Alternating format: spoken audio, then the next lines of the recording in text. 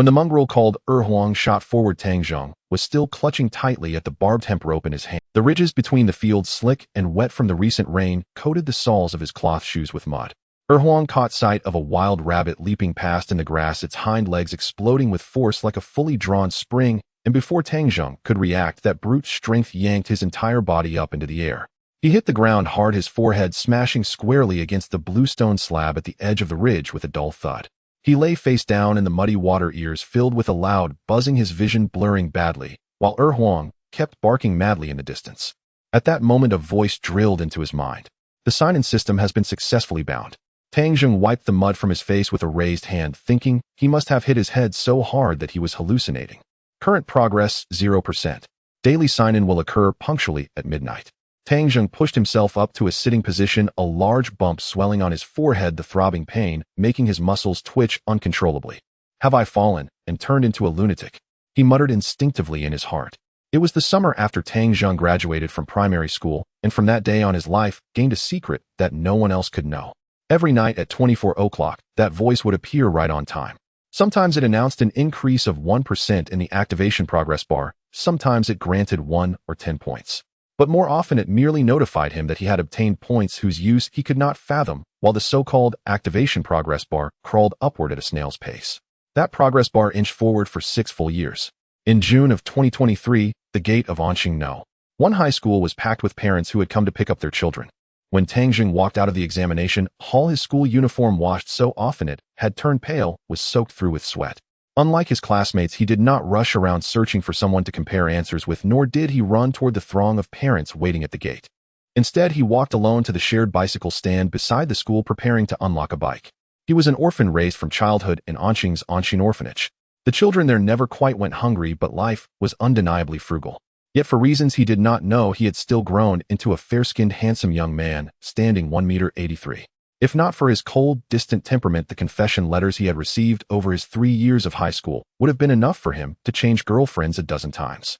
Now he was going to ride back to the rental room he had taken in a village within the city 2 months earlier. Originally, he had not needed to move out in such haste, but 2 months ago the orphanage had taken in 6 new children and space had suddenly become tight.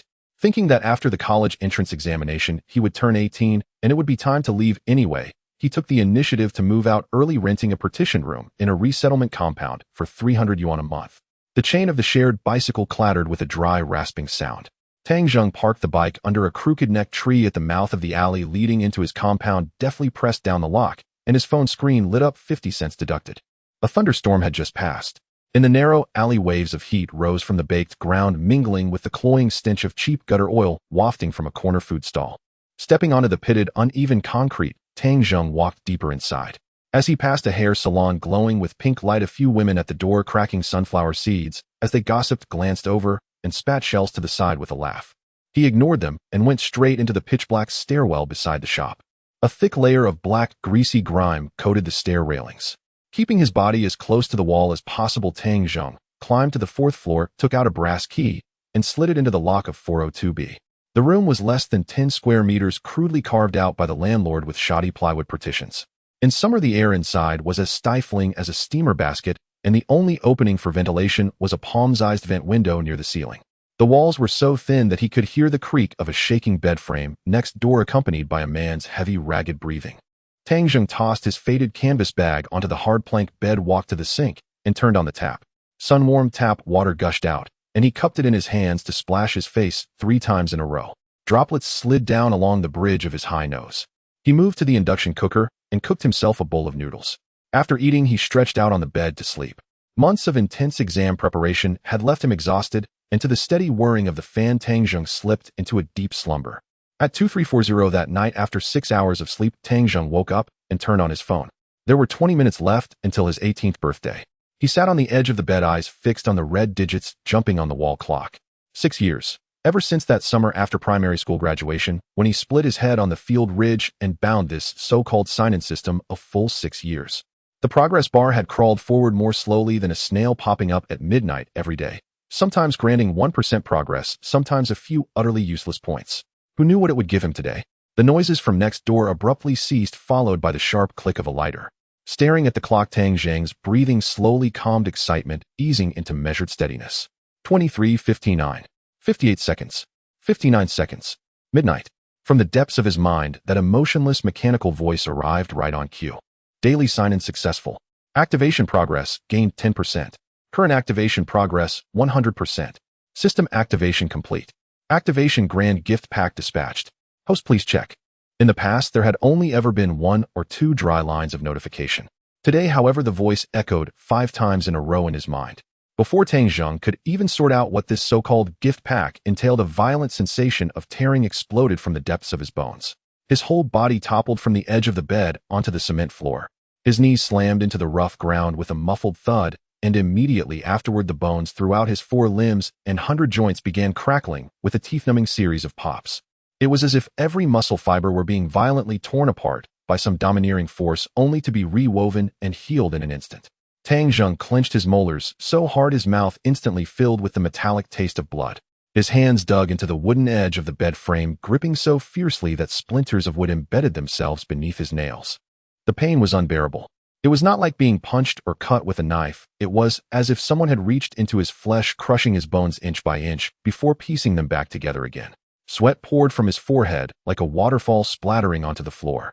Mixed within the droplets were gray-black impurities that reeked of a thick, fishy stench. The entire ordeal lasted more than 10 minutes. When that force finally receded completely, Tang Zheng lay sprawled on the floor, gasping, as if he had just been hauled from deep water. Bracing his hands against the ground, he pushed himself up, his legs still unsteady, and stumbled straight into the tiny bathroom, where even turning around was difficult, twisting the shower tap open. Ice-cold water crashed down over his head, washing away the sticky layer of black grime clinging to his skin. Tang Zheng wiped the water from his face and lifted his gaze to the cracked, black-edged mirror on the wall. The person in the mirror made him freeze for half a second. He had grown noticeably taller. From his original 1.83 m, he now easily exceeded 1.87 m. Shoulders, once thinned by years of poor nutrition, had fully broadened, forming a perfect inverted triangle. The muscle lines along his abdomen and flanks were as clean and sharply defined as if carved by a blade, not bloated or ostentatious, but brimming with the explosive power of a hunting leopard. The greater change, however, was in his bearing. The cramped awkwardness and youthful greenness belonging to a high schooler raised in an orphanage had vanished without a trace. His features had become more pronounced and three-dimensional, his jawline, so sharp it seemed capable of slicing through the night. He curled his fingers into a fist, his knuckles cracking crisply, like popping beans, strength flooding every inch of muscle. This was the first reward of the grand gift pack. Tang Zheng put on a clean white t-shirt and walked out of the bathroom. On the previously empty hard wooden bed now lay a heavy craft paper file envelope, its opening sealed tightly with red sealing wax that seemed to gleam with a mysterious sheen under the lamp. He walked over, tore open the sealing wax, and dumped everything inside onto the bed at once. A string of bronze-colored keys appeared, their patina ancient and their engravings exquisitely detailed. There were 2 thick certificates of property ownership and land use rights, along with more than a dozen equity transfer agreements and legal documents stamped with various official seals. Tang Zheng picked up the topmost property certificate and opened it. Location within the second ring road of Jingdu, near Shikahai. Seeing this address, Tang Zheng froze inwardly. Within the second ring of Jingdu was a place where every inch of land was worth its weight in gold. Area, a plot of roughly 60,000 square meters, of which the residents occupied about 32,000 square meters and the garden about 28,000. The residence was divided into central, eastern, and western sections, each composed of multiple courtyards in the traditional Sihiyuan layout. He pulled out his second-hand Android phone, its screen chipped at one corner, and typed the detailed address from the property certificate into the search bar. After the page loaded for a few seconds, a news headline abruptly leapt into view. Former Qing Dynasty Princess residence, overseas Chinese tycoon, spends 1.5 billion to restore, creating Jingdu's top private Sihiyuan. 1.5 billion. Tang Zheng stared at the number on the screen, his fingers unconsciously rubbing along the rough edge of the phone. He had known that Sihiyuan courtyards in Jingdu were valuable, but in a state like this, steeped in history spanning thousands of square meters and restored to the highest standard, was worth far more than any simple sum of money could describe. Tang Zheng drew in a deep breath, forcibly suppressing the shock in his heart, and flipped open the thick legal document beneath it. The system left no loose ends. The document clearly stated that the overseas tycoon, due to a restructuring of the underlying assets of his family trust fund, had transferred this residence to Tang Zheng free of charge through entirely legal means, and that all taxes and transfer procedures had been fully completed 1 day earlier. In other words, now, as long as he took the keys to Jingdu, he could open the vermilion door of the study in the princess residence. According to the system's prompt, that key belonged to a restricted study within the residence. Aside from the Tycoon himself, no one had ever known what was stored inside. Tang Zheng tossed the property certificate aside, drew in another deep breath, and picked up the second document. Transfer Agreement of Absolute Controlling Interest in Huanyu Entertainment Group Co., Ltd., Huanyu Entertainment. At the sight of this name, even someone as usually composed as Tang Zheng could not help but be slightly moved. In Huahua, any household with an internet connection could not possibly be unfamiliar with that name. As one of the top 3 entertainment empires in the country, Huanyu Entertainment gathered under its banner more than half of the industry's top-tier celebrities, dominating everything from theatrical film investments to hit variety show production. Its influence in the entertainment world nothing short of command over wind and rain. Tang Zheng carefully read through the terms of the agreement. It was written in unmistakable detail that through a series of complex offshore crosshair holdings and the execution of various betting agreements, 100% of Huanyu Entertainment's equity had now been consolidated entirely under his name. Tang Zheng did not laugh, nor did he leap up in excitement. He spread the documents flat on the wooden bedboard, pulled over a battered plastic chair from the side, and sat down. Windfalls from the sky usually crush those who stand below with their mouths agape waiting to be fed. Huanyu Entertainment was a behemoth worth tens of billions, its internal web of interests inevitably dense and tangled. Those executives sitting on the board, the agents holding key resources, the stars backed by powerful capital. Each and every one of them was a predator hardened by years of struggle in the marketplace, the sort who devoured others without even spitting out the bones. He was an 18-year-old orphan with no background whatsoever. If he were to swagger into Huanyu's building tomorrow, documents in hand, and announce, "I am your new boss," there would be only one outcome. He would be jointly sidelined by those people, or even have an accident arranged for him that erased him from this world forever. The primitive accumulation of capital had always been stained with blood. The transfer of capital's power was even more so. What benefits can I extract from this? And if things go wrong, how do I retreat? Tang Zheng carefully calculated. The legal documents granted by the system were his talisman, yet at the same time, they were also a death warrant. His greatest advantage at this moment was that the enemy was in the open while he remained in the dark. Those inside Huanyu had surely already received notice of the equity change, and they were now undoubtedly more panicked than he was. People, when flustered, inevitably reveal their flaws. Tang Zheng stuffed the documents back into the craft envelope and shoved it into the broken suitcase under the bed. He lay down on the bed again, closed his eyes, and focused his attention on the system panel in his mind. Counting up the points he had scraped together bit by bit over the past 6 years, he now held a total of 3960 points in his hand. As for their true purpose, he was still not entirely sure. However, at some unknown time, an additional mall option had appeared on the right side of the panel. He used his consciousness to tap open the mall. He saw dozens of categories densely listed out, though most of the options were shrouded in gray, their specifics unreadable. Only 2 main categories were highlighted: technology and pharmaceuticals. Tang Zheng first looked at the top row under pharmaceuticals. Targeted cellular repair solution, price, description: capable of precisely repairing aging and diseased human cells with a thoroughly curative effect on all currently known malignant tumors. Reading this introduction, Tang Zheng's breathing halted for half a second. A medicine that could cure all cancers.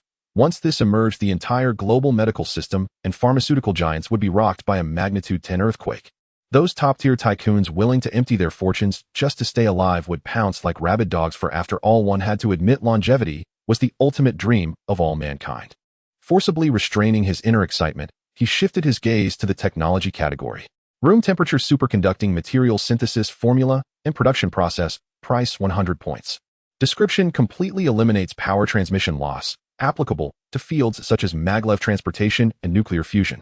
Carbon-based chip, 1 nanometer process, complete blueprints, and lithography machine manufacturing scheme, price 120 points.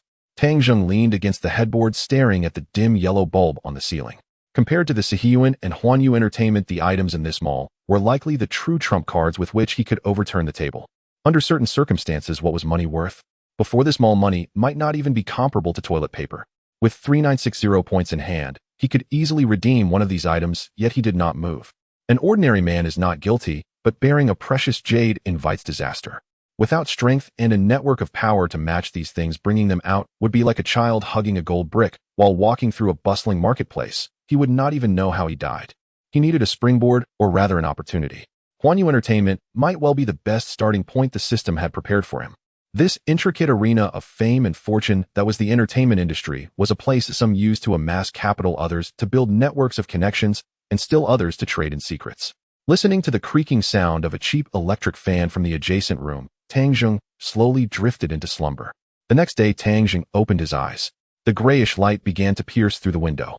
He sat up from the hardwood bed and casually grabbed a white t-shirt stacked on the bedside. The transformation he underwent last night, nearly reshaping his very bones, had already defined his muscle lines, allowing him to fill out the previously loose old shirt. The fabric clung to his back, clearly outlining the youthful, triangular silhouette. He walked to the sink and turned on the rusty faucet. The water, carrying a faint smell of bleach, splashed onto his face.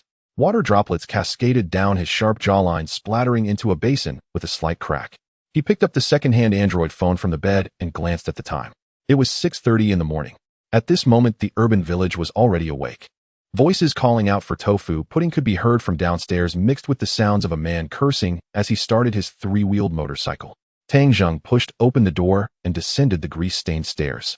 Voices calling out for tofu pudding could be heard from downstairs, mixed with the sounds of a man cursing as he started his three-wheeled motorcycle. To take away or eat here. Eat here. Tang Zheng pulled over a greasy red plastic stool to sit down.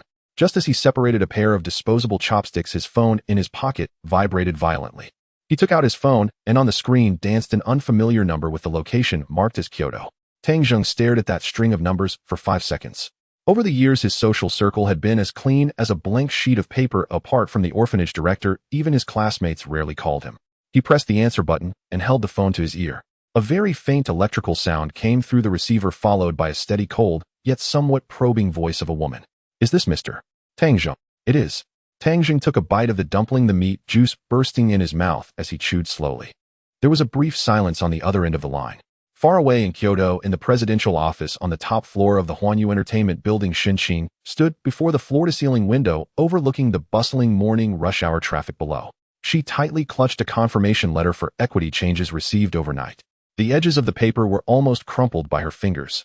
As the executive president of Huanyu Entertainment, she had navigated the entertainment industry for over a decade, encountering all manner of capital tycoons and second-generation elites.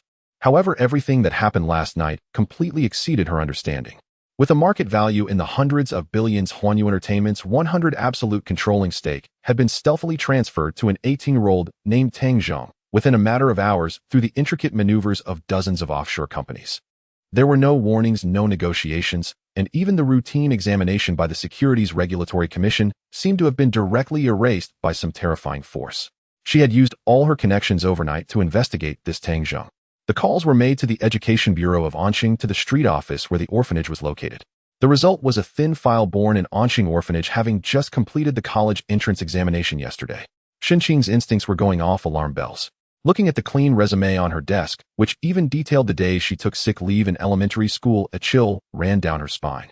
Having mingled in the capital circle for so many years, she was well aware of the methods used by those powerful figures who could cover the sky with one hand.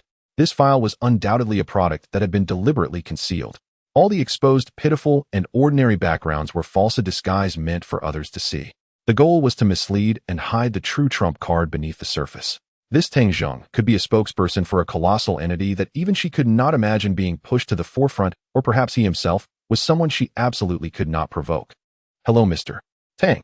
Xinqing took a deep breath, completely suppressing the panic in her tone, replacing it with an impeccable professional demeanor. "I am Xinqing, the current executive president of Huanyu Entertainment." Tang Zheng swallowed the dumpling in his mouth and took a sip of soy milk from the plastic bowl. "Is there something you need?" The two brief words traveled through the waves to Xinqing's ears. Her breath hitched for half a second. Too calm.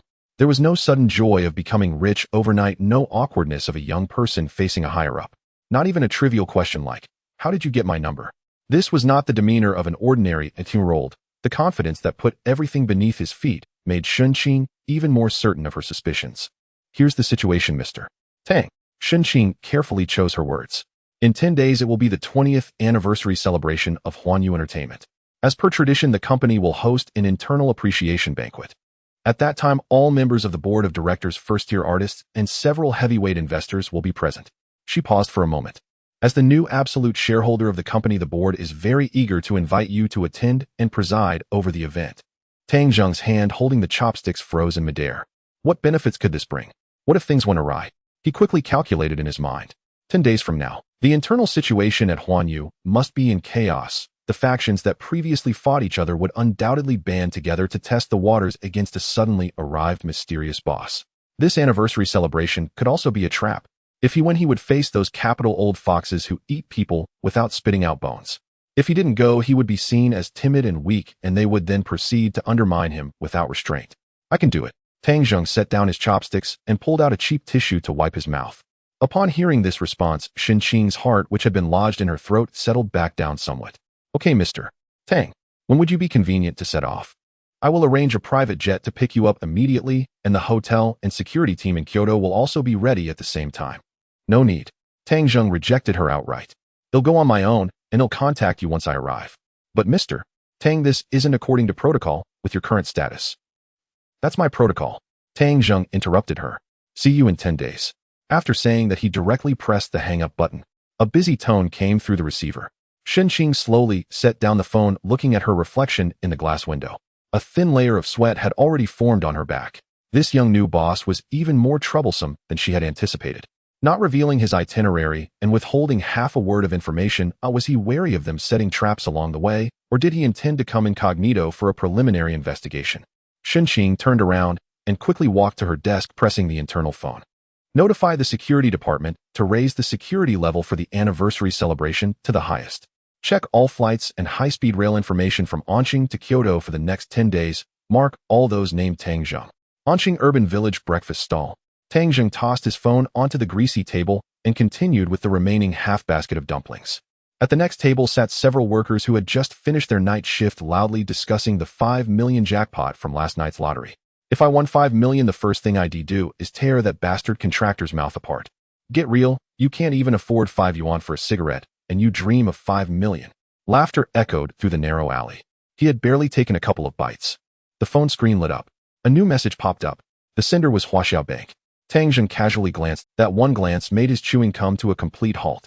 He put down his chopsticks, picked up the phone, and opened them. Dear customer, your savings account ending with 7319 has received a transfer of 10 USD at 0715 today. Tang Zheng stared at the long string of zeros on the screen. As the words from the adjacent table hit the ground, he half opened his mouth, and the flickering light in his eyes suddenly shook. The surrounding noisy background seemed to be completely emptied in that second. This card was issued by the school during his first year of high school to facilitate the distribution of work-study grants. It originally had less than 200 yuan. Now there's an extra $100 million. According to the current exchange rate, that's nearly 700 million. He recalled that in the activation gift package mentioned yesterday, there seemed to be some initial funding reward, which was said to be legal funds provided by the system, but the exact amount wasn't specified. Tang Zheng took a deep breath and flipped his phone screen down on the table. He picked up the bowl of soy milk that had become slightly warm and gulped it down. Money, in essence, is just a string of numbers on an account. The real skill lies in turning it into a shield. He currently held shares in Huanyu Entertainment and property certificates from the former Qing Princess residence, but those were all fixed assets. This $100 million is the real cash flow he can use. Boss, check please. Tang Zheng stood up and scanned the code to pay 8 yuan. Just as he stepped out of the alley, his phone rang for the third time. This time it was a local landline number. Tang Zheng answered the call. Hello, is this Mr. Tang Zheng? A humble, even slightly flattering middle-aged voice came through. Which one? Hello, Mr. Tang. I am Zhao Kong, the branch manager of Huaxiao Bank in Anqing. The other party spoke quickly, afraid that Tang Zheng would hang up. I apologize for disturbing your rest. The situation is that our system just detected a large overseas fund transfer into your account. To ensure the safety of your funds and provide exclusive services more suited to your identity, our head office wishes to upgrade your ordinary savings card to a top-tier private black card. Zhao Kong swallowed hard. Could you let me know if it's convenient for you today? I will personally bring a team over to handle the upgrade procedures for you. Tang Zheng paused, standing next to a trash can that exuded a sour odor. He glanced at the nearby hair salon, flashing pink lights. It's convenient. Tang Zheng provided the address of his partitioned room in the city village. 4th floor 402B, knock when you arrive. A black Maybach S680, like a mismatched black giant beast, slowly drove into the city village on the eastern outskirts of Anqing. The wheels rolled over the uneven cement road, splashing a puddle of muddy water. The mud hit a small cart selling starch sausages on the roadside, provoking a flurry of curses from the vendor. Inside the car, the air conditioning was set to maximum. Zhao Kong, the branch manager of Huaxiao Bank in Anqing, sat in the back seat, gripping a silk handkerchief, constantly wiping non-existent sweat from his forehead. At 45 years old, he had held this position for 5 years and had encountered many wealthy individuals. However, the encrypted call from the head office this morning almost made him drop his purple clay teapot. $100 million. Through offshore accounts across more than a dozen countries and extremely complex laundering procedures, it finally cleanly and legally landed in a local ordinary savings card in Anqing. The entire risk control department of the head office urgently conducted checks and even mobilized higher-level connections, arriving at only one conclusion: no abnormalities found. What does this mean? It means that the energy behind this money is so immense that even the highest levels of Huaxia Bank dare not inquire further. Moreover, the account holder's information shows that they are just an 18-year-old orphan who just finished the college entrance examination yesterday. Zhao Kong glanced at the girl sitting in the passenger seat. Huang Chengqing, 24 years old, a master's degree in finance from Harvard Business School, with experience interning at a Wall Street investment bank, fluent in 4 languages. She had just been brought in as a special talent by the head office last month and dispatched to the Anqing branch for gilding, preparing to take charge of the future private banking department. This girl was proud and often looked down on him, the branch manager. However, today Zhao Kong forcibly pulled her. Ching, listen up. When we meet Mr. Tang later, tone down the arrogance you learned on Wall Street. Whatever requests he makes, as long as they do not violate principles, agree to all of them. Do you understand? Huang Chengqing flipped through the thin document in her hand, her brows knitted together. Manager Zhao, something feels. She turned her head, her impeccably delicate face showing unabashed skepticism. An 18-year-old orphan suddenly having $100 million in their account looks like money laundering by an underground bank or the white glove of some corrupt official. Shouldn't we freeze the account to cooperate with the investigation instead of going to give him a black card? Shut up. Zhao Kong raised his voice, sharply startling Huang Chengqing. Is this something you can casually debate? If the head office says there's no problem, then there's no problem. Just remember, Mr. Tang is now one of the biggest benefactors of our Anqing branch. The Maybach was forced to stop at the entrance of a narrow alley. In front was a crooked tree with shared bicycles haphazardly parked beneath it, blocking the way. Manager, we can't go in. The driver turned his head and said with some difficulty. Zhao Kong opened the car door and a wave of heat mixed with the smell of grease and sewage hit him instantly. He glanced at the surrounding environment. The walls were plastered with tacky advertisements for heavy rewards for children and drain cleaning. Not far away outside a hair salon, several scantily clad women were leaning against the glass door, gazing intently at this multi-million-dollar luxury car. Huang Chengqing stepped out of the car, wearing 7-centimeter high heels. The heel immediately sank into a mud puddle. She frowned in disgust, carefully pulling her foot out, her expensive stockings now smeared with black mud. Manager Zhao, are you sure this is the right place? Huang Chengqing looked at the address in her hand. 4th floor, 402B. There isn't even a proper property management office here. Stop talking nonsense, bring the equipment, and follow me. Zhao Kong adjusted his custom suit, took a deep breath, and led the way into the dark corridor. The handrail of the staircase was coated with a thick layer of black grease. As soon as Zhao Kong placed his hand on it, he instinctively recoiled as if shocked. He pulled out his handkerchief and tightly covered his mouth and nose, struggling to climb up. 4th floor. The corridor was filled with a musty, moldy dampness. Zhao Kong stood at the door, taking 3 deep breaths and trying to muster the most standard and friendly smile. He raised his hand and gently knocked on the door. Knock, knock, knock. The door quickly opened. There was no security chain, no peephole. The moment the door swung open, Huang Chengqing instinctively took a half step back. She had originally expected to see a nervous, frail, and timid poor student. But standing behind the door was a young man, nearly 6 feet tall. He was wearing a faded white t-shirt, and his broad shoulders almost filled the doorframe. The dim light in the corridor fell upon his chiseled features. His eyes revealed neither the glee of sudden wealth nor the smugness of a bank president receiving a warm greeting. Only a stagnant calmness lingered. That calm carried an oppressive sense of scrutiny. Huang Chengqing's heart inexplicably skipped a beat. Hello, Mr. Tang. Zhao Kong reacted quickly, immediately bowing slightly and presenting his business card with both hands. I am Zhao Kong from the Huaxia Bank Anqing branch, and this is our senior financial consultant, Huang Chengqing. I apologize for the intrusion. Tang Zheng did not take the business card. His gaze swept over Zhao Kang's sweat-soaked suit and landed on Huang Chengqing's mud-stained stockings. Come in. He turned and entered the room, making way for them.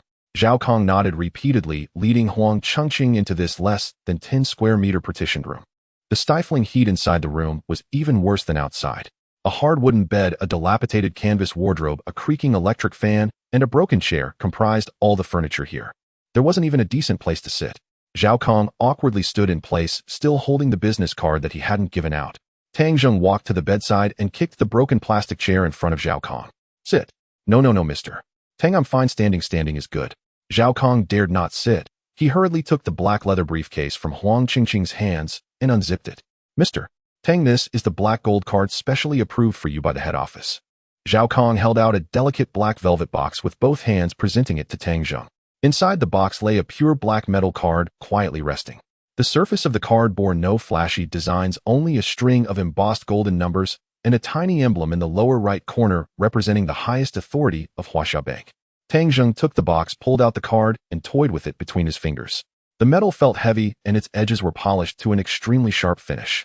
The initial password is the last 6 digits of your ID card. You can modify it anytime through our exclusive customer service hotline, Zhao Kong said, casting a glance at Huang Chengqing. Huang Chengqing immediately stepped forward, pulling out a thick stack of documents from the briefcase. Mr. Tang, this is the service manual for the black gold card and the related authorization agreement, which requires your signature. Huang Chengqing's voice was pleasant, carrying the quality of professional training. She spread the documents on the hard wooden bed and handed over a Mont Blanc fountain pen. Tang Zheng did not take the pen. He picked up the top service manual and casually flipped through it. The rustling sound of the pages turning echoed distinctly in this cramped, hot space. Zhao Kong began to sweat again. He couldn't grasp the young man's demeanor. Too steady. So steady it was frightening. Mr. Tang. Zhao Kong watched Tang Zheng flipping through the documents and carefully broke the silence. This black gold card is not only proof of your financial strength, but also a key to the nation's top-tier wealth circles. He swallowed and continued his introduction. Beyond the basic perks, unlimited credit, global top-tier airport VIP services, and private medical rescue, our headquarters also hosts exclusive networking banquets for black gold card holders from time to time. Hearing the words exclusive networking banquets, Tang Zheng's fingers paused mid-flip. Who attends those? He lifted his gaze, fixing his eyes on Zhao Kang's beaming face. The most elite figures in domestic business and politics. Zhao Kong lowered his voice, a hint of mystery. Some projects and policies often have news leaked at these banquets before they hit the press. That's the power of this. Though his words were slightly exaggerated, it was true that such internal banquets did circulate information unknown to outsiders. Tang Zheng turned his attention back to the documents in his hands. He now held the equity of Huanyu Entertainment, but he was a lone commander with no army. If he could use the Huaxia Bank's internal banquets to connect with high-level capital circles, it would undoubtedly aid his takeover of Huanyu and even his future use of those revolutionary technologies from the system's marketplace. What else? Tang Zheng flipped to the next page. There's also exclusive wealth planning services. Zhao Kong quickly pushed Huang Chengqing forward. Miss Huang Chengqing here is our bank's top financial expert, a Harvard Business School graduate. She will be your dedicated service manager. Whether it's setting up a family trust, allocating cross-border assets, or handling complex tax planning, she can provide you with onion-owned customized advisory solutions. Tang Zheng's gaze finally settled on Huang Chengqing. The woman was indeed stunning, delicate features, skin like snow, a tall and well-proportioned figure, her curves perfectly accentuated by a tailored business suit. But Tang Zheng looked at her as if appraising a handy tool. A Harvard grad. He tossed the documents on. Yes. Huang Chengqing met Tang Zheng's gaze, lifting her chin slightly, trying to reclaim a sliver of elite pride.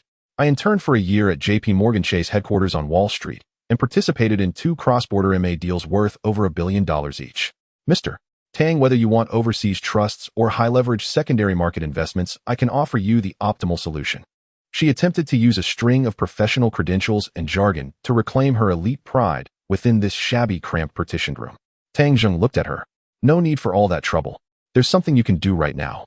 Zhao Kong immediately leaned half a step closer upon hearing this. Just say the word, Mr. Tang.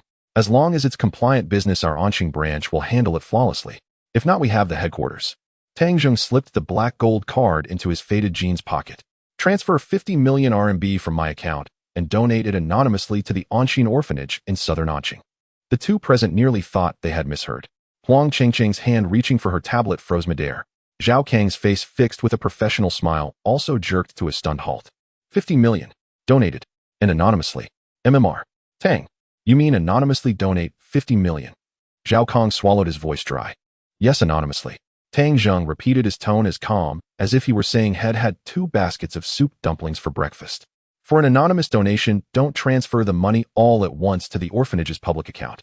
Have Huaxia Bank set up a dedicated fund oversight group. This 50 million can only be used to improve the orphanage's living conditions, medical facilities, and the children's education fund. Every expense must go through your audit. Tang Zheng paused, his gaze falling on Huang Chengqing again. Aren't you a Harvard grad? You'll lead this oversight group. If I find out a single cent has ended up in someone's private pocket, the consequences won't be as simple as making you cough it back up. Huang Chengqing's breathing quickened. She had managed wealthy clients' accounts and charitable donations before. Those people, when donating $1 million, would make a huge fanfare, holding press conferences, inviting a swarm of journalists for photos, practically slapping "I am a great philanthropist" label on their foreheads to garner attention. Yet this 18-year-old youth before her was donating $50 million anonymously and even considering fund oversight. This was far beyond the scope and caution of an ordinary high school student. Mr. Tang, this is a substantial sum. Huang Chengqing took a deep breath. Setting up a dedicated oversight account requires a certain percentage of management fees, and Huang Chengqing. Zhao Kong spun around, sharply cutting her off. When he turned back to Tang Zheng, his smile had shifted from professional courtesy to genuine admiration. Mr. Tang, rest assured, our branch will take this on. Management fees are waived. I will personally handpick the most capable staff from risk control and audit departments to form a task force with Huang Chengqing. We will monitor every single fund flow to the Anshin orphanage without fail. Having been in the banking circle for 20 years, Zhao Kong understood the weight behind this. Anshin had many wealthy people, but almost none who could pour out $50 million in liquid cash like water. Tang Zheng nodded, turned to the sink, and twisted open a rusty faucet to wash his hands. The water rushed over the rust, producing a clattering sound. I hate trouble. Tang Zheng pulled down an old towel to dry his hands.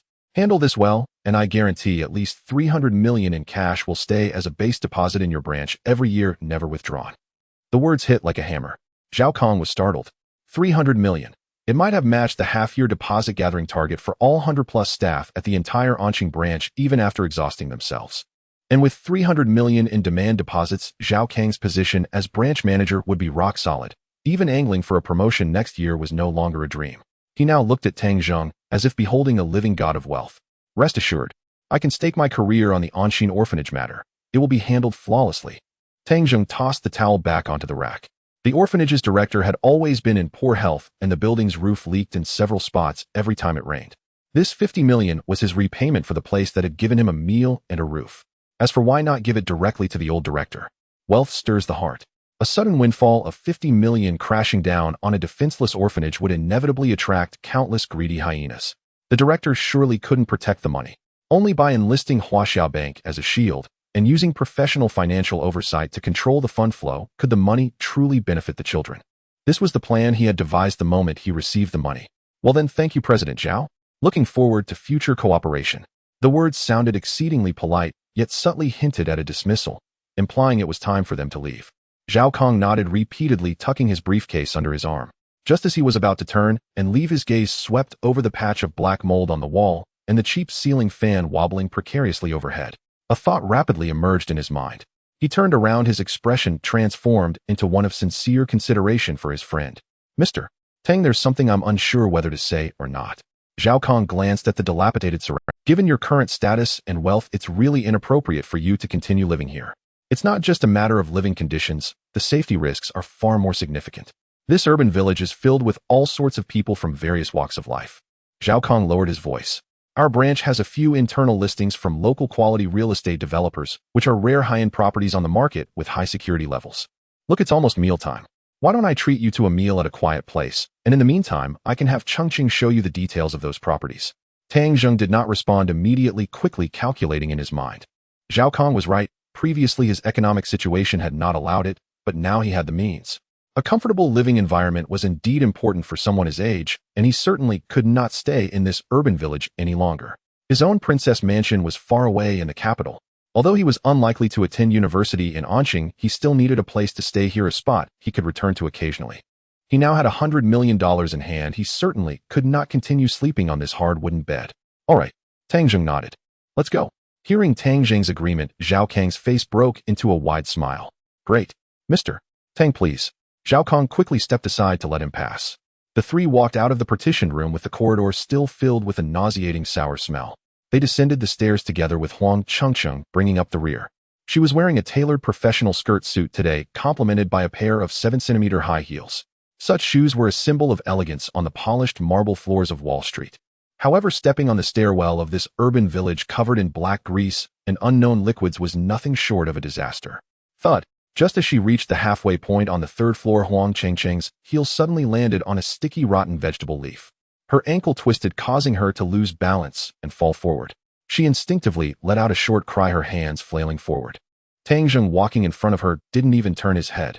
He merely leaned slightly to the side, as if his back had eyes, deftly avoiding Huang Qingqing's outstretched hands. Huang Qingqing's hands grasped at air as she was about to fall face first onto the filthy steps. Zhao Kong, who was at the front, was startled and quickly turned back, grabbing her arm and pulling her back with force. "What are you doing? Can't you even walk properly?" Zhao Kong hissed under his breath, his teeth clenched in anger directed at Huang Qingqing. He cursed inwardly. What does this woman want? Climbing the social ladder was not something to pursue now. Huang Qingqing steadied herself against the wall, her heart racing like a drum. She looked up at Tang Zheng's back as he walked ahead. That man who could have lent her a hand chose to sidestep, instead unwilling to extend his arm. That indifference was not an act. He genuinely seemed to not take her seriously. Huang Qingqing bit her lip hard, a faint metallic taste of blood flooding her mouth as she steadied her nerves and silently followed behind.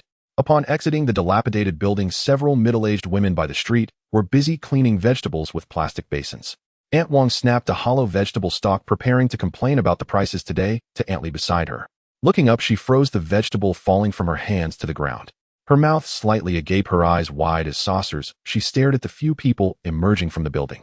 Leading the way was that high school student who had moved in a few months ago, and now half a step behind him was a middle-aged fat man wearing a suit whose beaming smile was unmistakable. Following them was a beautiful woman with an shaped figure. She stood dumbstruck watching them approach the suddenly appeared black luxury car. That car was something she would never forget in her lifetime. This morning, Aunt Wang had ridden her noisy electric scooter carrying her son, who was in second grade, on the back, preparing to send him to school. As they reached the mouth of the alley, she saw that black sedan blocking the road like a wall. The roads in the urban village were already narrow, and with this car parked, only a gap of less than half a meter remained. Aunt Wang was in a hurry and thought that the car, being black and seemingly not a sports car, could be squeezed past. Just as she turned her electric scooter into that gap, her husband Lu Dazhu, who was behind carrying soy milk, suddenly rushed up like a madman. Usually Lu Dazhu was honest and timid, even shaking when he had to kill a chicken. But in that moment, he unleashed an incredible force, kicking the rear wheel of the electric scooter with one powerful kick. Together with the scooter, he sent Aunt Wang and her son tumbling into the nearby ditch. Aunt Wang was furious, scrambling up from the muddy water ready to confront Lu Dazhu. Lu Daz's face turned pale as he gripped the handlebars of the scooter, tightly pointing at the emblem on the front of the black car, his voice nearly cracking. "You wasteful woman. Are you trying to get killed? That's a Maybach. Worth millions. If your broken vehicle scratches it, we'd have to sell everything we own to pay for it." Aunt Wang was left in a daze. Millions for a car. Such vehicles rarely came here. And now it was parked right at the entrance of their dilapidated urban village. From morning until now, Aunt Wang's heart had been lodged in her throat, afraid that the car owner might come looking for them. Now she witnessed the well-dressed middle-aged fat man hastily walk to the luxury car worth millions to greet the high school student. He even personally opened the rear door for him. The high school student sat in with an ease that was utterly calm. Then the beautiful woman climbed into the passenger seat, and the black Maybach emitted a low rumble as it slowly drove away from the alley, leaving a trail of exhaust and several dumbfounded women behind. The Maybach stopped in front of a high-end private dining restaurant in Anqing called Yinlu. The staff in Qipao led the three into the innermost private room on the second floor. The room was filled with a faint sandalwood fragrance, excellently soundproofed, completely isolating them from the bustling noise outside. Zhao Kong pulled out the redwood chair at the main seat, inviting Tang Zheng to sit down. In no time, a table full of sumptuous and delicious dishes was served, filling the entire table. Zhao Kong picked up a bottle of aged Matai that had been prepared on the table, uncorked it, and instantly a rich and mellow aroma wafted through the air. He held the bottle personally, pouring a glass for Tang Zheng, and then poured some for himself. He raised his glass, lowering the rim, and gently clinked it against the base of Tang Zheng's glass. "Mr. Tang, this first toast is for you. I raise this glass not to your wealth, but to your vision. A philanthropist as young and benevolent as you are is truly the first of your kind in its city." Zhao Kong, his face wreathed in smiles, finished speaking, and then tilted his head back, downing the baijiu in his glass in one gulp. Tang Zheng lifted his own glass and took a sip, then picked up his chopsticks, helping himself to a piece of the steamed grouper before him. The fish was tender and smooth, melting on the tongue, accompanied by a faint fragrance of scallion oil, an exquisite taste. "Director Zhao, you flatter me." Zhao Kong had downed several glasses in quick succession, a flush creeping onto his cheeks. His eyes darted around, sensing the atmosphere was right. He sought to steer the conversation toward business. He discreetly signaled Huang Qingqing beside him, urging her to act. Qingqing quickly introduced the property documents to Mr. Tang. Receiving Zhao Kang's cue, Huang Qingqing immediately leaned slightly toward Tang Zheng. The faint woody scent of her perfume drifted subtly into his nostrils. She deftly swiped the tablet screen open, pulling up the bank's internal files, and said with a smile, "Mr. Tang, these are the 3 best internal listings from our city branch. All paperwork is in order, and you can move in and take ownership at any time. She offered the tablet to Tang Zheng, her fingers gliding lightly across the screen. The first property is at Suhu Villa in the western suburbs, a standalone villa spanning 2 acres complete with a private pool and an underground wine cellar. Security is top-notch with only 38 households in the entire area. Most of city's prominent wealthy families own property, here ensuring excellent privacy. The screen displayed an aerial view of the villa with lush greenery and azure lake waters complementing each other. Tang Zheng glanced at it and shook his head. Too remote. The western suburbs were more suited for retirement or occasional leisure. Living there alone would inevitably be too lonely. Though he had grown up in an orphanage and was accustomed to solitude, it didn't mean he relished such desolation. Huang Chengcheng said nothing more, swiping her finger to bring up the second property's details. The second one is a duplex penthouse in the Jianshan Lake Park in the Southern District. It's 300 square meters with a massive terrace surrounded by high-tech companies and young people with a very complete living infrastructure. Tang Zheng merely glanced at the area and floor plan before shaking his head. Not interested. Seeing this, Huang Chengcheng promptly pulled up the final listing. It was a real-life photo overlooking the city's nightscape, where dazzling lights bathed the city in a dream. The third property is on the 36th floor of Yunding Tianhui in the core CBD area. It's 380 square meters, fully smart-enabled, offering a 360-degree unobstructed view of downtown and city. 1 elevator per household, and currently available for 9 million. Tang Zheng stared at the real-life photo taken from the living room angle, a hint of satisfaction flashing in his eyes. I'll take this one. When can I move in? Tang Zheng pushed the tablet back to Huang Chengcheng.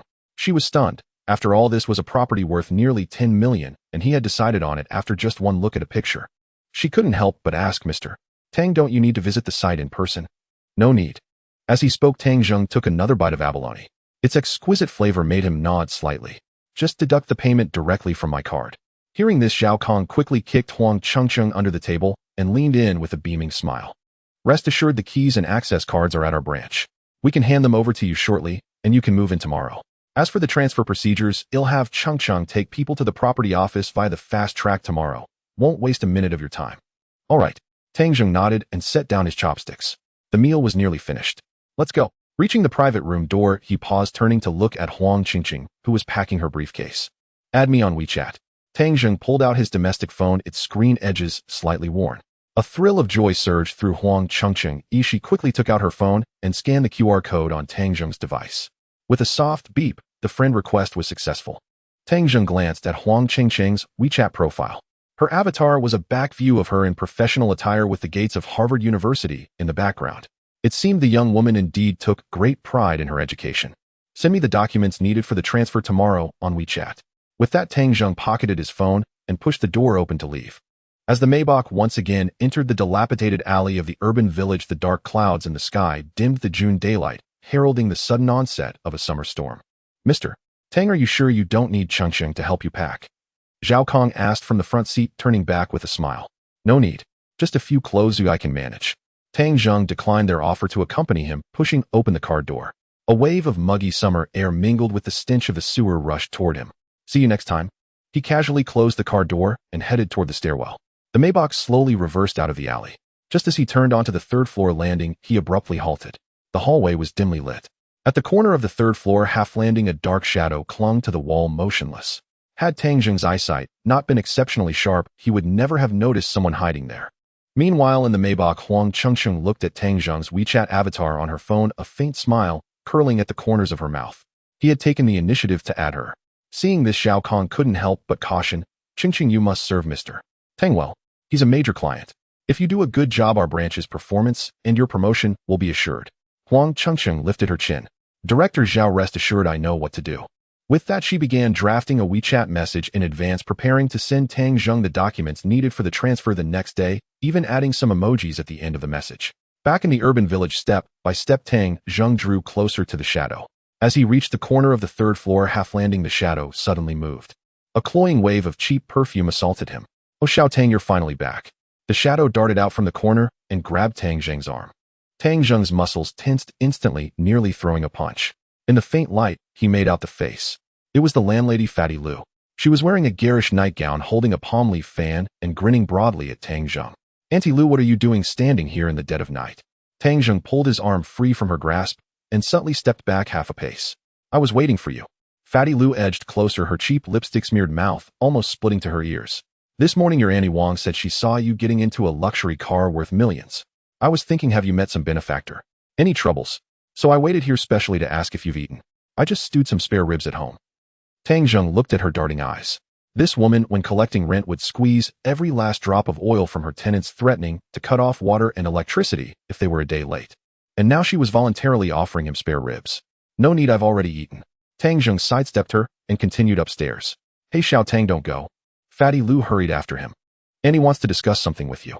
Now that you're doing well and know some big shot with a luxury car, your uncle Lu Taiju, that good for nothing, has been working too hard lately with low pay. Could you put in a word with the big shot to get him a job as a security guard or driver? Nothing too demanding, just a monthly salary of 10,000. Tang Zheng stopped in front of 402B. He pulled out his key and inserted it into the lock. Auntie Lou. Tang Zheng turned to look at the landlady behind him. I'm moving out tomorrow. You can keep the deposit and this month's rent as thanks for not kicking me out these past few months. With that, he turned the key, pushed the door open, and stepped inside. With a bang, the door swung shut. Lu Ponzai stood outside the door, staring blankly for a long while. Once she realized what Tang Zheng had said, the disappointment on her chubby face was instantly replaced with ecstasy. Oh my goodness. The deposit plus rent, that's nearly $1,000. She slapped her thigh, nearly jumping with joy in the hallway. That kid has really struck it rich. No, I must go back and tell my husband he has to send him off tomorrow morning. I should also call my daughter along in case we can establish some connections. Lu Ponzai mumbled to herself, shaking a hand fan as she blissfully descended the stairs. Inside the room, Tang Zheng leaned against the door, listening to the gradually fading footsteps outside. He walked to the bedside and pulled out a tattered canvas suitcase from under the bed. He unzipped it, finding only a few changes of clothes, some high school textbooks, and a faded tin pencil case inside. This was all he owned in this world. Tang Zheng hastily packed the items into the suitcase. He picked up the phone that was on the table, and the screen lit up. On the WeChat interface, Huang Chengcheng sent a message. Mr. Tang, here is the electronic authorization code for Yunding Tianhui. You can move in any time tomorrow. A complex string of numbers and a QR code were attached below. Tang Zheng replied with a simple okay. He tossed the phone onto the bed, walked to the window, and pushed open the dusty glass. Outside, the dirty and chaotic urban village remained unchanged. But starting tomorrow, all of this would no longer concern him. It was 6:30 in the morning. The morning market in the urban village had not fully awakened yet. Only a few vendors selling breakfast were stoking their stoves in the alley, and the pungent smell of coal smoke drifted in through the window cracks. Tang Zheng zipped up the tattered canvas suitcase. The zipper got stuck at the corner, producing a harsh screeching noise. With a slight pull, the rusty metal zipper head flew off, landing on the wooden bed. The suitcase barely closed. Tang Zheng ignored the flying zipper head and looked around the partitioned room where he had lived for several months. The mold stains on the walls, the wobbly electric fan, and the rust that could never be cleaned out of the sink. He felt no attachment. He lifted the suitcase with one hand, pushed open the door, and walked out. Just as he reached the corner on the third floor, he heard a deliberately lowered argument. You little brat, hurry up and comb your hair. Wear this dress, yes, this pink one. When you see him later, be a bit sweeter and call him Brother Tang. Mom, I'm only in the second year of junior high. What do you want me to do? I'm not going. Slap. A crisp sound of a slap followed. What do you understand? That guy is rich now, or if you can get close to him, our whole family won't have to live in this hellhole anymore. Last night that kid didn't even want the deposit of nearly $1,000 and just gave it to me. Haven't you been saying in school that he's the top student? What's wrong with getting close now? What if he shares some of his fortune with you in the future? Tang Zheng carried the suitcase down the stairs. At the door of a room on the third floor, Lu Ponzai was tightly gripping a little girl in a pink dress. The little girl had one side of her face flushed red, tears welling up in her eyes, biting her lip to keep from crying. Seeing Tang Zheng come downstairs, Lu Ponzai's fierce expression instantly transformed into a beaming smile. Oh, little Tang, you're leaving so early. She pushed the little girl forward. Quick, call him Brother Tang. The little girl stumbled as she was pushed, nearly bumping into Tang Zheng's suitcase. She looked up shyly at Tang Zheng, then quickly lowered her head. Tang, brother, hello. Tang Zheng noticed the handprint on the little girl's face. The expressions of poor people who suddenly become rich or see others become rich are often uglier than rats in the sewer. Lu Ponzai was using her own daughter as a pawn to cling to the wealthy, even though the other party was just a junior high student. He placed the suitcase on the ground and fished out $200 bills from his pocket. That was all the cash he had left. He stuffed the money into the little girl's hand. Take this to buy something you like to eat.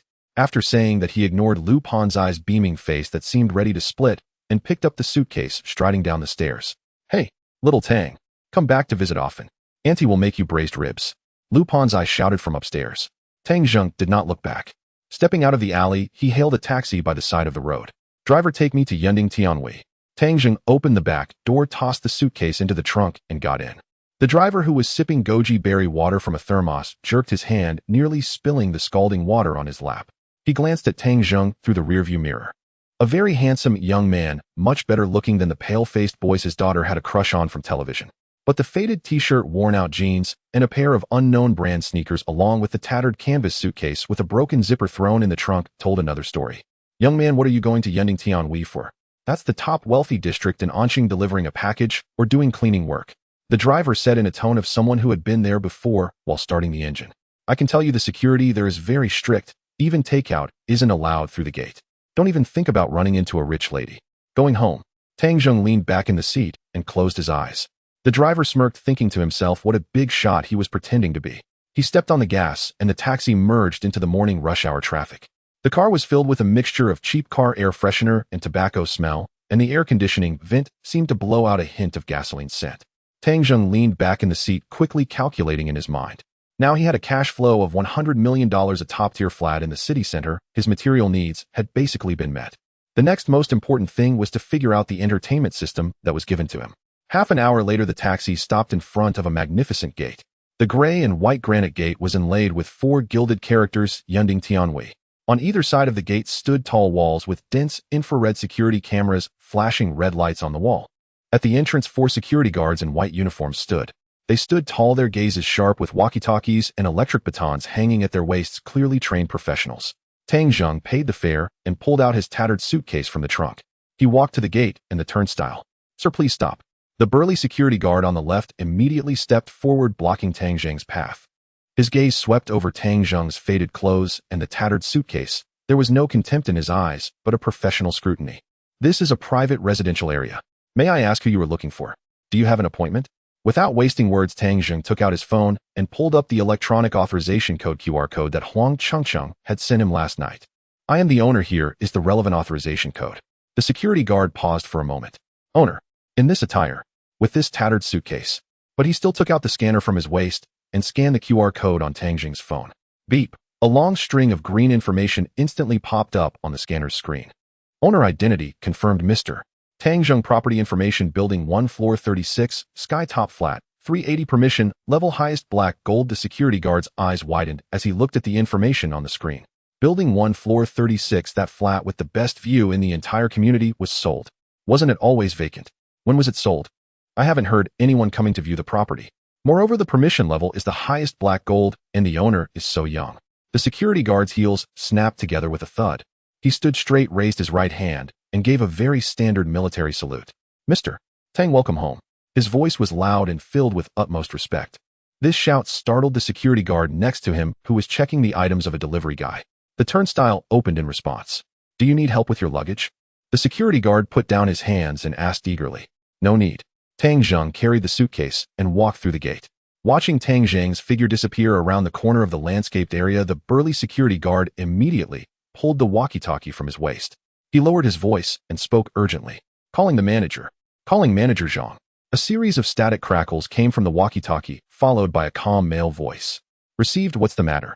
"The owner of that flat on the 36th floor of Building 1 has moved in." The voice on the other end of the walkie-talkie went silent for 2 seconds. "Have you confirmed the identity?" "Confirmed, and it's the highest, black gold permission level. The owner is named Tang Zheng, a very young guy, just dressed a bit unconventional." "Understood. Notify all posts. Be extra vigilant." "I will check the surveillance immediately." The security guard hung up the walkie-talkie and let out a long breath. He wiped the sweat from his forehead. Fortunately, he had been polite earlier and hadn't looked down on others. A person like that was definitely not someone a small security guard like him could provoke. At this moment, Tang Zheng had already crossed a meticulously trimmed French-style garden and arrived at the base of Building 1. Building 1 was the best located building in the entire community, with no obstructions in front and an extremely wide view. The lobby doors were automatic. As Tang Zheng approached, the heavy glass doors slid open to the sides. Inside, the floor was laid with polished marble, and a huge crystal chandelier emitted a soft glow. A faint scent of white tea and aromatherapy wafted through the air. Tang Zheng walked to the elevator lobby. There were 3 elevators, one of which was marked exclusive for owners. He pressed the up button. The elevator doors opened, revealing a red carpet inside, and the walls were adorned with walnut paneling. Tang Zheng stepped in and scanned the QR code on his phone. The elevator began to ascend smoothly. There was no sensation of weightlessness, not even a sound. The numbers on the display flickered rapidly. Finally, it stopped at 36. With a chime, the elevator door slid open. What came into view was a massive double-armored door. As the password was entered, the lock emitted a dull mechanical clicking sound, and the heavy armored door automatically opened a crack. Tang Zheng pushed the door open. The induction system at the entrance was immediately activated. "Welcome home, Mr. Tang," a gentle female voice emanated from the hidden speakers in the ceiling. Immediately following, as if a row of dominoes had been toppled, the lights in the room began to illuminate sequentially from the entrance to the living room. In front of the massive floor-to-ceiling windows, the dual-layer electric blackout curtains slowly drew back to the sides. Unobstructed sunlight poured in, illuminating the entire living room.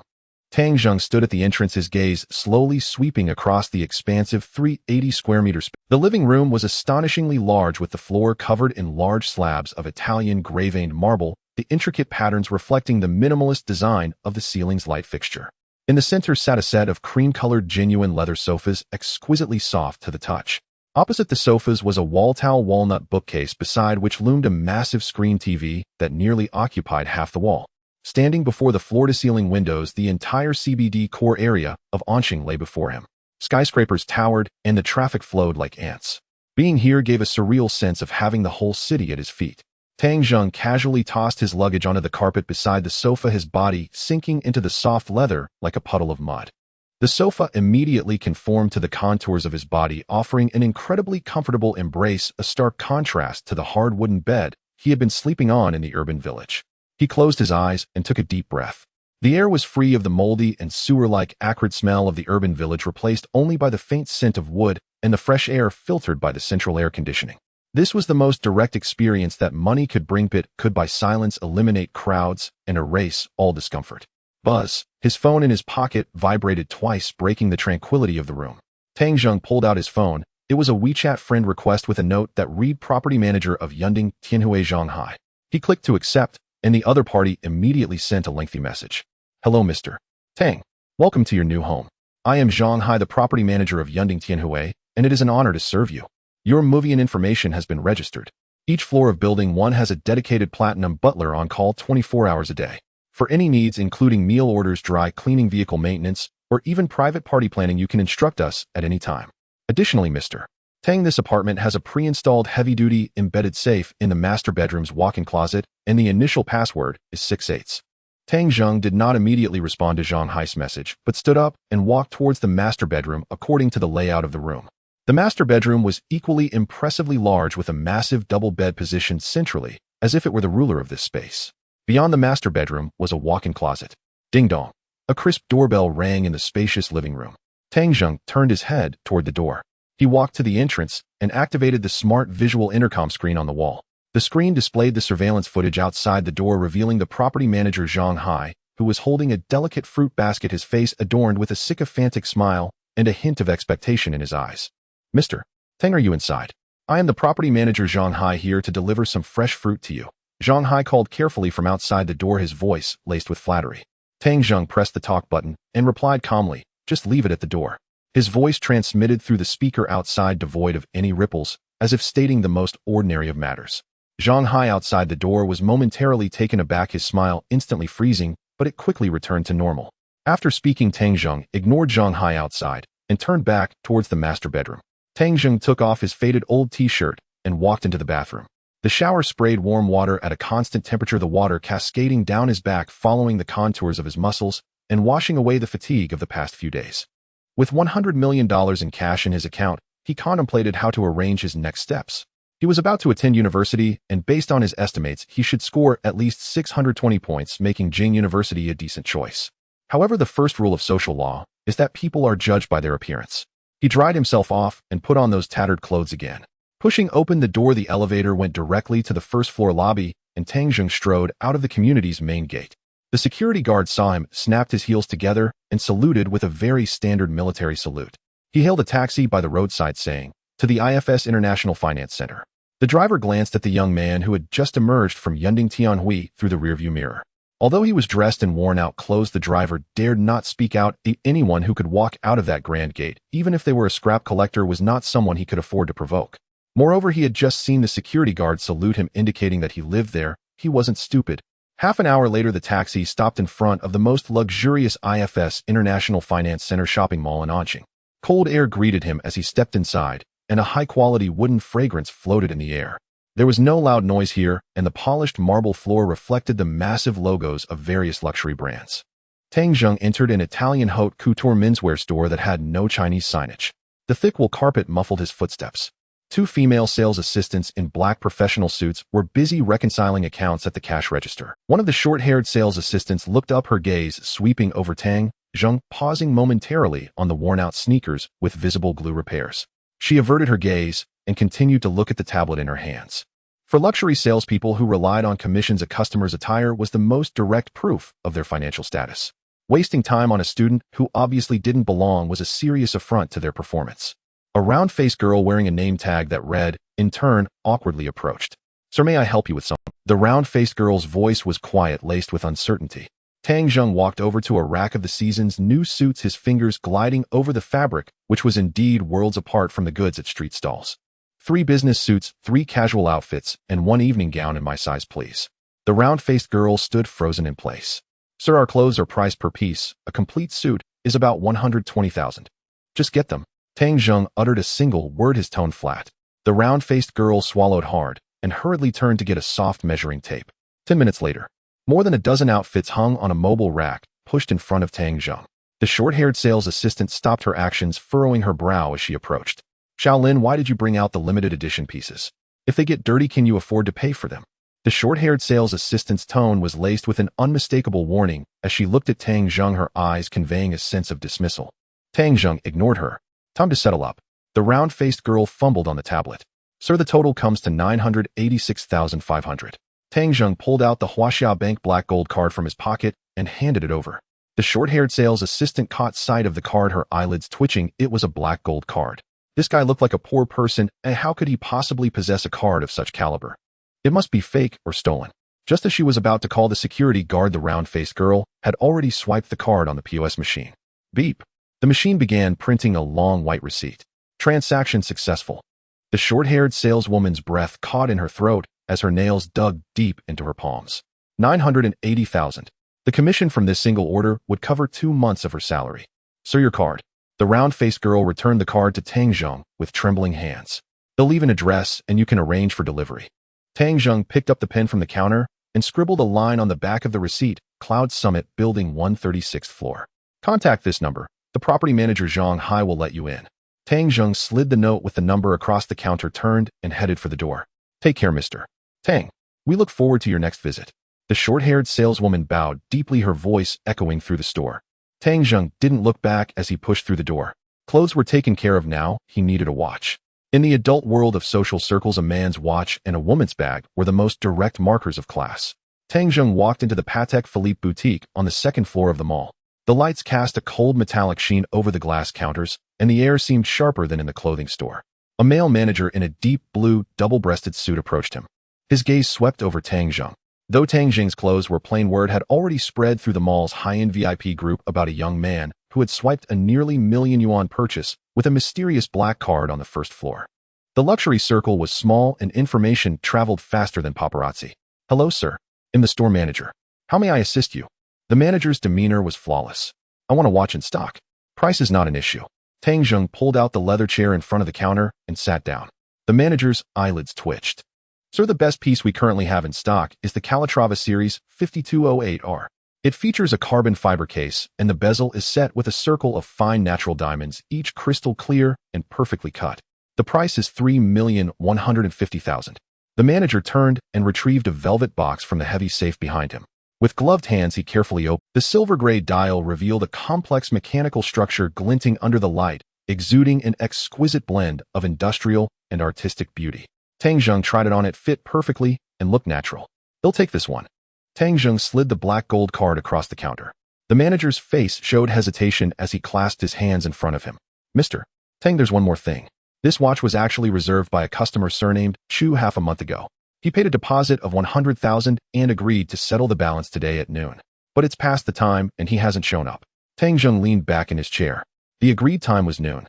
It's now 1:15. The The manager glanced up at the clock on the wall. He gritted his teeth and said, "Indeed, he has breached the agreement. The watch is now unclaimed. It would be an honor for this timepiece to go with you, sir." He picked up the POS machine, ready to swipe the card. "Hold on." A sharp shout came from the entrance. A young man in a floral shirt and sunglasses strode in, followed by a burly bodyguard. "Young Master Chu." The manager's hand trembled and the POS machine clattered heavily against the glass counter. Chu Tianyao removed his sunglasses, fixing his gaze on the manager. "You dare sell my watch twice? Have you got a death wish?" Beads of sweat formed on the manager's forehead. "Young Master Chu, your agreed time was noon. It's now past that. This gentleman." When Chu Tianyao pushed open the door, his arrogance nearly overturned the controlled air of the Patek Philippe boutique. Behind him, a bodyguard like an iron tower filled his black suit to bursting, clearly a professional fighter. Sweat trickled down the manager's temples as his hand holding the POS machine shook. In the territory of the mall, who didn't know this young master of the Chu family? He was famously easygoing, but if provoked, he could tear the ceiling off the entire mall. "Young Master Chu, look at this mess." The manager opened his mouth, his voice as faint as a mosquito's buzz. "The agreed time was noon. Oh, and it's well past 1 now. You know our store's rules. Nachos, forfeit the reservation." This gentleman was about to swipe his card. Chu Tianyao removed his sunglasses, revealing an unusually fair face. Ignoring the manager's explanation, his sharp, clever eyes locked onto Tang Zheng, scanning him from head to toe and back again a full 3 times. Tang Zheng sat on the leather swivel chair without lifting his eyelids. His fingertips gently traced the 3 million yuan watch case, feeling the cool texture of carbon fiber, embodying the starkness of the industrial age. "So you're the guy who dropped nearly $1 million on the first floor?" Chu Tianyao suddenly spoke, his tone devoid of the earlier aggression, but brimming with undisguised curiosity. Tang Zheng looked up at him. The young man appeared to be only 17 or 18, flashily dressed, but with clear eyes lacking the hollowed-out look of someone drained by indulgence. "The watch is mine," Tang Zheng uttered flatly, slapping the black gold card onto the POS machine. The manager looked at Chu Tianyao, his expression more pitiful than tears. Chu Tianyao didn't lose his temper. Instead, he leaned in, studying Tang Zheng's face intently. His mental calculations raced. This guy had a truly striking look. Not the pale delicacy of a pretty boy, but a calm, aristocratic aura from within. And his outfit, an old t-shirt and worn sneakers. Yet he casually flashed a black card to buy a 3 million yuan watch. What was this? This was returning to simplicity. This was ultimate class. Hey, don't swipe yet." Chu Tianyao grabbed the manager's hand and turned to Tang Zheng with a beaming smile, revealing a row of white teeth. "Bro, don't get me wrong. I was just joking with the manager. I was late, my bad. The watch is yours, absolutely yours." The manager was stunned, and so was the bodyguard. Tang Zheng frowned slightly. This twist was too abrupt. "Let me introduce myself. Chu Tianyao from Anqing." Chu Tianyao pulled up a chair like an old friend and lowered his voice. "Bro, you're really handsome. As handsome as me, honestly. When I saw you sitting there at the door, I thought some equally low-key brother was on an incognito visit. I originally bought this watch for my comingafage ceremony, but since you've taken a liking to it, it's fate between us." Tang Zheng withdrew his hand and subtly moved away, his voice still calm. "Since you don't want it, let's swipe the card. Swipe it. Swipe it for this brother now." Chu Tianyao shot a glare at the manager, then turned back to Tang Zheng with a fawning look. "Brother, what's your surname? I can tell this outfit of yours is a test for these salespeople's eyesight, right? Brilliant, absolutely brilliant." Tang Zheng inwardly scoffed. Was this guy an idiot? And his overactive imagination was too much. He simply hadn't had time to change out of his old clothes yet. Tang Zheng. Great name. Zheng as in towering years, full of grandeur. Chu Tianyao slapped his thigh as if ready to swear brotherhood on the spot. "Bro, to be honest, I don't have many hobbies. I just like making friends who are capable and good-looking. I was in the wrong today. How about this top-floor March Red restaurant, my treat? Consider it an apology and a chance to show you around." He stared at Tang Zheng, his clever eyes spinning around like a cunning little fox. "Brother, let's go, let's go. I am truly a good bird. I would be a little dog if I were to deceive you. And there are indeed beautiful women up there. Just treat it as a fun outing. You, I swear I have no ill intentions." As Chu Tianyao spoke, he raised his hand and pretended to hold up 3 fingers. Tang Zheng stood still, not moving his feet immediately. He looked at the slightly flushed face of Chu Tianyao, who was brimming with excitement, and quickly calculated in his mind. After all, just yesterday, he was still a high school student living in a divided room in a city village, meticulously counting every penny for his rent, leading a life that was ordinary and even somewhat frugal. The wealthy circle represented by this rich second generation was entirely unfamiliar to him. He had no idea what their daily lives were like, what they liked to talk about, or what they enjoyed doing. Moreover, with the system suddenly forcing upon him Huanyu entertainment, he still had not grasped the specifics. In this talent-rich 21st century, merely having money was far from sufficient. This rich second generation, who seemed as friendly as a husky, was just the opportunity he needed. All right then, Tang Zheng said with a slight smile, letting those words slip from his lips. Chu Tianyao immediately burst into joy, quickly waved to the bodyguard behind him, and then hurriedly moved to Tang Zheng's side, grabbing his arm, and heading toward the top floor of the Guojin Center, continuously chattering, "Brother, you will definitely love it up there. The food is delicious and my sister and her friends are a lot of fun." The two entered the elevator, which ascended smoothly, hardly giving a sense of weightlessness. Chu Tianyao leaned against the elevator wall like a machine that had opened its mouth, continuously pouring out words. "Bro, your idea today is brilliant. Playing the fool to catch the wise, specifically to deal with those salespeople's tempers. I'll give it a try next time too. I tell you, my sister always scolds me for only looking at appearances and not substance, saying I'm a shallow guy. Today I'll take you over to let her see what true Loki looks like. She'll definitely be speechless then." "Do you have a sister?" Tang Zheng asked, unable to help but smile as he listened to Chu Tianyao glancing at the fluctuating floor numbers on the elevator display. "Yes, we are fraternal twins. She came out 2 minutes before me and she always uses that to suppress me," Chu Tianyao said, pouting with a face full of helplessness and disdain, his tone filled with grievance. "She's a martial arts practitioner, having trained in Sanda since childhood, and now she's obsessed with extreme sports. She's incredibly strong. Ooh, I can't beat her. My parents can't handle her and usually take their frustrations out on me. A few days ago, we just celebrated our 18th birthday, and she insisted I sign some unequal treaty, saying that if any trouble arises in the future, I must not report it to the family. I mean, she's a girl, always fighting and causing trouble. Who would dare to take her in the future?" Tang Zheng turned his head to look at Chu Tianyao and couldn't help but tease, "If you were born in ancient times, you would definitely be a master at selling your sister for gain. We've known each other for less than 10 minutes, and you've already spilled all your sister's secrets," he laughed. "Haha, bro, we just hit it off, and besides, there's nothing to hide about my sister. You would find out sooner or later." Chu Tianyao chuckled, not feeling that there was anything wrong with his behavior. With a ding, the elevator doors slowly slid open, and a faint jasmine fragrance mixed with the cool, dry air from the central air conditioning rushed towards them. San Yuhong, a well-known restaurant in Anqing with an average spending of over 2,000 yuan per person, is quite a good high-end restaurant in Anqing. It is said that the chef here is a first-generation inheritor of state banquets, and his culinary skills are However, because Master Wang only comes to the restaurant once every half-month to personally cook, if one wants to taste the dishes he prepares, one must rely on snatching them. If it weren't for Chu Tianyao's sister leveraging the connection of a prominent family member to finally secure a private room, they would have had no chance to taste Master Wang's dishes. The restaurant's floor was covered with thick handmade wool carpets. When Tang Zheng stepped on them, he felt as if his feet were sinking softly, and there was not a single echo, as if all sounds were absorbed by the carpet. Some abstract paintings hung on the walls. Tang Zheng couldn't understand the content of the paintings, but he could still feel an air of artistry emanating from them. Chu Tianyao pulled Tang Zheng through the long corridor next to the lobby, and soon stopped in front of a private room named Nine Heavens. He pushed the door open, and several people were gathered around the central table, playing do di zhu. A girl wearing a tight sports tank top and black multi-pocket work pants sat in the main position, holding a deck of playing cards. Her short hair was slightly damp, with sweat sticking to her fair cheeks, making her look exceptionally capable. Tang Zheng's gaze fell on her arms, where the muscle lines were smooth and firm. When she threw the cards, her movements were crisp and decisive, exuding a sense of wildness and power. "Wang Jia!" the girl shouted loudly, slamming her cards down on the table, a smug smile on her face. "Sister, look who I brought." Chu Tianyao yelled at the top of his lungs, instantly breaking the focused atmosphere of the private room. Chu Tianyao turned to look, and only then did Tang Zheng get a clear view of her appearance.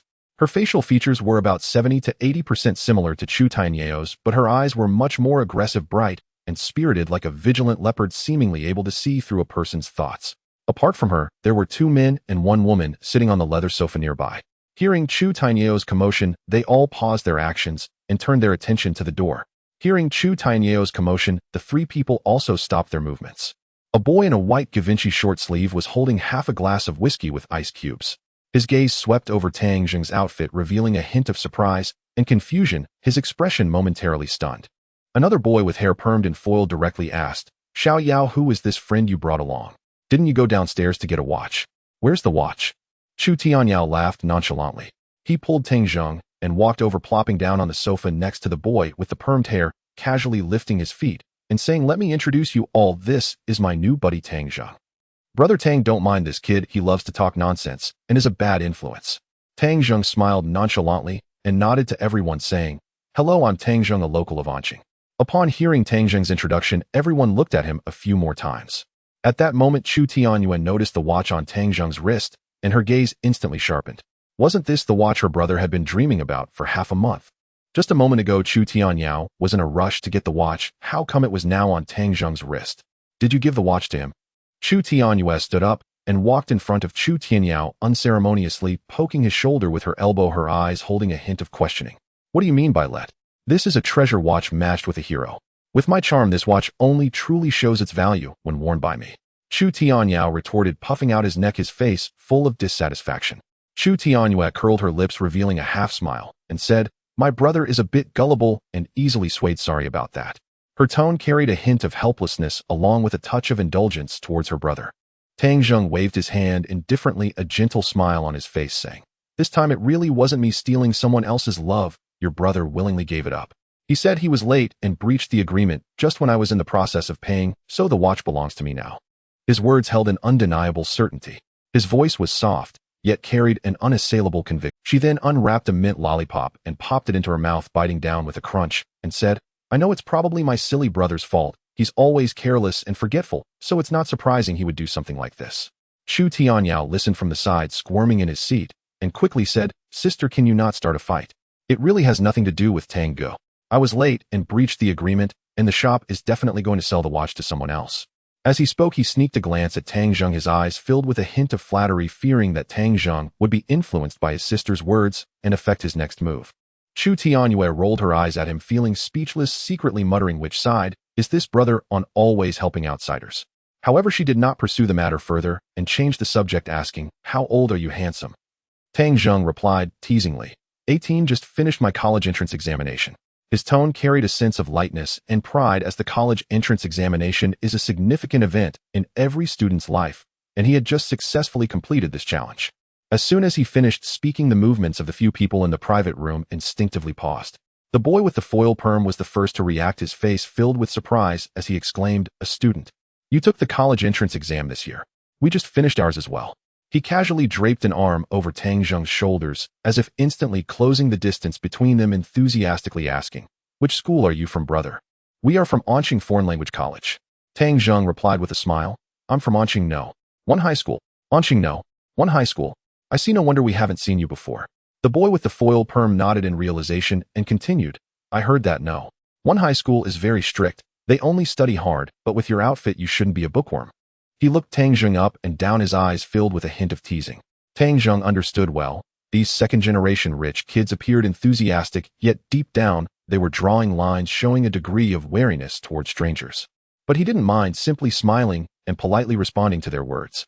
Just then the waiter pushed the door open. Leading the way was a head waiter dressed in a cheapao, followed by 6 waiters holding trays, entering the private room in an orderly fashion. Miss Chu, here are the 8 signature dishes personally prepared by Master Wang today, served for you. The head waiter's voice was soft and pleasant as she lifted the large blue and white porcelain lid in the center. In an instant, a rich aroma wafted through the air, carrying the unique, deep sweetness of aged tangerine peel, instantly whetting everyone's appetite. Inside the dish lay a 6-pound wild yellow croaker from the East China Sea, its body shimmering in brilliant golden hues, resembling a work of art under the light, with a sauce thick as molten amber, exuding an enticing sheen. This is a great dish. 50-year-old Xinhui old tangerine peel paired with wild yellow croaker is Master Wang's specialty. Chu Tianyue introduced, picking up her chopsticks and looking at Tang Zheng, saying, come on, Tang Zheng, give it a try. Chu Tianyao had long been impatient. His eyes were fixated on the yellow croaker. Hearing his sister's words, he immediately grabbed his chopsticks, picked up a piece of fish, and put it in his mouth, instantly revealing a satisfied expression as he exclaimed, delicious. Tang Gu, you must try it quickly. Oh, I've been thinking about this dish for a long time. Tang Zheng picked up his chopsticks, just about to grab a piece of fish belly. Just then the heavy door of the private room suddenly made a loud bang. Bang!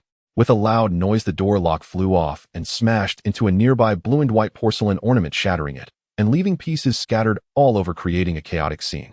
A bald man in a tight black shirt wearing a pinky thick gold chain around his neck strode in. Behind the bald man were 4 robust men in black suits, all with remarkably similar physiques and walking styles, their stances incredibly stable, making it clear they were not to be trifled with. I really want to see who has the audacity to cut in on the dishes I, Lu Laosan, have ordered. Lu Laosan's raspy voice echoed in the private room, making everyone's ears ache. His tone was thick with anger and arrogance. The air in the private room instantly turned cold. Chu Tianyao slammed his chopsticks on the table, standing up, directly glaring at Lu Laosan, saying, "Lu Laosan, what are you going crazy for? We booked this room 2 weeks ago. What are you doing here causing a ruckus?" His face was filled with rage, fists tightly clenched, as if ready to charge at Lu Laosan at any moment. Lu Laosan rubbed his shiny bald head and sneered. "I was wondering who it was. Turns out it's the little brother of the Chu family." His gaze swept around the table, finally landing on Chu Tianyue, his eyes turning sticky, filled with malice. "Oh, Miss Chu is here too. What's up? Throwing a party here with a few pretty boys. You have quite the appetite, having 3 guys serving you alone. Last time I invited you to my place for drinks, why didn't you come? Our families have known each other for so many years." As soon as these words came out, the faces of the few boys in the private room changed completely. The boy with the foil perm turned bright red with anger, grabbing a glass from the table and throwing it at him, shouting, "Watch your mouth." However, the glass was swatted away by a bodyguard behind Lu Laosan, crashing against the wall, whiskey and ice scattering everywhere, as if narrating the anger and dissatisfaction in the private room. Chu Tianyue remained silent. She stood up, her eyes icy, casually picking up a pure silver long needle used for picking crab meat from the table. She stared at Lu Laosan and coldly said, "Lu Laosan, I'll give you 3 seconds to take your dogs and roll out. You are not welcome here." Her voice was calm, yet contained an undeniable fury. Lu Laosan spat on the ground disdainfully. "Don't push your luck. Your father is out there begging for investments, and you think you're still the kings of Anqing." Then he paused, chuckled twice, his eyes filled with lewdness, and said, "Today I've got this set to clear out these little rabbits for me. As for Miss Chu, stay and drink a few with me. Do you dare to hit me?" Chu Tianyu's expression darkened, and the fury within her could no longer be suppressed. She directly leaped over the table, charging like an enraged lioness, and kicked toward Lu Laosan's face. Having practiced Sanda since childhood, her kick was incredibly swift, accompanied by a whoosh as if a bolt of lightning was striking at Lu Laosan. At this moment, she had only one thought in her mind: to make this foul-mouthed scoundrel pay the price. However, Lu Laosan showed no signs of panic. A burly man behind him reacted swiftly, stepping forward and firmly grabbing Chu Tianyu's leg. Seizing the opportunity, Lu Laosan shamelessly reached out to touch Chu Tianyu's leg, a nauseating smile spreading across his face as he said, "Xiao Ye, your temper is quite explosive, but your leg is really soft." Chu Tianyu's face flushed red with shame and anger. She attempted to retract her leg, but was held tightly by the burly man. The burly man smirked slightly, a hint of disdain in his eyes, and with a gentle push of his arm, Chu Tianyue immediately lost her balance and stumbled backward. Her waist slammed hard against the edge of the dining table, and with a crash, dishes and bowls fell to the ground, creating a chaotic scene. "Sister." Chu Tianyao saw his sister injured and instantly turned red with fury. His anger peaked, erupting like a volcano as he seized a chair and smashed it toward the group. However, the people across from him were clearly skilled fighters, easily evading his attack. One of them even stepped forward and kicked the chair, producing a loud crack as the wooden chair collapsed, splintering into pieces. One of the flying shards landed right in the direction of Chu Tianyao, who fell onto it immediately, causing blood to gush from his elbow, turning his face pale with pain. Seeing this, the others in the private room were equally furious, rushing forward to avenge the Chu siblings.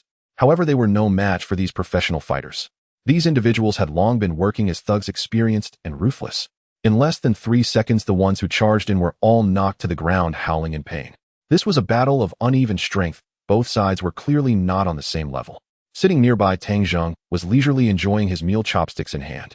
The system had just been activated recently, and he was still adjusting to this life of luxury. He really didn't want to cause trouble.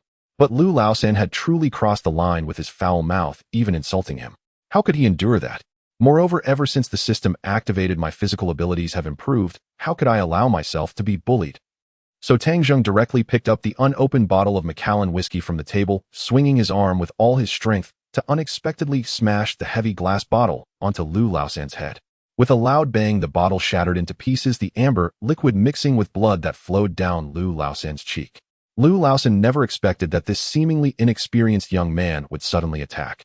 In his impression, someone with such an extraordinary demeanor must have a remarkable background, and those with such backgrounds are most averse to provoking trouble. He had assumed that this young man would not intervene, but he underestimated him.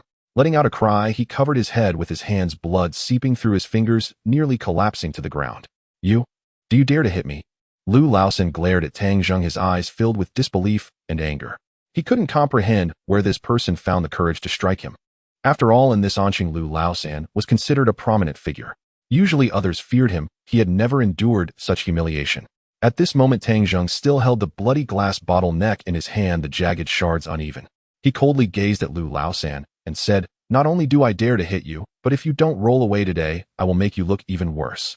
His voice, though calm, carried a powerful intimidation, as if it possessed an undeniable force. Lu Laosan was intimidated by Tang Zheng's gaze, feeling somewhat flustered. However, he was a man of the streets. Face was more important than anything else. He still wouldn't let it go, saying, "Do you know who I am? You dare to touch me?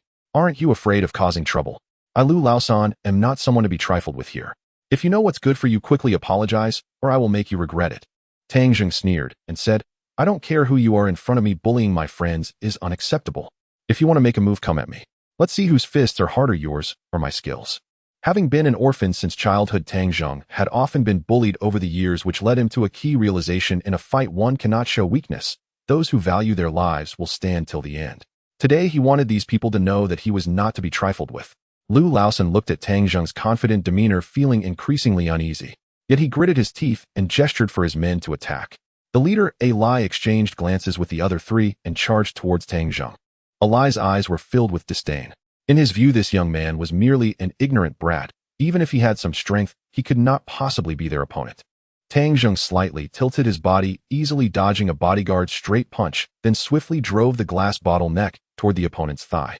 With a soft thud, the glass pierced into flesh, causing the bodyguard to grunt in pain, his face contorting with agony as his movements slowed. Seizing the moment, Tang Zheng kicked the side of the bodyguard's knee, and with a crack the bodyguard fell to one knee, sweating profusely from the pain. Just then, Lai was already in front of him, letting out a loud roar as he unleashed a powerful whip kick towards Tang Zheng's side, moving with incredible speed, the air whooshing around him. Tang Zheng quickly sidestepped to avoid it, but Lai did not stop his attack. Instead, he followed up with a punch aimed directly at Tang Zheng's face. At that moment, Tang Zheng suddenly felt a chill approaching from behind. He instinctively rolled to the left, just as a burly man pulled out a dagger from his waist. Had he not dodged in time, he would have been stabbed. Suddenly, a voice from the system echoed in his mind. "Host danger detected. You can exchange for a top-tier foreign mercenary with legal security credentials and weapon permits for only 200 points. Exchange," Tang Zheng said without hesitation. 200 points deducted. Exchange successful. Personnel identity legalized and implanted. They will arrive on site within 10 seconds. Please hold on a bit longer, host. The system's prompt echoed. Tang Zheng felt a wave of relief. He knew reinforcements were on the way. The group coordinated their attack from different directions, and even though Tang Zheng was quick on his feet, he still took a few punches, causing him to frown in pain. Just as Tang Zheng was about to collapse, the club's door was suddenly slammed open. A giant of at least 6 feet 3 burst in like a brown bear. He wore a slightly tight black tactical vest, his muscular frame straining the fabric to the brink of tearing, and his thick forearms were crisscrossed with numerous old scars, pale and weathered. In the moment of distraction, Ivan had already arrived. Without any unnecessary movement, Ivan's palm, as wide as a fan, directly clasped the wrist of the man holding the dagger and forcefully twisted it in the opposite direction. With a crisp sound, a bone nearly broke through the skin, protruding outward. The burly man didn't even have time to scream. Ivan's right knee had already slammed into his chest. The man flew out like a broken sack, crashing into the large porcelain vase in the corner of the private room, rolling his eyes back and fainting instantly. Seeing the situation go awry, Alec gave up on Tang Zheng and turned to sweep a kick toward Ivan's neck. Ivan didn't even dodge, allowing the kick to land on his shoulder. He simply shook his neck and then extended 2 thick fingers, accurately pinching Alec's ankle. "You lie down." Ivan's Chinese carried a heavy, trilling accent. With one hand, he swung Alec like a sandbag, brutally slamming the burly man who weighed over 160 pounds onto the hard marble dining table. The marble surface cracked like a spider web, and Alec spewed a mouthful of blood, falling completely still. The remaining 2 bodyguards exchanged glances, their calves starting to cramp, and they didn't dare step forward. The entire process took less than 5 seconds, a series of movements flowing like water fast as lightning, leaving everyone stunned. Tang Zheng leaned against the wall, gasping for breath, raising a hand to wipe off the few drops of blood splattered on his chin. This 200 points spent was truly worth it. This Russian is simply a human tank. Ivan strode up to Tang Zheng, slightly bowing his head, looking at him with his gray-blue eyes like a puppy, respectfully saying, "Boss, it's all cleaned up. Are you all right?" Tang Zheng nodded and replied, "Fortunately, you arrived in time." His gaze passed over Ivan and landed on Lu Laosan, who was cowering in the corner. At this moment, Lu Laosan no longer had his earlier arrogance. His bald head was slick with blood, one hand covering his head, while the other desperately pushed against the ground, trying to crawl backward. "You? Don't come over. I'm telling you, my superior is." Tang Zheng walked over casually, kicking a piece of broken glass on the floor, looking down at him. I'm not interested in who your superior is. Didn't you just say I wouldn't walk away intact? Lu Laosan swallowed hard as atoms, apple bobbing beads of sweat and blood mixing and dripping down his forehead. Brother, today's incident is a misunderstanding. I admit defeat. I'll cover all medical expenses. Let's part ways amicably. Tang Zheng remained silent, merely tilting his head.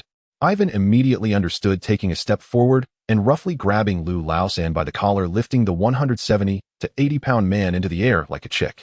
Lu Laosan's feet left the ground, struggling desperately, his face turning a deep purple. I actually have a pretty good temper as long as no one provokes me. Tang Zheng patted Lu Laosan's greasy face. But you absolutely should not insult me or insult my... Meanwhile, Chu Tianyao, holding his bleeding arm, got up from the ground, looking at Tang Zheng as if he were a monster. Brother, where did you find this guy? His combat power is just too abnormal. On the other side, Chu Tianyao got up from the ground, looking at the scene before him, filled with shock and admiration, unable to help but say, Brother, where did you find this guy? His combat power is just too abnormal. Chu Tianyue also leaned against the table to stand upright, her leopard-like eyes fixed on Ivan, then turning to look at Tang Zheng, filled with confusion. What on earth is this person's background? An 18-year-old high school student, and yet he has an international bodyguard with such skill by his side. Even the direct heirs of the top families in Anqing would probably find it hard to have such a formidable bodyguard, right? Tang Zheng ignored the shock of the Chu siblings, his mind calculating the events of the day. Although the system granted Ivan legal status, the blood-soaked scene with severed limbs was truly gruesome. He hoped not to draw excessive attention from the authorities, as even with justification, it would lead to considerable trouble. Put him down and don't kill him, Tang Zheng instructed. Ivan loosened his grip and Lu Laosan collapsed onto the ground like a puddle of mud, gasping for breath and no longer daring to make a sound. At that moment, a chaotic sound of footsteps echoed from the corridor, accompanied by sharp police sirens. Don't move. Police. Outside the private room, several uniformed police officers rushed in with riot shields, the leading officer holding a sidearm, the dark barrel aimed directly at Ivan, the most threatening figure standing in the center of the room. The restaurant owner, hiding behind the police, peered out, and upon seeing the gruesome scene in the private room, nearly collapsed in fear. The leading officer scanned the room, his gaze lingering for 2 seconds on the several burly men sprawled on the ground, their lives in jeopardy, his brow furrowing tightly. This was not a mere brawl, it was a one-sided massacre. He barked loudly, Hands on your head, squat down. Ivan did not move, his gray-blue eyes fixed coldly on the police officers, his body slightly leaning forward, muscles tensing instantaneously. For a retired Special Forces soldier, being threatened with a gun triggers an instinctive reaction to counterattack. He exuded a dangerous aura, as if he would explode into violence at any moment. Tang Zheng's heart raced. He stepped forward, immediately positioning himself between Ivan and the police. He understood that if Ivan engaged with the police here, it would lead to catastrophic trouble. Tang Zheng raised his hands, speaking calmly. Comrade police, don't misunderstand, we are the victims. Victims? The officer frowned and glanced at him, pointing to the bloodied Lu Laosan on the ground and the several bodyguards with broken bones. We'll find out who the victims are after an investigation. Tang Zheng methodically explained. We were just having a meal here when these people suddenly barged and smashed the door and attempted to attack us. We were merely acting in self-defense. At the same time, Tang Zheng turned to Ivan and said something in Russian, urging him not to act impulsively. Tip Russian was one of the 6 languages gifted when the system was activated: Chinese, English, Russian, French, Thai, German. Upon hearing Tang Zheng's command, Ivan slowly relaxed his muscles, placing his hands behind his head, though his eyes still revealed discontent. The officer's gaze fell on Tang Zheng, then glanced at Chu Tianyue and Chu Tianyao standing beside him, recognizing who they were. Miss Chu, young Master Chu. The circle in Anqing is not large, and the Chu family holds some weight locally. He had indeed seen the Chu siblings before. Chu Tianyue stepped forward, taking out a tissue to wipe the blood from her clothes, addressing the officer. Officer Wang, this incident was indeed initiated by Lu Laosan. He barged into our private room with people and even injured us. Tang Zheng's bodyguard acted to protect us. There should be surveillance in the corridor, which you can check. Officer Wang holstered his gun, but his expression remained serious as he said, we will check the surveillance, but given the situation now, with 5 lying on the ground and 2 seriously injured, regardless of who struck first, all of you must come back to the station with me to make a statement. Tang Zheng nodded. This was entirely within his expectations, saying, no problem, we will cooperate with the investigation. Officer Wang waved his hand, and the several police officers behind him stepped forward, taking out handcuffs to put on Ivan. Ivan frowned instinctively, trying to pull away. Ivan, let them put them on you, Tang Zheng whispered. Only then did Ivan relax his body, extending his hands to allow the cuffs to click closed around his wrists. Lu Laosan was also dragged up by two police officers, and as he passed by Tang Zheng, his blood-caked eyes glared intensely at Tang Zheng, grinding his teeth and hissing in a low voice. "Kid, just you wait, this matter isn't over." Tang Zheng cast a glance at him, remaining silent. This fool still hasn't recognized the situation. A group of people was led out of the Sanyuhong restaurant where the hall was filled with onlookers. Upon seeing several police officers escorting a nearly 2-meter-tall foreign giant, a suppressed gasp arose from the crowd. Tang Zheng and the Chu siblings were arranged in the same police car, while Ivan was taken to another riot control vehicle. The police car started and headed towards the Anqing City Public Security Bureau. The interior of the car was quiet. The wound on Chu Tianyao's arm had been simply bandaged, and he didn't feel any pain at all, his mind filled with the image of Ivan's rampage from earlier. After a few minutes, Chu Tianyao could no longer hold back and leaned over, lowering his voice to ask, "Brother Tang, your bodyguard is amazing. Where did you find him? Can you introduce him to me too? Having him by my side would definitely be impressive."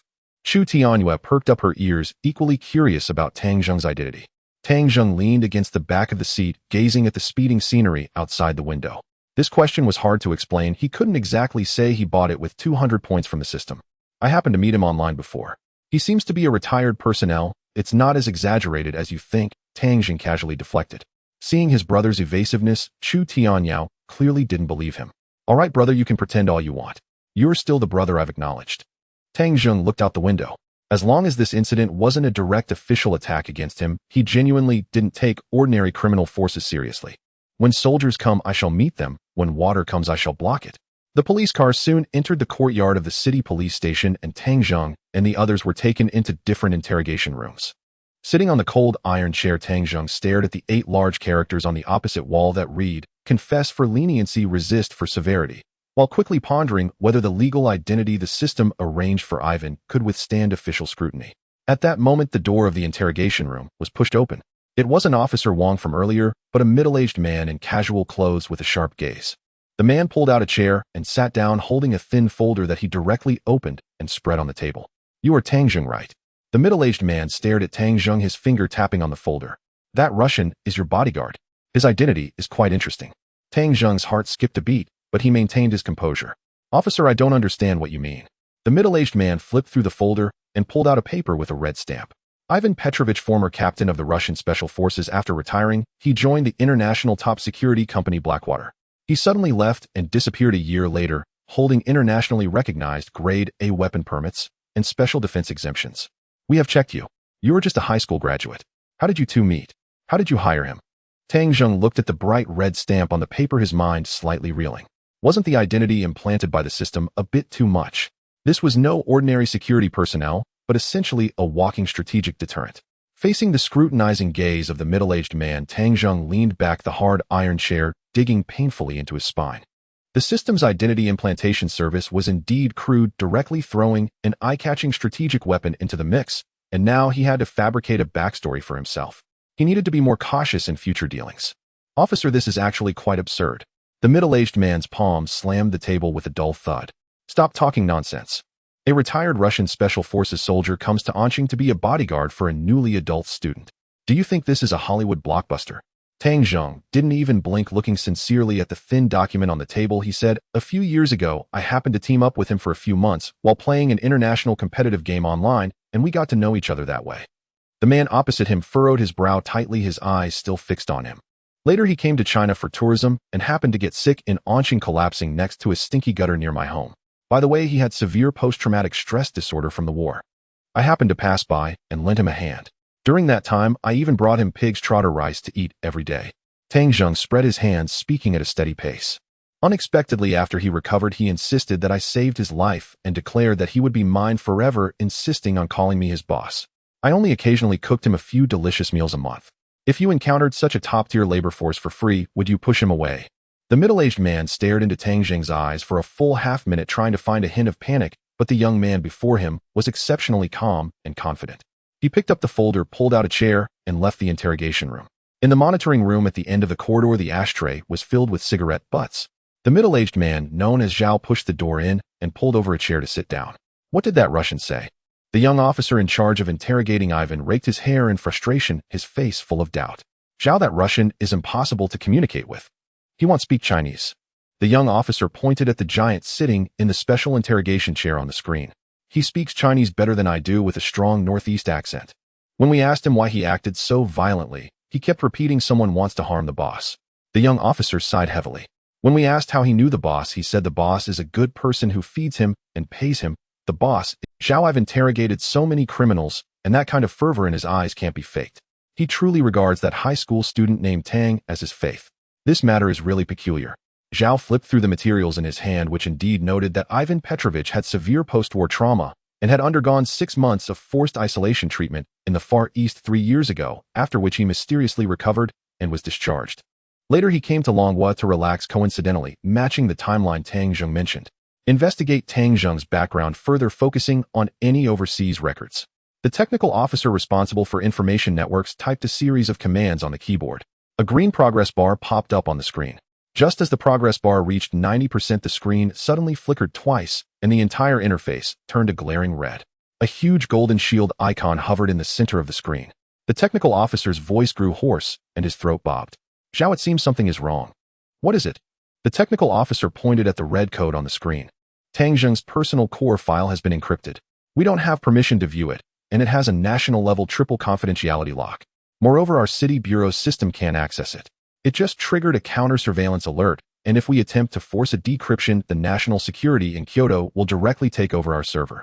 In the monitoring room, only the sound of the host fan buzzing remained.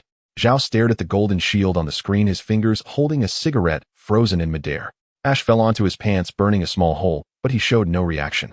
A recently graduated high school student with a triple confidential file. This situation was already beyond his comprehension.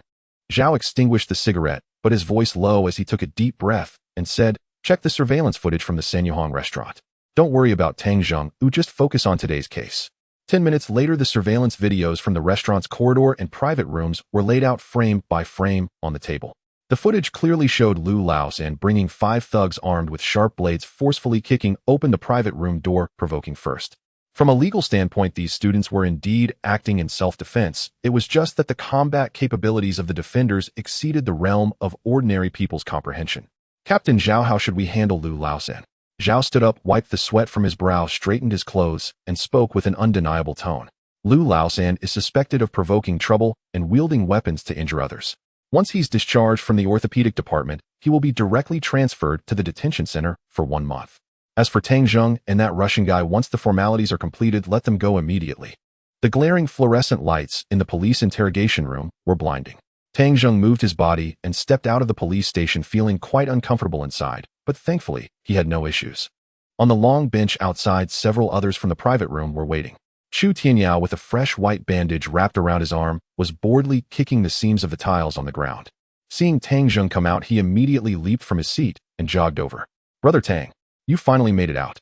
Chu Tianyao followed behind, holding 2 bottles of water, handing one to Tang Zheng. The police didn't give you a hard time, did they? Tang Zheng took the water, twisted open the cap, and took a sip, his expression calm, as if he were an ordinary 18-year-old high school student. He replied naturally, it was just a formality. The surveillance footage is clear, we are the victims, and the officer understands this. Chu Tianyao looked into Tang Zheng's eyes, her tone serious. Regarding today's incident, the Chu family owes you a favor. Thank you. Lu Laosan and his group were quite ruthless. If it weren't for your bodyguard, we would have been in serious trouble in that private room. Chu Tianyao appeared calm on the surface, but internally, she was already stirred up. This Tang Zheng not only had an unfathomable bodyguard, but when facing the threats from the police and Lu Laosan, his composure, as if he had anticipated everything, was undoubtedly not something an ordinary high school student could possess. He must have a powerful background that needed to be befriended. Tang Zheng quickly calculated in his mind that the Chu family was a local power in Anqing, and getting to know them would only bring benefits in his future dealings. You're too polite, it was just a small effort. Chu Tianyao then took out her phone and pulled up her WeChat QR code. Let's add each other as friends. In Anqing, if you encounter any trouble, the Chu family's name can still shield you from some storms. Tang Zheng didn't refuse and took out his phone to scan the code. The profile picture was of a girl climbing with the nickname Simply Being You. With a crisp ding, the friend request was accepted. Just as Tang Zheng prepared to tuck his phone back into his pocket, a pair of arms wrapped in fresh white bandages suddenly interjected. Chu Tianyao shoved the phone screen, displaying the QR code right under Tang Zheng's eyelids, the light from the screen illuminating his face. Big brother, scammy scammy. Tang Zheng glanced at Chu Tianyao's eyes shining with excitement, and thought to himself that if this kid were born in ancient times, he would definitely be a shameless troublemaker. He didn't say much, took out his phone and scanned the code. Meanwhile, several rich second-generation individuals who were also in the private room rushed over, all smiles, eagerly introducing themselves. Brother Tang, I'm Zhang Haoyuan. My family does renovations. In the future, any renovations at your place will be on me with discounts, huge discounts. Brother Tang, I'm Li Zixuan. My family is engaged in import and export trade. Tang Zheng welcomed them all, adding each as a friend. He was clear in his mind that Anqing, while not too big, wasn't too small either. The Chu siblings appeared quite decent, and the others seemed to be trustworthy. Although the meal today ended with some bloodshed, he still managed to meet quite a few new friends from Anqing's upper circles. Just after adding the last person, Tang Zheng's WeChat popped up with an invitation notification. Chu Tianyao invites you to join the group chat. Future big brother and sister training class. Tang Zheng looked at the flashing group name on the screen, unable to suppress a twitch at the corner of his mouth. The naming sense of these rich second-generation individuals was truly a bit tacky. He clicked to agree, and just as he entered, a rain of red envelopes poured down in the group. Chu Tianyao took the lead, sending out a series of 10 red envelopes of 200 each, all marked with "Welcome Brother Tang" for guidance. Brother Tang, it's getting late. Where do you live? I'll have my family's driver take you home. Chu Tianyao asked while posting stickers in the group. Just as Tang Zheng was about to speak, a heavy sound of footsteps echoed from the revolving glass door of the police station behind him. Each step on the marble floor sounded like a heavy object striking the heart. The group instinctively turned their heads. Ivan's massive frame squeezed through the glass door. The restraints on his wrists had been removed, but there were still red marks left on both sides. As soon as he stepped out, his muscles tensed up instantly, and his gray-blue eyes scanned the entire area like a radar, exuding a suffocating, murderous aura. Chu Tianyao had witnessed the destructive power of this human tank in the private room earlier. Seeing Ivan walk out now, he instinctively shrank his neck, taking a half step back. After confirming there was no threat in the vicinity, Ivan's gray-blue eyes locked onto Tang Zheng precisely, and the terrifying aura surrounding him suddenly receded. This nearly 2-meter-tall Russian giant, capable of breaking bones with his bare hands, strode up to Tang Zheng, slightly bowed his head, his gaze carrying a disturbing submissiveness, resembling an oversized Siberian sled dog waiting for its master's command. Tang Zheng looked at Ivan's demeanor, his temples throbbing. The contrast was simply too great. If the Captain Zhao who had just interrogated him saw this scene, he would probably question his entire life. No need to send me off. Tang Zheng turned to Chu Tianyao and pointed at Ivan behind him. I will go with him. Chu Tianyao swallowed hard, glancing at Ivan's arms thicker than his own thighs, nodding repeatedly. Got it, Brother Tang, take care. If you need anything, feel free to let us know in the group. The streets of Anqing were somewhat deserted in the afternoon, as office workers had not yet finished work. Tang Zheng hailed a taxi that displayed an empty sign. The driver was a middle-aged man in his 40s who was initially cheerful and wanted to greet them. However, upon seeing Ivan forcibly squeeze himself into the back seat, filling the originally spacious rear space to the brim, the tail of the car noticeably sank. The driver's smile instantly froze, and he swallowed hard, asking where to. Gentlemen. Tang Zheng mentioned the name Yunding Tianwei. The car fell into a deathly silence. Ivan sat upright with his hands on his knees, breathing heavily like an old-fashioned bellows, while the driver dared not look in the rearview mirror, his eyes fixed firmly on the road ahead, driving more cautiously than during a driving test. Tang Zheng leaned back in the passenger seat, watching the buildings rush by outside, zoning out. Yes, zoning out. He hadn't figured out how Ivan was going to arrange the next steps. The taxi pulled up at the entrance of the residential complex. The moment the two got out, the driver floored the accelerator, and the car shot forward like an arrow released from a bowstring, even spewing a puff of black smoke from its exhaust pipe. Tang Zheng led Ivan into Yunding Tianwei. The security guard at the gate kept his eyes fixed on them until they passed. Once home, Tang Zheng walked to the water dispenser, poured 2 glasses of water, and handed one to Ivan. Where do you plan to stay tonight? Do you have a place to go? Tang Zheng sat on the living room sofa watching Ivan, who was surveying the entire apartment. According to the system's settings, hired personnel would have their own lodgings. Ivan took the glass, downed it in one gulp, not even caring that droplets of water trickled down his chin into his vest. His gray-blue eyes locked onto Tang Zheng with an unyielding gaze. Wherever the boss is, he'll be there. I need to protect the boss 24 hours a day. His Mandarin carried a thick northeastern accent, his tone unapologetically assertive. Tang Zheng pondered for a moment and pointed toward the guest bedroom. All right, that room is yours. Ivan followed Tang Zheng's finger and glanced in the direction of the room. Sure, boss. As long as there's a place to sleep. After a brief silence, Ivan tossed the paper cup into the trash bin, then rubbed his large, spade-like palms together. His massive frame somehow managed to exude a touch of awkwardness.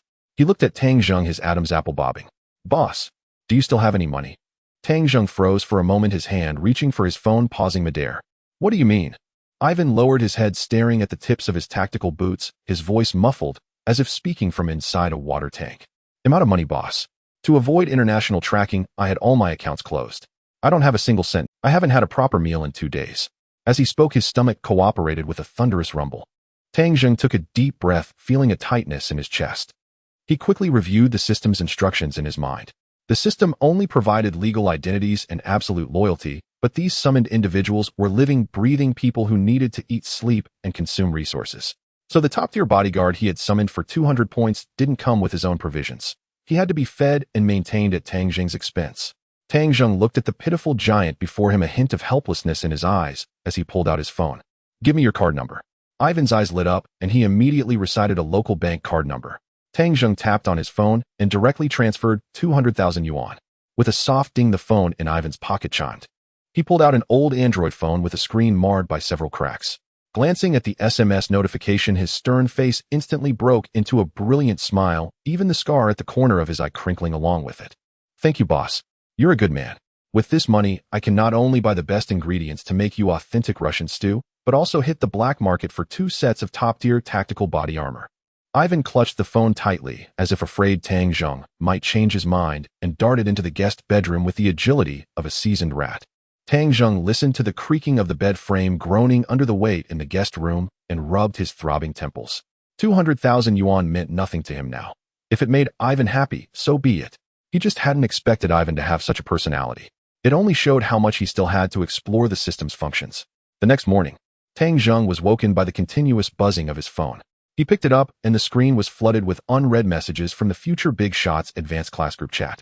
After he had fallen asleep the night before, Chu Tianyao and the others had sent another round of 200 yuan red packets. In the past, Tang Zheng might have considered it a windfall, but now with hundreds of millions in his account, his heart remained utterly unruffled. He casually opened the transfer interface and sent 50 200 yuan red packets in the group. Instantly, the group exploded. Chu Tianyao, damn. Thanks, Brother Tang. Brother Tang, you're generous. Zhang Hao Yuan, boss, must be crazy. No, wait, boss is mighty. Then Chu Tianyao sent another message. Tang, Jing, big bro, you up. There's an underground race tomorrow night at the abandoned mine in the western suburbs. A few of the regulars in the circle are going, and this time, there's even a professional driver who placed top 3 nationally. Wanna come and check it out? Zhang Hao Yuan and Li Zishuan chimed in. Zhang Hao Yuan, yeah, Brother Tang, the stakes are high this time. Tianyao dumped a fortune into modding his GTR. He's planning to crush everyone. Li Zishuan, Brother Tang, come hang out with us. They'll bring a few hot girls. The scene will be lit. Tang Zheng leaned back against the headboard, watching the messages scroll across the screen. Underground racing. The stuff of rich second-generation thrill-seekers. Had read about it plenty in novels, but had never seen it in real life. However, he already had plans for tomorrow. Tang Zheng, I won't make it this time. I'm heading to Jingdu. The moment the message was sent, the group fell silent for a full 10 seconds. Chu Tianyao, huh? Big bro, something come up. Need the brothers to lend a hand. After a moment's thought, Tang Zheng added, just some personal matters to attend to. When I get back from Jingdu, we'll catch up. After sending that message, Tang Zheng ignored the group's attempts to persuade him, locked the screen, and tossed the phone. With a thought, he summoned the system panel, his gaze falling on the item in his inventory, the deed to the former Qing Princess mansion, lying quietly. Beside it was the universal entertainment item. Throwing off the covers, Tang Zheng got out of bed and walked out of the room. In the living room, Ivan was sitting solemnly on the sofa reading a cookbook. A faint smile tugged at the corner of Tang Zheng's mouth.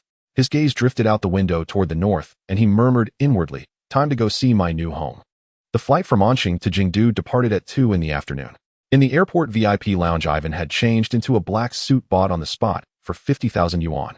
The fabric was of excellent quality, but on this nearly 2-meter-tall Russian giant, the suit was stretched taut by his explosive muscles clinging to him like a tight wetsuit. At that moment, he was helping himself to his 5th plate of complimentary French petit fours in the lounge, popping them into his mouth one after another, swallowing them whole, without even chewing. Tang Zheng sat on the opposite sofa, scrolling through a map of Jingdu on his phone. The sound of Ivan's crushing, grinding swallows made his temples throb. 200 points for a top-tier bodyguard was indeed a steal, but the system had failed to mention that this guy was a bottomless pit of an eater. Ease up on the sweets. Tang Zheng locked his phone and tossed it onto the table. You'll get fat and slow down your reflexes. Ivan's hand, reaching for the 6th plate of cakes, snapped back as if burned. He straightened up, snapping his feet together, his scarred, stern face full of gravity. Yes, boss. The other business professionals in suits in the waiting area were startled by the loud voice, spilling their coffee as they cast astonished glances in this direction. Tang Zheng raised his hand to signal him to sit down. Has this Russian man's post-war stress disorder transformed into some sort of ownership syndrome? His loyalty is almost embarrassingly high. As the boarding announcement rang out, Tang Zheng led Ivan through the VIP passage directly into the business class of the Boeing 787. The two found their seats. The business class on this flight had a 121 herringbone layout, with Tang Zheng sitting in seat A by the window and Ivan in seat C across the aisle. Just as Ivan squeezed his massive frame into the spacious airline seat, someone impatiently knocked twice on the partition in front. "Hey, big guy in the back, can you tuck your feet in? You're hitting our artist's space," came a sharp female voice. Tang Zheng withdrew his gaze from the window and turned his head. In front, two women were seated. The one by the aisle was a well-groomed woman in her 30s with short hair who was turning her head with a look of disdain fixed on Ivan. The woman by the window was fully armed, wearing a low-brimmed black fisherman's hat, sunglasses that covered most of her face, and a black sun-protective mask. However, even with such heavy concealment, the elegant pale neck and fingers casually resting on the armrest indicated she had a remarkable foundation. Ivan's gray-blue eyes widened in an instant. He ignored the short-haired woman and turned to look at Tang Zheng, awaiting orders. It seemed that as long as Tang Zheng nodded, he was confident he could twist the neck of the woman in front into a braid within 3 seconds and then flush her down the toilet. The space is this big and his legs are already tucked in. Tang Zheng leaned back in his seat, his voice calm. "If you feel cramped, you can charter a flight." "You..." The short-haired woman stood up abruptly, pulling out her phone. "Change seats. They'll give you 20,000 yuan to move to economy class, and take your bear-like bodyguard with you." 20,000. Tang Zheng didn't even open his eyes. He had several small goals lying in his bank account, and this woman throwing 20,000 at him seemed utterly absurd. Seeing that Tang Zheng completely ignored the two, Ivan slowly shifted away from the backrest of his chair. He said nothing, merely leaning forward slightly. That palpable killing intent, like that of someone emerging from a pile of corpses, rushed toward the short-haired woman with the cold air from the air conditioning. The words stuck in her throat, and her face turned pale as she staggered back a step, her legs giving way as she fell back into her seat. At that moment, the fully armed woman who had been silent raised her hand to stop the assistant, who was still struggling to make threats. She removed her sunglasses, revealing a pair of exceptionally beautiful peach blossom eyes subtly upturned at the corners, exuding a natural cold beauty. Indeed, it was Lin Wanxiu. "I apologize." Her voice had a slightly hoarse quality, although her tone was not as arrogant as her assistant's. It lacked sincerity. "My assistant has been under too much stress lately and is not in a good mood. This gentleman is fine." She glanced at Ivan, a hint of barely perceptible wariness flashing in her peach blossom eyes before her gaze settled on Tang Zheng's exceptionally young, yet unusually calm face. This high school-looking boy didn't even blink at the temptation of 20,000 yuan in cash and had a bodyguard whose presence alone could instill nightmares. Which rich heir from the capital is this? Lin Wanxiu quickly flipped through the list of affluent families in Kyoto in her mind, but couldn't place him. "Control your dog." Tang Zheng opened his eyes, his gaze lingering on Lin Wanxiu's face for half a second. "If it continues to snap, I can't guarantee my bodyguard won't react excessively. His temper isn't very good." Ivan grinned broadly, revealing a row of white sharp teeth, and smiled at the assistant. The assistant shuddered tightly, closing her mouth. A flicker of anger flashed in Lin Wanxiu's eyes. After years of navigating the entertainment industry, even top stars would give her some face, yet this boy directly insulted her assistant as a dog. But she held back. On this trip back to Kyoto, she faced a significant dilemma with her old employer. The penalty for breach of contract was a staggering 200 million yuan. If any scandal erupted on the plane, those who had been watching her from the shadows would immediately tear her to shreds. Taking a deep breath to adjust her expression, Lin Wanxiu put her sunglasses back on, turned her head away, and stopped speaking. The plane taxied down the runway and soon soared into the sky. For the 2-hour flight, the cabin was remarkably quiet. Lin Wanxiu's assistant curled up in her seat throughout the journey, too afraid to even go to the restroom. At 4 o'clock in the afternoon, the flight landed smoothly at Kyoto International Airport. Kyoto International Airport, Terminal 3. The automatic glass doors slid open and a wave of heat over 30 degrees mixed with the simultaneous screams of hundreds of people crashed against the eardrums.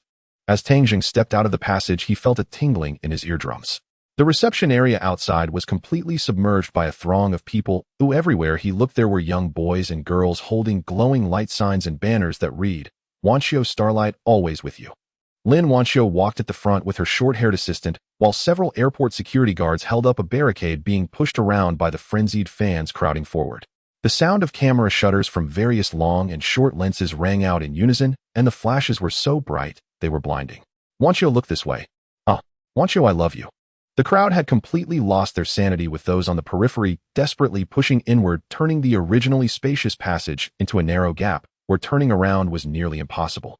Lin Wanxiu kept her head down, surrounded by several bodyguards struggling to move forward. He looked at the tightly packed wall of people in front, with these individuals blocking the way. Taking a normal passage would definitely take half an hour. If Ivan forced his way through and accidentally injured a few overzealous fans, it would only lead to more trouble, like trending on social media and having to give statements to the police, which would waste even more time. They needed to get away quickly. "Boss, do you need me to clear the area?" Ivan took a step forward, his gray-blue eyes fixed like a hawk on the male photographer, jumping around wildly with his camera. His hands, as large as fans, instinctively clenched into fists, the joints emitting a subtle cracking sound. "No need." Tang Zheng slightly furrowed his brows and raised his hand to press down on Ivan's wrist. "Find a place with fewer people and don't knock anyone over." Ivan nodded, his massive frame resembling a moving mountain directly blocking Tang Zheng's path. At this moment, he was like a human bulldozer. Though he did not lay a hand on anyone, his explosive muscles were taut, forcing a path through the crowd along the edges. A girl beside him holding a light board was about to complain about being pushed when she turned and met Ivan's cold, scarred face. The curse words that had been on her lips were instantly swallowed, her face turning several shades pale as she involuntarily took 2 steps back, dragging her companion away with her. The people around felt the palpable pressure and unconsciously parted to create a path, as if Moses were parting the Red Sea.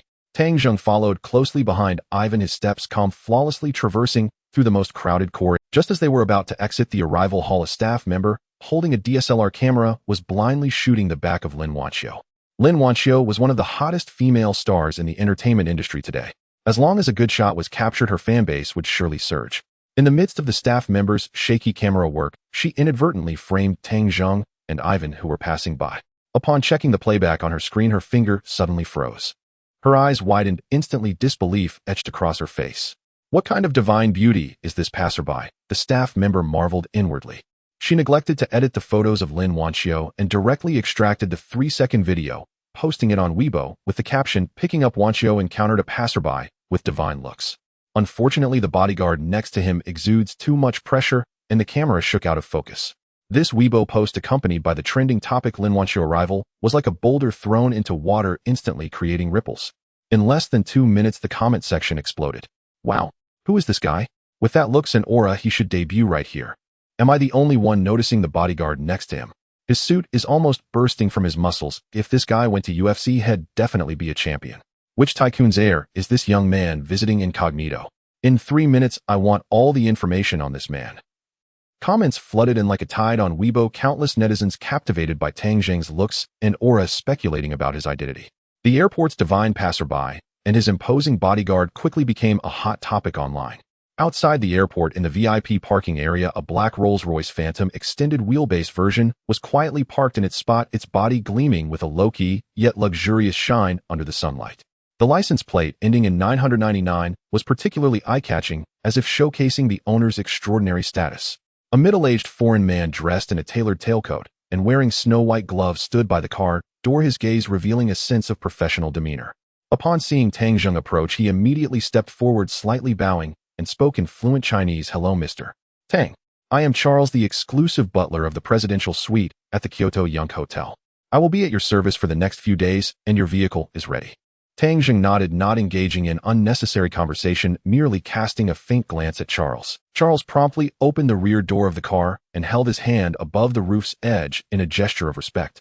Tang Zheng settled into the spacious back seat. The luxurious interior, with its top-quality leather and exquisite wood-grain decor, was impressively lavish. Ivan walked to the passenger seat, glancing at the meticulously crafted leather seat. His massive frame squeezed inside, causing the leather to creak under the strain. Charles' eyelids twitched slightly, but he maintained an impeccable professional smile as he gently closed the door and went around to the driver's seat to start the car. The car smoothly drove out of the airport highway, the air conditioning inside set to a perfect temperature. Charles retrieved a bottle of Evian mineral water glistening with condensation from the car's refrigerator, unscrewed the cap, and handed it to Tang Zheng along with a warm damp towel. He said, "Mr. Tang, the presidential suite on the top floor you booked for 10 days has been fully prepared. The hotel has arranged a 24-hour private chef team for you, and we have also upgraded your security level. No one can access the top floor without your permission." Charles' voice was calm and filled with deference. Tang Zheng took the towel to wipe his hands, casually accepted the water, and took a sip, nodding slightly. "Well done." For Tang Zheng, the 2 million for 10 days was negligible, but the convenience and tranquility it bought. 30 minutes later, the Rolls-Royce Phantom stopped in front of the lobby of the Kyoto Yunk Hotel. This hotel boasts to be the representative of Kyoto's new-style hotels, featuring a lobby adorned with extensive black gold marble and high ceilings exuding luxury, while maintaining an understated elegance. The front desk manager had long received notice from the butler and was personally standing behind the counter wearing a professional smile. Upon seeing Tang Zheng enter, he immediately extended both hands, presenting a gilded black room key. Charles took the room key and respectfully said to Tang Zheng, "Mr. Tang, this is your room key. Your exclusive elevator is over here. Oh, please follow me." Just then, the revolving door of the hotel was suddenly pushed open in a hurry, a cacophony of footsteps and chatter disrupting the tranquility of the lobby. A dozen hotel security guards stood firmly at the entrance, blocking dozens of fans frantically trying to rush into the hotel. The fans shouted Lin Wanqia's name while desperately attempting to break into the hotel, creating a scene of utter chaos. Lin Wanqia, still wearing those large sunglasses, quickly entered, flanked by 4 bodyguards. The sound of her high heels echoed sharply against the marble floor.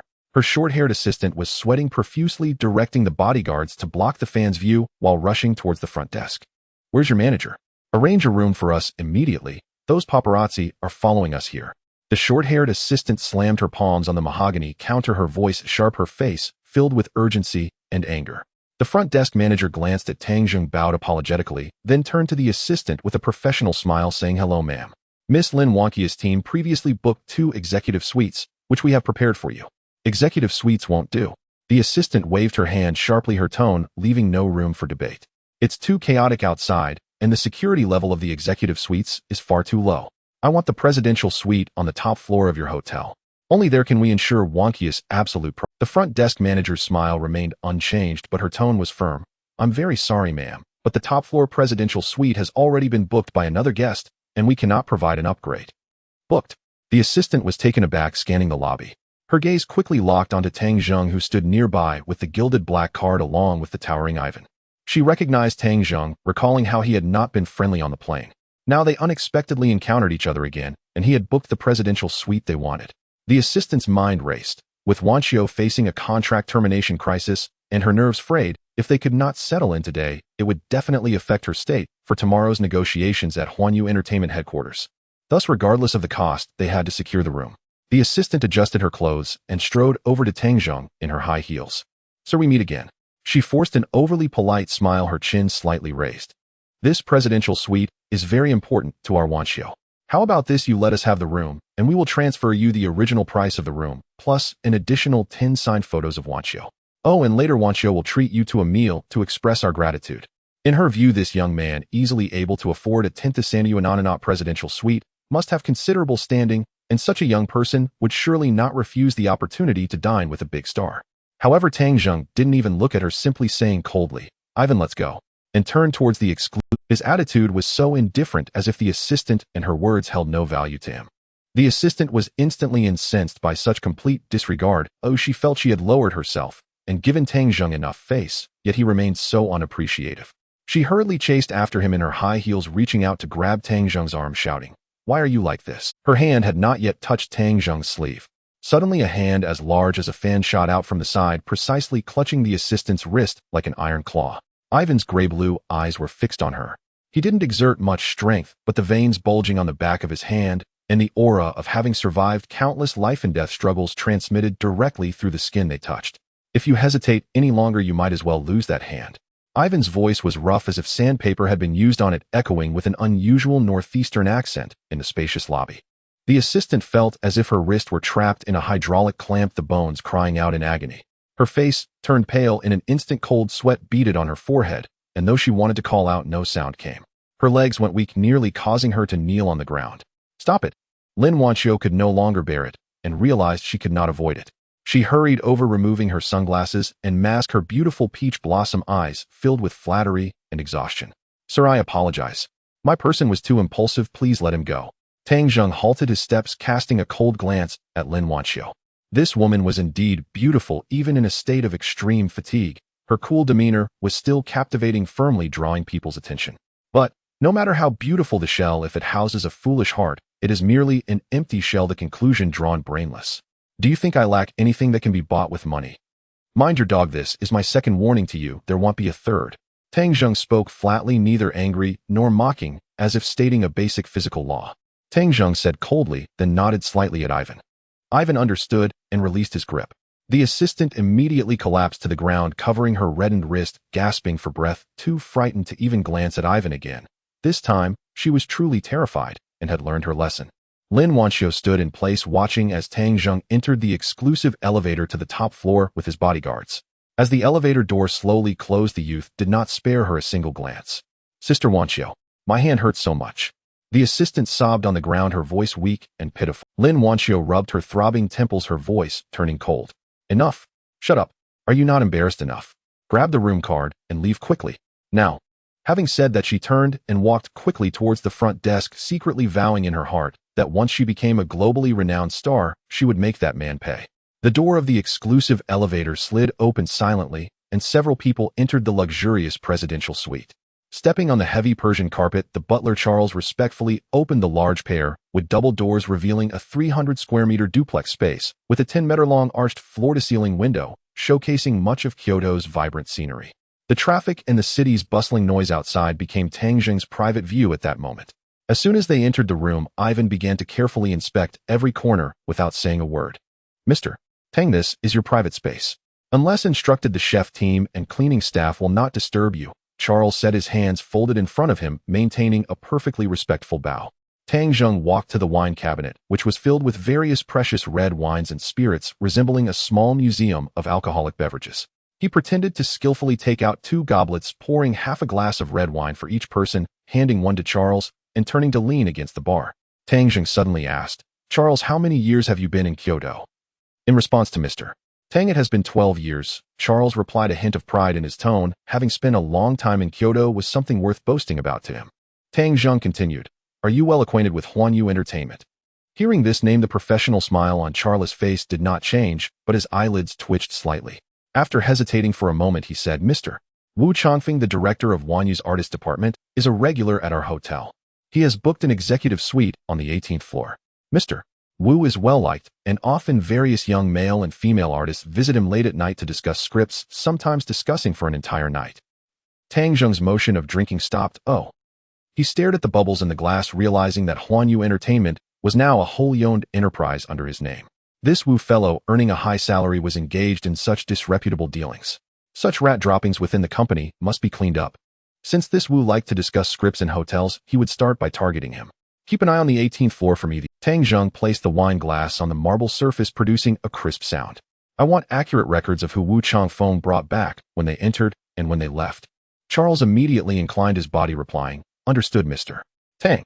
Half an hour later, in the private dining room on the top terrace, the 5-meter-long dining table was filled with Wellington beef, blue lobster, and French oysters personally delivered by the hotel's executive chef. In front of Ivan lay 7 or 8 empty plates, and he was currently gripping a lobster claw thicker than an adult's arm, not even using the specialized shell-cracking tool, but instead crushing the hard shell with his hands and sucking the tender meat into his mouth, a satisfied expression on his face. Boss, this is way better than the raw bear meat from Siberia. Ivan mumbled indistinctly, his mouth still full of shrimp meat, making it difficult for him to speak. Tang Zheng cut a small piece of beef and put it in his mouth. It was tender and juicy, certainly quite delicious. Casting a faint glance at Ivan, he ignored the food bucket's remarks.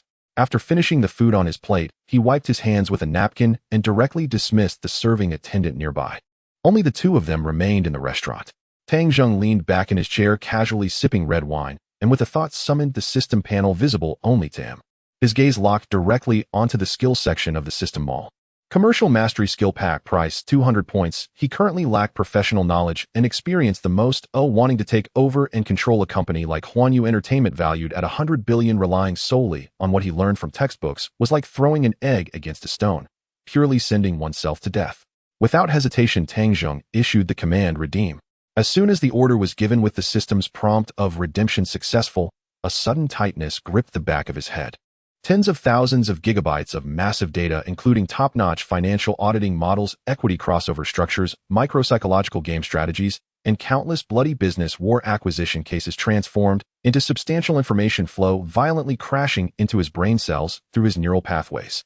Tang Zheng's hands gripped the armrests of the sofa tightly, his fingers scraping against the armrests, producing a harsh sound. A flood of information crazily reorganized in his mind. Gastric acid rose to his throat. He clamped his mouth shut and beads of sweat almost covered his forehead. 30 seconds later, he picked up the large glass of ice water on the table and drank it down, the cold liquid smashing into his stomach and forcefully suppressing the almost explosive pain. Boss! Ivan threw down the lobster claw, his massive body suddenly standing up, knocking over the chair behind him. The murderous intent instantly filled his gray-blue eyes, and one hand had already reached for his waist. Is there poison in the water? They'll go take care of those people. I'm fine, sit down. Tang Zheng raised a hand, pressing on his still aching brow. He closed his eyes, took 3 deep breaths, and when he opened them again, the clear eyes that originally belonged to a youthful boy now held a layer of unsettling cunning and depth, making it impossible to see through. After a while, he closed his eyes again, reopening them after a moment, once again restoring his original clear. The next morning, warm water splashed on his face, dripping down his chin into the exquisite washstand. Tang Zheng grabbed the white towel beside the washstand to wipe his face. The throbbing pain in his head, which felt as if it might burst from overwhelming data, had completely faded, replaced by an unprecedented clarity. The massive business cases, equity structure models, and key decision-making concepts were now etched firmly in his muscle memory, as if he had personally experienced them. Now, with just a thought, the relevant data would automatically resurface in his mind. Those 200 points were well spent. He walked to the floor-to-ceiling window, overlooking the bustling city that had fully awakened. There was no rush for the matters concerning Huanyu Entertainment. Today, he planned to attend to another important task. The Princess Mansion, awarded by the system, now had all the property registration under his name. It was time. Charles, Tang Zheng called casually as he walked into the living room. The butler, who had been waiting outside, immediately pushed the door open and bowed slightly. Arrange for a car. Do I need to go out? Yes, Mr. Tang, I will notify the driver immediately, Charles replied without asking any unnecessary questions, and turned to make arrangements. 30 minutes later, a black Rolls-Royce Phantom smoothly entered a wide cobblestone alley. Although it was within the second ring of the capital, the streets here were noticeably quieter than the commercial districts outside, lined with tall national locust trees, their dense canopies cutting the early autumn sunlight into fragmented patches. The car stopped before an imposing grand gate. The crimson gate was tightly closed, with the brass studs on either side still shining brightly. Flanking the gate were 2 lifelike white marble lions, and there wasn't a trace of moss on the steps, indicating regular maintenance. After several people got out of the car, Ivan was the first to approach the door. Standing in front of the grand gate, he pressed both hands against the heavy wooden doors, and as the weighty hinges turned, the gate slowly opened. Hearing the long unheard sound of the gate creaking open, an old man in the courtyard paused his actions, slowly lifting his head. Despite his age, his eyes still sparkled with vitality. He was dressed in a neatly pressed gray Zhongshan suit, holding a large broom in hand, and was meticulously sweeping the fallen leaves on the ground before the arrival of the guests. Though he swept slowly, each stroke of the broom effectively gathered the leaves into a neat pile, suggesting he had some strength. As he gazed in the direction of the newcomers, the old man's eyes skipped over Ivan, locking directly onto the young boy who entered behind him. Mr. Tang. At that moment, less than 30 meters from the gate, a middle-aged man dressed in a dark blue gown was leisurely strolling with a redwood birdcage. Upon hearing the sound, he abruptly halted in his tracks. The middle-aged man squinted, staring in astonishment at the Rolls-Royce with the license plate ending in 999. Wasn't that the car from the Yunk Hotel in the capital? Old G has returned to the capital. I didn't hear any news about it. The figures inside don't seem to resemble those from the G family. Could they be his big clients? He was far too familiar with the Princess Mansion, or it had been at least a decade since it had been empty. Usually not even a fly could be seen entering or leaving this grand gate. Only occasionally would someone emerge from the small door to procure daily necessities. The eccentric old man inside was even more reclusive, always saying the master is not in. Countless dignitaries in the capital wished to buy this exquisite mansion, but none could even ascertain who. Today the grand gate was unexpectedly opened properly from the outside. Beside the middle-aged man was a sturdy man with a crew cut. Seeing his boss stop, he assumed there was some urgent situation and instinctively reached for his waist, stepping forward slightly. It's nothing, you just go down, the middle-aged man softly reprimanded. He raised his hand to stroke the stubble on his chin, fixating on Tang Zheng's back, then turned to the crew-cut man and instructed, find out the background of this young man. The door of the Princess Mansion has opened. It seems a storm is brewing in the capital. After saying that, he continued his leisurely stroll with his birdcage. The crew-cut man nodded and silently retreated into the nearby alley, disappearing. At this moment, Tang Zheng was unaware that someone was probing into his information. He stepped over the threshold and entered his Princess Mansion. Right in front was a massive white marble shadow wall, intricately carved with a design of bats playing in the water. Passing around the shadow wall, he entered the first courtyard. In the center of the yard stood a ginkgo tree that required 3 people to embrace. The old man was currently standing under the ginkgo tree. Upon receiving Tang Jing's confirmation, Sun Fu leaned his broom against the ginkgo tree, rubbing his hands on the hem of his gray Zhongshan suit to brush off the invisible dust. Turning around, he walked somewhat unsteadily towards a room to the side. About a minute later, Sun Fu emerged holding a brass-bound camphor wood box and presented it to Tang Zheng. Mr. Tang, my name is Sun Fu, and I was the steward of this princess mansion. Inside this box are all the relevant contracts of the mansion, design drawings from various areas, and backup keys for the 3 courtyards and 72 rooms. The previous owner instructed me to hand these over to the new owner upon their arrival, so that my responsibilities here. Ivan, standing to the side, took the box. Sun Fu continued, Mr. Tang, this is your first visit. The old man will lead you and introduce the current general situation of the princess mansion. Sun Fu's voice carried a sense of steadiness honed by years as he turned and walked at a leisurely pace, maintaining a half-shoulder distance behind Tang Zheng, never overshadowing the new master's presence. This mansion has 5 courtyards in total, covering an area of 4,500 square meters. The previous owner excavated 2 additional floors 10 years ago. Although the mansion's layout still resembles that of a century-old princess mansion, it is equipped with modern amenities such as electricity, gas heating, central air conditioning, and a temperature-controlled ventilation system, all to the highest specifications. Additionally, vibration-sensing fiber optics have been embedded within the external walls, and the courtyard surveillance system completely covers all blind spots. Sun Fu spoke while kindly brushing off leaves that drifted down from the nearby tree.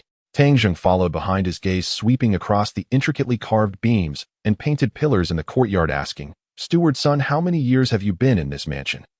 Hearing Tang Zheng's question, Sun Fu's tone was filled with nostalgia and reluctance as he replied, 12 years. Now that you've come, I should be leaving this princess mansion. Tang Zheng thought for a moment and said, Steward Sun, if you have no other place to go, just stay and help me manage this mansion. I will double your salary. Upon hearing Tang Zheng's words, Sun Fu was overwhelmed with emotion, stepping back half a pace and bowing deeply to Tang Zheng. Thank you, master. Sun Fu's voice was filled with excitement. My life has long been tied to this mansion, and I was worried about having no place to go once I left through this door. If the gentleman is willing to provide me with food, then that is my fortune. Rest assured, I will continue to guard this princess mansion well for you. Tang Zheng waved his hand, correcting, From now on, don't call me master, just call me young master, as I'm only 18. Where is the study? Sun Fu straightened up, turning to point towards the tightly closed study in the east. That room is fitted with a special mechanical lock. In the past 10 years, besides the previous owner, no one else has entered, and only the previous owner has the backup key. Okay, I understand. You both can go now. Tang Zheng dismissed Sun Fu and Ivan, walking alone along the covered walkway towards the study. Arriving at the study door, a heavy golden silk Nanma door was tightly closed, and indeed the lock was not a traditional brass one, but a modern black metal panel beneath, which was a concealed cross-shaped mechanical lock. Tang Zheng reached into his pocket and took out the special key obtained from the system. Inserting the key into the cross-shaped lock, he felt no resistance. With a slight twist of his wrist to the right 3 times, and to the left 1.5 times, a series of muffled mechanical sounds echoed from within the door, the heavy physical feedback sensation transmitting through the key to his palm, and then to his brain, followed by the door opening. As he pushed open the door, there was no musty dust or the damp smell of an old house. The study appeared somewhat dim under the natural light, yet it spanned nearly 100 square meters. Tang Zheng fumbled to press the brass switch on the wall, and the chandelier above instantly lit up, illuminating the entire space in exquisite detail. This hardly resembled a study, it was more akin to a small private museum. 3 walls were lined with towering rosewood bookshelves that reached the ceiling, densely packed with various bound antique books, heavy original foreign texts, and rows of sealed documents in brown paper bags. The brown paper bags bore no names, only a series of seemingly random numerical codes. In the center of the room stood a massive Wang Wali writing desk accompanied by a grand scholar's chair. The surface of the desk was impeccably clean, evidently maintained by a new air circulation system featuring powerful industrial-grade dust filtration. Although this study had not been opened for years, it still retained a certain level of cleanliness. At the center of the desk sat a solitary dark golden metal safe approximately 50 centimeters high and 70 centimeters wide beneath, which was pressed in envelope sealed with golden wax. Tang Zheng walked over and sat down in the broad scholar's chair. He did not rush to open the safe, but instead tore open the envelope. The letter was written on a type of handmade rice paper that felt slightly grainy with rough edges. It bore several lines of text written in a sharp penmanship, each stroke seeming to cut through the paper. To the unfamiliar young man, I knew I could not keep this house, One day it would return to its rightful owner. The contents of the box are my gift to you. Good day. Tang Zhang then placed his hand on the surface of the metal safe, feeling its coldness reminiscent of some high-strength aerospace alloy. The front of the safe featured a cross-shaped keyhole that looked somewhat familiar, resembling the type found in the study door. He took out the key he had just found and tentatively inserted it into the keyhole, twisting it to the right twice. Click! The lid of the safe popped open slightly. Tang Zhang lifted the heavy lid, revealing a neatly arranged collection of wooden jewelry boxes of various sizes. He casually opened the largest rectangular box on top, and a dazzling array of light immediately dazzled his eyes. Inside lay a massive sapphire necklace with a main stone of exaggerated size, surrounded by hundreds of smaller diamonds. 2 seconds later, a precise set of data automatically surfaced in Tang Zhang's mind: Kashmiri, untreated blue sapphire weighing 48.5 carats with a total diamond weight of 85 carats, the centerpiece of Christie's Geneva spring auction in 2010, ultimately sold for $24 million to a mysterious buyer. Tang Zhang stared at the necklace in disbelief. A sum of over $20 million from more than a decade ago was just casually given to him. He then opened the second square box, revealing a complete set of imperial green jade jewelry, a necklace, earrings, and a wide bracelet. The greens were so rich that they seemed to glisten, with no trace of impurities visible under the light. Data danced in his mind again. Top-grade glass-type jade from Myanmar, cut from a pristine 12-kilogram rough stone, currently valued at over 100 million RMB. Next, Tang Zhang methodically opened each box. Inside the safe, a pink diamond brooch, a Colombian emerald ring, and various other top-tier jewels of unidentifiable names, yet unmistakable value. This safe could be considered a small mobile vault, with a conservative estimate of its total value at 3 billion RMB. If criminal gangs found out about it, why would they rob a bank? It would be far less risky and much more profitable to simply take this. What kind of high-level tycoon was the previous owner? What had the system done behind the scenes to make him willingly offer such valuable items as gifts? Tang Zhang pushed the dazzling jewels aside, his gaze landing on 2 small brocade boxes at the bottom of the safe, which were crafted in a very ancient style. He reached for the left box and opened it directly. Inside lay a plain, uncarved talisman bracelet resting quietly on a yellow satin cloth. It was not jade, but rather it was pure white jade. Tang Zhang picked up the bracelet. It felt smooth and delicate, like a baby's skin, the jade itself pure white, without a hint of color, exuding a natural lustrous sheen. Top-grade sheep, fat white jade. This kind of material has basically become extinct in the current market. Even with money, one cannot buy authentic goods, let alone such a large piece, without any blemishes from old material. For some reason, this bracelet, untouched by modern complex craftsmanship, appealed to him more than the spark. Tang Zhang slid the bracelet onto his wrist. As it touched his joint, the cool sensation seeped into his skin, instantly alleviating much of his day's fatigue. Comfortable. He then opened the last brocade box, which contained a men's ruby ring. The ring's band was made of heavy matte platinum with a rugged design and no unnecessary diamond embellishments, featuring a square-cut ruby at its center. The ruby's color was extremely deep dark red, like congealed blood. Top-grade pigeon blood red. Tang Zhang took the ring out and slipped it onto his right index finger. The size fit perfectly, as if it had been custom-made just for him. The weight of the platinum pressed against his knuckle, providing a solid physical feedback. He clenched his fist. The edges of the ring were smooth, causing no hindrance to his fingers' movement. It looked good, though it was a bit exaggeratedly ostentatious. It would be better to keep it tucked away for daily use. Tang Zhang closed the metal safe filled with billions in jewels and locked it securely. There was no immediate need to liquidate these items. His current cash flow was sufficient, and these top-tier jewels might prove to be invaluable in the future. Tang Zhang closed the door and exited the study, passing through the corridor back to the front courtyard. Sun Fu was diligently wiping the relief on the Han white jade screen with a clean cotton cloth, meticulously attending to every detail, even the gaps in the bat's wings. Upon hearing footsteps, Sun Fu quickly paused his work, folded the cloth neatly, tucked it into his pocket, and stood straight to the side. Young master. Tang Zhang walked to the ancient ginkgo tree in the center of the courtyard and looked at Sun Fu. Is there anyone else in this house besides you? Sun Fu replied steadily. Young master, yes. The estate employs a property management team who come every morning before 7 a.m. to clean the premises thoroughly, and security personnel are on duty 247 to monitor the safety of the estate. Give me your bank card number. Sun Fu was momentarily taken aback, quickly pulling out a bank card from his pocket and handing it over with both hands. Tang Zhang took out his phone, opened the banking app, and performed the necessary operations. 1 minute later, ding. Sun Fu's phone received a text notification. 5 million has been credited. This is for the upcoming living expenses of this estate, as well as your salary. If it's not enough, come find me again. Sun Fu took a deep breath several times, put the phone away, and bowed deeply. Rest assured, young master. Tang Zheng said no more, waving to Ivan, who stood guard nearby. Ivan, let's go. The Rolls-Royce glided into the bustling CBD of Kyoto. Tang Zheng gazed at the congested traffic outside, suddenly noticing a massive vertical screen advertisement nearby. Charles, pull over, you can head back to the hotel first. Sure, mister. Tang Zheng got out with Ivan at the intersection. Not far ahead stood the Kyoto International Exhibition Center, adorned with large automobile posters. The annual Large International Auto Show was currently being held there. He suddenly recalled that he would likely be studying in Kyoto soon. In a few days, he planned to enroll in a driving school and obtain a driver's license. He could buy a car to keep at the princess's residence as his future mode of transportation. Taking Ivan with him, he said, let's go check out the cars.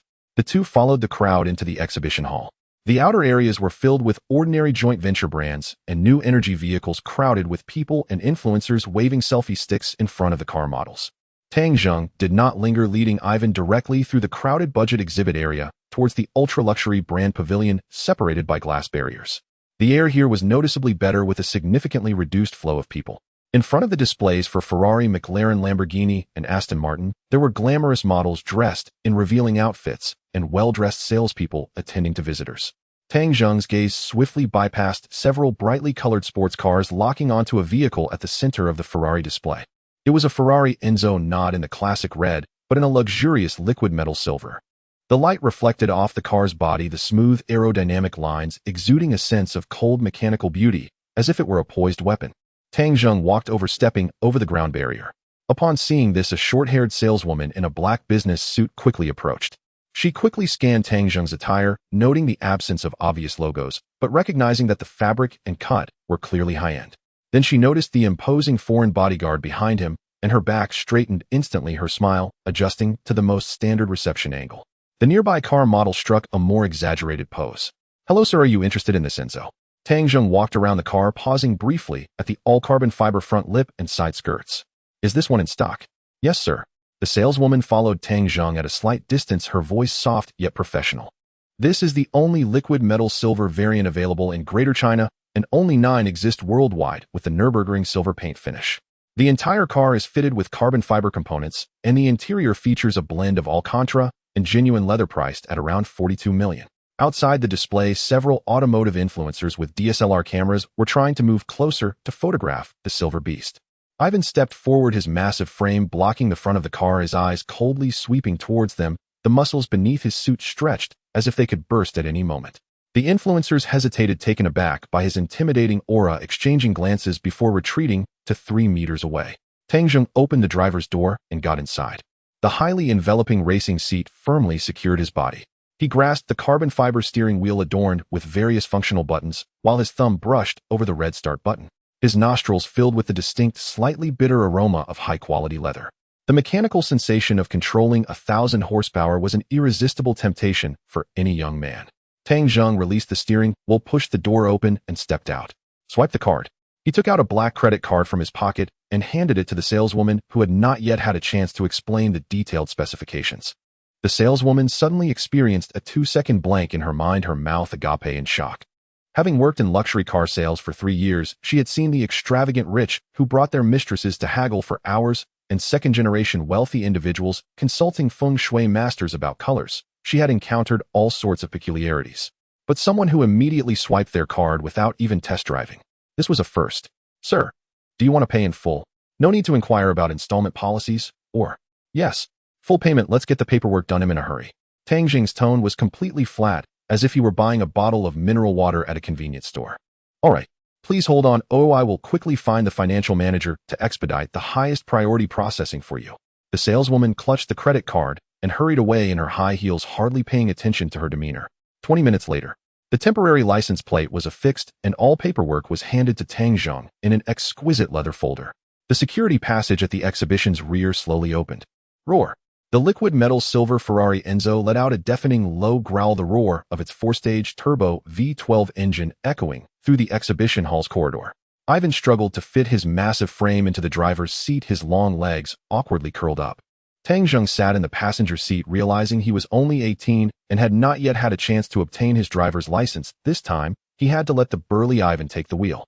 Ivan pressed the accelerator, and the silver car shot forward like a bolt of lightning, slicing through the traffic outside, merging into Kyoto's main road. In a VIP lounge on the second floor of the exhibition hall, a young man in a white suit watched the departing silver Ferrari, swirling a wine glass in his hand. Go find out who took that, Enzo. The silver Ferrari tore through the second ring road, the engine's roar rattling the windows of several nearby private cars. Ivan's large body was squeezed into the driver's seat, his fingers gripping the steering wheel tightly. He was used to driving a bulletproof SUV, and without the boss in the car, this supercar hugging the ground made him feel somewhat constrained with his long legs awkwardly placed. Boss, this car has a very low chassis. If an emergency arises, we can't even climb over a curb. Ivan complained while staring at the road ahead. Tang Zheng leaned against the carbon fiber seat in the passenger side, turning his head to watch the streets retreating outside. Do you think we're in the wilderness of the Middle East? In Kyoto's second ring, what do you need to climb a curb for? No one is trying to kill me yet. He took out his phone and glanced at the screen. It was very clean with no missed calls or messages. Since that call from Xinqing, there had been no further news from Huanyu Entertainment. It seemed the executive president was currently caught up in something, unable to find the time to maintain contact with him, the new boss, or perhaps had other thoughts. Upon returning to the Yonk Hotel, Tang Zheng tossed the car keys to a parking attendant who approached. Fill it up and have it ready at 8 in the morning at the front entrance. The next morning at 9 o'clock, in the lobby of Huanyu Building. The decor here is infused with a strong modern film style, with a row of large posters of popular stars hanging on the walls. The lobby is filled with fashionable men and women stylishly dressed, striding confidently, and the air seems to be mixed with the scents of various high-end perfumes. Tang Zheng is wearing a simple white casual top complemented by a fitted dark patterned casual suit. Ivan is still behind him, dressed in a black suit, maintaining a distance of 2 steps. Tang Zheng approaches the gray-gold reception desk. At the reception area stand 2 girls with exquisite makeup. The one on the left is checking the delivery orders with her head bowed, while the short-haired girl on the right is inspecting her own makeup. When she turns her head and sees Tang Zheng's face, the pen she was holding drops onto the marble surface. What a handsome guy. The short-haired girl quickly picks up the pen, her gaze sweeping back and forth between Tang Zheng's face and Ivan behind him. Hello, are you the new recruit here to report? The artist department is on the 18th floor and the elevator is over there. The short-haired girl's voice unconsciously softens and she kindly gestures in the direction. Tang Zheng places his hand on the cool marble surface and lightly taps it twice. I'm here to find Xinqing. Upon hearing this name, the 2 reception girls exchange glances. The short-haired girl lowers her voice, leaning slightly forward, the name tag on her chest brushing against the edge of the counter with a faint clink. Handsome guy, you must be the new signed trainee, right? President Shin won't meet a new trainee, and besides, the artist department has a major production today. I advise you to stay quietly in the artist department for now. The president is often at the company, so you can meet him any day. It's best not to go up and touch bad luck today. Tang Zheng stops tapping the table and looks at her. What do you mean? The short-haired girl glances towards the elevator, ensuring no higher-ups are passing by before she speaks softly. There's a commotion going on upstairs.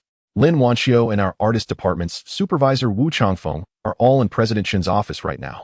I heard it's quite heated. They've even smashed a cup inside. Tang Zheng calculates in his mind.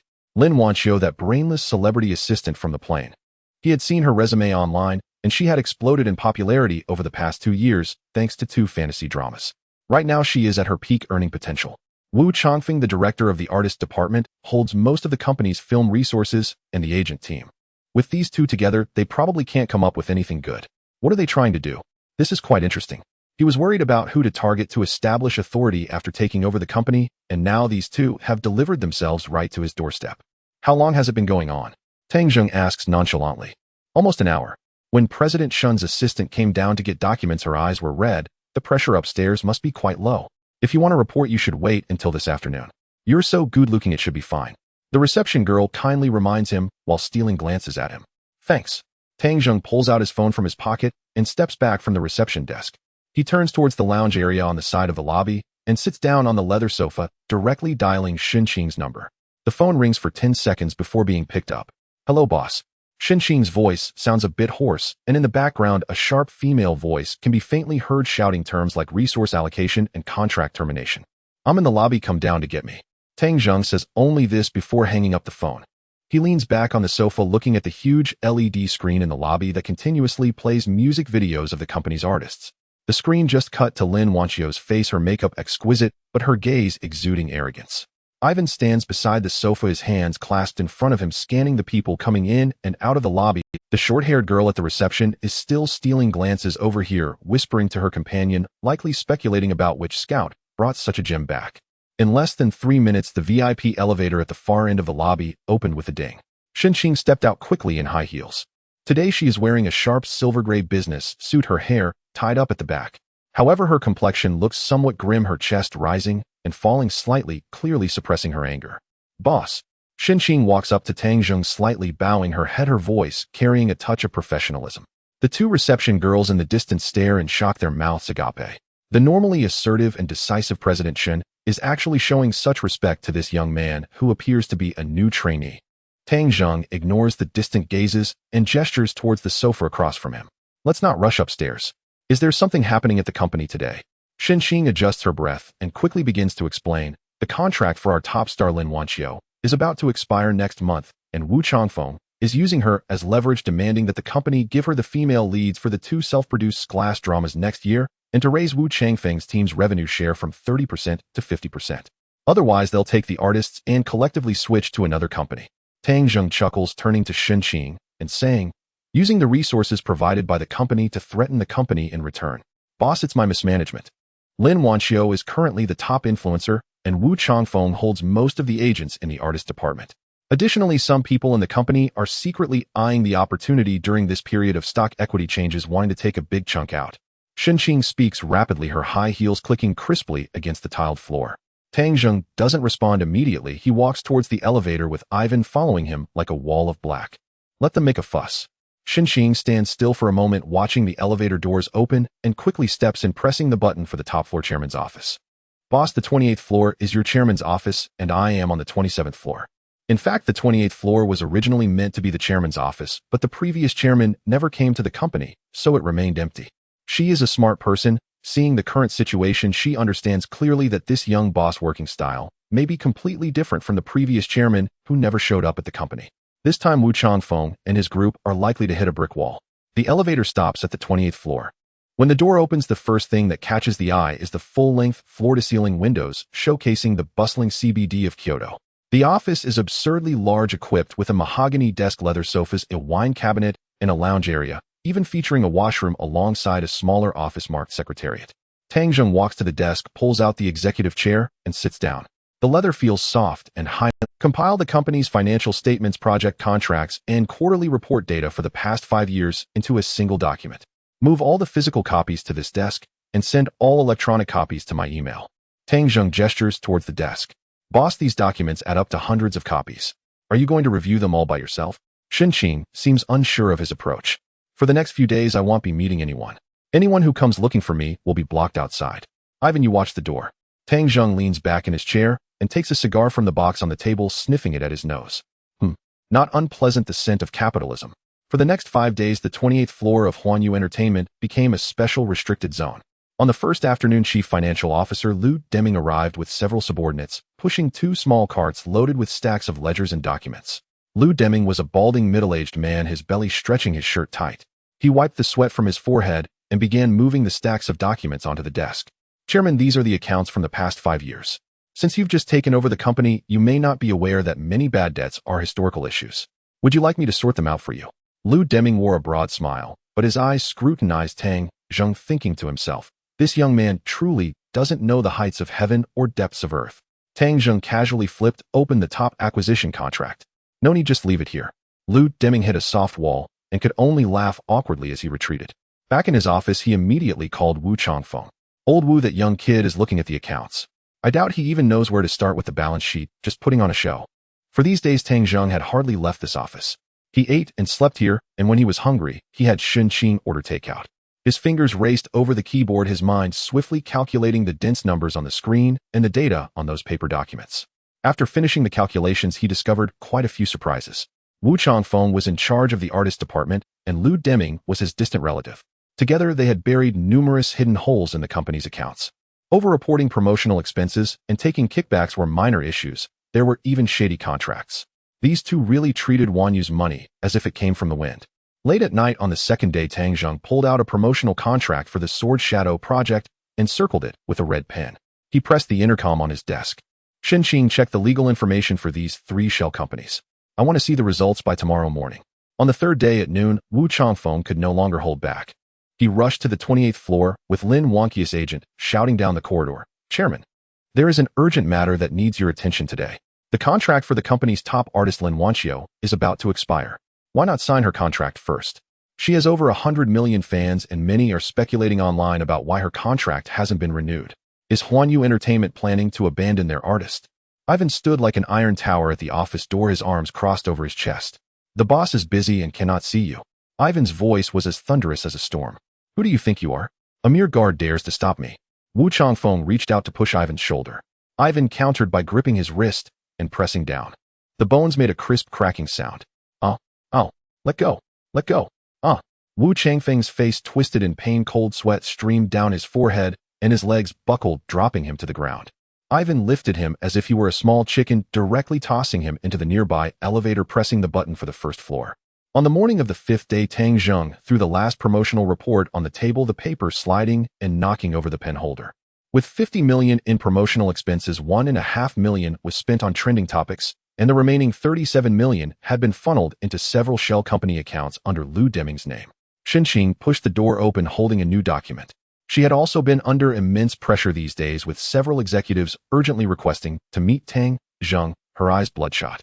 Boss Wu Changfeng sent another email yesterday stating that if they do not agree to their terms today, Lin Wanxiu will unilaterally terminate the contract tomorrow and take away the business resources for 3 level projects. Tang Zheng stood up and walked to the floor-to-ceiling window, gazing at the ant-like flow of traffic below. Notify all senior executives of the company. A meeting will be held at 2 o'clock this afternoon in conference room No. 1. At 2 o'clock in the afternoon. In conference room No. 1. The long redwood conference table was filled with people, and the air was thick with a sense of tension and probing. Wu Changfeng sat at the first position on the left, his wrist wrapped in a bandage. He toyed with a gold-plated pen, exchanging glances with CFO Lu Deming across the table. In these 5 days, the new boss had not shown his face in the company, remaining hidden on the 20th floor. Wu Changfeng calculated in his mind that a rich second generation who was not yet 20 years old knew nothing about management. Today's meeting was surely to seek reconciliation. Once he bowed his head, he would have to extract more concessions. The conference room door was pushed open. Tang Zheng walked in front, Ivan followed closely, and Xinqing brought up the rear. Tang Zheng pulled out the chair at the head of the table and scanned the long table. Everyone was present, yet no one spoke. Director Wu, do you have anything to say? Tang Zheng directly called out, his tone as flat as if he were asking about today's weather. Wu Changfeng stopped twirling his pen and leaned back against the chair. Tang Zheng, since we are having a meeting today, let's lay everything on the table. Wanxiu is the company's cash cow. Outside film companies offer an 80% cut to poach her. We only ask for 50%, which is not unreasonable, right? Also, the female leads for those 2 level dramas must be included in the contract. Tang Zheng did not respond, turning to CFO Lu Deming. Director Lu, last month was the remaining payment for the promotional expenses of the Sword Shadow project approved for 20 million. Lu Deming's heart sank, but he still maintained a tough front. Chairman Tang, expenses for promotions are like water, and buying trending topics is quite costly. The 20 million was calculated down to the last penny. Tang Zheng nodded, pulling out a stack of A4 papers from a folder in front of him and slapping it down on the long table. The papers scattered, sliding in front of Wu Changfeng and Lu Deming. The legal representative of the outsourced promotional company for this Sword Shadow project is Wang Zhengwo, who is your new brother-in-law, Director Lu. Out of the 20 million, 16 million was transferred to an overseas trust account 3 hours later. The air in the conference room instantly froze.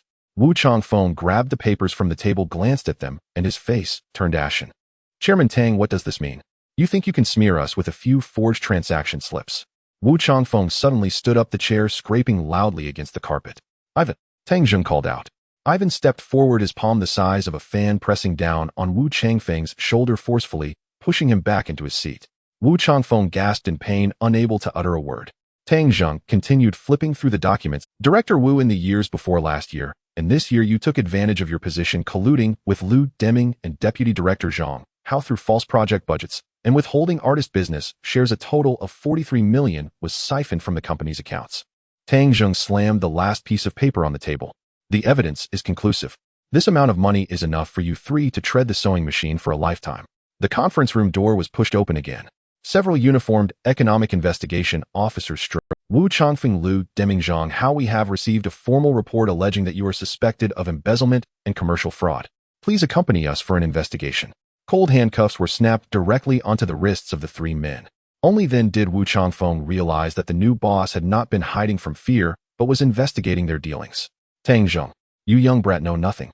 Without me, the artist department of Huanyu will be paralyzed by tomorrow. Lin Wanxiu will terminate her contract immediately, and the company can just wait for losses. Wu Changfeng was dragged out by two policemen shouting frantically. Tang Zheng remained seated, not even turning his head. Take them away. In an instant, the remaining executives in the conference room fell silent, paralyzed by fear. The department managers who had just been cheering with Wu Changfeng now dared not even breathe, fearing they would be the next to meet their demise. Tang Zheng tapped his fingers on the table. Everyone, the company does not harbor parasites. Those with capabilities will have ample funds, those seeking shortcuts will face consequences. Meeting dismissed. A major purge took less than 40 minutes. Shen Qing followed Tang Zheng back to the 20th floor. Boss Wu Changfeng and the others have gone in, but Lin Wanxiu will definitely not let this go easily. The company will focus on handling this matter next. She holds several major endorsements, and if we forcibly terminate the contracts, it would seriously damage the company's reputation. Shen Qing placed a public opinion monitoring report on the table. Tang Zheng walked to the liquor cabinet and poured himself a glass of ice water. Has she made any moves? Shen Qing took out her tablet, swiped through a few pages, and handed it over. Someone has seen Wu Changfeng being taken away, and the news has already gone viral. Lin Wanxiu just posted a lengthy article on Weibo accusing the company's upper management of turmoil, suppressing veteran employees, and coercing artists into signing unequal contracts. She has also collaborated with several other popular stars in the company to repost it. Fans online are going crazy, and many fans of artists are boycotting Huanyu, with some even threatening to vandalize the company building with paint. Tang Zheng took the tablet and glanced at the overly sentimental, lengthy article. The comments below were filled with fans' accusations and curses. Capitalist vampires, give us justice for Wanxiu. Boycott all Huanyu dramas and bring this broken company down.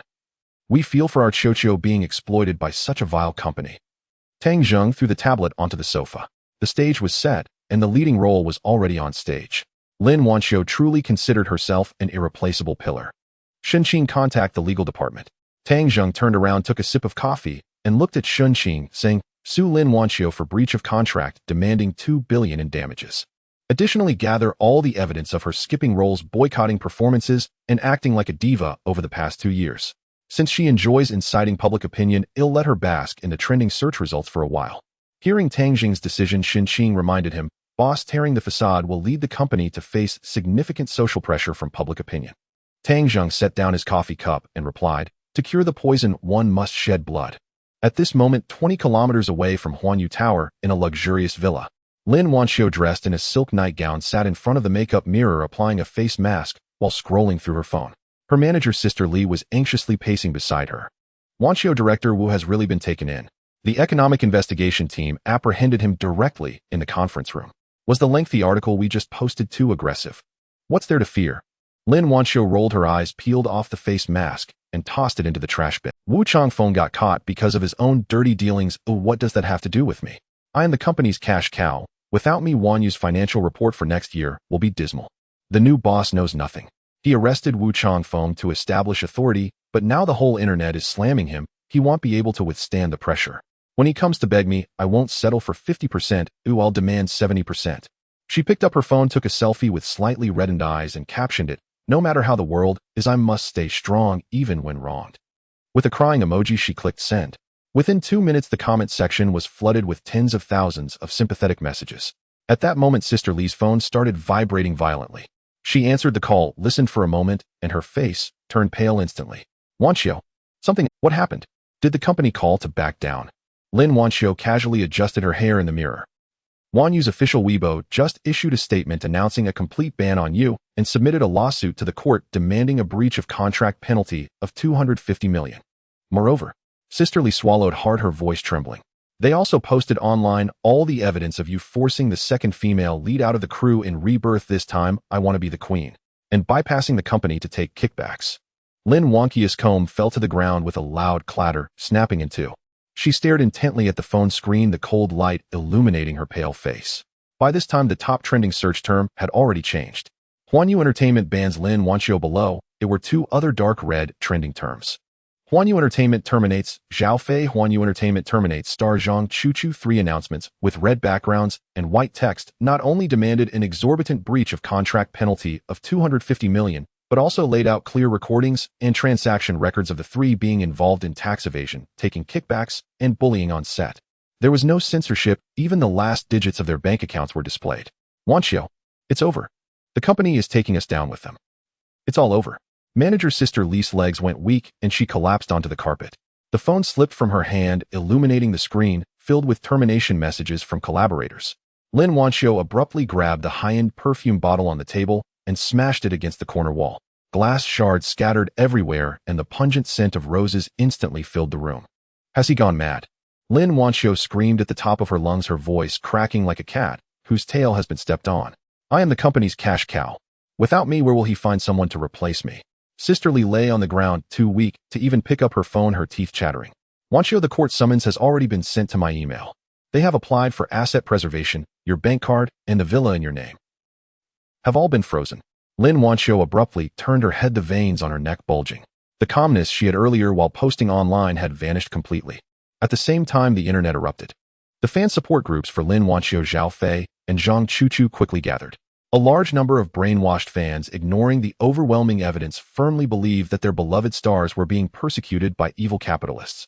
The fighting spirit of the fans was strong. In less than half an hour, they had dug up the current boss of Huanyu Entertainment. Fortunately, Tang Jing's personal information had been specially encrypted by the system, and these fans could only find one name. They couldn't uncover any other details, such as age, background, or home address. Found it. Huanyu's new boss, Tang Zheng, the capitalist. A vampire. Let's all rush to Huanyu's official Weibo. Report them to the business bureau. Boycott all Huanyu projects and bring this broken company down. Outside the glass doors of the Huanyu Tower lobby, over 100 extreme fans gathered, some even carrying plastic buckets filled with red paint, trying to splash it on the revolving door. 3 hours later, Huanyu Entertainment updated its official website and Weibo account with a solemnly worded open letter titled An Apology to the Public and Our Partners. The letter was concise, yet its tone was deeply sincere. It acknowledged that amid the company's rapid expansion over recent years, serious internal management failures had occurred, and that Wu Changfeng and others had brazenly engaged in occupational crimes. They had already been lawfully transferred to national public security authorities. This, the letter admitted, stood as irrefutable evidence of the company's regulatory negligence and profound accountability failure. What stunned netizens most was the final paragraph. Huanyu Entertainment's chairman announced that all illicit gains recovered, combined with the company's entire monthly profit, amounting to a staggering 500 million renminbi, would be fully donated to the China Youth Development Foundation's Project Hope. This sum would fund the construction of 30 new Hope primary schools in remote regions. This bold move sent online public opinion careening wildly out of control. 500 million. Is this real, or just a joke? Is Huanyu planning to whitewash itself through bankruptcy? Don't be fooled. The real issue is Lin Wanxiu. What about her case? Using charity as a shield. How distasteful. Inside the chairman's office, Su Jiyun, head of public relations, stared at the torrent of scathing comments scrolling across her tablet, her palms already slick with cold sweat. Boss, the backlash isn't subsiding, it's intensifying. Moreover, I've learned that several rival entertainment companies have invested heavily in paid commentators, now flooding the internet with claims that our donation is fake, a calculated publicity stunt. Su Jiyun's voice trembled, her eyes brimming with anxiety. Tang Zheng sat calmly in his broad executive chair, idly rolling a cigar between his fingers. He spoke slowly and deliberately, let them vent. The internet has no memory, but emotions are easily inflamed. We haven't reached peak intensity yet. Let the bullets fly a little longer. Glancing briefly at Shenxing, he added, ensure those 500 million are fully transferred by close of business tomorrow, and release the official receipt publicly. The next 3 days felt interminable for Huanyu Entertainment staff. Crowds of hostile fans blocked the entrance to the company building so tightly that food delivery couriers dared not approach, turning away from afar. Lin Wanxiu's most devoted fans even launched live-streamed hunger strikes, demanding Huanyu Entertainment withdraw entirely from the entertainment industry, and insisting Chairman Tang Zheng appear on livestream to apologize to Sister Lin. One declared she would starve herself to death, though whether her family knew remained unclear. On the morning of the 4th day, just as public outrage reached its boiling point, the winds shifted abruptly. CCTV News 7 a.m. morning broadcast aired a powerful 5-minute in-depth report. On screen, the Economic Crimes Investigation Department's verified evidence chain against Wu Changfeng unfolded with chilling clarity, ironclad and unassailable. Also featured were authenticated audio recordings voluntarily provided by Huanyu Entertainment, capturing terminated artists' candid testimonies, each sentence ringing with undeniable force. Finally, the report displayed an official payment confirmation issued by Project Hope, its vibrant red seal blazing vividly, a definitive proclamation of truth to all. The report's closing statement landed with resounding authority: the entertainment industry is no lawless frontier, nor should it become a breeding ground for corruption. Huanyu Entertainment's courageous self-purification sets a benchmark worthy of emulation across the entire sector. A soft clink echoed. The water glass slipped from Su Jiyun's hand onto the desk. She stood frozen, utterly stunned. "Boss, it's reversed. Completely reversed." Her voice quivered as she urgently thrust the tablet toward Tang Zheng. Indeed, the legions of online detractors who had raged just hours earlier vanished without a trace, while rival firms deploying paid commentators hastily deleted their posts. In their place surged an overwhelming wave of praise, hard-hitting red flag conscience-driven enterprise entertainment industry sanitation squad. These labels instantly flooded Huanyu's official Weibo feed. Tang Zheng glanced briefly at the screen, his expression unreadable as if every twist had long been anticipated. "Such minor turbulence. You'll grow accustomed to it. Call in the film television division team. Meeting time." His tone remained flat as though he had just weathered nothing more than a passing drizzle, not a cataclysmic crisis threatening his company's very existence. 5 minutes later, several department heads entered the office with palpable trepidation. All had been unnerved by the Wu Changfeng scandal, fearing their new chairman's wrath still smoldered and dreading being singled out as sacrificial lambs. Shen Qing placed a stack of project proposals gently before Tang Zheng. "Boss, these are the 5 film and television projects currently under development. Wu Changfeng favored this one most, Sword Immortal's Fate 2, intended as a bespoke vehicle for Lin Wanqiu classified as steer. And this modern urban drama, The Tyrant's Beloved Wife rated attire." Tang Zheng flipped through the proposals, those flamboyant titles registering in his mind as little more than refuse. Then he reached the last document, buried beneath the rest lacking even a cover page. Qing Yunyan. Intrigued, Tang Zheng read it carefully. "Who wrote this?" He pointed to the proposal, curiosity flickering. Zhao Jigang, head of the film television division, nervously wiped his brow. "Mr. Tang, it's by a rookie screenwriter, set in an alternate history universe. Its premise is unusual, a time travel narrative, yet its world feels simultaneously futuristic. Our assessment concluded its audience would likely be niche. Moreover, ensemble dramas demand high investment and carry substantial risk, so we tentatively assigned it tired, deferring production until budget permits." Tang Zheng's eyes lingered on the name Fan Xian. A faint smile tugged at his lips. This was the monumental breakout hit just flagged by his system, yet here it lay shelved as a tire afterthought. The core concept is remarkably strong, though the current setting feels overly rigid. It can, and must, be refined. As he spoke, Tang Zheng seized a red pen and struck decisively through the tire designation, then inscribed a crisp, authoritative S beside it. Zhao Jigang froze. Eyes wide, disbelief etched across his face. "Steer, Mr. The risks are enormous. And the sacred temple concept in the script, we find it too obscure. Audiences may struggle to grasp it, so we plan to replace it with a conventional martial sect." Zhao Jigang attempted to dissuade him, only for Tang Zheng to cut him off firmly. Replacing it with a martial sect would destroy the entire script. The sacred temple is precisely the soul of this drama. It embodies civilization's cyclical rebirth and humanity's awe before the unknown. Fan Xian isn't meant to be a poet in antiquity. He's a modern mind colliding hedon with a decaying imperial order. Elevate Emperor Qing's characterization further, he is no mere sovereign. He is the supreme master, the ultimate shadow Fan Xian must confront and transcend. As Tang Zheng spoke, his pen flew across the page, sketching pivotal turning points with swift, decisive. "I don't want cheap CGI and Xinxia fare. I demand weight, narrative depth, and visceral immersion. Every pore of the viewer must taste the acrid tang of political intrigue and feel the exhilarating rush of cathartic triumph." Zhao Jigang listened entranced. Places he deemed unremarkable now blazed with clarity, illuminated as if by sudden enlightenment. The other planners who'd entered with Zhao Jigang exchanged odd glances. None had expected Chairman Tang to possess not only ironclad managerial prowess, but also aesthetic discernment and narrative mastery surpassing veteran producers. "Proceed with these revisions. Oversee casting closely. Absolutely no reliance on shallow, eye-rolling influencers. I demand seasoned actors of formidable craft. Even supporting roles must command the stage."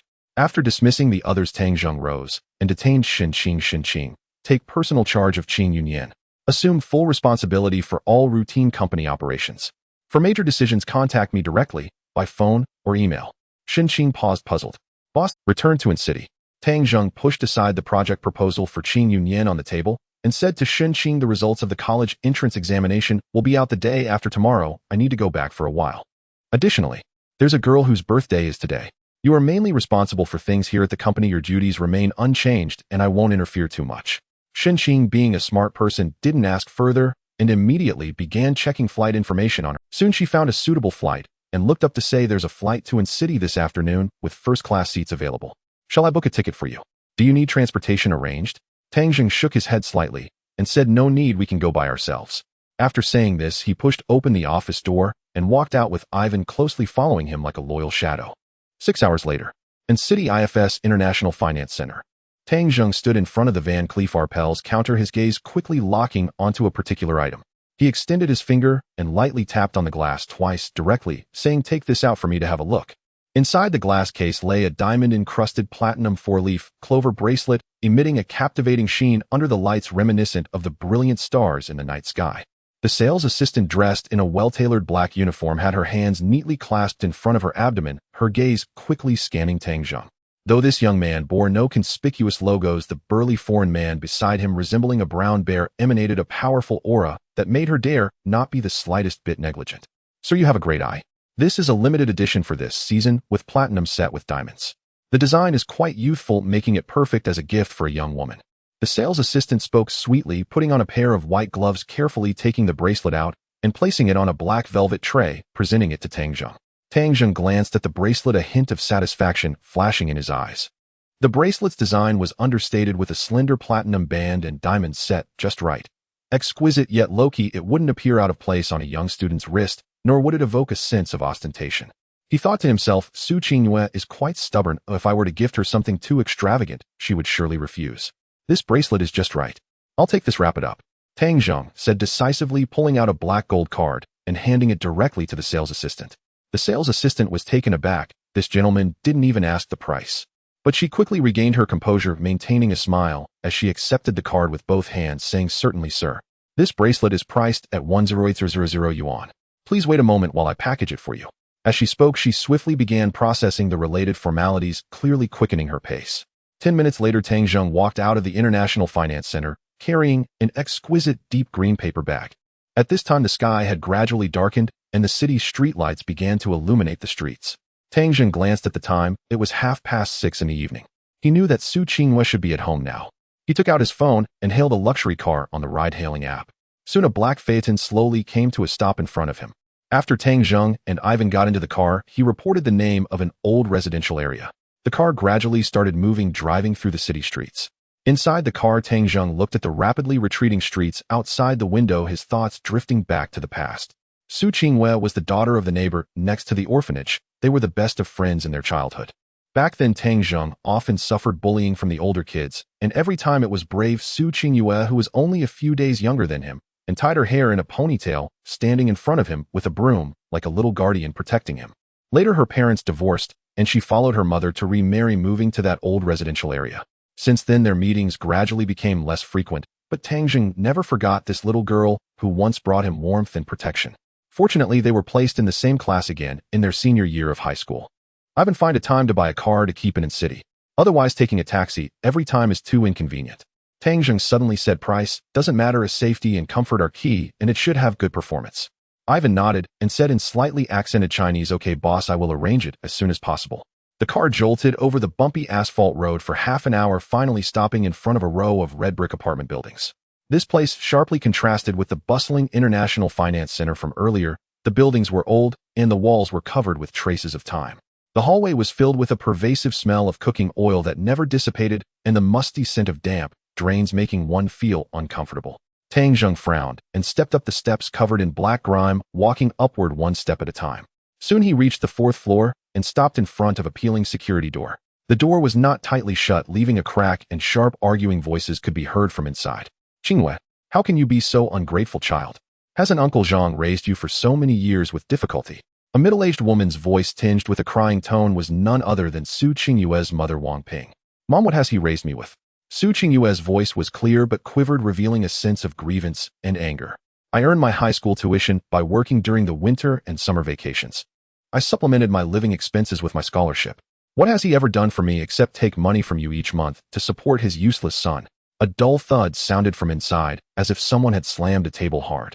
Immediately after, a hoarse male voice rang out with an air of condescension, "Su Qingyue, is this how you speak to your elders? Your results are coming out the day after tomorrow. With your scores, attending a key school is not a problem. But how much will tuition and accommodation cost per year? Your brother is now dating someone, and the girl wants a down payment of 300 yuan before marrying him. You're a girl, or what's the use of studying so much? Why not apply for a local free teacher training program, or simply not attend school and go work as a clerk in your brother's factory?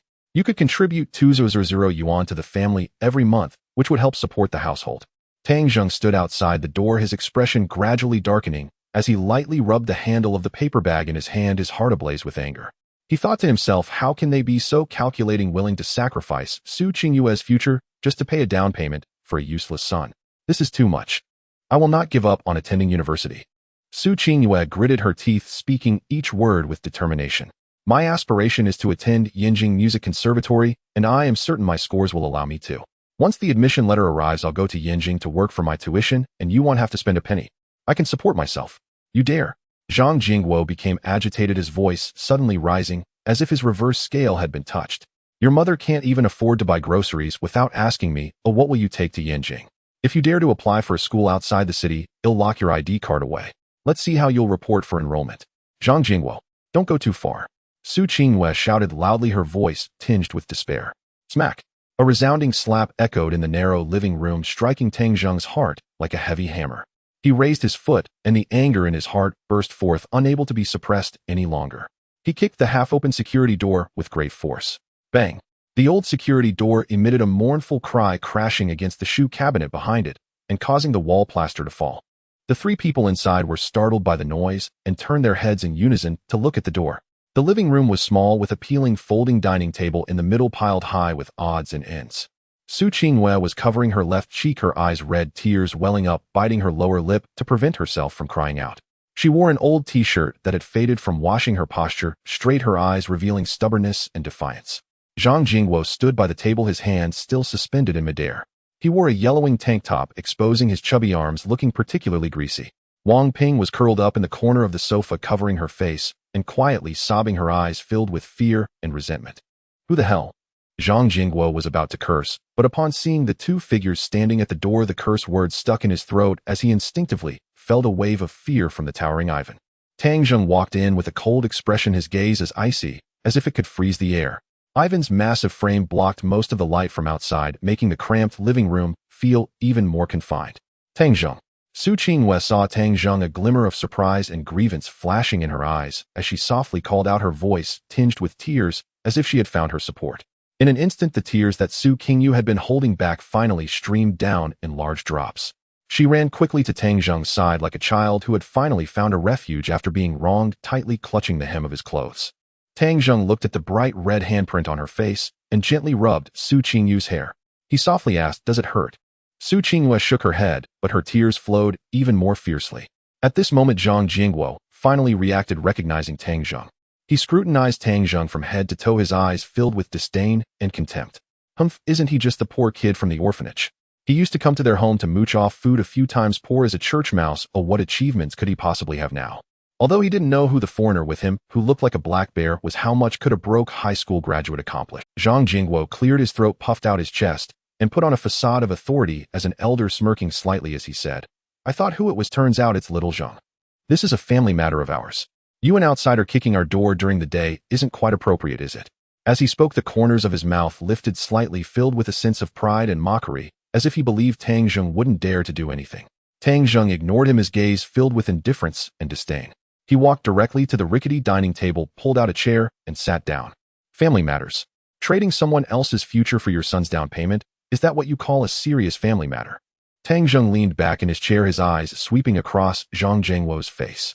Zhang Jingguo felt a rush of panic under Tang Zheng's gaze. His facial fat quivered slightly like a fox whose tail had been stepped on, and he angrily shouted, what do you know, you little brat? We're doing this for the good of the family. Girls will eventually get married. After all that studying, won't they just end up being someone else's daughter-in-law? It's better to work early and help the family out. Tang Zheng looked at Zhang Jingguo's face filled with greed and selfishness, as if it was only natural, and felt a wave of disgust in his heart. If this old fool was just a hopeless rogue, that would be one thing, but he insisted on using the excuse of for the good of the family to cover his shame. There's no point in reasoning with someone like him. The only way is to shatter what he values most, so he understands what the price is. Repay. Tang Zheng let out a cold laugh. He said expressionlessly, as far as I know, Qin Yu's biological father transfers 1,500 yuan in alimony to Aunt Wang's card every month. Isn't that money eventually spent on your son Zhang Tao cigarettes and internet cafe fees? Upon hearing this, Wang Ping, who had been quietly sobbing, suddenly shrank back, as if someone had suddenly poked her in a sensitive spot. Zhang Jingwo, like a cat whose tail had been stepped on, raised his voice and exploded with rage. What nonsense are you talking? That is our couple's joint property. How can you dictate how it's spent? You better get out of here quickly, or he'll call the police to arrest you for trespassing. Tang Zheng couldn't be bothered to argue with him anymore. He placed the dark green paper bag on the table and slowly pushed it towards Su Qingyue, his gaze softening as he said, "Qingyue, today is your birthday. Happy birthday." Su Qingyue was taken aback for a moment, looking at the exquisite paper bag, and repeatedly waved her hands. "Brother Tang Zheng, I can't accept this, but looks quite expensive." She knew Tang Zheng had lived in hardship before, and even if he had changed a bit, now he shouldn't spend too much on her. "Take it." Tang Zheng's tone was calm, but firm, his gaze filled with determination. Zhang Jingguo glanced at the paper bag, a mocking smile curling at the corners of his mouth. Oh, he even brought a gift. What can a poor kid from an orphanage afford? It's probably just a plastic chain bought for 10 yuan at some stall, right? Qingyue, don't let yourself be fooled by this penny-pinching kid. Tang Zheng did not respond to his mockery. He quietly opened the paper bag and took out a black velvet box. He pressed it gently, and with a snap the box popped open. Suddenly, the dim, incandescent light above seemed to brighten, shining on the bracelet, and the circle of tiny diamonds instantly reflected dazzling light, like the brilliant stars in the night sky. The platinum texture appeared out of place on the old and shabby dining table, yet it was incredibly eye-catching. Although Zhang Jingguo was a mechanic with little education, having been in society for so many years, he had seen quite a few luxury items worn by wealthy women and could tell at a glance that this was definitely not a cheap trinket. But he didn't believe Tang Zheng could afford the real thing and stubbornly said, "Are you trying to show off by getting a high-quality imitation? This glass junk is only good for deceiving little girls." Zhang Jingguo sneered. Tang Zheng remained silent, calmly pulling out the purchase receipt from beneath the box, holding it between two fingers, and lightly tossed it in front of Zhang Jingguo, with a hint of provocation in his eyes, as if to say, "Don't you not believe it? Then take a look. Take a look. How much is this glass junk worth?" Zhang Jingguo picked up the receipt with suspicion, his gaze sweeping over the item name, Van Cleef Arpels Vintage Alhambra Bracelet. Looking further down, the amount paid was clearly printed 1080000. Zhang Jingguo's hand trembled violently, and the receipt fell directly onto the table. 108,000 yuan. His son Zhang Tao had been clamoring for a 300,000 yuan down payment. This kid just casually gave a birthday gift worth one-third of that. This is impossible. Where did you get so much money? You must have stolen it. Yes, your money is of unclear origin. I'm going to report you. Zhang Jingguo pointed at Tang Zheng, his voice rising in pitch, his eyes filled with jealousy and madness. Tang Zheng stood up, leaning his hands on the table, looking down at Zhang Jingguo. "You have no right to know how I got my money. But listen carefully." Tang Zheng lowered his voice, his tone devoid of any fluctuation. "Qingyu's ambitions are her own. She can fill out wherever she wants. He'll pay for the tuition at Yenjing University. He'll cover her living expenses. From today on, she has nothing to do with your broken family." "You must be dreaming." Zhang Jingguo slammed his hand on the table, causing the water cups to wobble on top. "Her household registration is still on my book. As long as I don't agree, she can't go anywhere. He'll report her ID as lost tomorrow." Tang Zheng looked at Zhang Jingguo's face, which was stubborn and unyielding, and revealed a mocking smile as he said, "Fine. Your precious son Zhang Tao got into a fight at a bar in Nanjing last month and broke someone's nose. The other party wants 100,000 for a settlement, or else they'll pursue legal action. You guess if I offer 200,000 to make them go all the way, how many years would your son spend in there?" Zhang Jingguo's face instantly turned pale, like paper soaked in water devoid of color. He felt his legs go weak, almost unable to stand.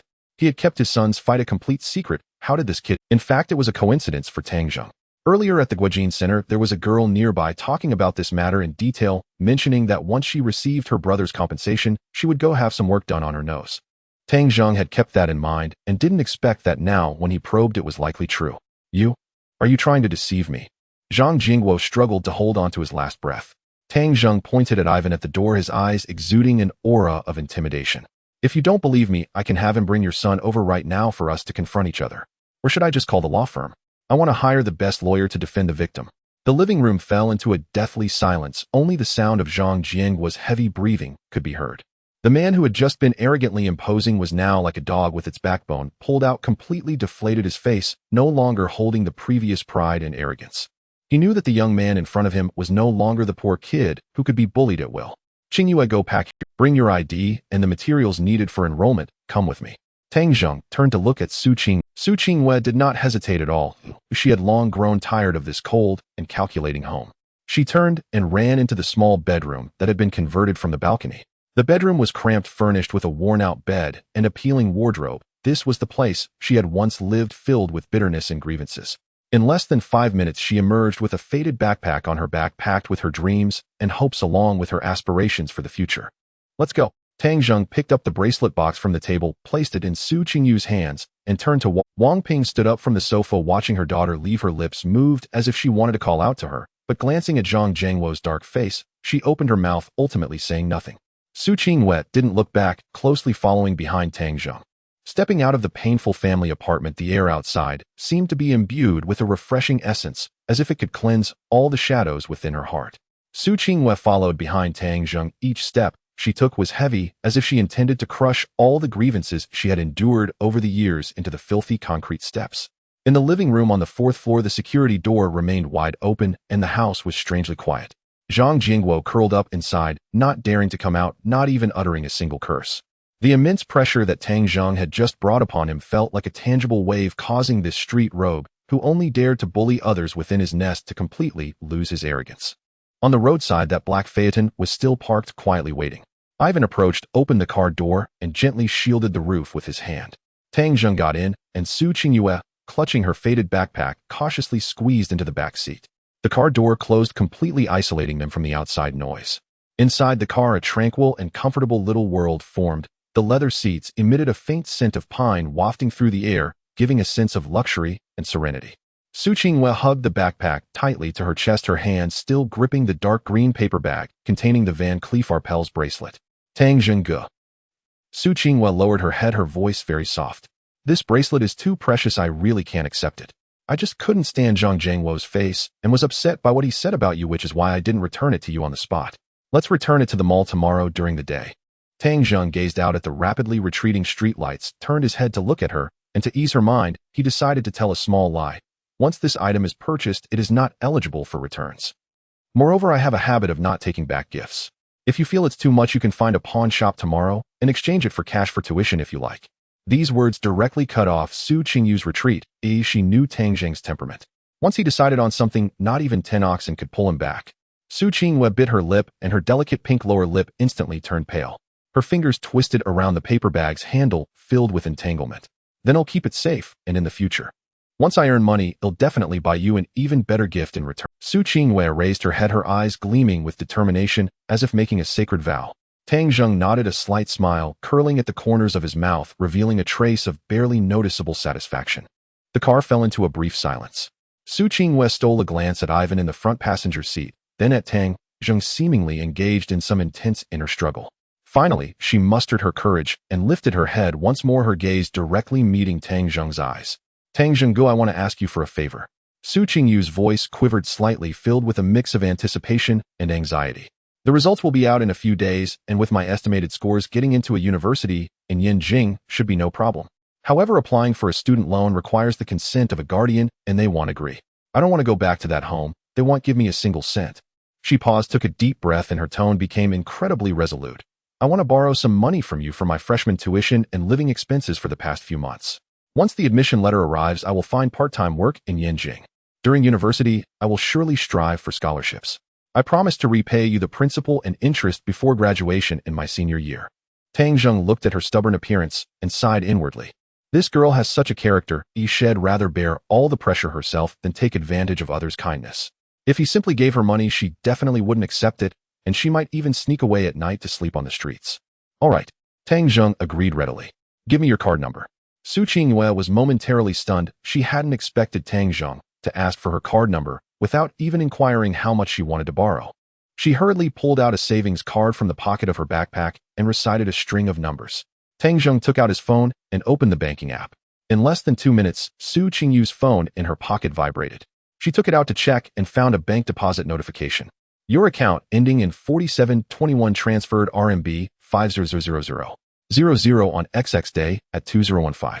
Current balance 50123. 50,000. That's too much. Tuition and accommodation together are less than 10,000, and for living expenses Su Qingwei panicked, wanting to turn back with her phone. Take it. Tang Zheng interrupted her in an authoritative, the cost of living in Yanjing is not lower than in Incheon. If you need to rent a place and work there, you'll need money. This amount counts as a loan to you with interest calculated at the highest rate for student loans. When you graduate, we will settle the principal and interest, not a cent less. Is that all right? Upon hearing the interest calculation, Su Qingyu's tense shoulders relaxed a little. She nodded vigorously, tears of gratitude shimmering in her eyes. Okay, I promise to repay you. The phaeton finally stopped in the underground parking lot of Yunding Tianwei. Tang Zheng instructed Ivan to take Su Qingyue to the guest room to rest while he took a shower, and then sat on the sofa in the living room handling emails from the company. The next morning, sunlight streamed through the windows into the dining room. After several people finished breakfast, Tang Zheng leaned on the sofa contemplating the upcoming arrangements. Although Ivan could drive, he still needed to have a driver's license for convenience in future travels. As a law-abiding citizen, he absolutely would not drive without a license. Therefore, after breakfast, Tang Zheng took Su Qingyue straight to the largest Pingcheng driving school in Incheon. At this time, in Incheon, the scorching sun of June and July was like a giant fireball roasting the earth, making the entire city feel like a massive furnace. On the training grounds of the driving school, several Santana cars were baking in the sun, their bodies so hot they seemed capable of frying an egg. The registration area for regular classes had a long line, a crowd of freshly graduated students and middle-aged individuals mingling together, sweat sliding down their faces, soaking their clothes. The air was thick with the smell of sweat mixed with the odor of cheap cigarettes, making one feel nauseous and furrow their brows. Tang Zheng didn't even glance in that direction and walked straight to a small building beside it that had a sign saying VIP Reception Center. Pushing open the glass door, a refreshing blast of cool air greeted him instantly, isolating the external heat and noise. The lobby was empty, and the girl at the front desk was engrossed in watching a drama on her phone, not even lifting her head when she heard the noise. Tang Zheng approached the desk and tapped twice on the smooth surface. I want to register for a driving test. Which class here can get the license the fastest? The girl at the front desk lazily replied without looking up. Regular class is 380. You'll have to queue for practice, and it takes about 4 months to get the license. The VIP class is 8800, 4 people per car, and you can get the license in about 2 months. Tang Zheng frowned slightly. Is there a class that doesn't require queuing, offers unknown teaching, and goes through the fastest process? The girl at the front desk finally lifted her head, giving Tang Zheng a once-over. Seeing his plain clothes with no obvious brand, and then glancing at the striking Su Qingyue beside him, she couldn't help but curl her lip, thinking to herself, another one pretending to be rich to pick up girls. Yes, there is the Supreme Black Gold class, which costs 28000. Dedicated car service, gold medal, instructors unknown, and you will pass every test. You can get the license in 10 days. However, this class only accepts a few people each year. Are you sure you want it? Before she could finish her sentence, Tang Zheng directly tossed the black gold card onto the table with a sharp snap. Swipe the card for 2 people. The young receptionist snapped her head up at those words, her eyes widening in astonishment and embarrassment, as she had not expected this handsome man to actually choose the most expensive Supreme Black Gold class and to enroll 2 people at once. She knew that the Supreme Black Gold class carried a very steep price, locally seldom attracting inquiries. Please wait, I will process it right away. The girl stammered, sudden cheerfulness flooding her face as she performed a complete turnaround in attitude. If this sale went through, her commission would be substantial. Flustered, she began fumbling with the computer, her usually practiced fingers growing clumsy under pressure and occasionally hitting the wrong keys. As she worked, she picked up the phone beside her and whispered a voice message to her boss. Boss, we have an important client at the front desk. Please come quickly. Half a minute later, the office door leading from the hall swung open, and a middle-aged man with a beer belly and a receding hairline hurried out in short steps, a grin plastered across his face. This man was Zhao Pingcheng, the principal of Pingcheng Driving School. He had just seen the scene outside on the surveillance feed, received the front desk message, and upon seeing the black gold card immediately realized they had a major client. 2 handsome guests, please come in, please come in. Zhao Pingcheng trotted over, his corpulent frame suddenly agile. The folds of skin around his face grinned like a chrysanthemum. He skirted the counter and handed them a business card with both hands. I am the principal, Zhao Pingcheng. You want the Supreme class? No problem. I will personally assign you our best instructor. A Jetta would be beneath your status. We will use the brand new Audi A6 for lessons. For the later tests, I guarantee to schedule the earliest possible slots, green lights all the way. You will not lose an extra day. Tang Zheng took the card, glanced at it indifferently, and slipped it into his pocket. Money is no object, but I have one demand: speed. I am not short of money, but I will not waste time, and the process must be above board. Tang Zheng's voice remained calm, yet carried an unshakable firmness. Rest assured, I will arrange everything transparently for you. Zhao Pengqing thumped his chest in earnest assurance, then personally served tea and watched as Tang Zheng leisurely signed the contract and paid. When the transaction success message appeared, a grin split Zhao Pengqing's face. Inwardly, he thought he had made a great sale and perhaps gained a valuable client who might bring prosperous business in the future. After leaving the driving school, Tang Zheng instructed Iwan to contact the dealership and order 2 cars for brand Huading. The Huading he had tried yesterday left a good impression. One would stay in Anqing for daily use, and the other be shipped to Jingdu for when school began. Time flew, and by the blink of an eye it was the 3rd day. For many Gaokao candidates across the nation, this day was crucial, the release of the college entrance exam results. At 9 in the morning in the living room on the 36th floor of Yunding Tianhui, Su Qinghua sat on the sofa, with her phone clenched tightly in her hand, her knuckles whitening from the grip. Her eyes were fixed on the phone screen, which displayed the login page of the score website. The loading bar crawled forward so slowly that every tiny advance felt like a struggle. Her breathing quickened and her chest rose and fell, and no matter how composed she normally was at this moment that decided her future, nerves were inevitable. Tang Zheng sat opposite on the other sofa, holding a cup of coffee, his expression as placid as a lake. By contrast, Iwan beside him appeared even more anxious than Su Qinghua. He kept rubbing his hands together, eyes fixed on Tang Zheng, silently praying that his boss would receive an He understood that the Gaokao was pivotal for every student in the country. Though his boss lacked for money now, who would not want a splendid result to embellish their life? Suddenly the phone on the table buzzed. It was the high school class WeChat group. Usually the group was as still as a pond, but now messages scrolled so fast they were indecipherable. Class leader Lu Yu was the first to speak. Guys, the site is crashing. I refreshed 10 times and still can't get in. Sports committee member Zhang Chong, don't mention it. I borrowed a gigabit machine at the internet cafe and got in. 412 points, I'm done for. With this score, I'll probably end up at the reclass factory. Wishing everyone bright futures in advance. Then arts officer Li Na in tears. Why, I only got 520. One-line admission is tenuous. I want to. The group erupted in wails and complaints. At that moment, Su Qingyue's phone screen flickered, and the page finally loaded. She stared at the numbers on the screen, her eyes widening. Then she suddenly covered her mouth as tears sprang to her eyes. How many? Tang Zheng set down his cup and asked softly, his voice barely above a whisper for fear of breaking the tense, elated atmosphere. Su Qinghua lifted her head, her eyes rimmed red, yet her smile unable to be contained. She turned the phone toward Tang Zheng, and her voice trembling slightly read aloud: Chinese 135, Math 148, English 134, Science 285. Total 702. With that score, not only could she enter Yenjing University, she could freely choose among the nation's top institutions. Seeing the score, Tang Zheng's mouth tugged into a smile. Well done, he said, then took out his own phone. Let me check too. He entered his exam number and ID. The page spun twice, and his transcript popped up. Total 695.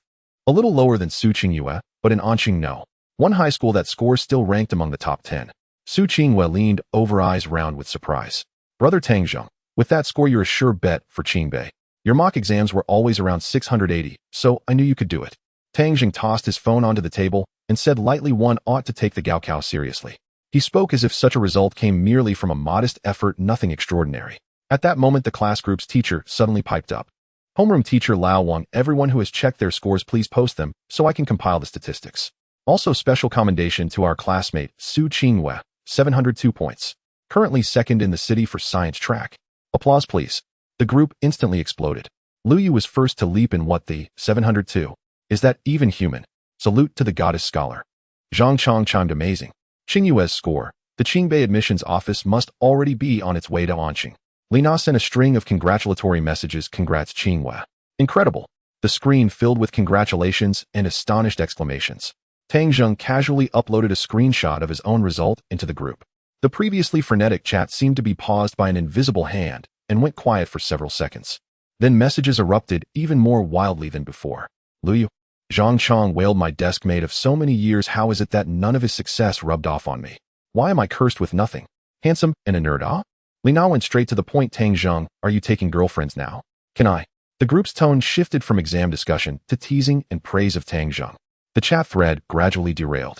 Tang Zheng exchanged a few playful lines with the group, then muted the chat and turned to Su Qinghua. Have you decided on your college preferences? He asked. Su Qinghua met his gaze, her expression resolute. I want to apply to Yenjing Conservatory of Music. Tang Zheng was slightly surprised at the choice. With your score, you could easily apply to Qingbei's top programs. Although Yenjing Conservatory is a top-tier art school, its cultural subject requirements are not as demanding. Su Qinghua shook her head, a mix of longing and determination in her eyes. This is my dream. Actually, my father graduated from Yinjing Conservatory. He was very talented, but unlucky. I have loved music since I was a child, though I want to complete the path he never finished. Mention of her father brought a fleeting shadow to her eyes, quickly replaced by the bright vision of herself flourishing on the musical path. Tang Zheng nodded. Everyone has their obsession. If she had her goal, he would not interfere.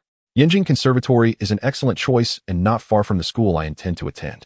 Su Qinghua asked curiously, Brother Tang Zheng, where do you plan to apply? Tsinghua or Peking?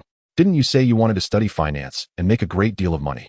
Leaning back on the sofa and gazing at Anqing's skyline through the floor-to-ceiling window, Tang Zheng replied slowly, I plan to apply to Jingdu University Department of Physics. Physics? Su Qinghua was filled with confusion. She simply could not comprehend why Tang Zheng would make such a choice. Physics is notoriously difficult to study in Huagua and even globally deterring countless students. Moreover, after graduating with a bachelor's degree, unless one goes abroad for further studies or pursues a doctorate, finding a high-paying job in the same field is nearly impossible. With Tang Zheng's scores, he could have easily pursued a more popular and easier major such as computer science or finance, ensuring a bright future with wealth and status readily accessible. Tang Zheng picked up his cup and took a sip, responding calmly. I no longer need to rely on studying finance to make money. Money as it is sufficient for my needs.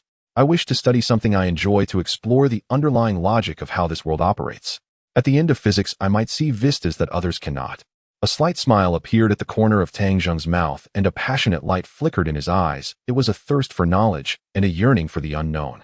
His words were half-truths known only to himself. Money was indeed no longer a concern for him. Huanyu Entertainment was generating profits for him daily, and he believed that in the future his assets would multiply. The physics department of Kyoto University is the best in the country, boasting the finest laboratories and top-notch professors. It is undoubtedly the most suitable place for him. Before he knew it, the day to fill out the application forms had arrived. Tang Zheng lounged on the sofa, his fingers tapping on the touchpad of his laptop. On the screen, the cursor blinked, and without much hesitation regarding his choice, he opened the website of the National Education Examination Authority and directly filled in the code for the physics program at Kyoto University into the first choice box, executing the action swiftly and decisively. Su Qinghua sat nearby, hugging a cushion like a well-behaved kitten, resting her chin on her knees as she watched Tang Zheng's decisive movements. Her own application had long been filled out for the Yinjing Conservatory of Music, her dream sanctuary, her only choice, as resolute as Tang Zheng's decision to study physics. Tang Zheng pressed the enter key, and seconds later a green notification box popped up on the website, saying submission successful. He casually closed the laptop screen and pushed it to the edge of the coffee table. At that moment, the phone placed nearby suddenly vibrated. On the screen, the words Chu Tianyao bounced with a sense of urgency. Tang Zheng picked up the phone and pressed the answer button. Brother Tang, the college entrance examination results are out. Have you finished filling out your choices? The voice of Chu Tianyao came through the receiver, loud and boisterous, with the background noise of a roaring sports car engine and the whooshing sound of wind, as if he were speeding down the road. Just finished, Tang Zheng replied. Brother Tang, do you want to come out and stretch your legs? Chu Tianyao's voice was somewhat grating, as if he intended to deafen Tang Zheng. I'm taking my sister to the west side of the city. A new outdoor rock climbing club has opened at Yulong Mountain Village. It's a business set up by my cousin featuring pure natural rock walls with top-notch facilities and no safety concerns. Want to come over and work up a sweat? My sister is dressed beautifully today. Chu Tianyao babbled excitedly like a little horn, his tone filled with temptation. Tang Zheng couldn't help but chuckle inwardly, a faint smile appearing on his lips. This kid still hasn't given up on promoting his sister. He turned to glance outside. In July, Anqing resembled a giant steamer, and being cooped up in an air-conditioned room made him feel as though his bones were rusting. Send me the location. After hanging up within 10 seconds, a location message and an electronic invitation to the villa popped up on WeChat. Tang Zheng stood up and said to Ivan, who was sitting on another sofa polishing a tactical folding knife, Ivan, go to the garage and prepare the car. We're heading out. Ivan silently put away the folding knife, stood up, and walked toward the entrance. He then looked at Su Qinghua and asked, Qinghua, my friend organized a gathering for rock climbing in the suburbs. Do you want to come along? Su Qinghua shook her head, her smooth hair gently swaying with emotion. She gathered some review materials from the coffee table, her voice crisp and pleasant like silver bells, revealing a kindness and gentleness in her words. Brother Tang, I want go. I still want to familiarize myself with some theory at the driving school, and I also want to organize these high school textbooks to take to the orphans tomorrow. Tang Zheng did not insist, merely nodding lightly. He changed into a comfortable sports outfit, picked up the phone from the table, and went out. In the underground garage, a brand new black Volkswagen Phaeton W12 had already started, its engine rumbling low and powerful like a beast poised to pounce. This was the one Ivan had picked up that morning, not expensive at just under $3 million, but it was the best choice available. The Phaeton in Anshang's 4S dealership was the standout model. Ivan sat in the driver's seat, gripping the steering wheel with both hands, his broad back filling the driver's seat. Tang Zheng sat in the back seat and said, "To Yulong Mountain Villa in the West City." The Phaeton smoothly drove out of the garage and merged into the main road of the city. Outside the window, the city's scenery rapidly retreated, with skyscrapers and bustling traffic fading like fleeting clouds. An hour later, the city's noise was left behind, and the buildings on both sides of the road gradually gave way to dense vegetation. The car wound up a mountain road, eventually stopping in front of a vast hillside estate. The estate's main gate was built from rough natural stone, lacking any conspicuous sign save for a discreet shield emblem carved on a wooden plaque at the entrance. Two security personnel in black tactical vests stood by the barrier, their sharp eyes scanning approaching vehicles. Ivan rolled down the window and handed over the electronic invitation code sent by Chu Tianyao. The barrier slowly lifted. The car drove into the estate, stopping in front of a 3-story building made entirely of glass curtain walls. Tang Zheng pushed the door open and got out. The mountain breeze that greeted him carried the refreshing scent of pine needles, soothing and cool, significantly more pleasant than the air in the city. "Brother Tang, over here." Not far away in the equipment area, Chu Tianyao was waving his hand. Today he was dressed in a flashy fluorescent green quick-dry outfit that was strikingly bright, with a chain of metal locks jingling as he walked. Standing next to him was his twin sister Chu Tianyue, who looked particularly capable with her hair tied in a high ponytail. Wearing a form-fitting black climbing suit, she showcased her alluring curves like a warrior ready to step onto the battlefield, exuding charisma. Behind them were Li Zixuan and Zhang Haowen, whom Tang Zheng had seen before, both waving enthusiastically and grinning at him. Among the Chu siblings stood a tall young man looking a few years older than the others, exuding an air of maturity and composure. The man was dressed in a complete Arc'teryx outdoor outfit with neatly cropped hair and wore a Richard Mille watch on. He was adjusting a bag of magnesium powder in his hands when he heard Chu Tianyao shout and looked up, his gaze revealing curiosity and pride. Tang Zheng walked over with Ivan. "Brother Tang, come let me introduce you." Chu Tianyao pointed at the young man and said enthusiastically, "This is my cousin Lin Shuyuan. He's here to inspect some businesses and hang out with me. This club is his property." Then Chu Tianyao turned to Lin Shuyuan and said with animated excitement, "Brother, this is Tang Zheng, whom I've mentioned several times. Remember that incident with Lu Laosan? Brother Tang helped us out." Lin Shuyuan looked Tang Zheng up and down, his gaze lingering for an extra second on Ivan, who stood behind Tang. As a young master from the Beijing circle, he could tell at a glance that the foreigner built like an iron tower was no ordinary bodyguard. His stance and eyes betrayed a familiarity with bloodshed, and he wondered just what kind of formidable outsider this Tang Zheng was. Seeing this, Lin Shuyuan concealed the scrutiny in his eyes, a smile spreading across his face as he extended his hand. "Brother Tang, Tianyao has always been a bit impulsive. Thank you for looking after him." Tang Zheng shook his hand briefly, a mere touch. "You're too kind."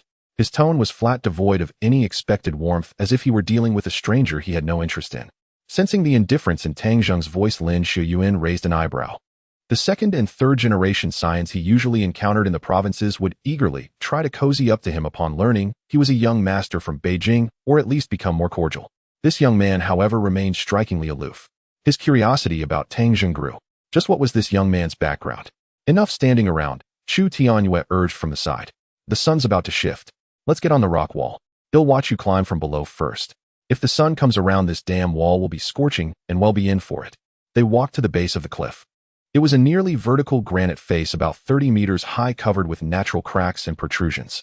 Several routes of varying difficulty were marked with colored holds. The coach brought harnesses and climbing shoes. Tang Zheng fastened the harness around his waist and tugged the main rope to test the carabiner's grip. "Brother Tang done this before?" Lin Shuyuan asked casually while dusting his hands with chalk. "First time." Tang Zheng grabbed a handful of chalk and rubbed it between his palms, the white powder filling the lines of his hands to keep them dry. Lin Shuyuan smiled and said nothing more. Climbing demanded immense core strength and body coordination. A novice, no matter how fit, would only end up hanging like a piece of jerky on the wall, unable to find the right points to exert force. "He'll warm up on a 5-10 route. Do as you please." Lin Shuyuan turned, grabbed the starting holds, and pushed off with his feet, his entire body adhering to the rock face with effortless grace. His movements were fluid, each reach and step carrying a rhythm honed by long practice. Chu Tianyao watched from below and curled his lip. "My brother loves to show off." Brother Tang, let's take the beginner's route over there. It has assisted footholds. But Tang Zheng looked up at a line next to Lin Xuan's route, a wild line with no artificial holds relying solely on natural cracks. He walked to the base of that line. He'll try this one. His hands hooked into a 2-finger-wide crevice, the muscles in his forearms bulging with defined lines as he exerted force. He placed his toes on a tiny protrusion and propelled himself upward with a sudden burst. There was no flourish to his movements, only pure strength and precise judgment. Each grip locked securely onto the rock, his body maintaining a strange equilibrium against the pull of gravity. Chu Tianyue, who had been standing below ready to watch the show, had her mouth slightly agape, forgetting to unscrew the water bottle in her hand. Lin Shuyuan, hanging on another line, heard the commotion beside him and turned his head. His climbing rhythm faltered and he nearly missed a foothold. This was his first time. A wild line like this, relying purely on finger strength to grip cracks, would require caution even from an experienced climber like himself who had placed in amateur competitions. This kid was scurrying up like a gecko. 20 minutes later, on an artificial viewing platform halfway up the mountain, Tang Zheng gripped the railing with both hands and vaulted onto the platform. He tore the chalk bag from his waist and tossed it aside, his chest heaving slightly, a fine sheen of sweat on his forehead. Less than 2 minutes later, Lin Shuyuan climbed up panting heavily. He unclipped his safety lock, plopped down on the platform sofa, and gulped down half a bottle of water. Brother Tang, you call this your first time? With core strength like yours, it's a shame you're not into extreme sports. Lin Shuyuan wiped his sweat, his tone losing some of its earlier reserve and gaining a hint of genuine amazement. Tang Zheng leaned against the railing, letting the mountain breeze wash over him. From below came a blood-curdling scream. Chu Tianyao was hanging about 5 or 6 meters from the platform, clinging desperately to a large rock, his legs trembling in midair. Pull me up now. Coach, reel in the rope. The coach above turned the winch, hauling Chu Tianyao up onto the platform like a fish on a line. Chu Tianyao collapsed on the deck, gasping for air.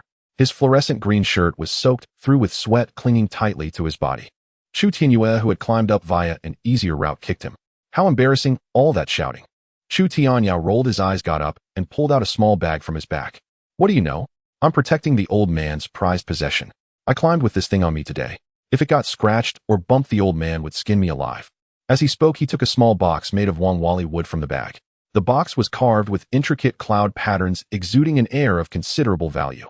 Seeing his actions and the box, Chu Tianyu's anger flared. You dared to bring that with you? Careful, or Dad will beat you until you can't get out of bed. Chu Tianyao raised his eyebrows smugly. I sneaked this out of the old man's private collection to give you a sneak peek. I have to fly to Beijing tomorrow to give it to Grandma as a birthday gift for her 80th. It's the pair of imperial green earrings Uncle won at the Poly auction last month. He paid over 10 million for them. Lin Shuyuan leaned in upon hearing this. The imperial green earrings Uncle bid on. I heard a friend mention them. Said they were a rare find of the highest quality. Chu Tianyao pressed the copper clasp on the edge of the box. With a crisp click, the lid sprang open. Sunlight fell on the black velvet lining inside the box, where a pair of jadeite earrings lay quietly in the center. The green earring was so rich in color that it seemed as if it could drip with water, its translucent quality revealing not a single impurity, exuding a captivating charm. Upon witnessing Chu Tianyeo's reckless behavior, Chu Tianyue reached out to snatch the box. You brat, quickly put it away. This is on the cliff. If it accidentally falls, just wait to be beaten by the old man. She was well aware of the earring's value and understood the old man's seriousness regarding their grandmother's birthday banquet. If anything happened to the earring, the consequences would be unimaginable. Seeing this, Chu Tianyao instinctively dodged backward, trying to escape his sister's grasp. But he forgot that he had a metal main lock and an 8-shaped ring hanging from his waist. As he dodged, the metal clasp violently struck the bottom of the rosewood box. Clatter! The sound was not loud. The box slipped from his hand, helplessly flipping twice in the air before crashing heavily onto the platform's tempered glass and metal grid floor. The crisp sound of shattering echoed through the mountain winds, clearly brushing against everyone's eardrums, causing their hearts to tighten suddenly. Chu Tianyao maintained his posture of lifting, frozen in place. His Adam's apple rolled up and down with difficulty, unable to utter a sound for a long, while his eyes filled with terror and despair. Chu Tianyu's breath nearly stopped at the sudden scene. She rushed forward, reaching out to push aside the overturned. The black velvet cushion was tossed aside. The pair of emperor green earrings worth millions was exposed before everyone. One lay intact at the edge of the grid, while the other was less fortunate, having struck the sharp corner of the metal grid, breaking into irregular 3 pieces, its shattered surface still radiating a shocking deep green. Lin Shuyuan, who had been calm now, wore a look of astonishment. He walked over a few steps, bent down to pick up the broken jade, examined it, ran his fingertips over the sharp fracture, and then helplessly placed it back in the box, slowly uttering 2 words, ruined. His voice was filled with helplessness. Chu Tianyeo collapsed onto the deck, gripping his ash-gray hair, tightly, his voice notably hoarse. Like the sound of a worn-out bellows, he lamented, "We're done for. The old man will really skin me alive." Tomorrow is grandmother's birthday banquet, and the old man had already said he would publicly announce the gift. His eyes were filled with fear and helplessness, as if he could already envision the old man's furious face. Chu Tianyu's chest heaved with rage as she kicked Chu Tianyao's calf, at this moment wishing she could personally kick this troublemaker off the Thirtimitarai platform. "I told you not to bring it, but you had to show off. Now let's see how you handle this." Chu Tianyue gritted her teeth and scolded. Tang Zheng leaned against the edge of the railing, playing with a bottle of mineral water, remaining silent for the time being. After all, this was not a matter he could interject into. But as he looked at the shattered jade on the ground, he understood clearly that he had heard from Lu Laosan that the Chu family seemed to have run into some trouble recently, needing to find a piece of jade jewelry worth over 10 million within a day, which wouldn't be easy. Seeing the plight of the Chu siblings, Lin Shuyuan, as their cousin, also took out his phone, starting to make calls to see if he could find a solution. "Hello, old Joe, it's me. Do you have any glass-grade Emperor Green in stock? Earrings, bracelets, or pendants are all fine as long as they are from the old pit. The quality must be good and the price is up to you, but I need it by tomorrow morning." A bitter laugh came from the other end of the line. "Lin Xiao, you really know how to joke. What shop doesn't treat items of that grade as their treasure? Even if there is, it has already been reserved by major clients. If you need it so urgently for tomorrow, it's simply impossible to get the goods." Lin Shuyuan hung up the phone and dialed another number.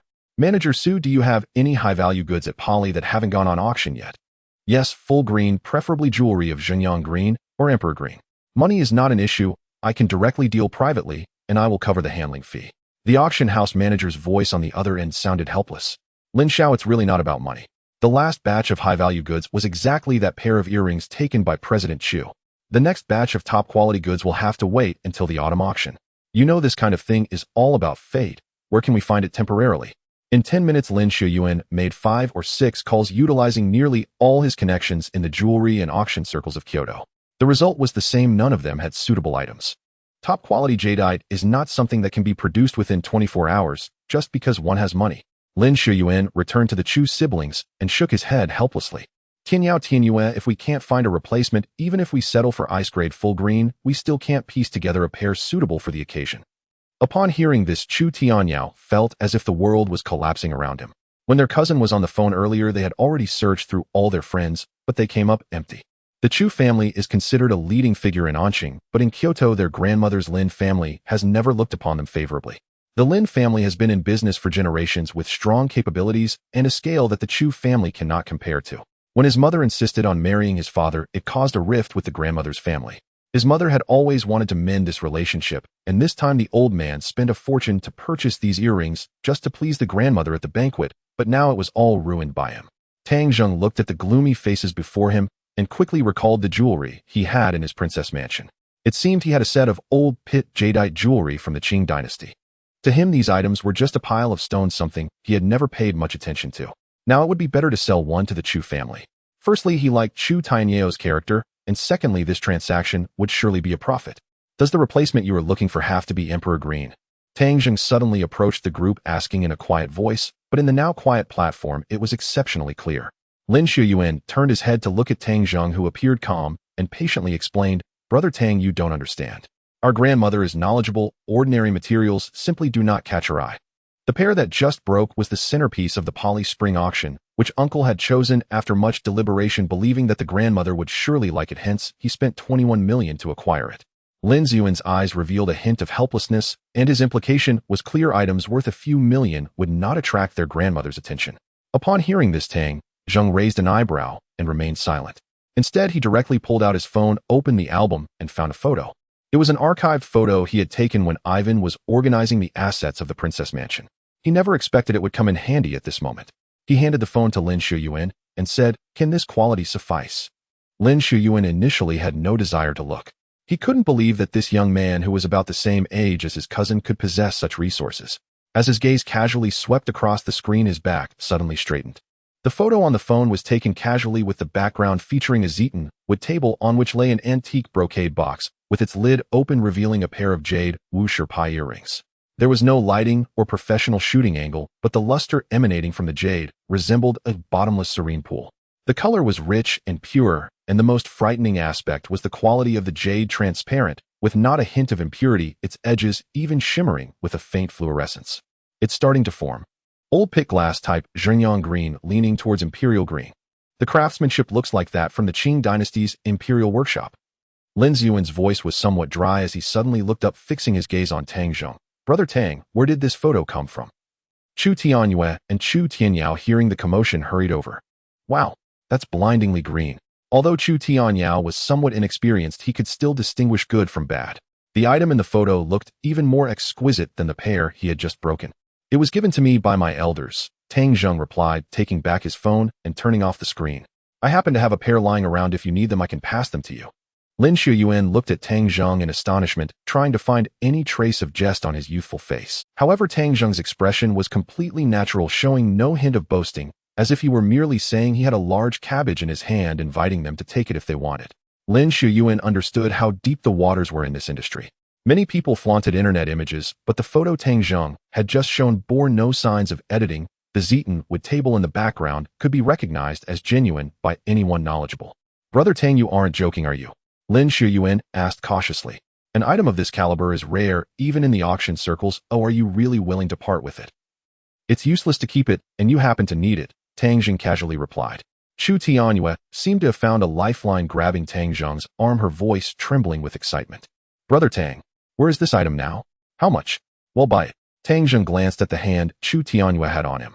Chu Tianyue quickly withdrew her hand like she had been shocked, her cheeks slightly flushed, but her gaze remained fervently fixed on him. 10 million. Tang Zhong stated a figure. Upon hearing it, Lin Ziyuan's expression showed clear surprise.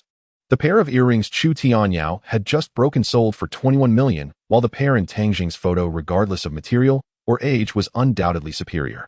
If put up for auction now, the starting price would be at least 15 million, and if they could wait until the autumn auction in a few months, the price could easily reach 25 million. 10 million was practically a gift. Lin Shuyuan was a clever man. Being able to casually produce a pair of jade jewelry worth tens of millions signified that Tang Zhong's background was definitely not simple. This person was very likely a hidden dragon in the deep waters. Great. 10 million, I'll transfer it to you right now. Chu Tianyao, fearing Tang Zhong might change his mind, took out his phone to proceed. He and Chu Tianyu's savings from last year were just enough. Tang Zhong waved his hand to stop him. No rush, the item isn't in auction right now. Chu Tianyao and Chu Tianyu's hearts sank again. Not in auction. Where is it? The birthday banquet is tomorrow noon. Brother Tang, will we still make it in time? In Kyoto, Tang Zhong replied, looking at Lin Shuyuan. Aren't you flying to Kyoto tomorrow? Once you arrive, you can just go pick it up. Lin Shuyuan felt a jolt in his heart. The item is in Kyoto. Does this kid have assets in Kyoto? Isn't he from Anqing? Lin Ziyuan's attitude became exceedingly polite, even carrying a hint of seeking advice. Brother Tang, where do we go to pick it up once we arrive in Kyoto? Tang Zhong casually uttered an address, Shikahai North Shore Princess Mansion. Upon hearing this, Chu Tianyao, who was still fiddling with his phone and preparing to transfer money, was momentarily taken aback, while Lin Shuyuan appeared, as if struck by lightning, instantly freezing in place. He widened his eyes, staring at Tang Zhong's figure, his mind buzzing. As a genuine young master from Kyoto, he was acutely aware of what the words Shikahai North Shore Princess Mansion represented. Behind every massive courtyard in Kyoto stood a powerful figure. And the Princess Mansion was precisely the most distinguished of them all. It was the residence granted to the Grand Princess of the Qing dynasty, covering an area of about 6.0 square meters. It was said that repairing it a few years ago cost 15 billion, and no one in Kyoto had seen the current owner of the Princess Mansion. The mysterious owner was actually this young man before him, who was barely 20. Lin Shuyuan swallowed hard, his mouth feeling extremely dry. The way Lin Shuyuan looked at Tang Zhong had shifted from viewing him as a local tycoon with some background to looking at a true, formidable deity. What's wrong, brother? Chu Tianyao asked, puzzled, seeing his cousin's ghostly expression. Lin Shuyuan wrapped an arm around Chu Tianyao's shoulder, turned to Tang Zhong, instinctively relaxing and slightly hunching his back, his tone becoming exceedingly respectful. Young Master Tang, rest assured we will fly to Kyoto first thing tomorrow to retrieve it from your residence. His form of address had changed from Brother Tang to Young Master Tang. Chu Tianyao, still holding his phone, which was still on the bank transfer screen, looked up at his cousin and then at the composed Tang Zhong, utterly confused. Brother, did you choke on something? Why are you calling him Young Master Tang? That sounds so distant. Chu Tianyao muttered, tapping a few times on the screen. Brother Tang, could you give me your account number? I'll transfer the money to you first. The signal is a bit poor up here on the mountain. He waved his phone in the air, searching for a signal. Lin Ziyuan's eyes twitched. He wished he could kick this unlucky cousin off the 30-meter-high cliff. This fool had no idea how significant the words Princess Mansion were in the Kyoto circle. Tang Zheng, however, didn't mind Lin Ziyuan's change in attitude and directly provided a string of account numbers. Chu Tianyao swiftly operated his phone beside him. In less than 2 minutes, Tang Zheng's phone vibrated in his pocket. Taking it out to check, he saw the full amount of 10 million had been received. All right, Tang Zheng put his phone back in his pocket. When you arrive in Kyoto tomorrow, just go to that address. I will inform the people there. You can collect the items by stating your names. Lin Shuyuan nodded repeatedly, his hands clasped in front of him. Young Master Tang, we truly owe you this time. In the future, if there's anything you need from Lin Shuyuan in Kyoto, just say the word. He quickly calculated in his mind, those who could reside in the Princess Mansion could be counted on one hand throughout all of China. This Tang Zheng with the surname Tang, which top family in Kyoto shares that surname? Could it be that family? No, that family had no young direct descendants in Anqing. Regardless of which deity he was, Lin Shuyuan had to latch onto this thick leg today, even if it meant just being an ornament. Chu Tianyao made a face beside him. Brother, have you taken the wrong medicine today? Didn't you just say that you walk sideways in Kyoto? Why are you chattering like a gossip today? Chu Tianyao looked at his cousin with a ghostly expression, but the corners of his mouth slightly upturned, carrying a hint of teasing. Shut up. Lin Shuyuan chided him softly, beads of sweat forming on his forehead, fearing that his dim-witted cousin would anger the master in front of them. Tang Zheng, disinterested in the roundabout talk, turned and walked towards the elevator down the mountain. For the rest of the afternoon, Chu Tianyao persistently dragged Tang Zheng to experience the live fire shooting range at the club. Brother Tang, just give it a try, as shooting is so much fun. Chu Tianyao said, pulling on Tang Zheng's arm like a child clinging to him. Tang Zheng had no choice but to follow along. He had barely touched a gun. The last time was during military training in high school with a replica gun.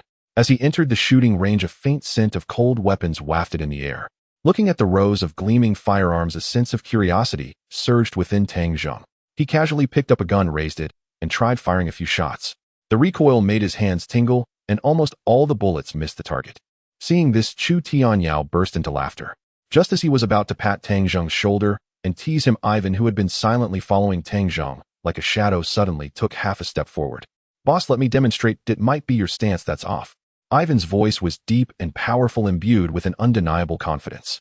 Without any unnecessary movements, Ivan simply picked up a Beretta M92F from the table, single-handedly unloaded the magazine, racked the slide, and checked the chamber. His series of movements flowed like water, so fast that only afterimages could be seen. Then he gripped the gun with one hand, slightly bent his knees, leaned forward, and without even taking aim directly, pulled the trigger at the target 20 meters away. Bang! Bang! Bang! The gunfire rang out in a series, crisp and loud like popping beans. Shell casings leaped in the air before landing on the concrete floor with a sharp sound. Looking at the target ahead, there was a fist-sized hole right in the center. Suddenly, the entire shooting range fell silent, with only the whirring of the ventilation fan remaining. Everyone was dumbfounded.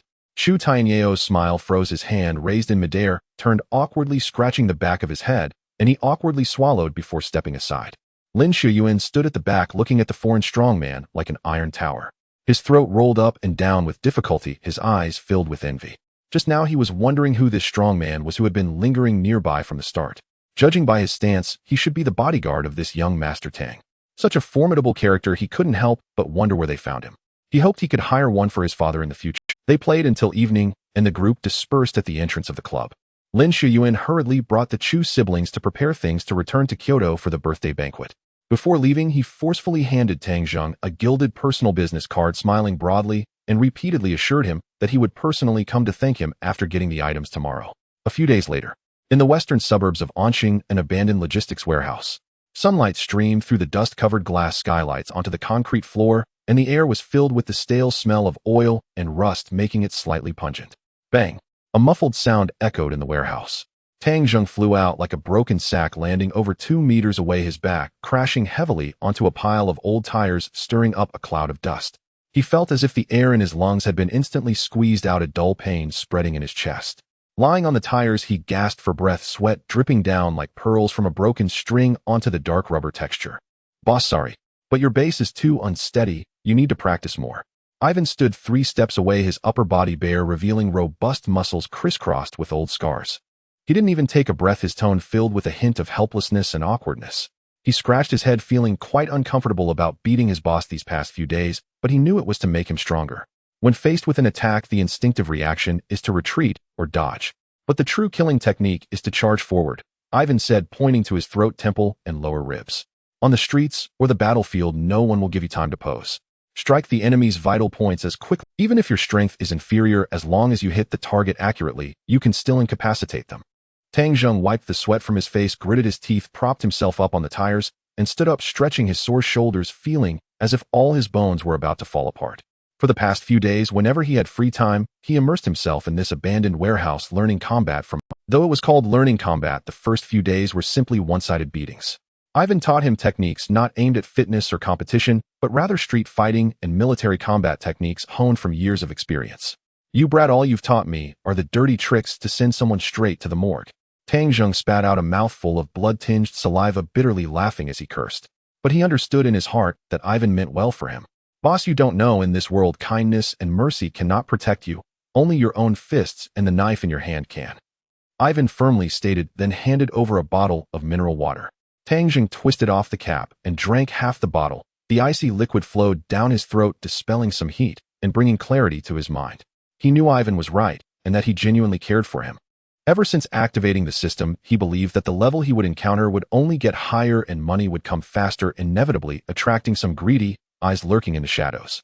Having money in hand also required the ability to protect it, otherwise he would soon find himself as fish meat on someone else's chopping board. Again, Tang Zheng threw away the water bottle, assumed a defensive stance, and fixed his gaze on Ivan's shoulder. He hadn't taken the beatings in vain over the past few days. He had at least learned to predict the trajectory of punches by observing the muscle contractions in his opponent's shoulder. Ivan nodded, and with a powerful thrust of his sturdy thigh, he charged forward like a heavy truck. By evening, Tang Zheng took a shower, changed into a fresh set of casual clothes, and just returned to the entrance of Yunding Tianhui when he heard a piercing sound of tires screeching.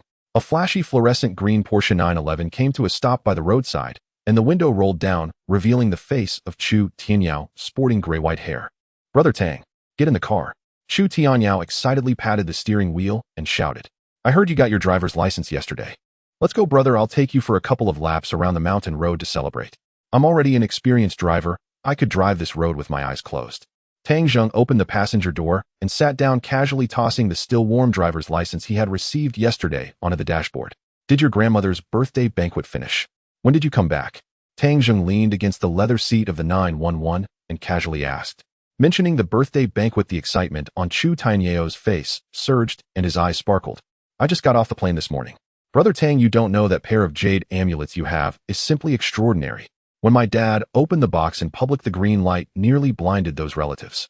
Chu Tianyao pressed the accelerator hard while gesturing animatedly, as if he were back at the scene of the birthday banquet. Those uncles of mine who usually enjoy being sarcastic turned beet red, unable to utter a sound for a long time. My grandmother was so happy that she downed 2 glasses of red wine and even unusually praised my dad a couple of times.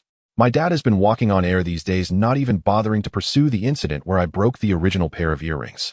Tang Zheng listened to his vivid description, finding it quite amusing. Buying a pair of top-notch imperial green jade from the late Qing dynasty for 10 million, the Chu family definitely made a great profit, and the Lin family matriarch would surely recognize the value of such items if she were not blind. By the way, Brother Tang. Chu Tianyao turned the steering wheel sharply as the car veered onto a winding mountain road. My cousin asked me to send his regards. He also mentioned that it seems a few flies have been buzzing around your princess mansion lately. He has already instructed someone to keep an eye on it, so you can rest easy." Tang Zheng looked out at the rapidly retreating shadows of the trees, the corners of his mouth curling into a disdainful smile. "Flies. For a mansion of the princess mansion's caliber, with no owner around for many years now that the doors have opened and the main family has returned to the capital, people in that circle of Kyoto would certainly take notice. It's only natural for someone to be curious and investigate. As long as it doesn't touch his bad luck, he couldn't be bothered. Pull over." Tang Zheng suddenly spoke. "Huh, what's wrong?" Chu Tianyao looked puzzled and quickly stepped on the brake, bringing the Porsche to a steady stop by the roadside. "Change seats." Tang Zheng opened the car door and got out. "I just got my license, I need to practice." Chu Tianyao was taken aback for a moment, but then excitedly climbed into the passenger seat. "Come on, Brother Tang, this car has a lot of power. Take it easy on the gas. There's no one on this mountain road at night. Just don't drive off the cliff, and you can go wild." Tang Zheng sat in the driver's seat, adjusted the seat and rearview mirror, grasped the sway-wrapped steering wheel, feeling the temperature and texture of it. He didn't rush to step on the gas, but instead quietly felt the vibrations of the machine. Then he shifted into gear and slammed the accelerator down. The Porsche let out a low roar, the rear tires screeched against the asphalt, and the whole car shot forward like an arrow released from a bow. The intense force pressed Chu Tianyao firmly into his seat. Whoa, Brother Tang, slow down. There's a hairpin turn ahead. Chu Tianyao's voice was drowned out by the wind, his face displaying a look of terror. Tang Zheng did not slow down, his gaze fixed intently on the upcoming curve. At the moment of entering the turn, he tapped the brakes with his right foot, sharply turning the steering wheel, causing the rear of the car to lose traction, tires screeching in protest as the entire vehicle slid through the curve at a dangerously extreme angle. Chu Tianyao, sitting in the passenger seat, clutched the overhead handle tightly, his face turning as pale as paper, his stomach churning violently, nearly vomiting his bile. He swore that he would never ride in a car driven by Tang Zheng again. This wasn't practicing, it was clearly playing with death. Half an hour later, the Porsche stopped at an intersection in a city. Chu Tianyao leaned against the car door, dry heaving for a long time, on the verge of vomiting while looking extremely weak. Tang Zheng tossed him the car keys, bought a bottle of cold water from the roadside, and handed it to him with a faint smile. That was exhilarating. On the way back, Chu Tianyao shook his legs, refusing to let him drive, and white-faced saw Tang Zheng back home. Seeing Chu Tianyao's panicked expression, Tang Zheng couldn't help but find it amusing, but he also felt a sense of accomplishment. After all, the thrill of extreme driving was truly exhilarating. The following days passed quietly and regularly. During the day, he spent most of his time getting beaten by Ivan in an abandoned warehouse. Each time he was knocked down, Tang Zheng would grit his teeth and get back up to continue facing Ivan's attacks. Occasionally, he would take Chu Tianyao's sports car up the mountain road to indulge in the thrill of speed. At night, he would study the features of the system and the assets obtained from signing in. Ever since the system was activated, the daily sign-in rewards had become generous, with points arriving in the dozens or hundreds. Just the other day, Tang Zheng had even signed in for 2,000-year-old wild ginseng and 100 pounds of dragon saliva, which was something rare and precious. Even a small amount could fetch a sky-high price on the market. Until one day in mid-August. After finishing breakfast outside, Tang Zheng returned to see a green delivery van with postal service markings parked at the security office. The delivery person was holding a thick red envelope, checking information with the security personnel. Tang Zheng, right. Here's your university admission notice. Please sign for it with your ID. The delivery person smiled. Tang Zheng signed, took the red envelope upstairs, feeling a mix of excitement and anticipation, his hands involuntarily trembling slightly. Tearing open the seal, he pulled out the card. Inside, in gold lettering, the words were printed boldly in the center of the notice: Kyoto University. Looking at these 4 big characters, Tang Zheng couldn't hide his joy. This top university in the country so many people strive to get in but fail. Relying on the hard work of these years, he finally obtained the ticket to enter, a result of his years of effort. At this moment, his phone on the table vibrated, and the screen displayed the name Su Qinghua. He pressed the answer button. Brother Tang, I got the admission notice from Yanqing Music Academy. The voice on the other end couldn't conceal its excitement, mixed with the sound of fingers typing on a keyboard and the hum of a printer in the background. Congratulations. How's settling in over there in Yanqing? Tang Zheng casually placed the admission notice on the coffee table, walking to the floor-to-ceiling window and gazing at the bustling street below. Everything is fine. Brother, the internship job at Huanyu Entertainment that you introduced to me, I officially started today. The supervisor is very nice and has arranged for me to help organize scores in the composition department. Su Qinghua paused for a moment, her tone carrying a hint of nervousness, but they are offering me 8,000 a month, and they also provide accommodation. As a new student who hasn't even enrolled yet, receiving so much money makes me feel uneasy. Could they have made a mistake? Xiao Su, go downstairs and get me an iced Americano with 3 sugars, and be quick. A woman's sharp voice suddenly commanded from the other end of the phone. Oh, okay, I'll be right there. Su Qinghua quickly replied, lowering her voice into the phone. Brother Tang Zheng, I can't talk to you anymore, I need to get busy. The call ended. Tang Zheng looked at the darkening phone screen, his fingers lightly rubbing the edge. He had been worried that this girl would go off to Yanqing, an unfamiliar place, to work part-time and might someday fall prey to unscrupulous agents. He remembered that Huanyu Entertainment just happened to have a branch in Yanqing, so they directly arranged for her to intern in their territory, which was secure. However, from the tone of the earlier phone call, it seemed. After thinking for a moment, Tang Zheng pulled out a contact labeled Huanyu, Yanqing manager Zhao Dong, and sent a message: check on the atmosphere in the composition department. The company strictly prohibits workplace bullying and mistreatment of interns. Offenders will be dismissed immediately to ensure a good and healthy work environment for employees. 3 seconds later, he received a reply: understood, General Manager Tang, I will handle it right away. Tang Zheng put away his phone and turned to look at Ivan, who was standing in the living room. Have the tickets to Kyoto been bought? Yes, they have. You go wait for me at the Princess Mansion in Kyoto. If anyone dares to cross the line, break their legs, and throw them in the alley. If it's just to watch from outside, let them watch. Also keep an eye on Su Qingyuet, don't let anyone bully her. Ivan nodded and left. There are still more than half a month before school starts. The new students at Kyoto University will report on September 10th. Tang Jing swept a few items he needed into his backpack and zipped it up. Yesterday he checked into the system, and besides the dozens of temporarily unusable points, he received a ticket for a top-tier luxury suite on the Ocean Myth cruise ship. The voyage lasts 10 days, departing from Jinkong, near Anqing, circling the open sea and returning. Just right to enjoy the sea breeze and wash away the fatigue accumulated from being beaten in the abandoned warehouse during this time. 2 days later, at the private dock in Jinkong, the white giant cruise ship loomed like a moving fortress on the deep blue sea. The sea breeze carrying a salty smell hit his face, making his clothes rustle. Tang Jing wore a simple white t-shirt from Givenchy and casual pants and walked directly onto the ship via the VIP passage. 2 rows of security personnel in white uniforms stood at the boarding gate, their sharp eyes scanning each passenger boarding the ship. As Tang Jing passed by them, his gaze quickly swept over their positions, the type of guns at their waists, and the blind spots of the overhead surveillance cameras. This was a habit Ivan taught him, to always find an escape route when entering a new environment. The luxury suite was on the 15th floor, and there were only 4 rooms on that entire floor equipped with a private deck and 24-hour butler service. He swiped his card and pushed the door open. The room, over 100 square meters, had a panoramic floor-to-ceiling window overlooking the endless sea surface.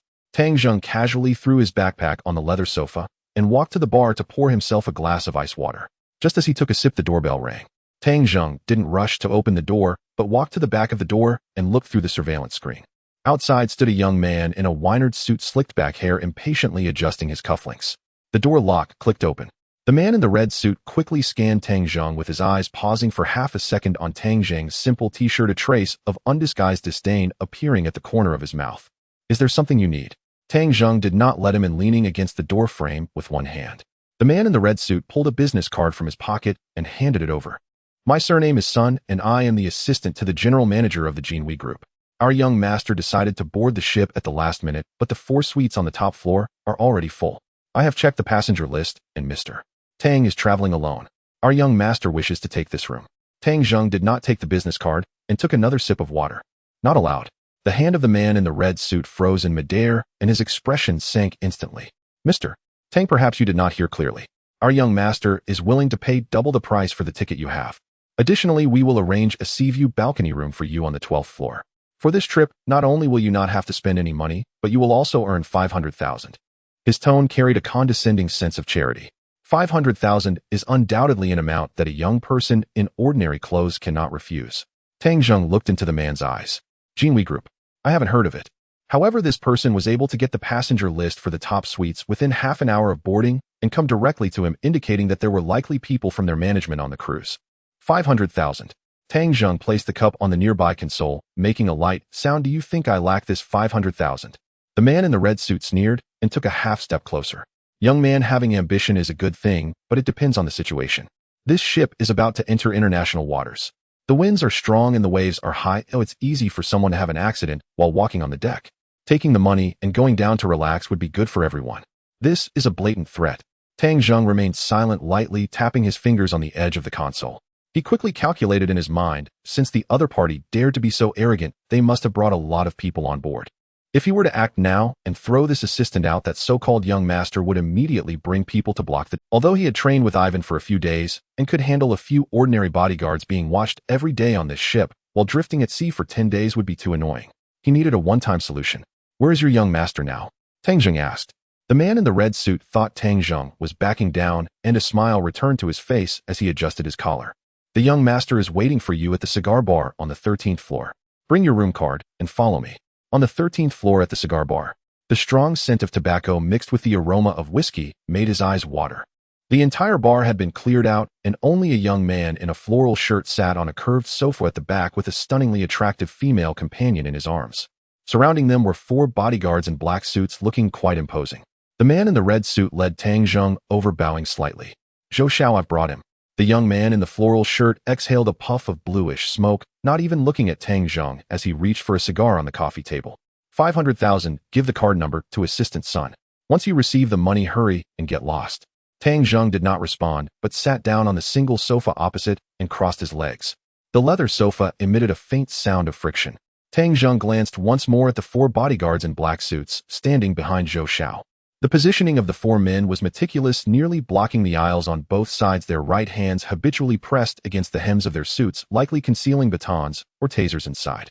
Not enough. Zhou Xiao exhaled a puff of smoke, placing the cigar on the edge of the crystal ashtray. Assistant Sun, add another 100,000 for him. We are on the same boat, let's be friends. Zhou Xiao's female companion giggled, drawing circles on his chest with her finger. Zhou Xiao is indeed generous. 600,000 is enough for an ordinary person to last 10 years.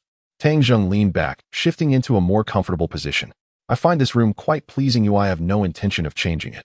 Zhou Hong's movements halted. He pushed aside his female companion, leaning forward to scrutinize Tang Zheng. Kid, I've checked your boarding information. You're from Anqing, alone, 18 years old, here to try your luck with the ladies after just graduating, right? This ship is filled with the wealthy and privileged. Although I don't know how an ordinary student like you managed to get a top-tier ticket, don't delude yourself into thinking you're something special.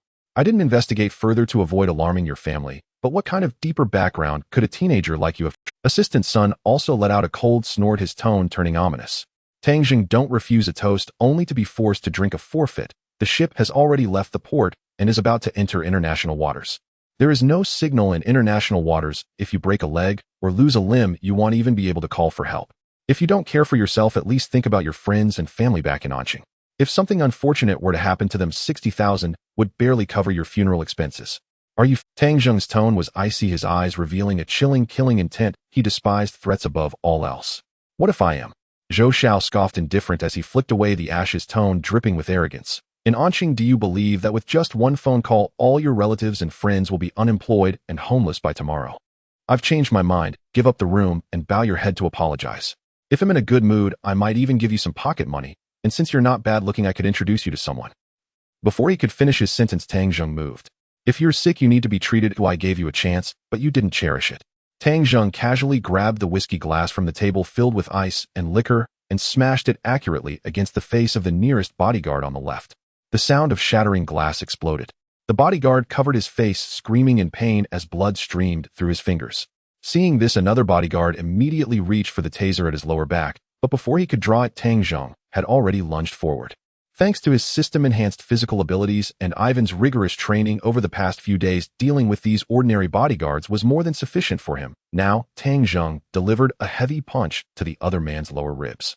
With a dull crack, the bodyguard bowed in agony, unable to make a sound, collapsing directly onto the shards of glass. From the moment Tang Zheng struck until he took down 2 men took no more than 2 or 3 seconds. The other 2 bodyguards were just then pulling out their tasers, preparing to rush in. Tang Zheng swiftly seized a stainless steel fruit knife from the fruit platter, his movements quick as a fleeting shadow, the blade's tip pressed against Zhou Xiao's carotid artery, coldly stating, "Weren't you just very arrogant? Let's hear who should be bowing their head." The icy touch made Zhou Xiao shiver. The insults he was about to unleash stuck in his throat. Tang Zheng pressed down slightly on his wrist, the blade cutting through the skin, drawing a drop of blood. The female companion nearby screamed in fear, scrambling to hide behind the bar. Assistant Sun's face turned pale, repeatedly waving his hands. "Don't be impulsive. Let's talk it out." Everyone stepped back. A few bodyguards held their tasers frozen 2 meters away, not daring to take another step forward. At this moment, Zhou Xiao's eyes were wide open, the sharp pain in his neck making him swallow cautiously, his legs trembling uncontrollably. "Brother, it's a misunderstanding, all a misunderstanding. I don't need the room anymore. You can keep the money. Oh, let's just be friends." Tang Zheng ignored him, maintaining his grip without loosening in the slightest. Over the years, he had learned the temperament of these rich second-generation kids. Offending them meant that if they let him go easily today, they would surely find a way to take revenge behind his back. He had to make them feel pain and fear. At that moment, the tightly shut door of the cigar bar was suddenly pushed open from the outside. Zhou Xiao, such great power, clearing out the best spot on the 13th floor. "Am I not allowed to come in for a cigar?" A deep voice of a middle-aged man resonated. Tang Zheng's peripheral vision swept over. The newcomer was a middle-aged fat man around 50 years old, dressed in a custom dark suit, twirling 2 walnuts in his hand, flanked by several uniformed men, clearly the manager of this cruise ship. Upon hearing this voice, Zhou Xiao was momentarily stunned, then immediately grasped onto it, like a lifeline, shouting loudly, "Uncle Zhao! Uncle Zhao, save me! This kid is a madman, he wants to kill me." Zhao Kong leisurely walked in, first glancing at the 2 bodyguards lying on the ground, then his gaze settled on Tang Zheng, who was holding the knife against Zhou Xiao. He pushed up his gold-rimmed glasses, the mocking expression on his face transformed upon recognizing. He hurried forward, even neglecting the walnuts which he stuffed into his pocket. Mr. Tang. Zhao Kang's voice carried evident surprise and a hint of unnoticeable awe. Zhou Xiao was dumbfounded. Assistant Sun was also stunned. Tang Zheng looked at the somewhat familiar middle-aged man before him. He remembered. The president of the Huaxiao Bank Anqing branch, Zhao Kong. He even had this person's WeChat. President Zhao. Tang Zheng did not withdraw the knife, his tone still calm. Zhao Kong was already sweating profusely. This little brat from the Zhou family truly had a death wish picking a fight with someone like him. Mr. Tang, this is truly a case of the floods sweeping through the Dragon King temple. Zhao Kong quickly put on a smiling face, turning to glare at Zhou Xiao, his expression instantly darkening. Zhou Hong, how dare you disrespect Mr. Tang? Zhou Hong's eyes widened, nearly crying from grievance. Uncle Zhao, are you going blind? He's the one holding a knife to my neck. Shut up. Zhao Kong barked, pointing at Zhou Hong's nose as he scolded. What kind of status does Mr. Tang have? He's such an upright and kind-hearted young man, the youngest black gold VIP of our bank. How could he randomly attack you? It must be you, you rascal, causing trouble. Hurry up and apologize to Mr. Tang. If it weren't for Zhou Hong's father having helped him out a few times in the past, he wouldn't even bother to remind this brat. Zhou Hong gritted his teeth. He had some standing in the circle, and now in front of his subordinates and female companion, being forced to apologize to a seemingly ordinary peer was a blow to his pride. Uncle Zhao, my father is the chairman of Jinhui Group. This bastard almost. Who the hell does your father think? Zhao Kong cut him off sharply, his tone severe to the extreme. His gaze was icy as he stared at Zhou Hong, eyes brimming with disgust and contempt. Jinhui Group has a 300 million loan due next month. I was originally planning to approve a renewal for you. If you can't appease Mr. Tang today, I'll have the credit department suspend your credit line tomorrow. You know damn well the state of Jinhui Group's capital chain. When your company goes bankrupt, you can go sleep on the streets. At these words, the entire bar fell into a dead silence, broken only by the sound of their breathing. The air was thick with a tense, oppressive atmosphere like the calm before a storm. Beside him, Assistant Sun, who had been fawning moments ago, felt his legs go weak. His face turned ashen, and he nearly collapsed to his knees. He knew all too well that if Jinhui Group went under, Sun Xiaohe would lose his backing. How could he survive out? After all, he had often used his position at Jinhui Group and his connection to Zhou Hong to throw his weight around, making many enemies. Zhou Hong's face turned deathly pale, sweat beading on his forehead and streaming down his cheeks. At that moment, he finally realized that today he might have kicked a real iron plate, someone he couldn't afford to provoke. Tang Zheng watched Zhao Kang's performance with crystal clarity. Zhao Kong was protecting Zhou Hong, but he was also currying favor with Tang Zheng. Moreover, by revealing Jinhui Group's cards, Zhao Kong had essentially handed Zhou Hong's Achilles heel to Tang. A cold smirk curled at the corner of Tang Zheng's mouth. With a flick of his wrist, the stainless steel fruit knife spun between his fingers before he casually tossed it onto the coffee table before him. A sharp clang rang out piercingly loud in the silent bar. Zhou Hong's legs gave way, and he collapsed onto the floor, gasping for breath. Apologize. Tang Zheng's eyes were icy as he fixed his gaze on Zhou Hong. Zhou Hong had completely lost his nerve. He scrambled to his feet and bowed deeply to Tang Zheng. Mr. Tang, I'm sorry. I failed to recognize a true master. Keep the sweet, I'll go downstairs immediately. From now on in Anqing, I'll make sure to stay out of your way. His voice trembled, laced with fear. Tang Zheng pulled out a tissue to wipe the wine stains from his hand, his tone frigid. Keep your mouth shut. I don't want to hear any gossip about me. Otherwise, those words you just said, I'll make sure they come back to haunt the Zhou family. Get lost. Understood. Understood. Zhou Hong nodded frantically, then scurried out of the cigar bar with Sun and a few bodyguards' tails between their legs. Once the riffraff had cleared out, Zhao Kong rubbed his hands together and stepped forward, a broad smile plastered on his face. He personally poured a cup of tea for Tang Zheng. Mr. Tang, I'm sorry you had to go through that today. Zhou Hong has been spoiled since he was a kid. Please don't take it to heart. Tang Zheng took the teacup but didn't drink right away. He merely gave Zhao Kong a cool glance. Director Zhao, what brings you on this ship as well? Zhao Kong chuckled and settled onto the sofa beside him, his smile unwavering. Huaxiao Bank has a small stake in this ocean myth.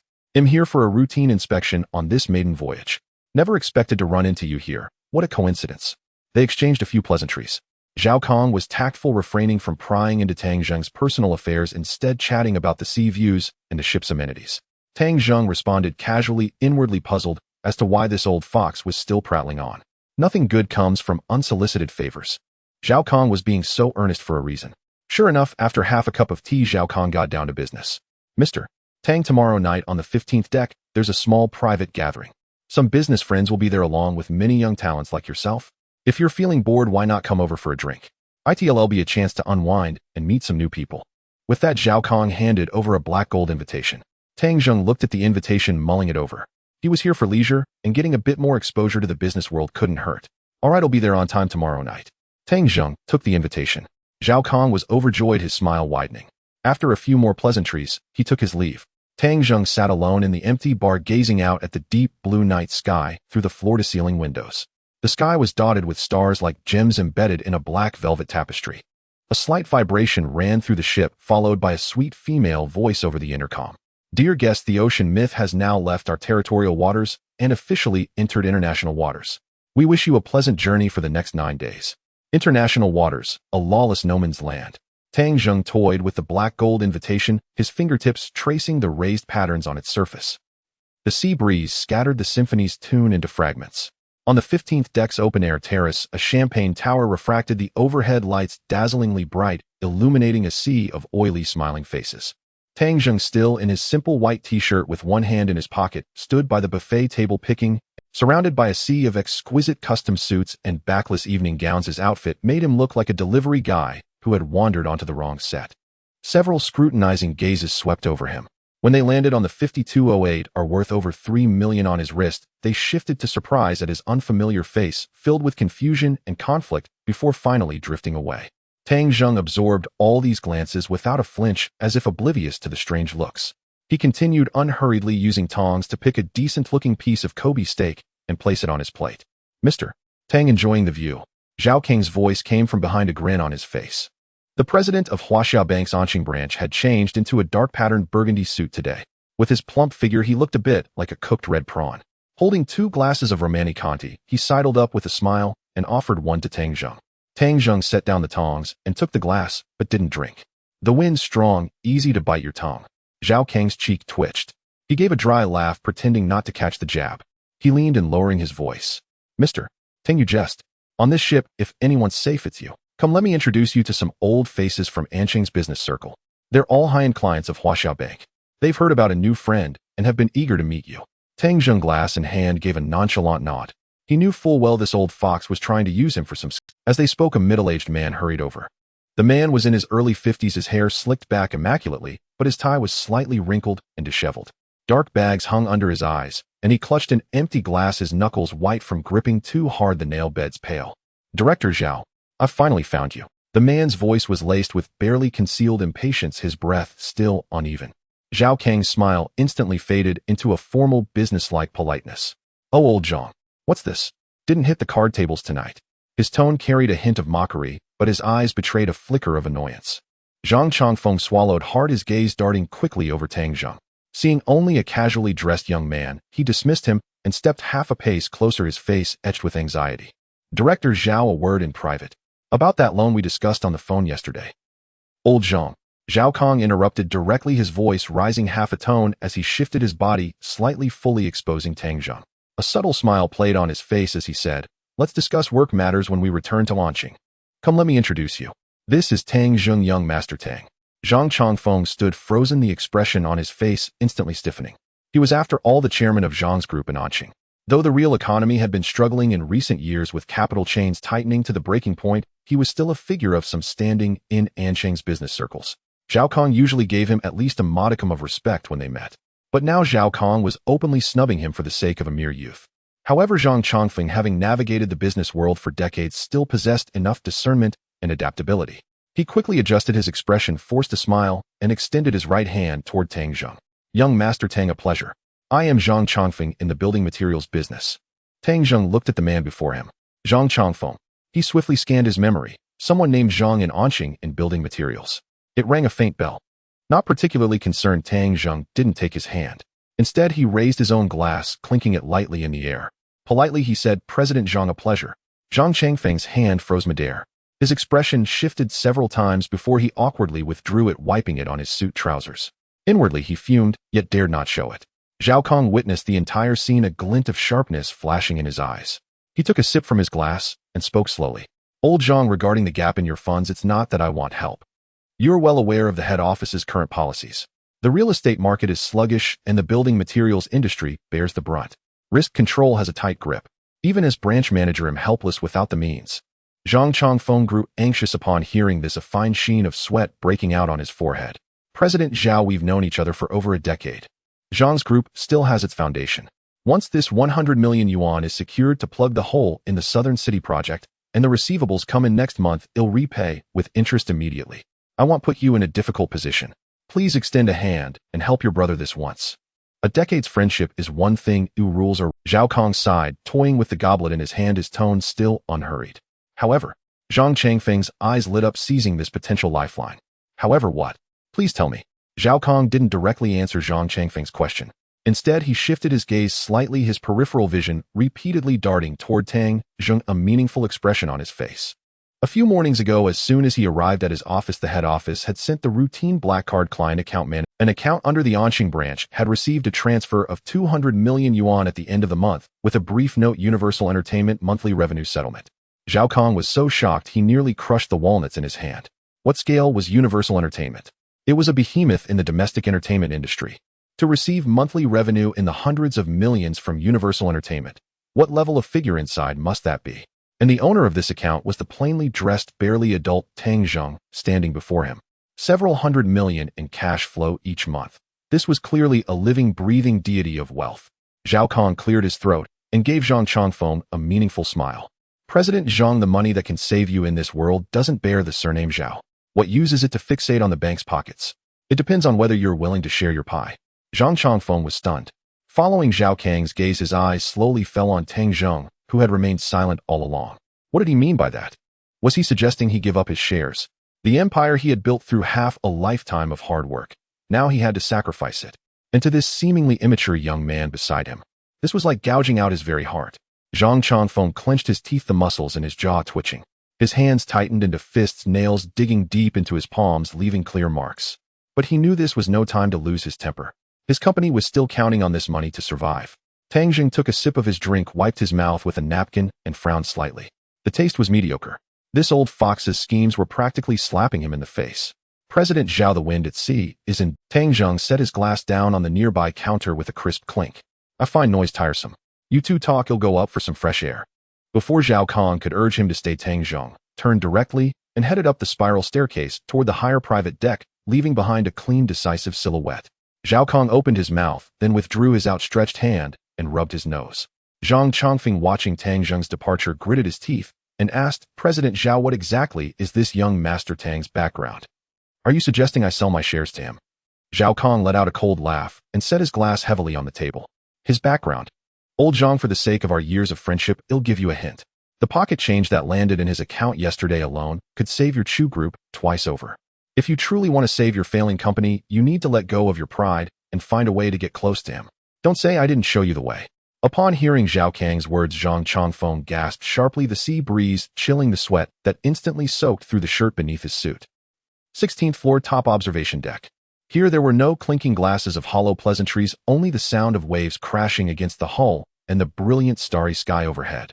Tang Zheng leaned against the railing, the sea breeze tousling his short hair, strands dancing wildly in the wind. He pulled out his phone from his pocket. The screen lit up, revealing several unread messages on WeChat. Suqing Yue, brother Tang Zheng, am off work. Suqing Yue, my supervisor praised me today for being meticulous in organizing the sheet music. Suqing Yue, but things are so expensive in Yanjing. A bowl of noodles outside costs 30 yuan. I had lunch at the company cafeteria for free. Tang Zheng looked at the grinning emoji on the screen, the corners of his mouth unconsciously lifting slightly. His fingers quickly tapped the keyboard. Work hard, don't stint on yourself. Tell me if you need money. Also, if anyone at the company dares to give you a hard time, just slap them. They'll take care of the consequences. After sending the message, Tang Zheng put his phone back in his pocket and let out a long sigh. This girl was still so easily content. He turned around, leaning his back against the railing, and pulled a pack of cigarettes from his pocket. He took one out and placed it between his lips just as he fumbled for a lighter. A dull thud echoed from the shadow of the lifeboat around the corner, followed by the sharp sound of leather shoes scraping against the metal deck. Tang Zheng raised an eyebrow, taking the cigarette and pinching it between his fingers, moving quietly a few steps toward the sound. On this cruise ship, which exuded elegance at every turn, such noises usually indicated trouble or amusement. As he rounded the massive lifeboat frame, Tang Zheng halted at the sight before him. A woman in a flowing red halter dress stood with her back to him. The dress danced lightly around her, hugging her curves and creating breathtaking arcs like a flame quietly burning in the night. Tang Zheng couldn't help but narrow his eyes, slightly astonished by the woman's figure, which was truly exquisite. However, at that moment her actions were anything but graceful. She was gripping a young man's collar, her knee pressed hard against his abdomen. The young man, looking about Tang Zheng's age and dressed in an Armani suit, resembled a boiled shrimp, his eyes bulging in pain as he gasped like a broken bellows. "Run! Aren't you the one who can run fast?" The woman's voice held a chilling, authoritative tone, suggesting she was only a few years older than Tang Zheng, exuding a crisp and dangerous aura. Next to her, a girl with neat short hair skillfully locked the young man's arms, pinning him firmly against the deck. "Sister, this guy still wants to throw something into the sea," the short-haired girl exclaimed angrily. "Throw? I think he wants to jump in and feed the sharks himself." The woman in the red dress let out a cold laugh, then slapped him across the face with a swift motion, the crisp sound echoing on the empty deck. The sharpness of the sound made Tang Zheng's cheek ache, astonished by her brutality. "Who gave you the guts to play such despicable tricks under my watch?" As she spoke, she extended her slender fingers, pulling out a fruit knife from somewhere and brandishing it menacingly between the young man's legs, a gesture that sent chills down the spine. The blade glinted menacingly under the light, causing the young man's face to turn pale. In an instant, his body trembling involuntarily. Tang Zheng stood in the shadows, thinking that this sister was quite formidable.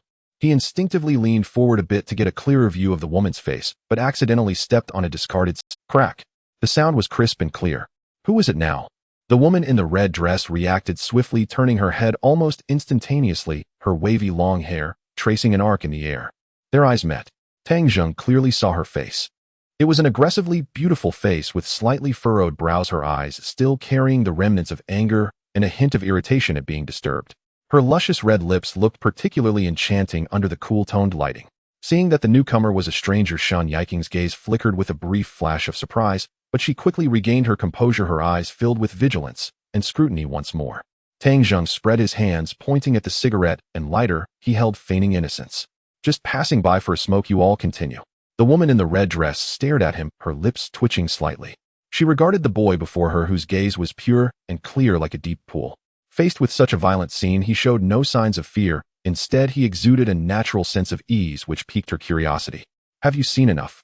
Shan Yiqing quickly reacted, forcibly suppressing the inexplicable feeling within her and replaced it with an icy demeanor. She would not show any weakness or unusual emotions in front of a stranger.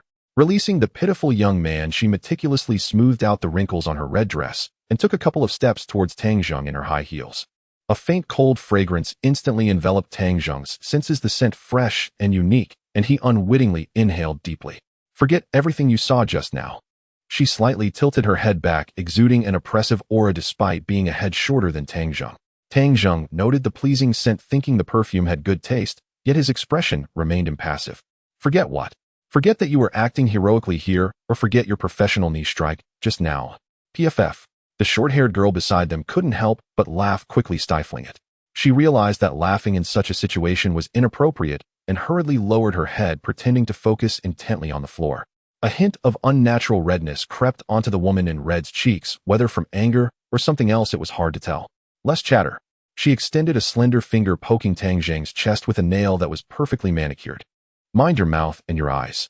If I hear even a whisper about tonight outside, I'll cut out your tongue and feed it." Though her words were harsh to Tang Zheng, they seemed to lack a sense of lethal intent, more like a cover for some embarrassment. "All right, I have a poor memory. They'll forget everything after finishing this cigarette." Tang Zheng smiled and lit the lighter with a click in front of her, the flame reflecting in both their pupils. Shan Yiqing gazed at his smile, feeling as if her heart had been lightly scratched by a cat's paw. She withdrew her finger with a cold snort and turned to the short-haired girl. "Tell Zhou Tu to take this trash away and let him know that if there's a next time, I'll directly take his shares in Jinhui Group and let him figure it out himself." Jinhui Group. Tang Zheng's heart stirred. Wasn't that the industry belonging to Zhou Hong from earlier? He couldn't help but become even more curious about this woman's identity. The ability to casually handle matters involving Jinhui Group indicated her status was even higher than he had expected. "Still not leaving? Waiting for me to invite you for a drink." The woman turned her head back, glaring at Tang Zheng, her eyes holding an indescribable pride. Tang Zheng waved his hand, leaning against the railing and exhaling a puff of smoke. "No need for drinks, the cigarette is just fine." The woman said nothing more and hurriedly left the deck with her companions, the red skirt fluttering in the wind like a fading sunset escaping the battlefield. Tang Zheng watched her retreating figure, the corners of his mouth slightly upturned. Interesting. The party had begun to disperse, and it was already past 11 at night. The cruise ship sailed steadily in international waters, and apart from the deep rumble of the engine, the surroundings were so quiet that only the sound of waves could be heard. Tang Zheng exited the elevator, walking back along the long corridor, the thick carpet, swallowing all sound of footsteps. Alcohol hardly affected his current physical condition, but he instinctively rubbed his temples, planning to take a shower and sleep once he returned. Before he reached his door, he sensed something was off. At the entrance to his room, there crouched a red figure. The dim yellow light of the corridor made the red shape stand out against the white wall. As Tang Zheng approached a few steps, he recognized the person, his brow furrowing slightly. It was the woman in the red dress. But now she was a far cry from the imposing figure she had presented earlier on the deck. She was curled up at the door, her once fiery red dress now looking a bit disheveled, a few strands of hair sticking to her pale neck. Next to her lay a small, sparkly handbag, its contents scattered all over the floor: lipstick, a small mirror, and a room card. As he got closer, a strong scent of whiskey wafted towards him. "Hey, wake up." Tang Zheng squatted down and poked her shoulder with his finger. The woman let out a muffled murmur and slowly lifted her head. Her once sharp gaze was now clouded with a misty daze, her focus wavering on Tang Zheng's face before finally locking on. "It's you, little handsome guy." She giggled foolishly, her voice hoarse and carrying the unique charm of drunkenness. Why did you run into my dream?" Tang Zheng wore a black expression, secretly muttering in his heart about how much alcohol this woman had consumed to be in such a state. "This is the door to my room. You must have taken a wrong turn." "Nonsense." The woman, like a cat whose tail had been stepped on, struggled to stand up, but lost her balance and fell directly into Tang Zheng's embrace. Soft. This was Tang Zheng's first reaction.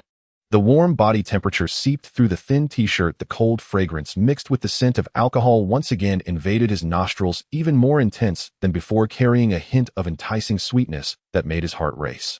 The woman instinctively wrapped her arms around Tang Zheng's neck, burying her head in the crook of his neck like a stray cat seeking safety, rubbing against him and mumbling, "The room card.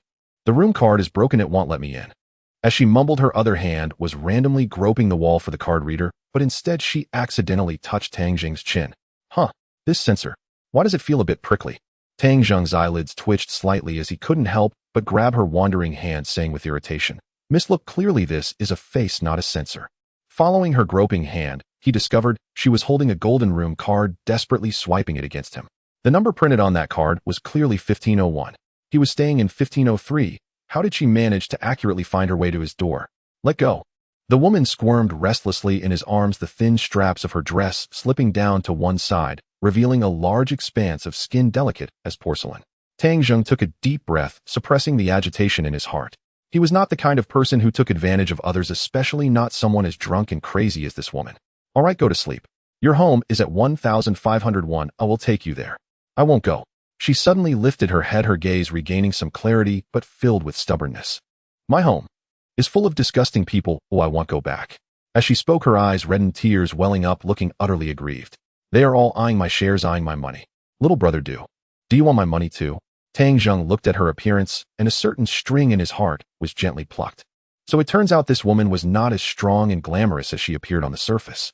"I'm not interested in your money. I have more than you," Tang Zheng said indifferently, holding her waist with one hand while taking out his room card with the other. With a beep, the door swung open.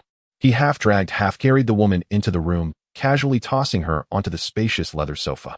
"Stay here, I'll get you some water." The woman sank into the sofa, her skirt flipping up to reveal her long, straight legs, which shimmered enticingly under the dim light. She squinted her eyes, watching Tang Zheng busily moving at the bar, suddenly bursting into laughter. "You're really interesting." Tang Zheng approached with a cup of warm water, bringing it to her lips. "Drink, then shut up and sleep." The woman obediently took a few sips, water trickling down her mouth and wetting the red dress on her chest. Avoiding the cup, she gazed at Tang Zheng with hazy eyes, suddenly reaching out and hooking her arm around his neck. "Hey, little brother, what's your name?" "Tang Zheng." "Tang Zheng. Nice name." She repeated it twice, leaning forward as her breath brushed against Tang Zheng's face.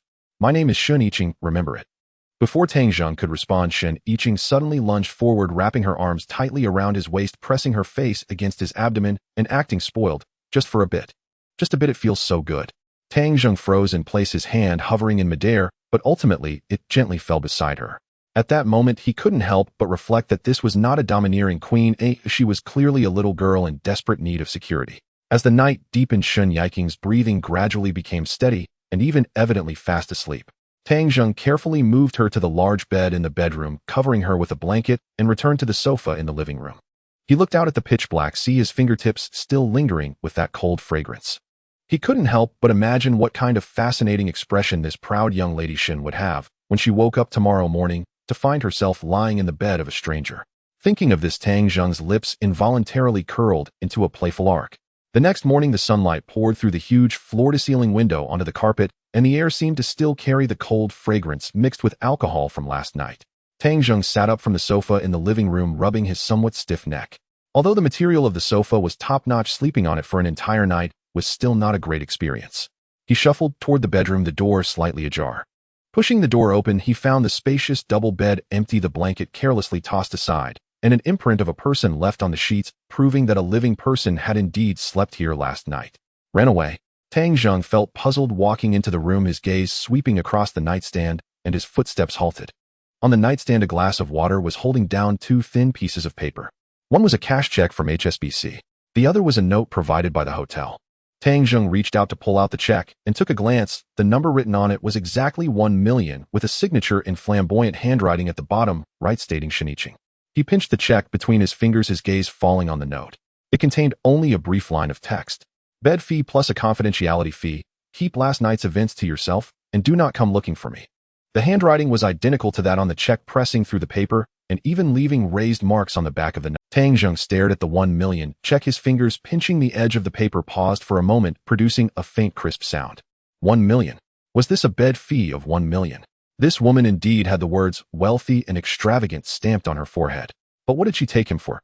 Tang Zheng casually tossed the check onto the table and went to wash his face in the bath. The cold water splashed on his face, and he raised his head to look at himself in the mirror.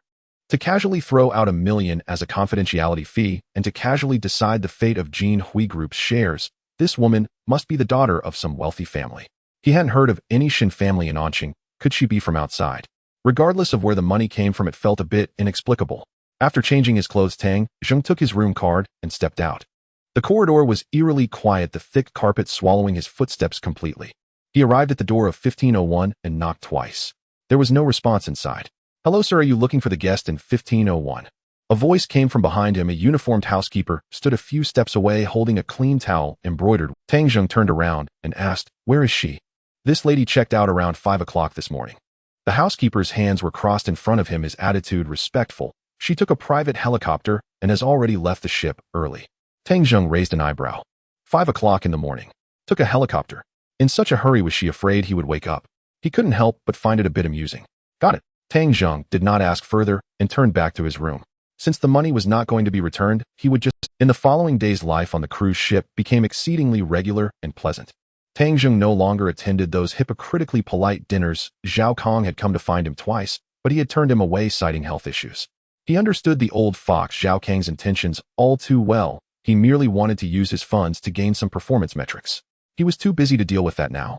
In the morning, he enjoyed a Western breakfast on the deck while being blown by the sea breeze, and in the afternoon, he donned equipment to surf for 2 hours at the rear of the cruise ship. Then in the afternoon, he changed into diving gear and followed a professional diving instructor down to a depth of several meters to see the colorful corals and slow-moving sea turtles, as if entering a mysterious underwater world where everything was so new and wonderful. In the evening, he picked up a fishing rod and sat on the private deck to fish. The sea breeze was salty, carrying the unique scent of the ocean. Tang Zheng gripped the carbon fiber fishing rod, feeling the pull from underwater. The reel made a zzz sound as a huge splash erupted from beneath the water, indicating a big fish was on the line. He suddenly yanked upwards. A tuna almost half a meter long was flung onto the deck, its scales shimmering with a metallic sheen under the sunset, and its tail slapped against the wooden floor, making a dull thump sound. Unable to resist, Tang Zheng took out his phone and snapped a photo of his catch on the ground, casually posting it online with the caption "extra meal." Just under a minute after posting, a message alert popped up at the top of the screen. "Suching Yue, wow, what a big fish. Did you catch this, brother Tang Zheng?" The woman on the left, wearing a red backless bikini paired with a sheer sun shirt barely concealing her figure, had her long wavy hair dancing wildly in the sea breeze while holding a glass of blood-red margarita. The woman on the right appeared relatively conservative in a form-fitting pink one-piece swimsuit that accentuated her curves beautifully, her short bob haircut adding a touch of elegance and freshness to her demeanor. The two sat there seemingly admiring the sea view, yet their glances unintentionally drifted towards Tang Zheng. "Nana, you've applied sunscreen on your chest 3 times already. If you apply more, your skin might get irritated." The short-haired woman Wang Qian took a sip of the lemonade on the table, pretending to casually glance at Tang Zheng's back, a smirk playing at the corners of her lips, hinting at a playful tease. The curly-haired woman Li Na chuckled charmingly, tossed her sunscreen onto the chair, shot a glare at Wang Qian, and said, "Wang Qian, how can you even say that to me? Just look at that swimsuit you're wearing. Isn't it the one you had to find 10 people to group buy at Milan Fashion Week last? Usually you treat it like a treasure and won't wear it. Why are you willing to take it out to soak today? My dear sister, look at what you're saying. Ooh, I thought today was a suitable occasion." Wang Qian replied, setting down her cup, her long fingers lightly tracing the edge of the chair, a subtle smile on her face. Besides, such a beautiful swimsuit should not be hidden away. Oh, what a waste. Li Na leaned back lazily, her eyes behind the sunglasses glinting with scheming intent as she lowered her voice to feign concern. "I've done my research. This young man is single and lives alone in a luxurious suite on the 15th floor. Just look at him, so handsome. If you can get close to him, you won't have to worry about money for cars and bags in the future. Who knows, you might even live the life of a wealthy lady. Let's just rely on our own abilities then." Wang Qian stood up, adjusted the hem of her swimsuit, a confident smile curving her lips. "But I advise you, with the level of this rich second generation, he's encountered many superficial women. Your tricks may not work on him." "Whether it works or not, I'll only know if I try," Li Na snorted dismissively, standing up and strutting towards Tang Zheng in her high heels, her movements resembling a peacock displaying its feathers. As Tang Zheng approached the glass door leading to the inner cabin, a wave of strong perfume hit him, causing him to furrow his brow slightly and halt his steps. "Hey handsome, are you alone?" Li Na leaned against the glass door, intentionally tugging her sun shirt down to reveal large patches of fair skin, her glass tilted slightly, the blood-red liquid swaying gently inside, silently tempting him. "I haven't seen you at the dinners these past few days. Is it because the wine inside is too bad, or because the people are too dull?" Tang Zheng halted his steps, his expression neutral as he scanned Li Na's face. "It's too noisy," Tang Zheng replied bluntly. Li Na chuckled lightly, leaning in closer, the scent of her perfume becoming even more overpowering. "I find it noisy too. Everyone on this ship is so pretentious, it's exhausting to interact with them. You and I are truly kindred spirits. Shall we connect on WeChat? After we disembark, I'll treat you to dinner," she added, presenting her phone with a QR code, her eyes filled with int. Tang Zheng glanced at the QR code, but did not move. He was no pervert. Her intentions and ambitions were clearly written on her face, from her approach to her gaze, all fixated on him, as if she wanted to carve a piece off him. "I don't have a phone, nor do I eat with women," Tang Zheng stated, pushing the glass door open and walking past her. Li Na stood frozen, holding her phone, her smile suddenly stiffening. What absurd excuse is this? No phone? Shouldn't he take a look at what he's holding? At that moment, Li Na felt that this person's ability to speak nonsense was truly remarkable. Not far away, Wang Qian watched this scene and almost burst into laughter. She approached, holding a glass of lemonade, and patted Li Na on the shoulder. "I told you your tricks won't work. That handsome guy doesn't even regard you as a threat." Li Na gritted her teeth, shoving her phone back into her bag, and said resentfully, "What's with this pretentious act? I refuse to believe there's a man I can't win over in this world. Besides, this fiery woman isn't afraid of seducing men. I don't believe he." Tang Zheng was uninterested in the conversation behind him.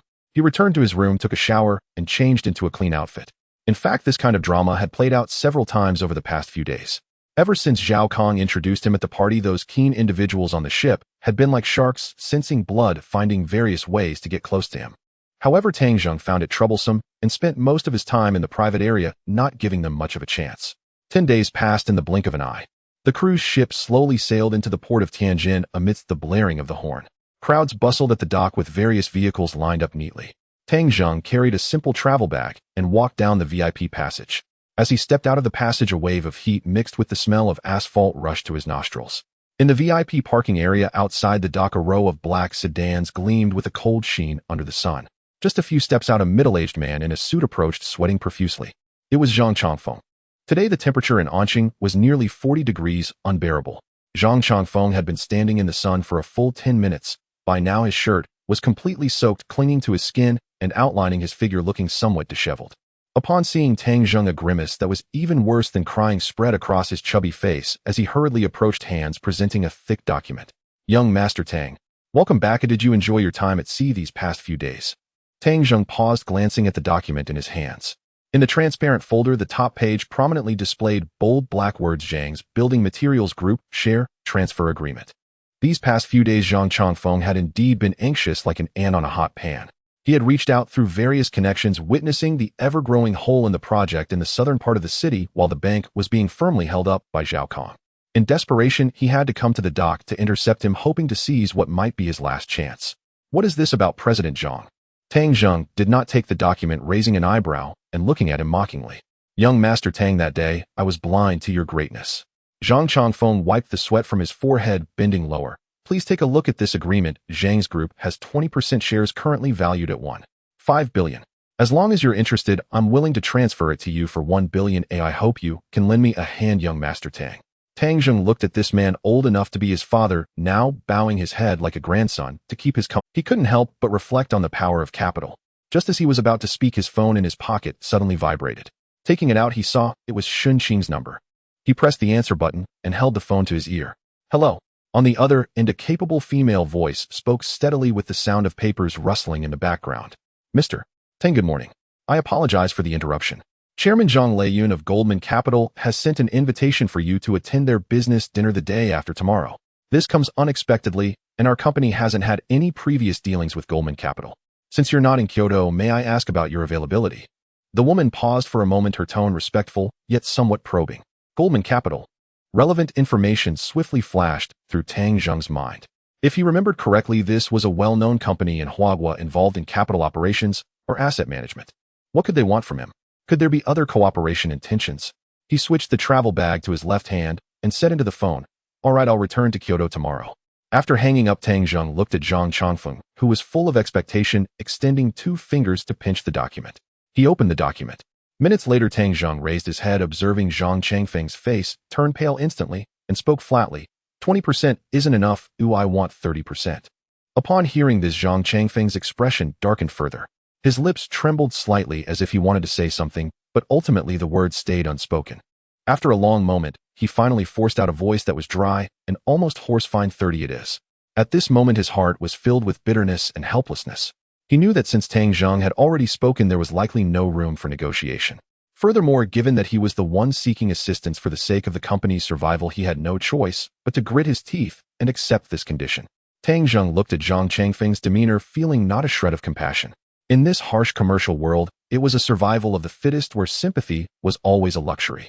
He closed the document and said calmly, Director Zhang, please prepare for a while. In a few days, someone will contact you regarding the share transfer. Once the paperwork is complete, the funds will be transferred to your company on time.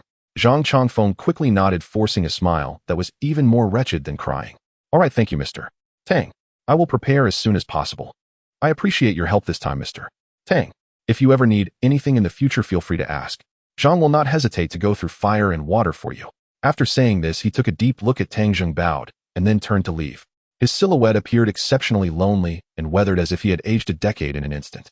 Tang Zheng watched Zhang Changfeng's departing figure, his heart filled with myriad emotions.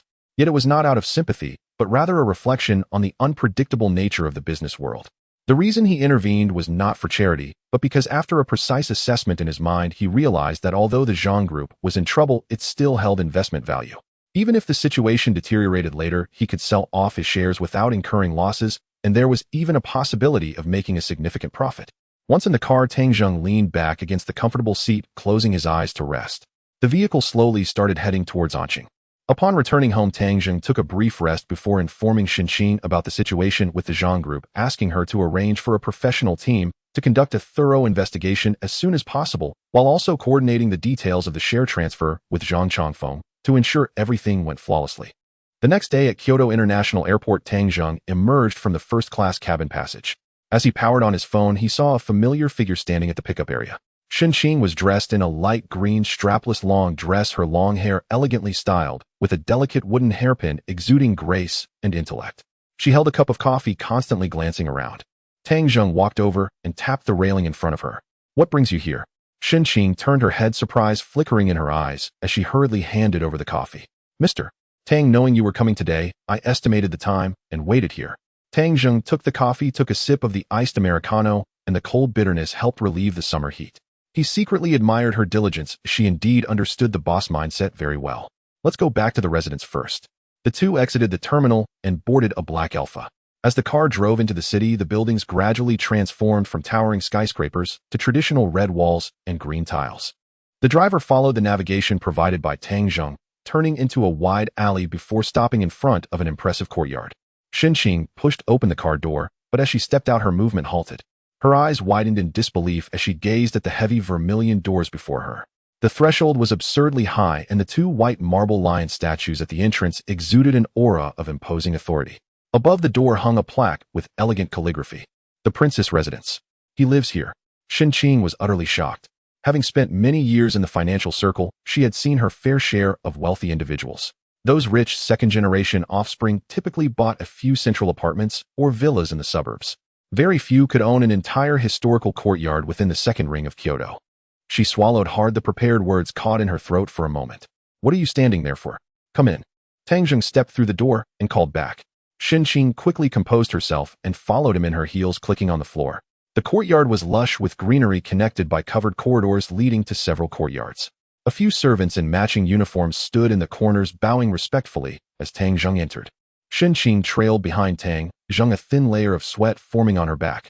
The two made their way to them. Tang Zheng leisurely sat on a rosewood chair as the butler Sun Fu approached quietly, holding a delicate tea tray, expertly pouring 2 cups of tea, the fragrance wafting through the air. Let's discuss the situation with Goldman Sachs. What do they want from me? Upon hearing this, Qing quickly adjusted. Our investigation found that Gaudu Motors, which is wholly owned by Goldman Sachs Capital, is on the verge of a funding crisis. This time, they are likely seeking a partnership for investment. Tang Zheng lifted his teacup, gently blowing on the floating leaves. Manufacturing cars is a bottomless pit, burning money like flowing water. Qing nodded and continued. Gaudu Motors has expanded too rapidly in the past 2 years. They have built 4 research and development centers, and the annual R&D expenses are astronomical. Last year's expenditure reached 946 million yuan in the first 3 quarters. Qing opened her tablet, pulling up a data report and placing it on the table. Now their first mass-produced vehicle has yet to roll off the production line, and the banks have tightened their loans. Gaudu's liabilities have now exceeded 10 billion yuan. Zhang Leiyun likely cannot hold on much longer. This banquet is to seek new partners in the circle to share the burden. Tang Zheng looked at the report on the screen, rhythmically tapping his fingers on the table. Does he see me as a potential? With ample funds at hand, Huanyu Entertainment has nearly 3 billion in available cash flow. However, the automotive industry is treacherous. One cannot tread lightly. Our cash flow at Huanyu Entertainment has always been abundant, and since you recently took over Huanyu Entertainment, Goldman Sachs must have sensed an opportunity. Qing added. After hearing this, Tang Zheng leaned back in his chair and smiled. In that case, you will accompany me tomorrow. I want to see what conditions they can offer. Qing quickly nodded. All right, boss. They'll go prepare right away. The next day at Kyoto Gaiwa Hotel on the 18th floor. In the hotel lobby, a massive crystal chandelier cast warm yellow light, and the melodious sound of a violin flowed through the air. Tang Zheng, dressed in a custom light-colored suit, stood tall and exuded an extraordinary aura. He entered the hall, with Qing presenting their invitation. The venue was already bustling with people chatting in small groups, while holding glasses of wine. Each of them, if chosen at random, would be a regular feature in financial news. Mr. Tang, your seat is up ahead. Please follow me. A staff member responsible for reception stepped forward and respectfully led the way. The two followed the staff through the crowd. The further they walked, the tighter Qing's steps became. The staff finally stopped at a table second only to the main table. Only 6 name cards were placed on this table. When Tang Zheng pulled out a chair and sat down, the conversations at several nearby tables briefly paused. Multiple gazes swept over simultaneously. Those seated near the main table were all established luminaries or rising stars in the industry.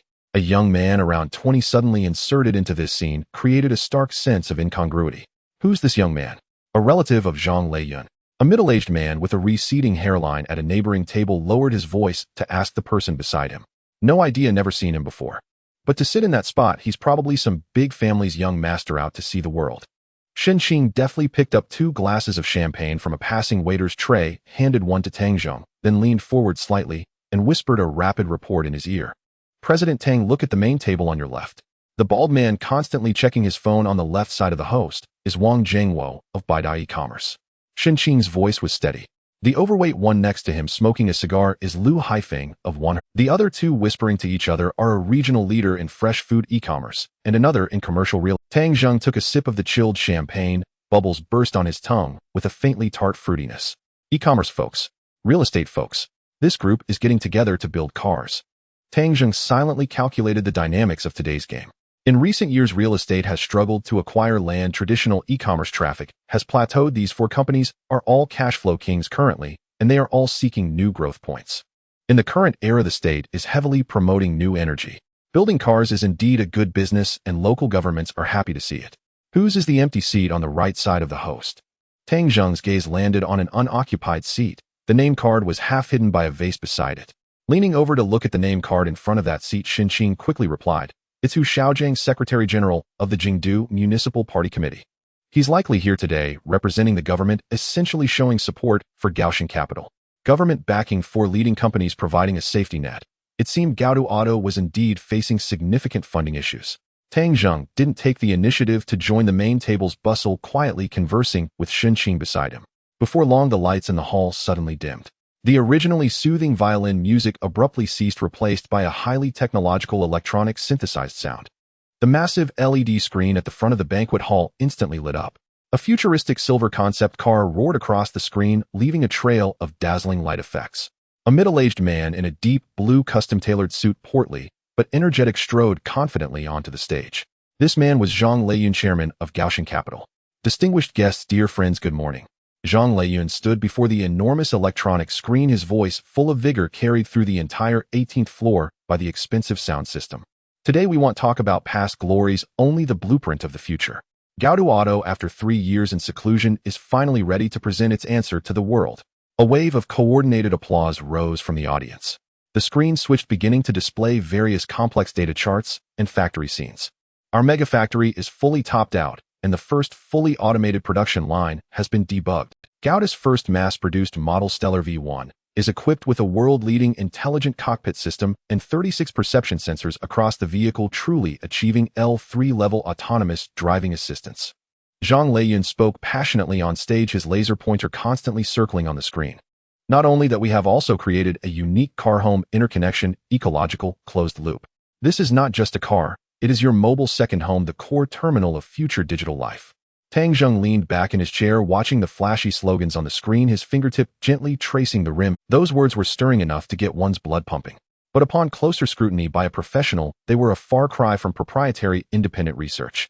The intelligent cockpit and chips hyped on the screen were actually purchased from Qualcomm. The autonomous driving LiDAR was sourced from DJI. The chassis architecture was outsourced to a European team for design. This wasn't car manufacturing, it was a giant Lego assembly project. Without a self-developed 3-electric system or core underlying algorithms, all key components were held in the hands of suppliers. They call this an ecological closed loop.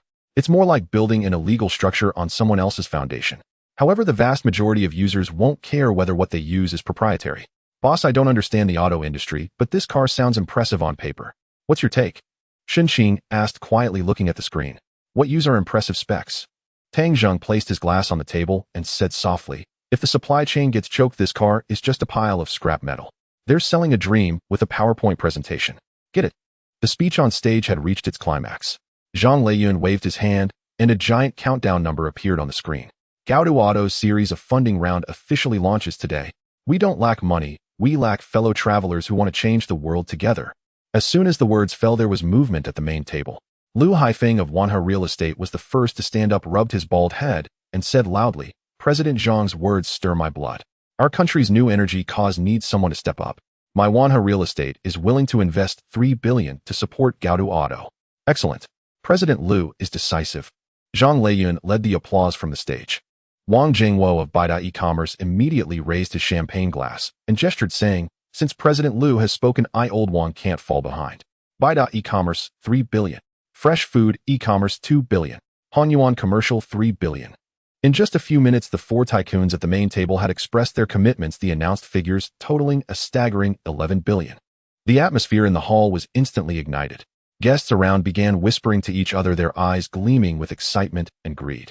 With 11 billion in cash poured in, even if Gaodu Auto were a pig, it could ride the wind for a while longer. Tang Zheng watched this scene, finding it amusing.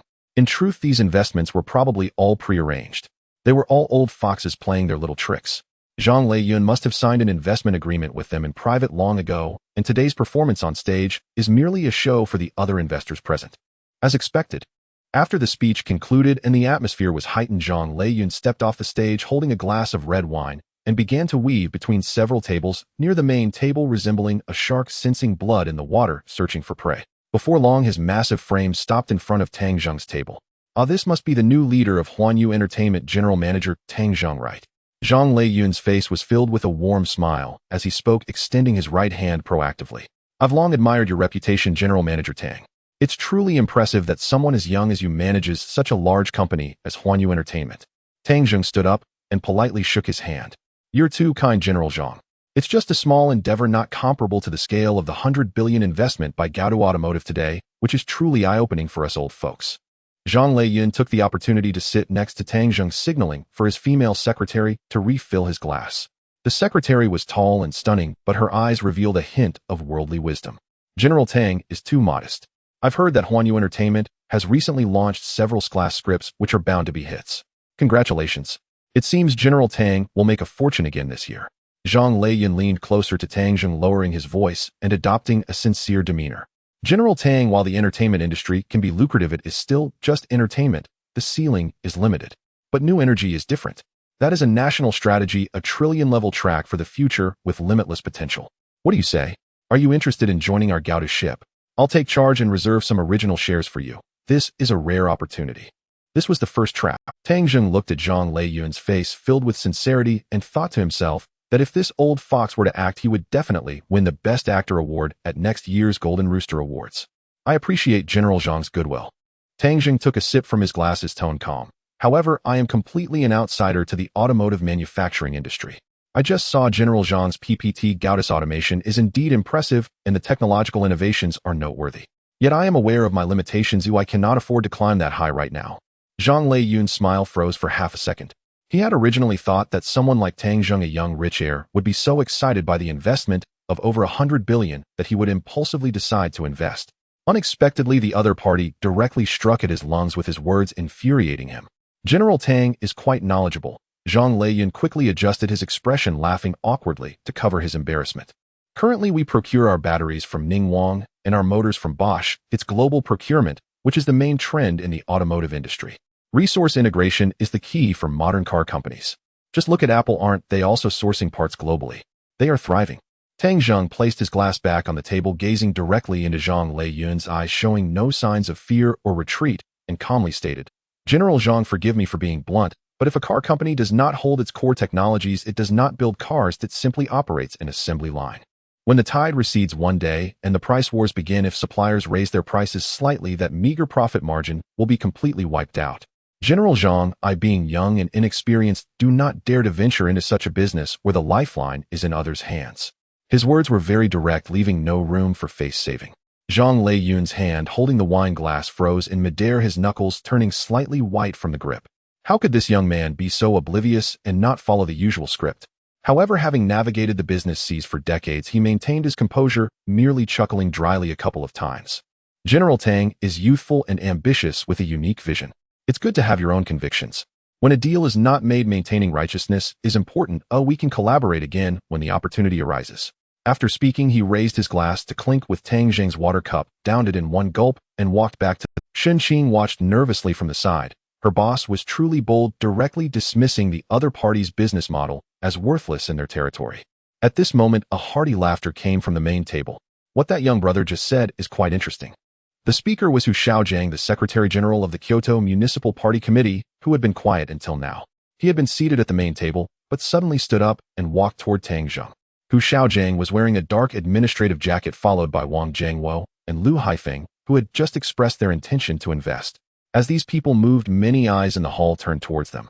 Secretary Hu Tang Zheng stood up and nodded slightly in greeting. He still had to give face to official people. Hu Xiaojiang waved his hand, signaling Tang Zheng to sit down, and took a chair beside him. Young General Tang seems quite pessimistic about the current new energy vehicle industry. Hu Xiaojiang picked up his glass and took a sip. The country is currently vigorously supporting new energy to achieve a leapfrog development. Although Gaodu Automotive currently relies on its supply chain, it is also contributing to the domestic automotive industry chain. His words carried a different implication. Next to him, Lu Haifeng from Wanhao Real Estate spoke up, his tone carrying the confidence of an elder instructing a younger one. Yes, General Tang, in business, one cannot only focus on the immediate technological barriers. What we value is Gaodu's market share and brand value. As long as the scale is established and there's cash flow, core technologies can be acquired gradually. Next to them, e-commerce giant Wang Jiangwo nodded in agreement. The internet thinking in building cars emphasizes rapidity without breaking. First acquire land, then build. General Tang is still too young and too conservative. Tang Zheng looked at these three veterans whose ages nearly added up to 200 years and sighed inwardly. He knew that these people were accustomed to capital operations and had their own logic. However, Tang Zheng did not think so and did not intend to compromise, for he had his own confidence, his system. Secretary Hu General Lu General Wang. Tang Zheng was not angry. Instead, he leaned back in his chair, relaxed his eyes, showing confidence. While leapfrogging development is indeed correct, it can easily turn into a rollover. Although I am young, I firmly believe that core technology is the foundation of a company, the cornerstone of everything. Without core technology, no matter how large the scale, it is merely a castle in the air, unable to withstand any storm. Tang Zheng's voice was not loud, but his enunciation was clear, easily heard in this small area. He paused, casting his gaze over Lu Haifeng and Wang Zhangwo, and continued, "What if one day foreign chip manufacturers cut off supplies, or Ning Wang in the country slightly restricts battery production? How greatly will the new energy vehicle industry be impacted? At that point, car companies without core technology will be left at the mercy of others. All previous efforts may go to waste." Hearing this from Tang Zheng, who Xiaozhang's hand holding the wine glass paused, he looked deeply at Tang Zheng, and in his originally casual gaze there was now a hint of scrutiny and appreciation. He did not expect this young man to have such a sharp vision, unlike other rich kids who only know how to indulge in pleasures. General Tang speaks frankly. "Oh, I have learned a lot." Hu Xiaozhang did not refute, smiling faintly. "It seems that the future business world will belong to you young people. You have a point. Core technology is indeed crucial. Gaodu Automotive should put more effort into this area." After chatting for a while, Hu Xiaozhang led Wang Zhangwo and Lu Haifeng back to the main table. At this moment, the gazes of the others in the hall towards Tang Zheng had changed, filled with surprise, admiration, and even a hint of jealousy. However, Tang Zheng was unbothered by these gazes. He knew that he had merely spoken the truth from his heart. During the remainder of the banquet, Zhang Lei Yun seemed to deliberately ignore their presence, and Tang Zheng was happy to enjoy his peace. At 3 in the afternoon, the banquet concluded. Tang Zheng left the high-end hotel with Xinqing. The gentle afternoon breeze in Kyoto carried a hint of warmth, dispersing the alcohol scent lingering on them. The parking attendant brought over the company's black Alfred. The two got into the car.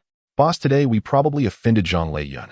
Xinqing, seated in the front passenger seat, organized the materials in her hands and said, "If we've offended him, so be it. We cannot collaborate if our paths differ. If he dares to cause trouble, we are not afraid." Tang Zheng leaned back on the leather seat in the back, closing his eyes to rest. The black Alpha slowly drove into the alley, its tires crunching over the bluestone pavement, producing a dull yet rhythmic sound. The car finally stopped in front of the heavy vermilion doors, and Tang Zheng opened the car door to step out, the air mixed with the unique, dry scent of ancient ginkgo trees. "Mr. Tang, do you need me to come pick you up for Huanyu tomorrow?" Xinqing, having descended from the passenger seat, softly asked as he stood beside. Tang Zheng waved his hand. "No need take a break these days. Just send me any documents directly to my email." With that, he turned and walked towards the Princess Mansion. Stepping into the Princess Mansion, the courtyard was quite cool, with several century-old trees filtering the harsh sunlight into fragmented patterns on the ground, creating a mosaic of light and shadow. Butler Sun Fu was standing at the corner of the corridor with a tablet in hand. Seeing Tang Zheng come in, he quickly, "Young master, you're back." Sun Fu received the suit jacket that Tang Zheng had taken off, elegantly draping it over his arm, his movements smooth, as if he had practiced countless times. "How's everything at home?" Tang Zheng loosened his tie and stepped towards the main hall. "All matters regarding the school year have been prepared. Would you like to review the list?" Sun Fu followed half a step behind, his voice steady, each syllable perfectly timed. Tang Zheng sat down on the sofa in the main hall, picked up a cup of freshly brewed cold tea, and took a big sip, the bitter tea sliding down his throat, suppressing the restlessness brought in from the outside. "All right, let me take a look." Sun Fu swiped on the tablet a couple of times before handing it to Tang Zheng, beginning his report.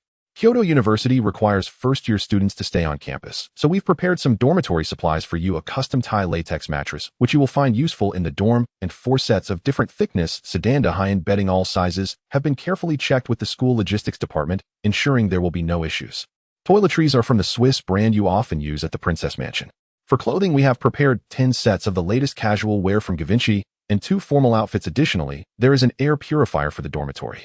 Tang Zheng nodded. Inwardly, indeed, professionals are different. Their work is thorough and meticulous, excelling in legit. "That's enough, thank you, Uncle Sun." Tang Zheng returned the tablet to Sun Fu. "This is what I should do," Sun Fu replied, a kindly smile appearing on his previously serious face upon hearing Tang Zheng's gratitude. Having never married or had children over the years, the Princess Mansion was everything to him, and now the new master was his sole hope. He truly wished for the young master to thrive. With no pressing matters for the rest of the day, Tang Zheng stood up and began to stroll around the courtyard. The Princess Mansion covered an absurdly large area with several sections in the front and backyards. The moss in the corners, the intricately carved window frames, and the koi swimming in the pond all exuded a sense of tranquil luxury brought about by wealth. In the next 2 days, Tang Zheng went nowhere, just wandered around the vicinity, familiarizing himself with the surrounding streets. 200 meters away at the alley entrance was a breakfast shop selling doji run by a genuine Kyoto local whose loud voice could be heard every morning boasting to neighbors. This earthy vibe mixed with the tranquility of the princess mansion gradually eased Tang Zheng's taut nerves. After dinner, he lay in a rattan chair in the courtyard to cool off. The moonlight was like water casting a glow over his tall figure. Suddenly his phone vibrated several times in his pocket. He took out his phone to unlock it. On the WeChat interface, the chat box named Kyoto University Physics Department Freshman Group had a red indicating 99 notifications. He had added the freshman group a day earlier based on the information in the admission notice, but after joining, he had set the messages to do not disturb. Tang Zheng clicked in. The group was buzzing with activity. Teacher Lee had just posted a group announcement. Dear students, there are 3 days until the start of the semester. To facilitate the arrangements for welcoming new students, please fill out the pickup statistics sheet as soon as possible. Students traveling by train, high-speed rail, or airplane should specify their arrival times, and the school will arrange buses for unified pickup. Those going on their own should also indicate their plans for better coordination. Thank you all for your cooperation. A series of received messages followed. Then the tone of the chat began to shift. A user named Wang Hao was particularly active. Wang Hao, teacher, let me handle the statistics sheet. I'll set up a mini program for everyone to fill out directly, and the backend will export it with 1 click, saving you from having to check records one by one. Teacher Lee, thank you for your hard work, Wang Hao. Wang Hao, no trouble at all, it's the least I can do. Also, for students coming from out of town who are unfamiliar with the Kyoto routes, feel free to ask me. I'm a local and know this area very well.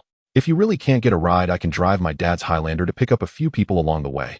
As soon as he said this, a flurry of thumbs-up emojis filled the group chat. Student A, wow, how Go is generous. We have a local big shot in our class.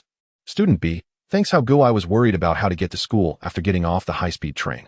Wang Hao, just a small matter, my family runs a chain supermarket near the 4th Ring Road. Once school starts, if anyone needs daily necessities, just go grab them, mention my name for a 20% discount. Tang Zheng looked at the chat records on the screen, chuckling softly. This kid knows how to play the game, establishing his persona and winning hearts right after joining the group. Having a supermarket at home and driving a Highlander, he could indeed be considered a well-off second generation who stands out in the eyes of ordinary college students. However, Tang Zheng had no interest in such childish games. He casually opened the mini program, intending to take a look at the information that needed to be filled out. Little did he know the mini program page was stuck on loading unresponsive for a long time, probably due to a glitch. After waiting a while, Tang Zheng grew impatient, directly exited the mini program, casually tossed his phone onto the nearby tea table, and continued to rest his eyes. The next morning, Tang Zheng was sitting in the study practicing calligraphy, the air filled with a faint scent of it. A few days ago, he discovered several calligraphy works of famous masters in this study, and since Sun Fu had a good hand, he learned how to hold a brush under his guidance, now practicing immersive imitation of the calligraphy every day. Suddenly, his phone screen vibrated and lit up, displaying a WeChat friend request. The verification message read, "Hello classmate, I am Wang Hao from Kyoto University, responsible for compiling the new student check-in information." Tang Zheng clicked to accept. As soon as he accepted, an urgent message was sent from the other side. Wang Hao, bro, you're the only one left who hasn't filled out the statistics sheet in the group. Teacher Lee is pushing for the data. Wang Hao, are you from out of town or a local? Do you need me to pick you up? Tang Zheng typed a reply, local, I'll drive myself there. The other side fell silent for a moment. Wang Hao, you are also from the local area. That's great, let's communicate more in the future. If you drive yourself, there will be a lot of cars on the day of registration, and external vehicles are not allowed into the dormitory area. You must report your license plate number to the security department in advance to apply for a temporary pass. Send me your license plate number, and I will report it together. He thought to himself, helping a classmate while also showing that he had a bit of influence at school, why not? Tang Zheng pondered for a moment after seeing the message. On the day of registration, he had a lot of luggage and Sun Fu would definitely be accompanying him, plus 2 other people would need to help carry things. 1 car definitely wouldn't be enough, so he needed to arrange for 2 cars. Without hesitation, he typed out 2 license plate numbers on his phone, Jing ATZ 567, Jing ATZ 666. These license plates were already owned by the princess residents. Over the years, despite the changes, the residents still retained many such precious resources.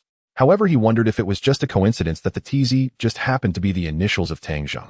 After the message was sent that the other party is typing, indicator at the top of the chat flashed a few times before disappearing completely. Tang Zheng didn't pay much attention. It was a full 2 minutes before Wang Hao's message came back. This time, however, the tone was clearly different. Wang Hao, buddy, don't joke around. This is a serious report to the school's security department. If you report randomly, the car won't be allowed to enter the main gate later. At that moment, Wang Hao was sitting on the sofa in his supermarket's office, leisurely sipping iced tea, while staring at the two explosive license plate numbers on his phone screen, his brows furrowed enough to crush a fly. Could this person be insane? A Jing A number with one of them having 3 consecutive digits at the end. This is something an ordinary person could get at the vehicle management office. In the entire city of Kyoto, there were only a handful of cars that could carry such plates. Which of them wasn't a big shot with significant connections? A freshman just starting college reporting these 2 license plate numbers was nothing short of mockery. Tang Zheng looked at Wang Hao's reply, too lazy to explain. He directly turned to Sun Fu, who was waiting at the door. Uncle Sun, take a photo of the vehicle registration certificates for those 2 cars and send them to me. Sun Fu nodded and turned to go out. In less than a minute, 2 high-definition photos were sent to Tang Zheng's phone. Tang Zheng casually forwarded the photos to Wang Hao. Tang Zheng, not joking, just these 2 cars. Thanks. After sending, he directly turned his phone face down on the table and continued writing. On the other side, Wang Hao looked at the 2 photos that popped up in WeChat, tapping them absent-mindedly. The first photo was of a Toyota Alphard license plate number Jing ATZ 567, owner Tang Zheng. The second photo was of a Ferrari Enzo license plate number Jing ATZ 666, also owned by Tang Zheng. Wang Hao felt a buzzing in his head and his hand shook, causing the iced tea he had just sipped to spray all over. The cold liquid flowed down his thigh, but he felt as if he had lost sensation. He hurriedly brought his phone closer, pinching the screen with 2 fingers to enlarge the photo, staring intently at the embossed seal and vehicle identification number. It's real. The background pattern and anti-counterfeiting seal on the registration certificate were clearly visible, with no signs of post-processing. The surrounding air seemed to have suddenly been sucked away. Wang Hao swallowed, feeling his throat dry. Toyota Alphard. Ferrari Enzo. His mind was now ringing. If he remembered correctly, the Ferrari Enzo was worth at least 10 million and the Toyota Alphard would cost at least. He suddenly recalled boasting in the group yesterday about picking someone up in a Highlander, exuding a sense of superiority as a native of Kyoto. Now looking back, his little proud background was utterly insignificant in front of these 2 cars. He couldn't even afford 1 tire. He actually asked if they needed him to pick them up. Wang Hao's face turned crimson to the roots of his neck, feeling as though he had just been slapped in the face twice from afar. Which prince from a big family is out here experiencing life? He trembled with his hands, grabbing a tissue to wipe his pants randomly, then typed on his phone, deleting and retyping. Finally, he sent a terse message.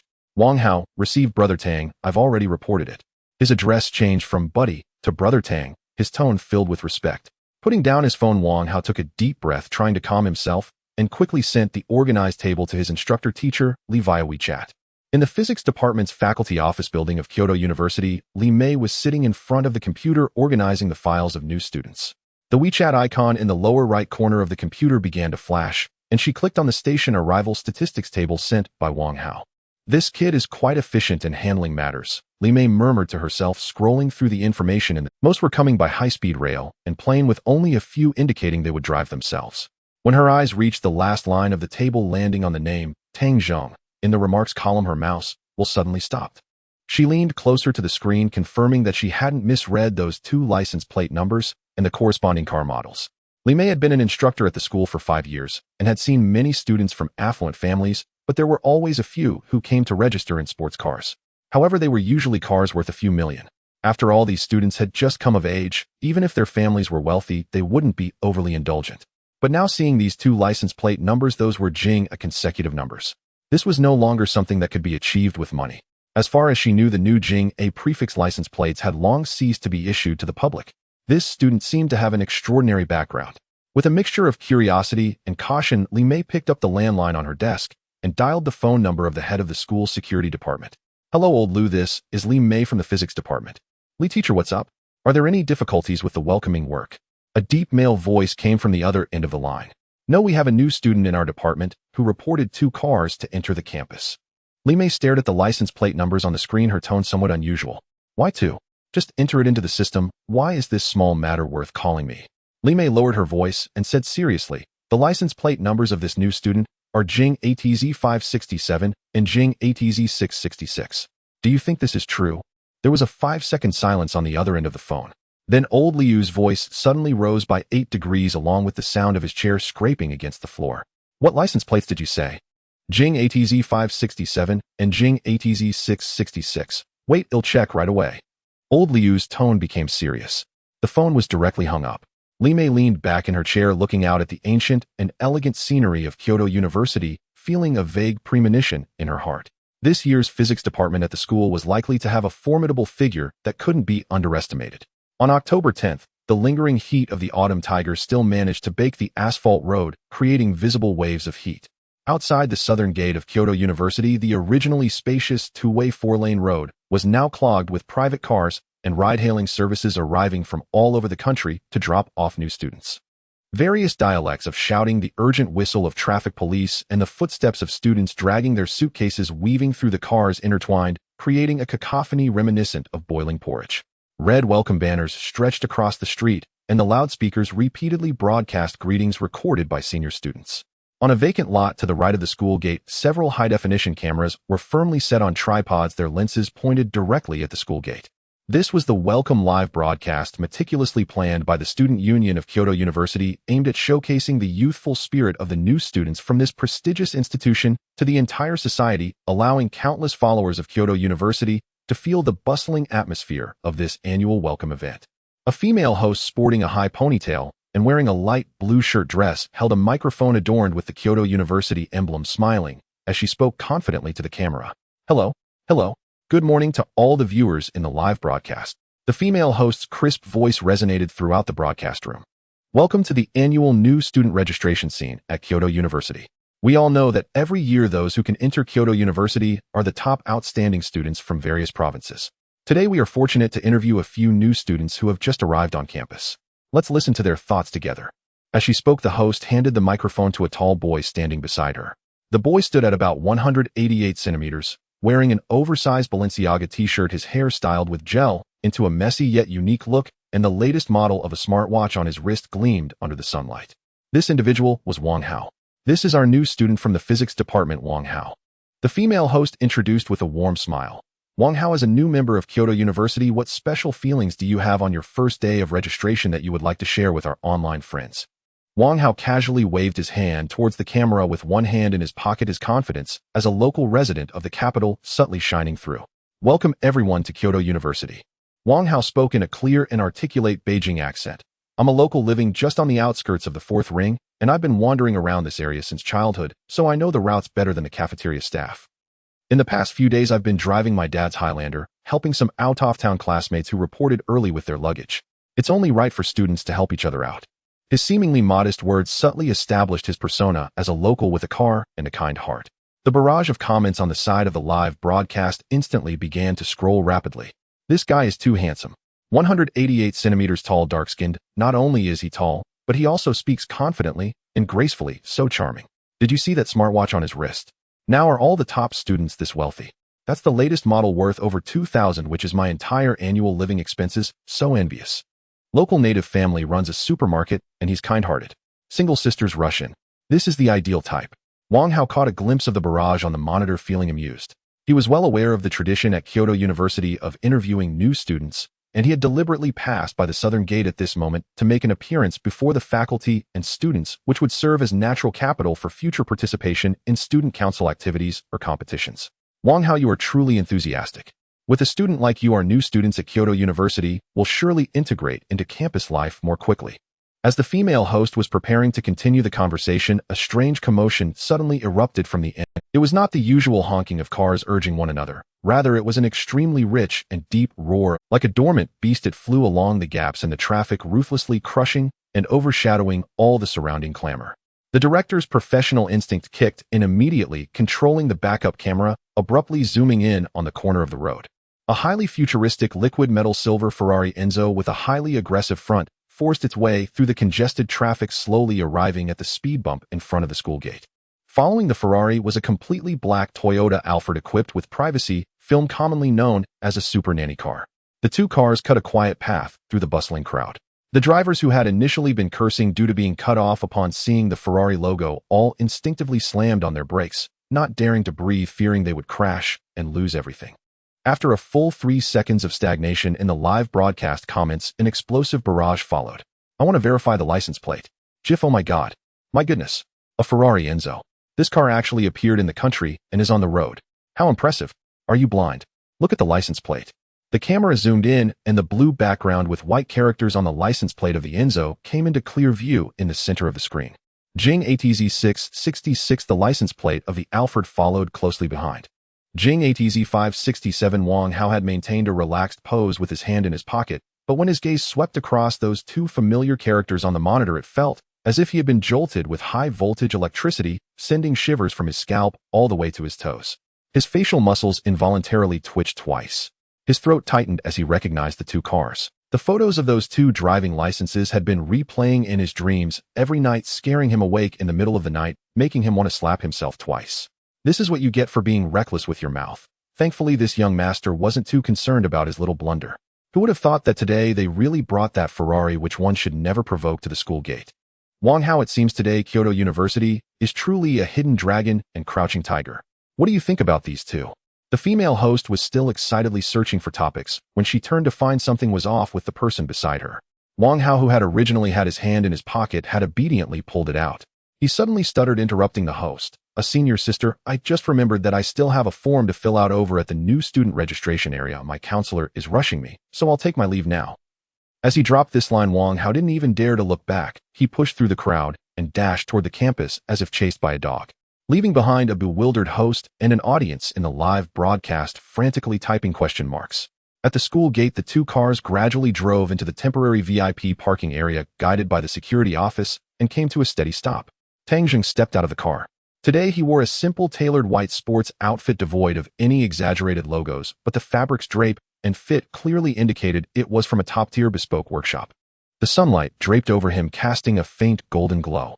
He wore no sunglasses and did not glance around. He simply stood still, casually adjusting the small sports bag on him with a calm demeanor.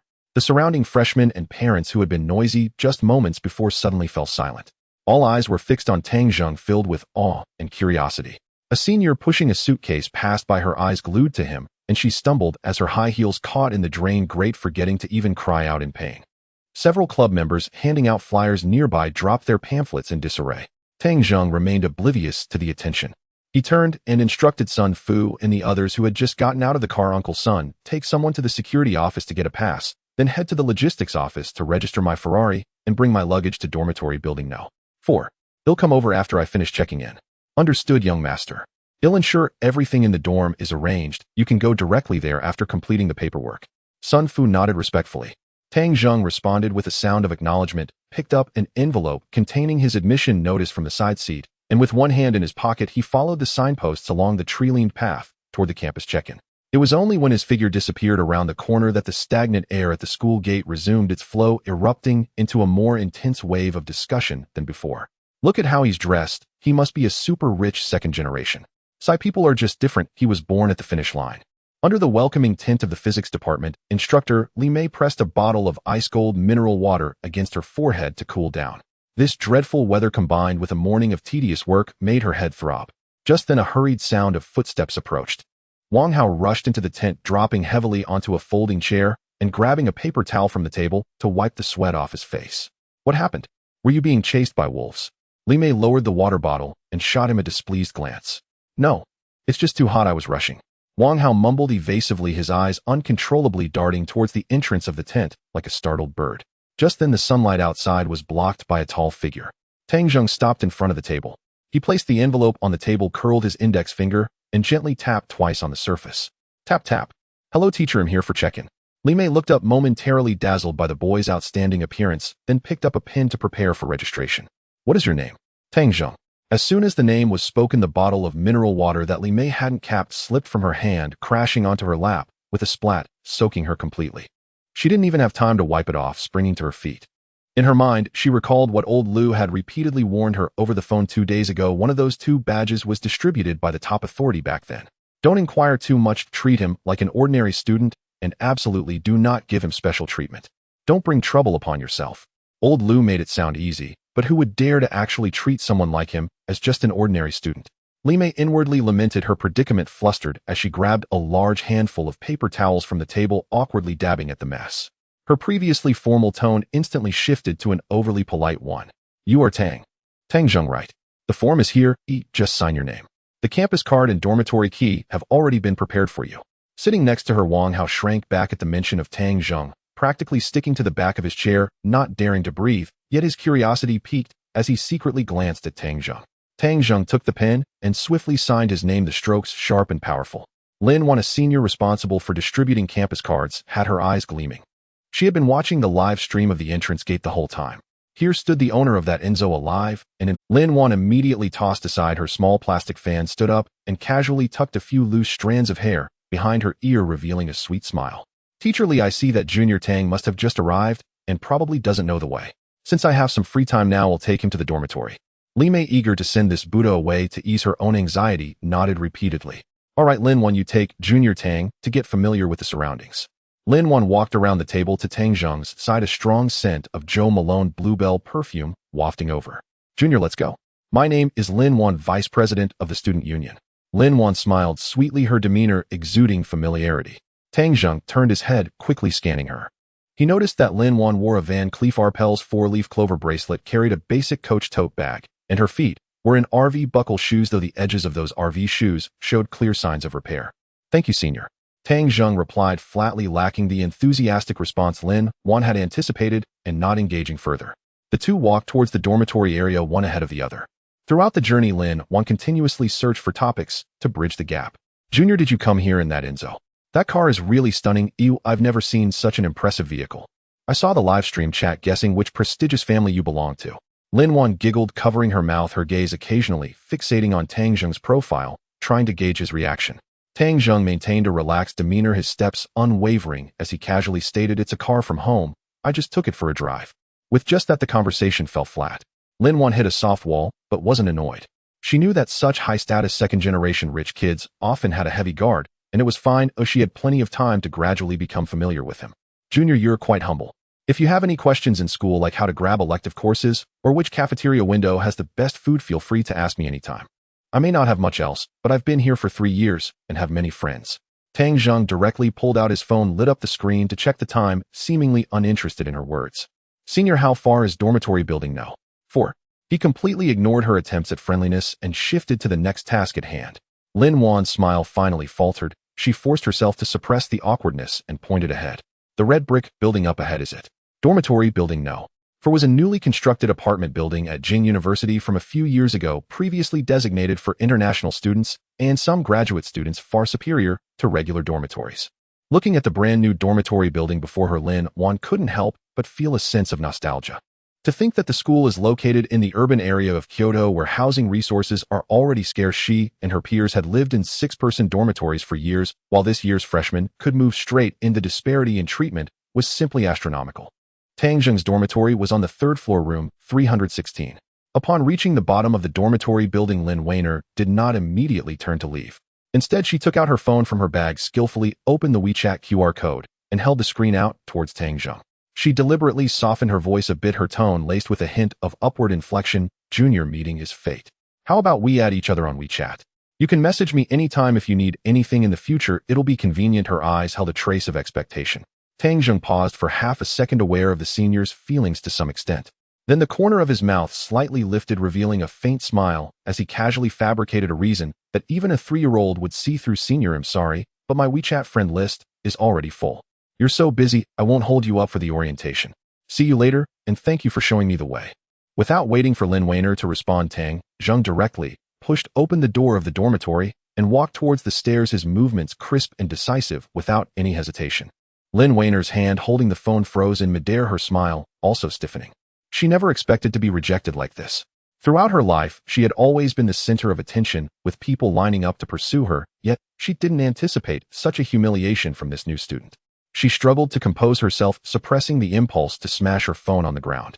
In the end, she could only awkwardly retract her hand and turn to leave, secretly thinking, it's fine, someone with principles like him deserves someone like me. Lin Weiner. Room 316. The door was not fully closed, leaving a gap about 2 fingers wide. Tang Zheng pushed the door open, and a faint scent of cedarwood aroma wafted through the crack, completely overshadowing the musty smell and sweat odor commonly associated with dormitories. However, at that moment, the scene inside the dormitory was even more awkward than he had anticipated. He saw Sun Fu wearing pristine white cotton gloves, organizing the desk beneath the window. 2 men in black suits were using a powerful German mite removal device, sweeping back and forth across the corners of the bed and desk, with ultraviolet lamps emitting an eerie blue light. The school-issued sponge mattress had been neatly stacked outside the door, replaced by a custom-made latex mattress from Thailand topped with a high-end 4-piece bedding set from Sedanda.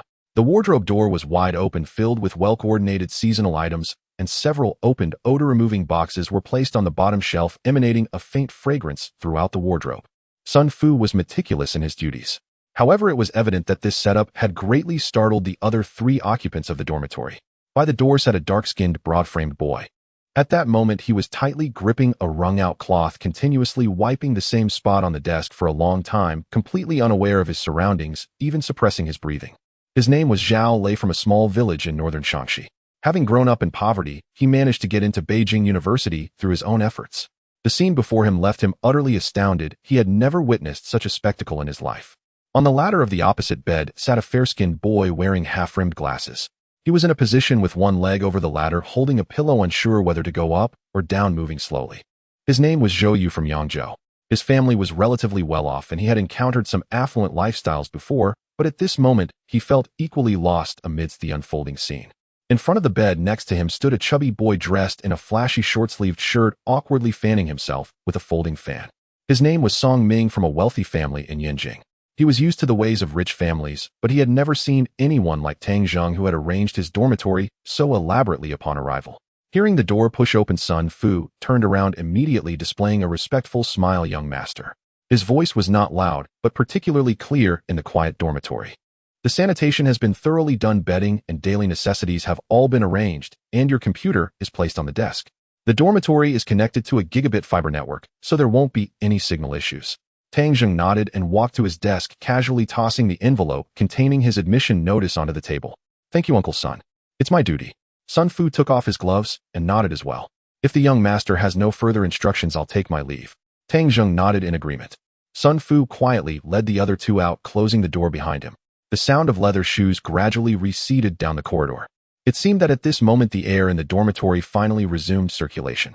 Tang Zheng pulled out the ergonomic chair and sat down, curiously observing the 3 individuals before him. His gaze first landed on Zhao Lei, noticing the clean domestic sneakers he wore, the neat t-shirt, which had lost its shape from multiple washes, and the distinct calluses on his hands. Seeing Zhao Lei's clean and clear eyes exuding a sense of simplicity and honesty, Tang Zheng thought to himself, this should be a hard-working and earnest lad. Next, he turned his attention to Zhou Yu, who had just set down his pillow and come down from the ladder. He wore a pair of basic Nike shoes worth $700 to $800, and on the desk sat a brand new Asus gaming laptop, a typical setup for a middle-class family. Zhou Yu appeared refined, wearing half-rimmed glasses which added to his scholarly demeanor. Finally, Tang Zheng looked at Song Ming, who wore a cheerful smile, dressed in an exaggerated Adidas outfit with an IWC pilot watch reflecting light under the lamp. The chubby figure and the designer attire clearly indicated that he was a rich kid. Tang Zheng retracted his gaze and smiled as he began to introduce himself. "Hello, I'm Tang Zheng." His voice was steady, devoid of any arrogance. These few words seemed to press a switch of some sort. Song Ming was the first to react, instantly breaking into a warm smile as he stepped forward, beginning to introduce himself. "I'm Song Ming from Yanjing. Before coming here, my dad told me that Beijing University was full of talented individuals. Seeing Tang Ji's set up today, I'm completely convinced. Tango, I hope you'll take care of me in the future." Zhou Yu also hurried over, adjusting his glasses on his nose and smiling. "I'm Zhou Yu from Yangzhou. I usually enjoy playing games. If you guys play too, we can team up later." Zhao Lei, feeling a bit awkward, walked over to the group, rubbed his hands on his pants, and shyly said, "I'm Zhao Lei from northern Shaanxi. Don't let my size fool you, I'm quite strong. If you ever need to carry water or move things in the dormitory, just..." Tang Zheng smiled and said, "We're all classmates, and we'll be together for 4 years, so it's only right to look out for each other. By the way, I wanted to ask, are we all in the same class?" Song Ming nodded repeatedly. Yes, we 4 are all in class 1 of the physics department." Saying this, he pulled out a pack of cigarettes from somewhere and pushed it towards everyone. "Do you smoke?" Zhou Yu quickly waved his hands to refuse. "Oh, I have respiratory issues and can't handle the smell of smoke. You guys can smoke, don't mind me. Oh, by the way, I have some Yangzhou beef taffy that my mom asked me to bring. You guys should try it." Song Ming chuckled as he took a piece of the beef taffy and put it in his mouth, chewing as he said, "This candy is really sweet." Zhao Lei smiled, rubbed his palms on his pants, pulled out a cigarette, but didn't light it, saying, "In my hometown, we usually smoke dry tobacco. I'll give this good smoke a try later." Tang Zheng waved his hand as well, saying, "He didn't smoke much. I won't smoke. You guys feel free." Song Ming watched as Tang Zheng waved his hand and casually tossed the newly unwrapped soft zhonghua onto his desk. He rubbed his stomach and looked at the others, saying helplessly, after a busy morning, my stomach is already staging a hollow city strategy. Brother Tang, shall we head out? The four of us can go to the first cafeteria together for a meal. I did some research before coming here. I heard that the sweet and sour ribs and braised lion's head at the first cafeteria of Jing University are exceptional, but they are not made often. The chef only prepares a few pots during the start of the school year and holidays. Not trying them today would be a huge loss. Zhou Yu quickly put the toffee he was holding into his mouth and pushed up his half-frame glasses. Looking at the time, he anxiously said, hurry up, hurry up. I heard that the first cafeteria not only has delicious dishes, but also a lot of people. If we go late, we won't even get a seat by the window. The four of them left the dormitory building together and walked along the tree-lined path toward the first cafeteria. The September sun was still scorching, almost as if it would melt a person, but there was a hint of coolness along the shaded path. Walking among the crowd, Tang Zheng stood out distinctly. He had broad shoulders and a narrow waist, and as he walked, his back naturally straightened. His pace was neither hurried nor slow, exuding a unique sense of relaxation, like a young poplar standing atop a snow-capped mountain, remarkably eye-catching among a group of new students who had just endured 3 years of grueling high school, some hunchbacked, some dragging their feet, and some dripping with sweat. As the four passed by the artificial lake, several girls walked towards them in a group. The girls, who had been chattering animatedly, suddenly stammered in unison as their eyes swept over Tang Zheng. One girl with her hair in a bun tilted her iced lemon drink awkwardly, almost spilling it on her canvas, shoes, her eyes fixated on Tang Zheng's profile as she excitedly elbowed her companion. In a hushed tone, she said, wow, which department is that guy from? He's too handsome. With looks like that, he could easily overshadow a whole bunch of good-looking guys in our school. Yeah, but I don't think I've seen him around school. He might be a new student this year. Oh, how great would it be to know him? Another girl chimed in. These bits of gossip floated into the ears of the four friends on the wind. Song Ming nudged Zhou Yu with his shoulder, raising an eyebrow and lowering his voice. Did you see that? Those girls are completely captivated by Brother Tang. If we stick with him, we'll definitely have a chance to find a girlfriend in these 4 years. Who knows, we might even get to know some beautiful senior sisters. Zhou Yu looked at Tang Zheng with envy and sighed, I can't compare. If I had Brother Tang's height and looks, would I still be single until now? I'd probably have found someone a long time ago. It was odd, though. The three of them were at most just decent looking, so it was understandable that they couldn't find girlfriends. But how could someone as handsome as Brother Tang still be single? They found it puzzling. Was it because he was too outstanding, making him seem unapproachable, which resulted in a lack of friends? However, Tang Zheng was already used to such attention. Ignoring the gazes around him, he continued to walk at a leisurely pace. Soon they arrived at the entrance of the first cafeteria, where a rich aroma of food wafted through the air. The huge glass doors were wide open, and the inside was bustling with people. The long line at the food counter spilled into the walkway, where the clattering of trays, the shouts of cafeteria staff, and the laughter of students blended together, creating a cacophony that buzzed in everyone's ears. Zhao Lei craned his neck to look inside, a hint of surprise flickering across his dark face, as he exclaimed, goodness, there are so many people. Even the market back in my hometown never gets this crowded. How long will we have to wait to get food? Song Ming replied, now this feels like university. If there are a lot of people, it means the food is good. Just watch me, follow me. Using his large build, Song Ming forced a path through the crowd, turning back to wave at the other three, this way, this way. The second counter has a lot of ribs. Let's line up over there, we're sure to get delicious ribs. The four stood behind the second counter. Tang Zheng stood at the end of the line, looking up at the menu ahead. At this moment in the line at the adjacent third counter, several girls, who looked like seniors, started glancing back, frequently stealing looks at Tang Zheng. One girl in a tank dress boldly took out her phone, pretending to take a selfie against the ceiling, but in reality, she had slyly angled her camera towards Tang Zheng, trying to take a candid shot. Feeling the direction of the phone camera, Tang Zheng slightly furrowed his brows. He didn't mind being looked at, but he disliked this kind of sneaky capturing. So he shifted half a step to the right, just in time to block the girl's shooting angle with Song Ming's broad back. The girl looked at the screen that suddenly transformed into a large patch of colorful Adidas fabric and stomped her foot in frustration, muttering to herself, what a pity. I finally encountered a handsome guy, but I didn't get to capture his full appearance. Brothers, what do you want to eat? This meal's on me, just to celebrate our dormitory officially coming together. From now on, we're good brothers, sharing both blessings and hardships. Song Ming turned back and patted his chest grandly. Zhou Yu shrugged nonchalantly, saying, anything is fine. I'm not picky as long as it fills my stomach. Hearing this, Zhao Lei quickly waved his hands, a goofy smile spreading across his face. That won't do. I'll get my own food. I brought money, I can't let you pay. We're all classmates, how can I let you spend money? Tang Zheng smiled lightly and patted Zhao Lei's shoulder, saying, all right, let the chubby guy treat us this first meal. He's been rich today, he won't mind this little expense. Tomorrow you can treat us to drinks. Zhao Lei hesitated for a moment, but ultimately let his hand drop and mumbled an mm, reluctantly thinking, fine, I'll definitely treat everyone to drinks tomorrow. I can't let Brother Tang and the others think I'm too stingy. The line continued to move slowly forward. Suddenly, a commotion erupted at the entrance of the cafeteria. The originally crowded walkway, like Moses parting the sea, made the surrounding students unconsciously retreat to both sides, creating a vacuum space over a meter wide. Following that, the sound of high heels tapping against the marble floor pierced through the surrounding noise approaching from afar. Tap, tap, tap. Tang Zheng turned to look in the direction of the sound, a hint of surprise flashing in his eyes. Oh, it's her. A girl entered the cafeteria with a brisk and graceful stride. She was easily over 7 meters tall, her long legs straight and slender, accentuated by a pair of white ankle boots that made her figure even taller. Her long wavy hair fell casually over her shoulders, and her striking features were stunningly beautiful, exuding a captivating aura.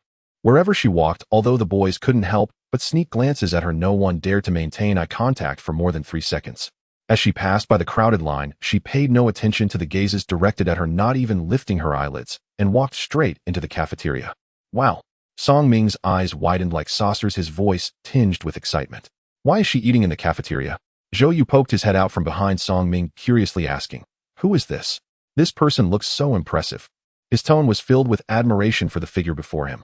Song Ming pushed Zhou Yu's head down and leaned in between Tang Zheng and Zhou Yu excitedly, giving a quick, her name is Shun Yiqing. She is a senior in the School of Management at our university, a true figure of prominence. She is incredibly beautiful and comes from a wealthy family, but she has a fiery temper. It's best not to provoke her at school, or you may find yourself in trouble. It is said that when she first entered school as a freshman, a wealthy second-generation heir from a real estate family pursued her madly for 3 months, unwaveringly showing up every day in a Porsche 911 to confess his feelings with heart-shaped candles outside her dormitory. The scene was quite spectacular. However, she found him too noisy while she was trying to take a nap and went down with a fire axe, smashing the front windshield and hood of that 911 into smithereens. Later, that senior could not swallow his anger and spread rumors about her at school, trying to tarnish her reputation. Not long after, he was attacked by a few individuals who suddenly appeared and suffered a concussion, spending half a year in the hospital before transferring schools. Some say those individuals were sent by senior sister Shun, but that's just a rumor. The truth is unknown. However, since then, no one at the school dares to provoke her, as everyone knows she is not to be trifled with. Zhao Lei listened in astonishment, his mouth agape enough to fit an egg. Smashing a car. How much would that cost? The school didn't expel her. They actually didn't expel her. That's quite impressive. Who knows? But it seems Senior Shin has a strong background, and considering her excellent academic performance, and that she's never caused any other major issues at school, the school probably just turned a blind eye. Moreover, after that incident, no one dared to disturb her during her nap at school, which indirectly created a better resting environment for everyone. Tang Zheng quietly listened to Song Ming's explanation, his gaze falling on that tall figure remaining silent. A hint of complex emotion flashed in his eyes. In fact, he had met Shin Yiqing before. She was the woman who left him $1 million as a booking fee on the cruise. He hadn't found her when he went looking for her that morning, and now unexpectedly met her again in the school cafeteria. However, with so many people around in the cafeteria, hundreds of eyes watching, if he were to walk over now and slap a $2 million check in front of her, no matter how he explained it, others would definitely interpret it in another way. Thinking of this, Tang Zheng sighed, inwardly knowing they had plenty of time ahead. After all, they were in the same school. He decided to find another opportunity to repay her. Still, it was quite a troublesome matter, he muttered to himself. Tanga, why are you daydreaming? It's our turn. Song Ming waved an empty plate in front of Tang Zheng, interrupting his thoughts. Nothing, let's get food. Tang Zheng replied, regaining his focus and pointing to the dishes in the glass display. The four of them finally found a recently vacated 4-person table in a corner after getting their meals. Zhao Lei grabbed a napkin and quickly wiped the grease off the table before inviting everyone to sit down. Tanga, your braised pork looks larger than mine. The cafeteria lady definitely favors you. Zhou Yu scooped a mouthful of rice and glared at the small mountain of meat on Tang Zheng's plate, muttering. But to be fair, the braised pork did taste quite good, its color bright red, rich, yet not greasy. With each bite, the savory flavor burst in his mouth, leaving a lasting impression. The four of them returned to the dormitory after finishing their meal. Burp. Song Ming pushed open the door to room 316, letting out a loud belch and skillfully flicking a used toothpick into the trash can behind the door. Then he plopped down onto his chair, which let out a peculiar creaking sound. The braised pork in the cafeteria is amazing, but eating too much can be a bit harsh on the throat. As Song Ming spoke, he picked up the water cup on the table and took a sip. Zhou Yu took off his glasses and wiped the dust off the lenses, nodding in agreement indeed. Zhao Lei walked over to the wash basin, turned on the faucet, splashed some cold water on his face, and washed away the oil sheen at the corners of his mouth. He looked at himself in the mirror, a satisfied smile appearing on his face. Tang Zheng pulled out a chair and casually flipped open the manual on the table. It was a hand-drawn campus map of Jing University prepared by Sun Fu, with every building's location, the offices of various leaders, and the locations of shops in the living area circled in red, very detailed. Looking at the map, Tang Zheng couldn't help but envision the layout of Jing University's campus, contemplating the routes for classes and daily life. The dormitory had been quiet for no more than 2 minutes. Song Ming's phone on the table vibrated several times in quick succession. He grabbed the phone and swiped the screen, his previously narrowed eyes instantly widening, displaying a look of surprise. Holy crap! Brothers, check the group chat. The counselor posted a notice in the freshman group asking everyone to gather in classroom 401 of the third teaching building at 5 p.m. for a class meeting.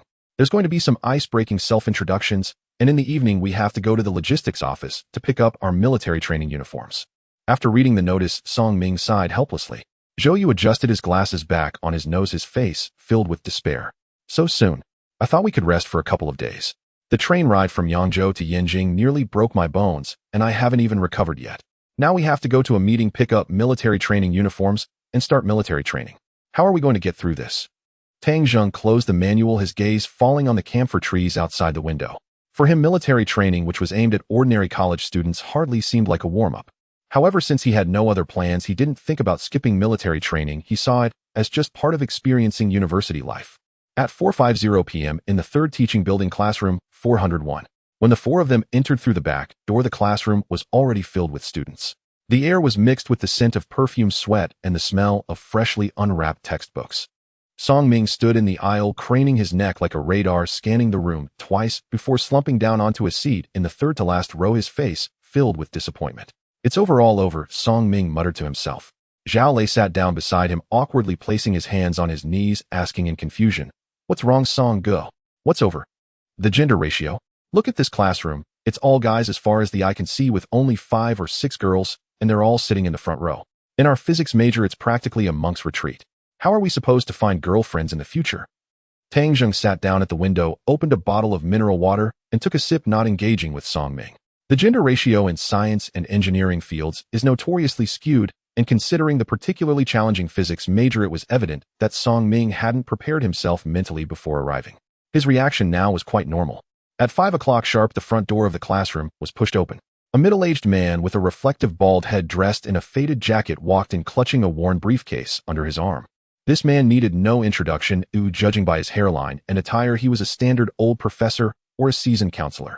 However, what made the group of students below him green with envy was the figure trailing behind the middle-aged man. In a white shirt and high-waisted jeans, wearing a pair of white canvas shoes, she held a thick stack of name lists in her arms. "Please be quiet." The middle-aged man tossed the briefcase onto the podium and tapped the microphone. "I am your new counselor, Li Jiangguo. Unfortunately, your previous counselor, teacher Li Mei, cannot continue due to family matters. For the next 4 years, academic matters will be handled by your respective teachers, while I will take care of any trivial life matters." Li Jiangguo spoke with a strong northern accent, straightforward and crisp. "I will be busy in the lab most of the time and won't have the leisure to keep an eye on you every day. So this is your senior sister in her 3rd year, also the class assistant for your cohort in Physics 1. Li Jiangguo stepped aside to make room for the girl next to him. "Lin Wan, please say a few words to everyone." Tang Zheng paused for a moment, holding the bottle of mineral water. He looked past the row of dark heads in front and focused on the podium. What a coincidence. The welcoming senior sister he had just rejected on WeChat with a clumsy excuse in front of the dormitory had turned around to become their class assistant. Lin Wan stepped forward, her face adorned with an impeccable sweet smile. "Hello, junior brothers, I am Lin Wan. For the upcoming military training and the first semester's class affairs, I will assist teacher Li in handling them. If anyone has any difficulties, feel free to come to me." The classroom erupted into chaos. The boys cheered wildly, and Song Ming clapped his hands loudly, causing the flesh on his face to jiggle. "Wow, a beauty. Tang Ge, this is a win. Although the counselor has changed to a bald teacher, there's another beauty here." Tang Zheng remained silent, quietly observing the performance on stage. He noticed that when Lin Wan introduced herself, her gaze swept across the back row of the classroom and precisely landed in the corner where he was sitting. Those beautiful eyes held a hint of teasing, as if she recognized him. "All right, time is tight." Li Jiangguo tapped the blackboard. "Now let's each come up one by one for a self-introduction and write your names on the blackboard. By the way, we need to elect a temporary class leader today, primarily responsible for communication and coordination during military training. Does anyone want to volunteer?" The classroom fell silent. After a few seconds of silence, Wang Hao stepped forward, his shiny black leather shoes clattering against the floor as he took a large step forward. Teacher Li, I'll do it. Wang Hao stood tall, chin slightly raised, his gaze fixed on Li Jiangguo at the podium, his tone exuding confidence. My name is Wang Hao, and I am a local from Kyoto. I served as the class monitor for 3 years in high school, and I am very familiar with class coordination, personnel arrangement, and logistical distribution processes. Li Jiangguo nodded, pulled a roster from his briefcase, quickly found Wang Hao's name, and marked it with a pen. Okay, it's you then. Having someone proactive makes my job easier. Good luck. Li Jiangguo tapped the edge of the blackboard. As for the rest, come up in order of your student numbers, write your names on the blackboard, and briefly introduce yourselves. From now on, we will be under the same roof for 4 years, so let's recognize each other's faces. We wouldn't want to act like strangers when we meet later. The chalk scraped against the blackboard, making a dry, scratchy sound. One by one, the boys took turns stepping up to the podium. Some were nervous and stuttered, while others spoke confidently and eloquently. When Song Ming went up, the flesh on his belly jiggled with his steps. He grabbed a piece of chalk and wrote his name on the board in a crooked manner.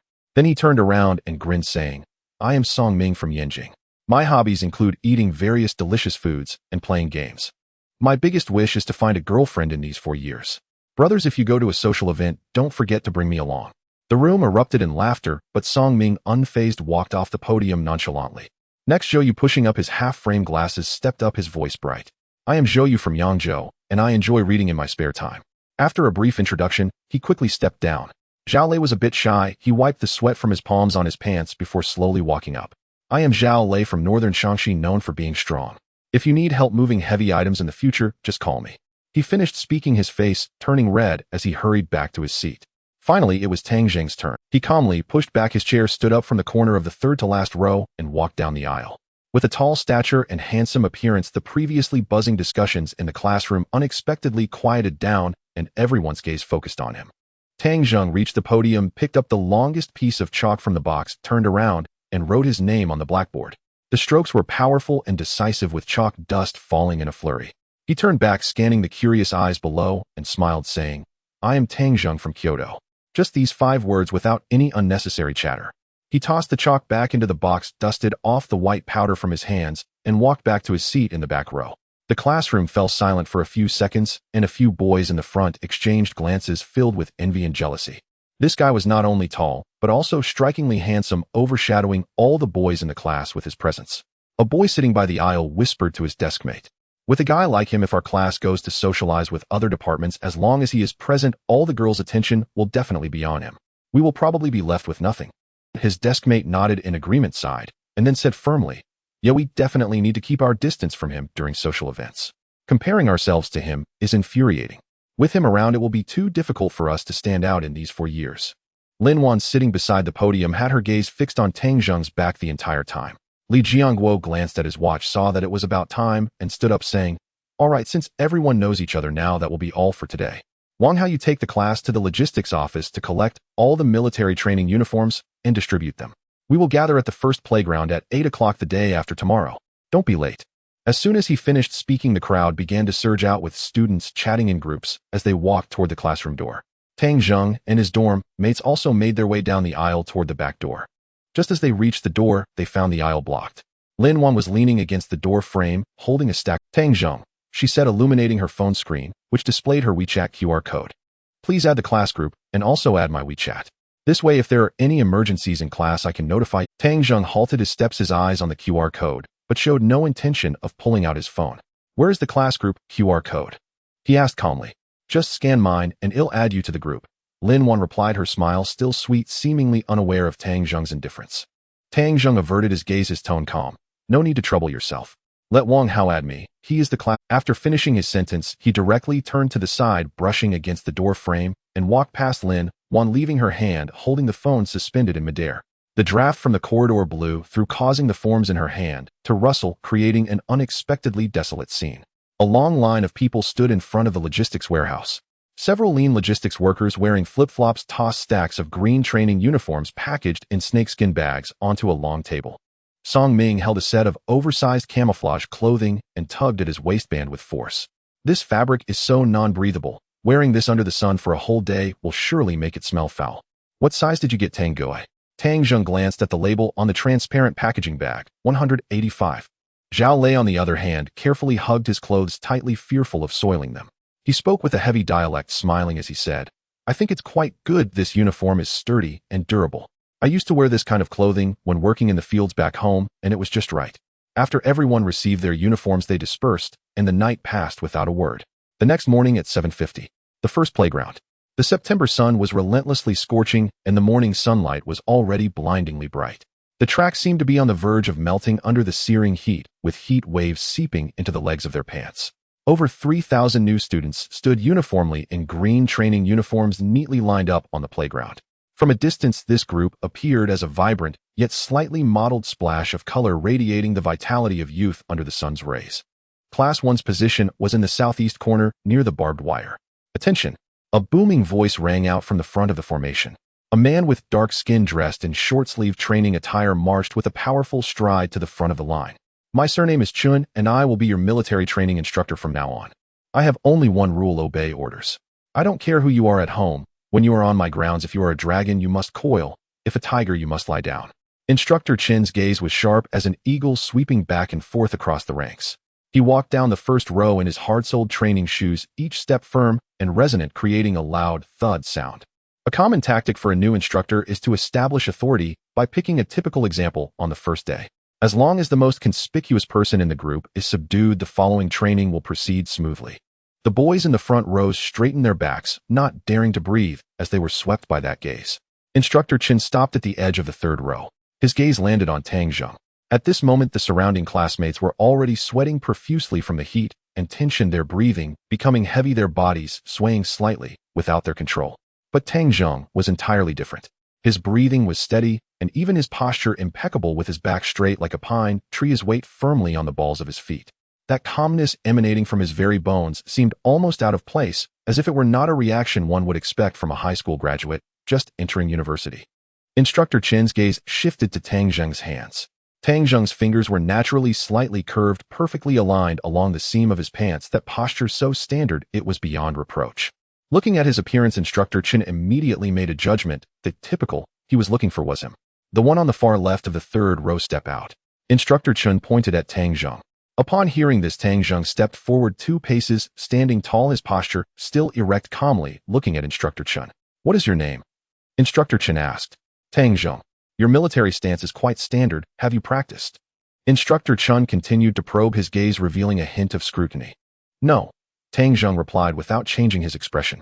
Instructor Chun approached Tang Zheng, standing less than half a meter away, their gazes locking, and the air seemed to fill with a hint of tension. Tang Zheng's gaze also fell on Instructor Chin's right hand, where the base of his thumb and the inner side of his index finger were covered in thick calluses, aware that could only come from years of live-fire shooting training, just like Ivan's hands. It seemed this instructor had some skills. Instructor Chin stared into Tang Zheng's eyes and coldly said, "Since you haven't trained, then let me see your physical fitness. Demonstrate for everyone. Run 5 laps around the 400-meter track. If you can't finish, the whole class will stand here under the sun with you." Upon hearing this, an oppressive stir spread through the ranks. Song Ming bit his teeth in frustration, whispering in the back row, "Is this instructor crazy? He doesn't teach anything and just imposes a 2,000-meter penalty run. This weather could be deadly." Wang Hao stood in the front row, moving his lips slightly. Tang Zheng understood. It seemed this instructor wanted to establish his authority using him. Tang Zheng looked at Instructor Chun. If he were to act now, he could definitely subdue this instructor within 10 moves and press him onto the scorching asphalt, but it wasn't necessary. The rule of military training is obedience and suppression. Rather than wasting words here, it's better to resolve the trouble in the quickest way. "If I complete 5 laps, can I rest in the shade?" Tang Zheng asked. Instructor Chun was taken aback. Having led so many students, he was accustomed to hearing pleas or angry protests upon announcing a 2,000-meter penalty run. This kid, however, was calmly negotiating conditions, which surprised him. "Sure." Instructor Chin's lips curled slightly as he took off the stopwatch from his wrist and said, "As long as you can finish in under 8 minutes, you won't have to participate in today's training. You can stay in the shade." 8 minutes for 2,000 meters is nearly an impossible task in a regular college student's fitness test, let alone under the sweltering heat of over 30 degrees. Instructor Chin thought to himself that this kid would surely suffer a bit now. "It's a deal." Tang Zheng's gaze was resolute as he turned and stepped onto the track. He started running. Tang Zheng did not sprint deliberately, but maintained a steady and long stride like a cheetah on the attack. The soles of his shoes grazed the rubber track, producing a rhythmic rustling sound.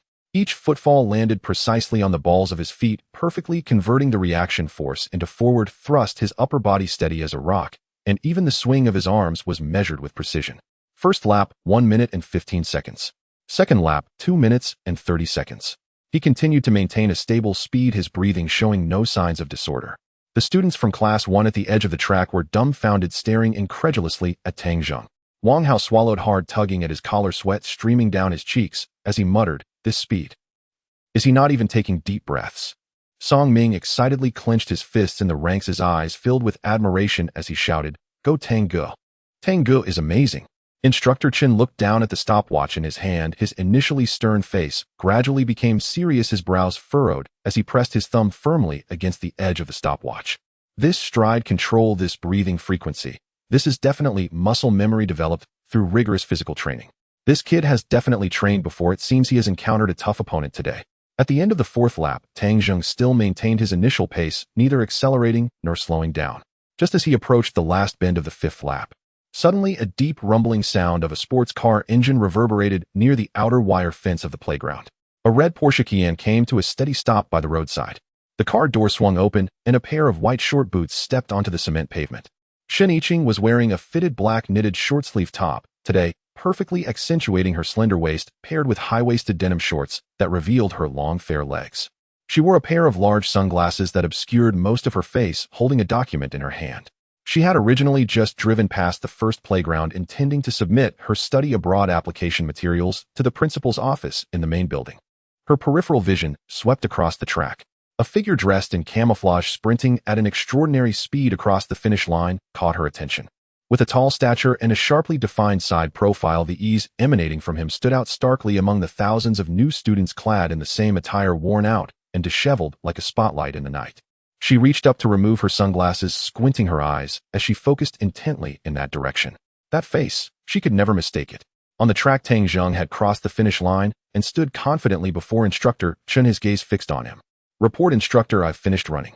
His breathing remained steady, with only a slight rise and fall in his chest and a thin sheen of sweat on his forehead, completely devoid of the panting and drenched appearance that others had envisioned. 6 minutes and 42 seconds. Tang Zheng glanced at the stopwatch in Instructor Chen's hand. "Can I rest in the shade of the trees now, eh?" Instructor Chen swallowed hard, staring intently at Tang Zheng, unable to utter a word for a long time. Though filled with confusion and shock, he had to admit Tang Zheng's excellence. Such a performance could directly earn a top score even among the elite soldiers in their battalion. Moreover, he was a college student who had run in over 30-degree heat without any warm-up. "Go ahead, you're done for today." Instructor Chen reluctantly put away the stopwatch, his voice dry. Tang Zheng nodded and turned towards the row of sturdy camphor trees at the edge of the playground, his steps leisurely, exuding a sense of ease. At the moment he turned his head, his gaze casually swept past the outer wire fence of the playground. A girl, as if jolted, suddenly turned towards the sports car by the roadside and immediately pressed the window button. The black shatterproof glass rose instantly, shielding her face completely. Tang Zheng stopped in his tracks, squinting at the familiar silhouette, a hint of doubt swelling within him. Why did she react as if she were guilty? What was she hiding? Was she someone he knew? Tang Zheng quickly reviewed it in his mind, but couldn't recall, ultimately shaking his head, thinking he might have mistaken her. Tang Zheng reached the camphor tree, found a relatively flat patch of grass, and lay down. He closed his eyes, savoring the coolness beneath the shade. Meanwhile, Shen Yiqing returned to the car, gripping the steering wheel tightly, her knuckles turning white from the pressure. Frustrated, she honked the horn and inwardly scolded herself. What am I hiding from? How could he be at Jing University, dressed in a freshman military training uniform? Shen Yiqing bit her lip, her eyes filled with a mix of entanglement and embarrassment. The events of that night had already been awkward, and she had even given him a million, thinking they would never meet again, only to find out he had become a junior at her school.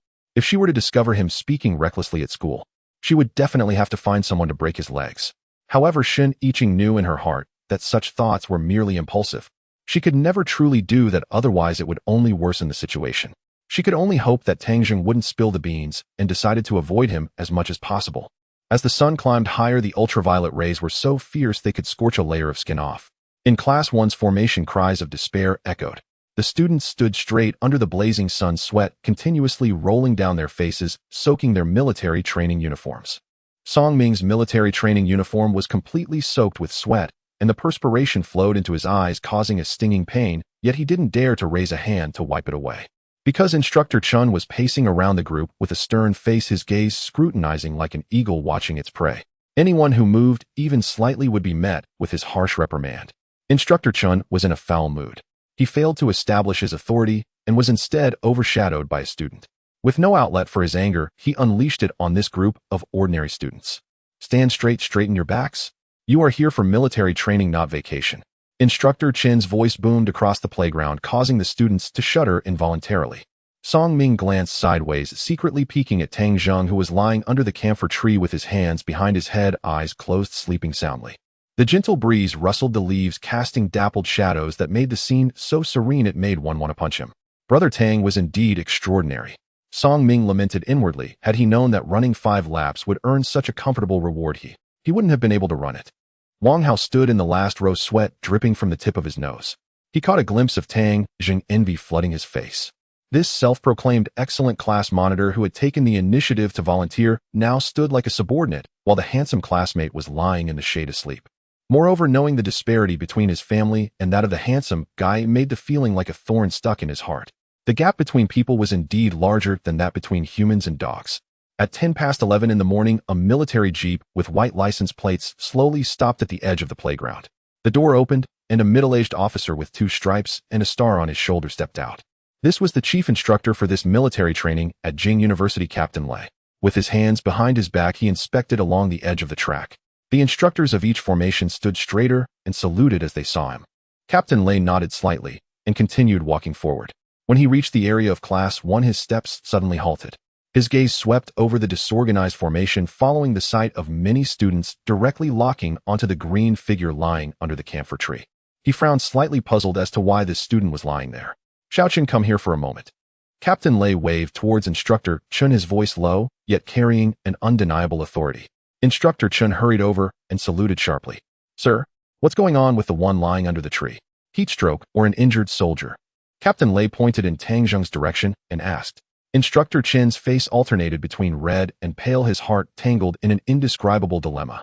This matter was indeed somewhat embarrassing to speak of. Yet he dared not conceal it, so he steeled himself and reported the morning's events in full detail. You're saying he ran 2 kilometers and finished within 7 minutes. Captain Lei's brows instantly knitted into a deep furrow, his eyes brimming with skepticism, as if he were looking at a fresh recruit spouting lies. To him, this was nothing short of a fantasy.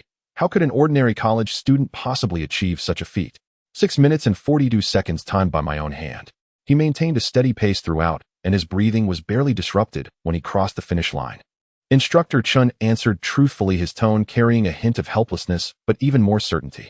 He knew the result was utterly baffling, yet it was what he had witnessed with his own eyes. Captain Lei fell silent for a moment, then, without a word, strode directly toward the camphor tree. He was determined to see for himself what kind of exceptional talent could leave his usually arrogant instructor so stunned. Upon reaching the tree, Captain Lei remained silent, observing Tang Zheng from a commanding height. Tang Zheng still had his eyes closed, seemingly oblivious to the external commotion, his breathing steady, as though he were genuinely asleep. But Captain Lei was a veteran who had served on peacekeeping missions. He never judged a person merely by appearances. He fixed his gaze on Tang Zheng's rising and falling chest, and on the arm resting at his side that appeared relaxed, yet bore taut muscle lines. This was not the sleeping posture of an ordinary college student. It was a state of feigned slumber brimming with extreme vigilance, a body that could unleash a lethal strike in a fraction of a second at the slightest sign of danger. Moreover, Captain Lei could sense that though the young man's eyes were shut, his attention had fully locked onto him. This kid is no ordinary one.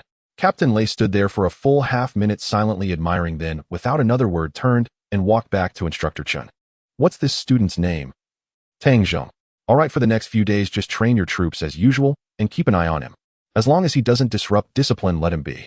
With those words, Captain Lei climbed into his jeep and sped away, leaving Instructor Chun standing dumbfounded, utterly bewildered.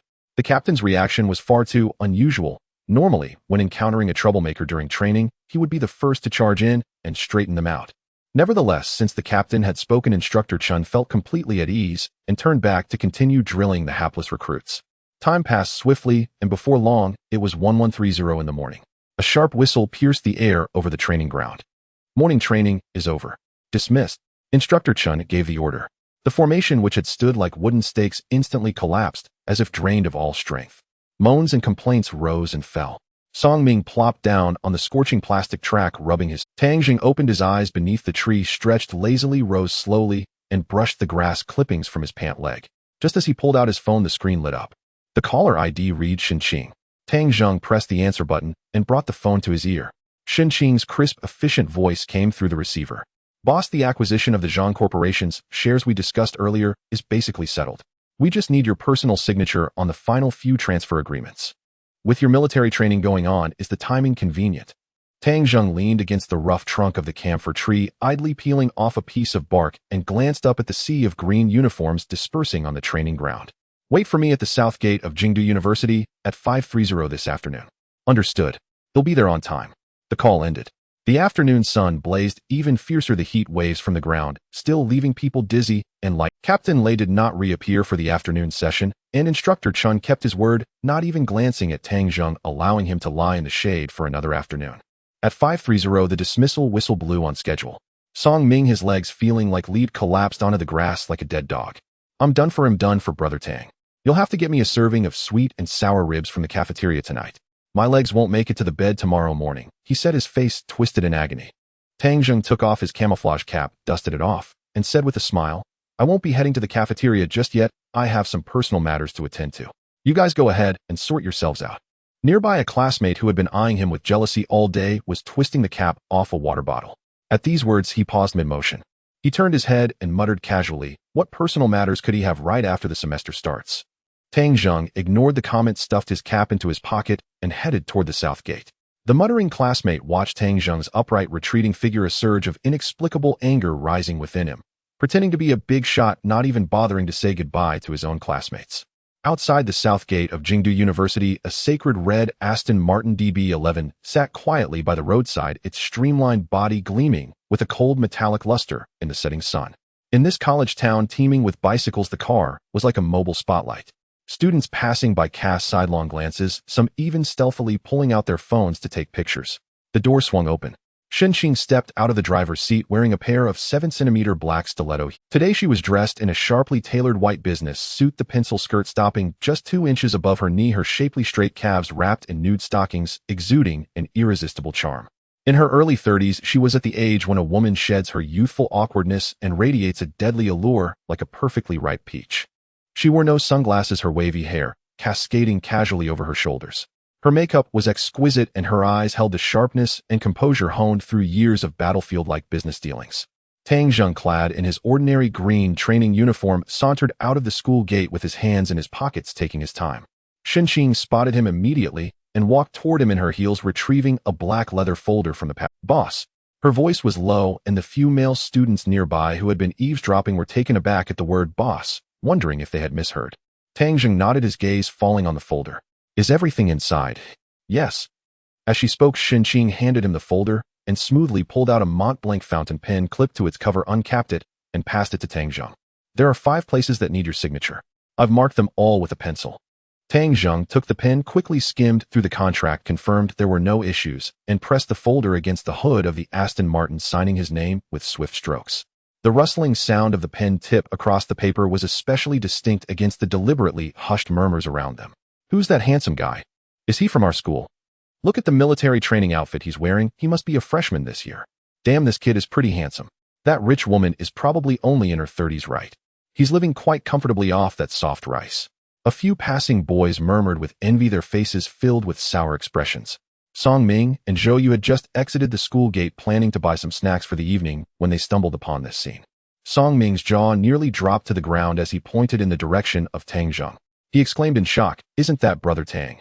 Song Ming's jaw nearly dropped to the ground as he pointed in the direction of Tang Zheng. He exclaimed in shock. They saw Tang Zheng standing next to a stylish Aston Martin, the car gleaming under the sunlight, exuding an aura of luxury. Song Ming stared intently at the Aston Martin, his face brimming with excitement. That was an Aston Martin worth millions.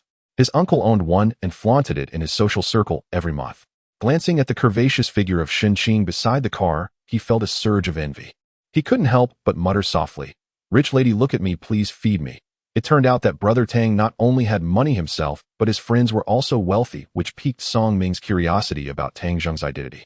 After signing the last agreement, Tang Zheng handed the pen back to Xinqing. "All right, you can handle the remaining paperwork. Xing took the documents, carefully looking up at Tang Zheng. Boss, do you have any plans for tonight? There's a nice private restaurant nearby. After a day of training, how about we grab a bite together? Tang Zheng rubbed his stomach. He was indeed a bit hungry, even though he hadn't really trained today. Sure, let's go. Saying this, he opened the passenger door and got right in. Xing returned to the driver's seat and started the engine. A deep and powerful roar erupted as the crimson sports car merged into the evening rush hour traffic under the gaze of onlookers. The car was filled with a faint scent of Jo Malone perfume, fresh and elegant. Tang Zheng lowered half of the window, letting the outside breeze in to carry away the smell of sweat. As Tang Zheng watched the rapidly retreating street scenery outside the window, he suddenly remembered something and asked, "Is there any news from the Zhang Group recently?" While changing lanes, Xing replied, "The high-level executives at Zhang Group were in chaos before like a bunch of headless flies. But after receiving our acquisition news, Zhang Chongfeng surprisingly managed to stabilize the situation. Once the news of the acquisition is released, the stock price is expected to rise." Tang Zheng's lips curled into a faint smile. He should be able to make a small profit in the coming years. Keep an eye on that side. Report any developments promptly. Tang Zheng withdrew his gaze. 20 minutes later, the car stopped at the entrance of an alley near Hohai. This was a private restaurant located in a courtyard without a sign. It wouldn't be easy to find if one weren't a regular. At the door stood two waiters dressed in traditional jackets who immediately approached respectfully upon seeing Xing. "Ms. Xin, your private room is ready." The two of them passed through the corridor and entered an elegantly decorated private room. The dishes had been pre-ordered by Xing and were quickly laid out on the table. Tang Zheng didn't hold back and picked up his chopsticks to start eating. He ate quickly but not rudely, with every movement appearing measured. Xing held a glass of red wine, gently swirling it, her gaze resting on Tang Zheng. She still couldn't figure out this young man before her.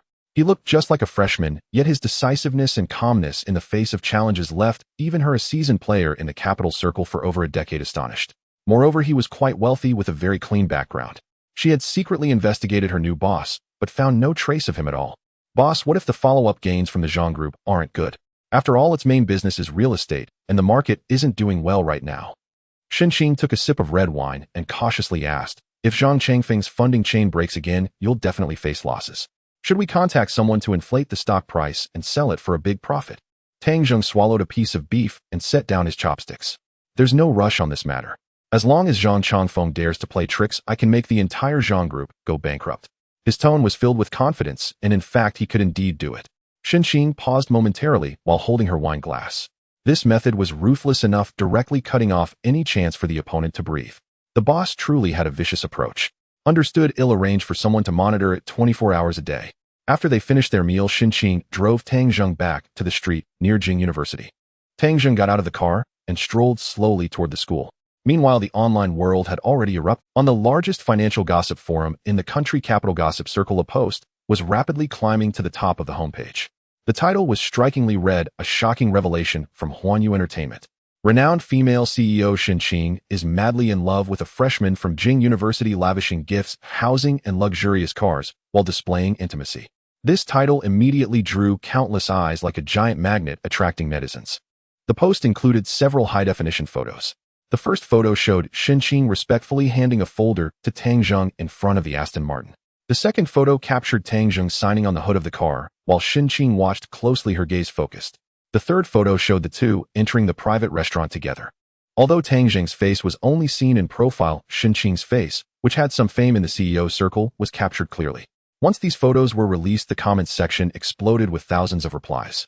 "Wow, isn't that Xing the beautiful CEO of Huanyu Entertainment? This woman is known to be a tough iron lady. How could she be so nice to a freshman? Could it really be love? Look at that guy, he's still in military training attire. Do rich women nowadays prefer this style? Is it because young wolves have good stamina? Uniform temptation.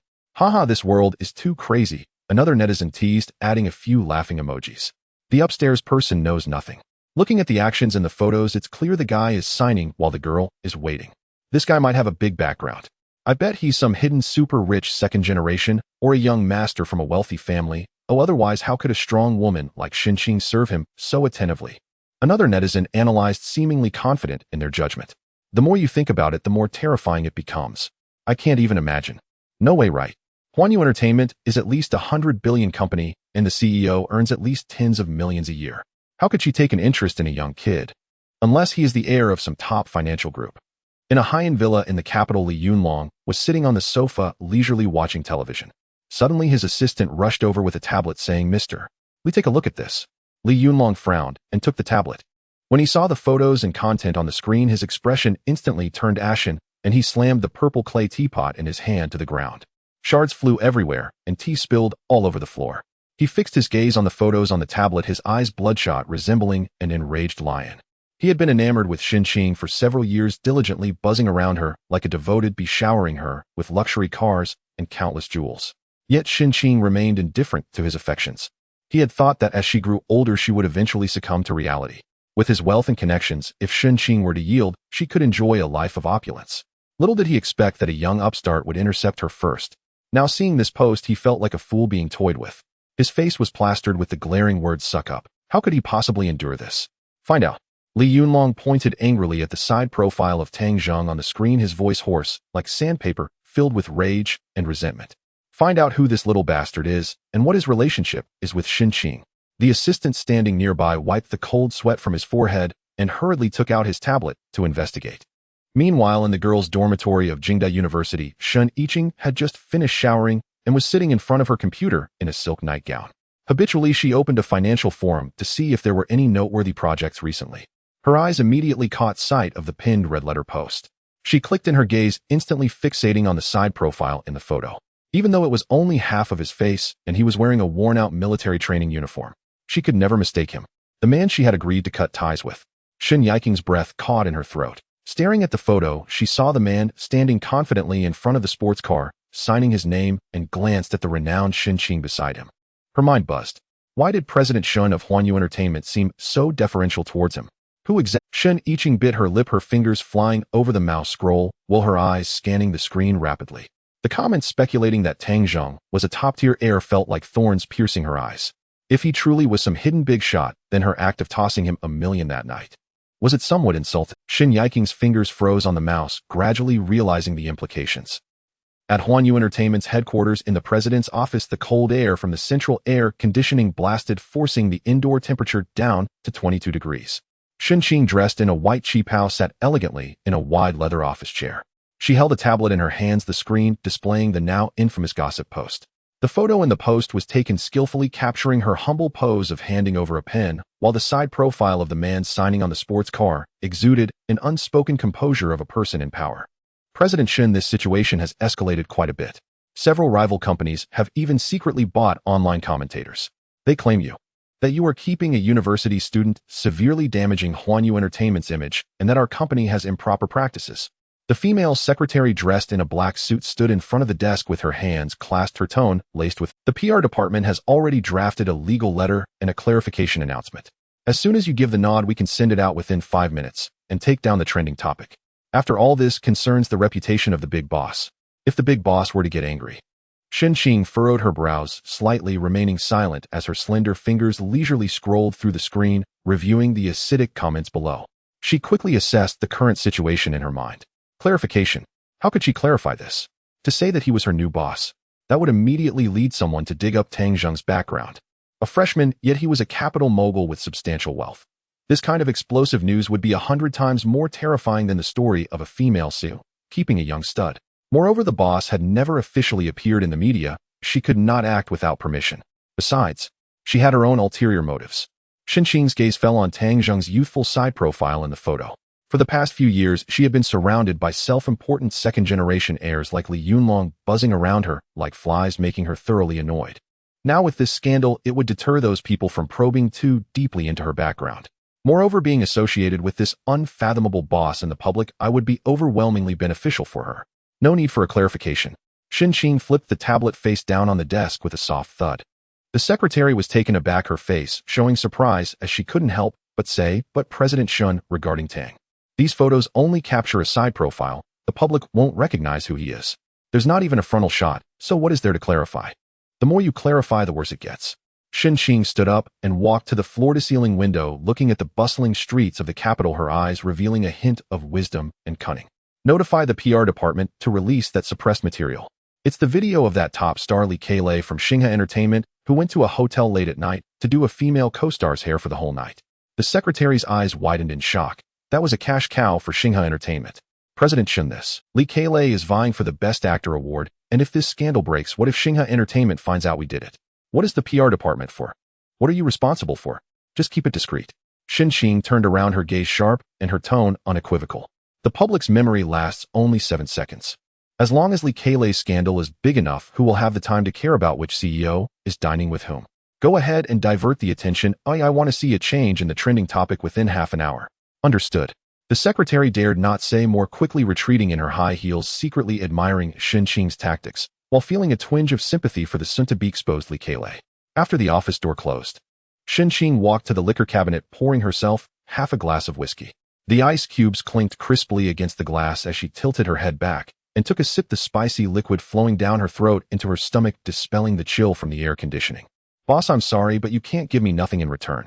Xin Qing's lips curled slightly, revealing a faint smile. In the afternoon at the southern playground of Jingdai University, the sun at 2:30 in the afternoon was like a gigantic furnace, nearly melting the rubber, tracked the air thick with the acrid smell of rubber and intense sweat.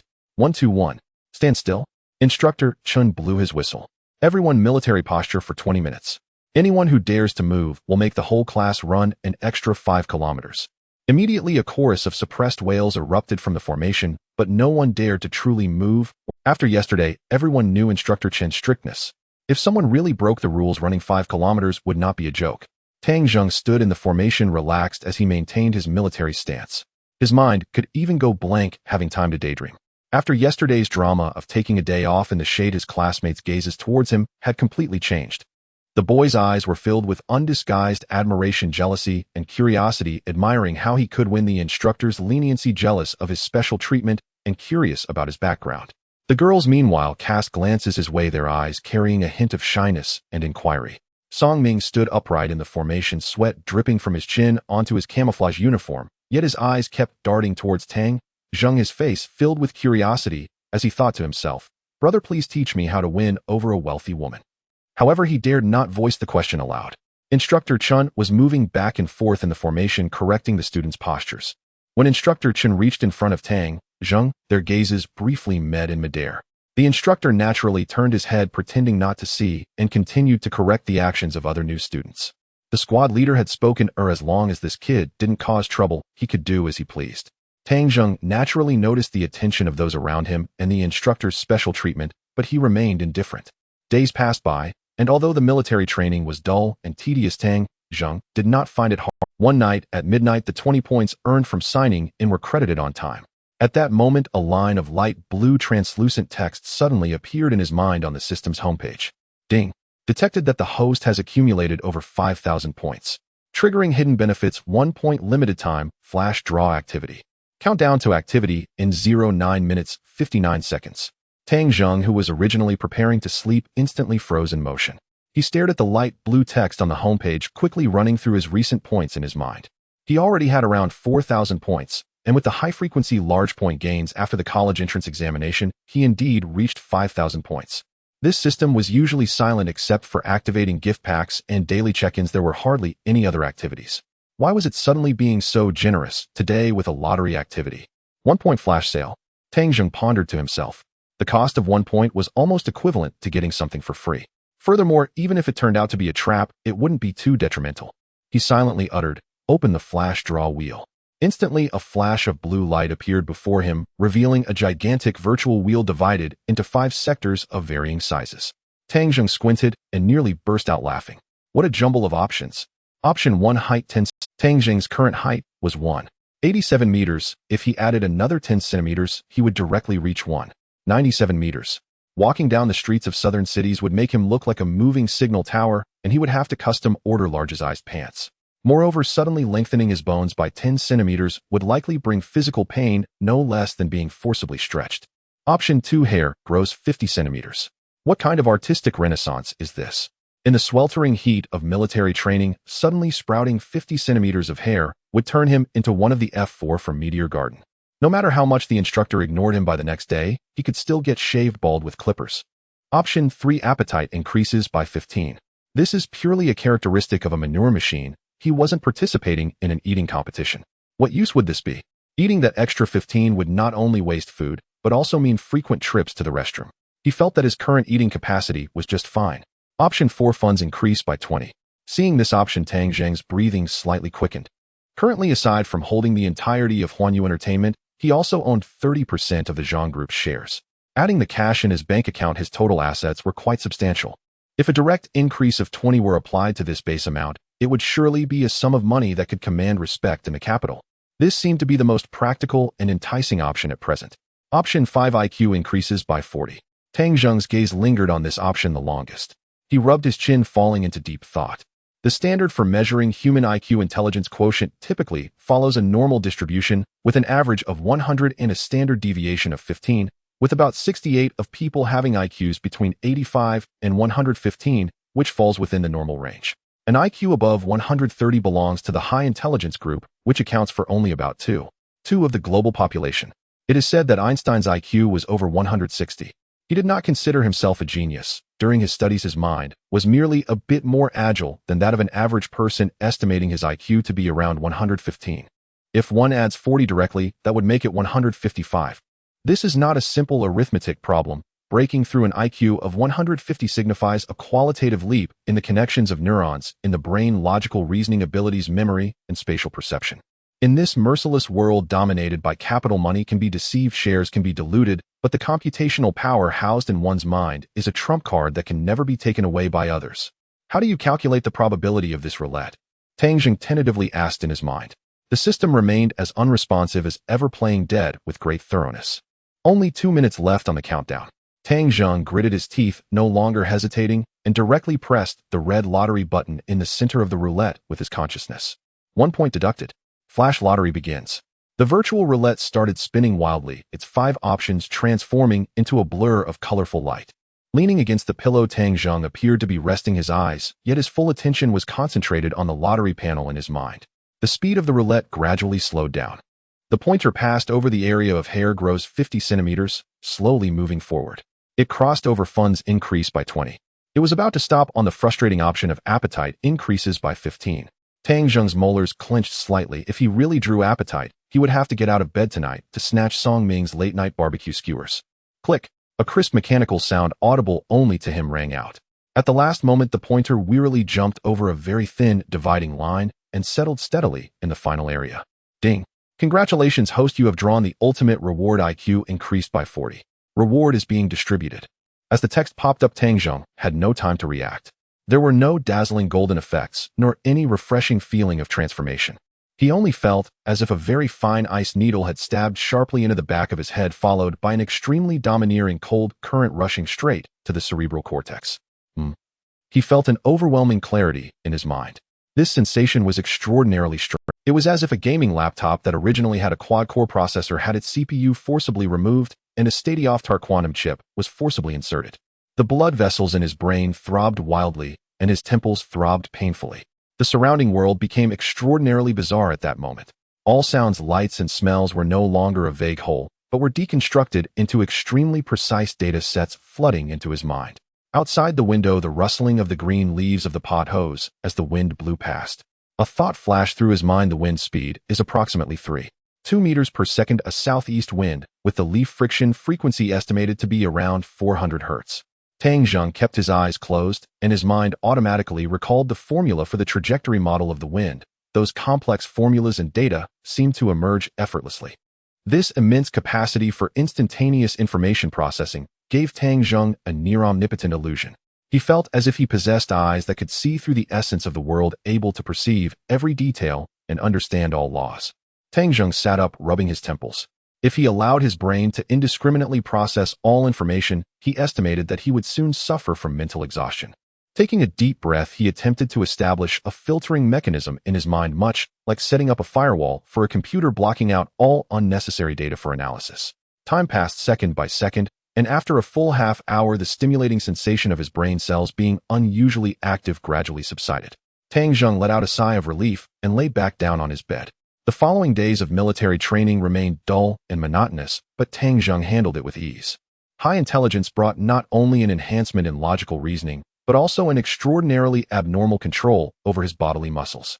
When standing at attention, he could accurately identify and adjust the stress points of every muscle in his body, forming the most perfect support structure with minimal energy consumption. While marching, he only needed to watch the instructor's demonstration once, and his brain could instantly construct a three-dimensional motion model, allowing him to replicate the actions with perfect precision. The usually strict and demanding instructor Chun could only nod silently each time he checked on Tang Zheng, unable to find a single flaw. The end of September in Kyoto City was still unbearably hot. At 3 in the afternoon, the sun was at its most scorching. On the south playground, the plastic track had become soft from the heat, giving a sticky sensation when stepped on. All personnel take a 15-minute break. Instructor Chen finally blew his whistle. The originally orderly formation collapsed instantly, with the boys groaning as they flopped onto the ground, waving their hats desperately to fan themselves in an attempt to cool off. Tang Zheng found a relatively clean spot to sit down. Song Ming and a few others gathered nearby, gasping as they tugged at their collars. With a face full of agony, he exclaimed, "Bro, I can't take it anymore. It's too hot. I feel like I'm about to be cooked alive. I think I'm about to get heat stroke." Zhao Lei lamented beside him. "Exactly. Even the sheep back in my hometown are resting in the shade at this time. My life is so hard. And I'm so thirsty, my throat feels like it's on fire." As they spoke from the direction of the playground entrance, several girls were seen carrying large plastic bags towards them. Leading the group was Lin Wan, the assistant designated by Teacher Li. Today, Lin Wan wore a light yellow floral dress, the lightweight hem fluttering gently in the breeze, her hair casually tied back, revealing her long fair neck. She was holding a bag filled with chilled drinks, the outer layer of the plastic bag covered in beads of water. "Wow, it's Senior Lin Wan. The senior is finally here to check on us," someone shouted, and the boys who had been slumped on the ground instantly perked up, all turning their heads to stretch their necks to look. Lin Wan walked over to the resting area of Class 1 and placed the bag on the ground. "You all have worked hard. I bought some chilled drinks. Come over and take some." She greeted everyone with a smile, her voice crisp and pleasant. The boys immediately swarmed around her like hungry wolves. However, Lin Wan paid no attention to the boys fighting for drinks. She bent down, reaching into the bottom of the bag to retrieve a bottle of chilled, purified water. Then, standing up, she scanned the crowd with her gaze before striding directly towards Tang Zheng. The surrounding noise instantly quieted down. Dozens of people secretly watched Lin Wan's back, with envy, their hearts filled with admiration. Song Ming swallowed hard, nudging Tang Zheng with his elbow. "Tengu, I guess Lin Wan came here for you." At that moment, Tang Zheng was browsing information on his phone. Hearing Song Ming's words, he didn't change his sitting posture, merely tilting his head slightly to watch Lin Wan approach step by step. Lin Wan reached Tang Zheng's side, bending slightly as she handed him the bottle of ice water. "Junior, you must be tired from military training. I wasn't sure what drink you liked, so have some water to quench your thirst." Her face bore the unique, caring smile of a senior towards a junior, yet her eyes were fixed intently on Tang Zheng. As he looked at the bottle of mineral water being offered, he extended his hand to take it. "Thank you."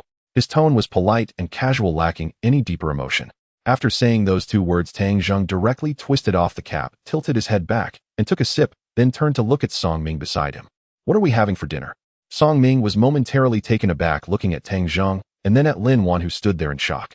"Huh, dinner. At the cafeteria, I guess." Lin Wan's hand was still frozen in midair.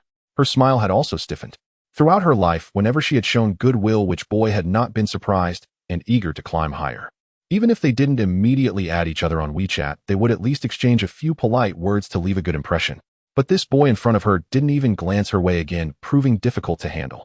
The boys, who had originally been filled with envy and jealousy, now stared with their mouths agape, their expressions akin to seeing a ghost. Just as the atmosphere was about to become unbearably awkward, the class monitor, Wang Hao, squeezed his way out of the crowd, drenched in sweat. He was holding 2 bottles of water, running over to Lin Wan with a broad smile. "Thank you so much, Senior Lin.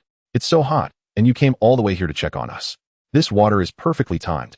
As he spoke, Wang Hao pressed Lin Wan's hand down from its frozen position. "Everyone hurry up, and thank Senior Lin," Wang Hao shouted to the crowd. Only then did the boys respond, enthusiastically calling out, "Thank you, Senior. You're so nice, Senior. Senior, can you be my girlfriend?" Someone had the audacity. Lin Wan took a deep breath, suppressing her anger, forcing a smile. "No need to mention it. Everyone continue to rest. I'll take my leave now." After saying this, she turned and walked away, her back appearing exceptionally resolute. Wang Hao watched Lin Wan retreat into the distance, secretly wiping the cold sweat from his forehead, relieved that he had managed to defuse the awkward situation. Then he turned his head to glance at Tang Zheng, who was chatting casually with his roommate, and couldn't help but marvel, this guy is also hard to deal with. Days passed by, and military training soon came to an end. According to Beijing University's tradition, on the day before the military training performance, all freshmen were taken to a military camp on the outskirts of the city for a day of live-fire training. This was the segment all the boys looked forward to the most. Early in the morning, dozens of buses rolled out of the campus, heading straight for the outskirts. 2 hours later, the convoy entered a desolate valley. Surrounding them were barren yellow hills, and the air was filled with a faint smell of gunpowder and dust. The shooting range was vast, divided into several areas. Class 1 was assigned to Range 3. 100 meters ahead was a row of half-length silhouette targets. Instructor Chen stood at the front of the line, holding a Type 95 automatic rifle, explaining the shooting techniques. Everyone listen up. The muzzle must never be pointed at people.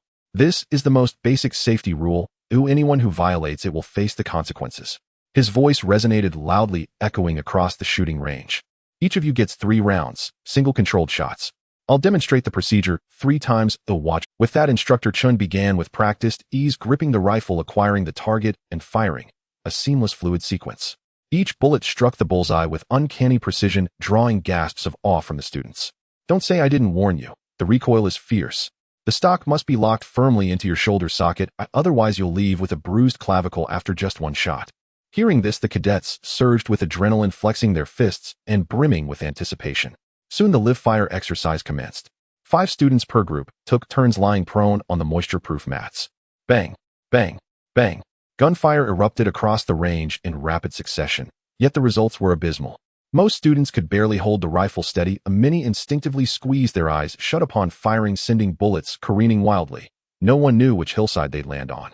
Occasionally, a student struck the target by sheer chance, scoring no more than 5 or 6 rings. The scores were uniformly dismal. Song Ming staggered back from the line, massaging his right shoulder and grimacing in pain. Damn, it's no joke. My shoulder feels shattered. All 3 rounds missed the target entirely. Utterly humiliating. Wang Hao fared slightly better, scoring a modest 6-ring shot and descending with smug satisfaction. Next group, Tang Zheng Wang Chong. The range officer called his name over the loudspeaker. Tang Zheng rotated his wrist, strode to position 3, and lay flat upon the mat. He picked up the Type 95 automatic rifle resting beside him.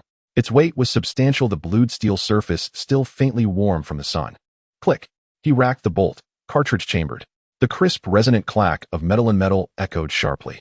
Then he pressed the stock deep into his right shoulder socket. His cheek pressed tightly against the stock, his right eye aligned through the rear sight aperture, locking onto the bullseye 100 meters away. In that instant, Tang Zheng's mind slipped once again into hyper-accelerated cognition. The cacophony of gunfire and voices around him dissolved, automatically muted. His senses expanded infinitely. A breeze swept up from the gully to his left, lifting dust that stung his face. Wind speed 2.3 meters per second, westerly. Relative humidity approximately 35%. Sunlight incidence 45 degrees oblique, casting a faint glare-inducing reflection. Distance 100 meters. Weapon type 95 rifle. Ammunition 5.8 mm cartridge. Muzzle velocity roughly 930 meters per second. Gravitational acceleration. Air resistance. Wind deflection coefficient. An avalanche of data converged in his mind, instantly constructing a flawless 3-dimensional ballistic parabola model. He did not fire yet. Instead, he modulated his breathing, consciously engaging arm and shoulder musculature, forging his entire body into an immovable, perfectly stabilized firing platform. His fingers settled on the trigger, pretension applied. Bang! The first shot cracked. A jarring recoil slammed the stock hard against his clavicle. A dull, sharp ache flared, but he did not blink. His gaze remained riveted on the muzzle's recoil arc, his mind instantly recording its upward angle and lateral deviation. Position 3, 9 rings. The range officer's voice crackled over the radio. A wave of stunned murmurs rippled through the onlookers behind him. Tang Zheng paid them no heed. Adjusting his shoulder musculature by less than 2 millimeters, based solely on recoil feedback, he realigned the front sight precisely over the bullseye. Bang! The second shot. This time muzzle climb diminished markedly. The bullet's trajectory adhered even more faithfully to his internal model. Position 3, 9 rings. Instructor Chun, who had been correcting another student's stance, whirled sharply at the announcement, his eyes locking onto Tang Zheng's back with sudden intensity. 2 consecutive 9s. This was no fluke. Such astronomical luck simply did not exist. Tang Zheng drew a slow, deep breath, expanding his lungs fully, then exhaled deliberately. At the suspended apex of that breath, his heart rate plummeted. The world seemed to freeze, utterly silent, leaving only the rear notch front sight and distant bullseye. Bang! The third shot. The bullet tore through the air with a shrill, keening whistle and buried itself dead center in the target. Position 3. 10 rings. The radio's voice leapt an octave higher. A hush fell over position 3, absolute reverent silence. Song Ming's eyes widened in disbelief, his mouth gaped wide enough to swallow an egg. Wang Hao's smug expression vanished without a trace. All 3 impact points clustered tightly along the boundary between the 10 and 9 zones, nearly overlapping. Such grouping precision was rare, even among seasoned veterans, nothing short of extraordinary marksmanship. Tang Zheng disengaged the safety, set the rifle down, massaged his aching shoulder, and rose to his feet. Instructor Chen approached, his gaze now laced with quiet scrutiny. "You've trained before." Tang Zheng brushed dust from his uniform and replied truthfully, "No. First time handling one." He wasn't lying. His prior training with Ivan involved handguns, entirely distinct from the Type 95 automatic rifle. Instructor Chen asked no further questions, only studied him intently for a long moment. At 5 p.m., live fire training concluded. Freshmen assembled by class, ready to board buses back to campus. As Tang Zheng approached the bus, he spotted a stern-faced, unranked drill instructor in fatigues standing beside the door, the base commander and overall training director Lei Yun. "Tang Zheng," Commander Lei called out as he approached. Tang Zheng halted and nodded. "Come, let's have a word." Commander Lei gestured, then turned toward a nearby jeep. Tang Zheng glanced at Song Ming and the others aboard, said nothing, and followed. They stepped to the wind-sheltered side of the jeep. Commander Lei pulled a crumpled pack of Bayerische cigarettes from his pocket and offered one to Tang Zheng. Tang Zheng accepted it, took the lighter from Commander Lei's hand, and lit it smoothly, his movements practiced effortless. Commander Lei exhaled a slow smoke ring, appraising Tang Zheng from head to toe. 9, 9, 10. First shot, testing wind drift. Second, compensating for recoil. Third, refining sight alignment. Am I correct? And you didn't blink once while firing. He tapped ash from his cigarette, his tone calm, yet each word carried immense weight. Frankly, your innate feel for the weapon. I've served 15 years, trained countless recruits, and fewer than 5 have ever possessed such natural aptitude. Tang Zheng inhaled deeply, the acrid smoke curling through his lungs. His mind raced, calculating the commander's intent. A base commander, normally overwhelmed with responsibilities, had singled him out deliberately. There was surely purpose behind it. Unwilling to invite complications, Tang Zheng replied, evenly, "Just lucky, that's all." Commander Lei let out a dry, incredulous chuckle. "Luck? Do you take me for blind? If that were luck, it would be the most astonishing stroke of fortune imaginable." He withdrew a plain white slip of paper from his shirt pocket. No title, no insignia, only a handwritten number, and held it out to Tang Zheng. "Interested in joining the military? With your talent and potential, you'd shine brilliantly in uniform, becoming an outstanding soldier, serving our nation with distinction." Captain Lei's gaze was quite straightforward. He had taken a liking to this promising seedling. Tang Zheng looked at the piece of paper. Join the army. At the moment, he really had no such intention. Currently, he held shares in Huanyu Entertainment and the Zhang Group. He also had a system, plenty of youth and wealth to enjoy other pleasures of life.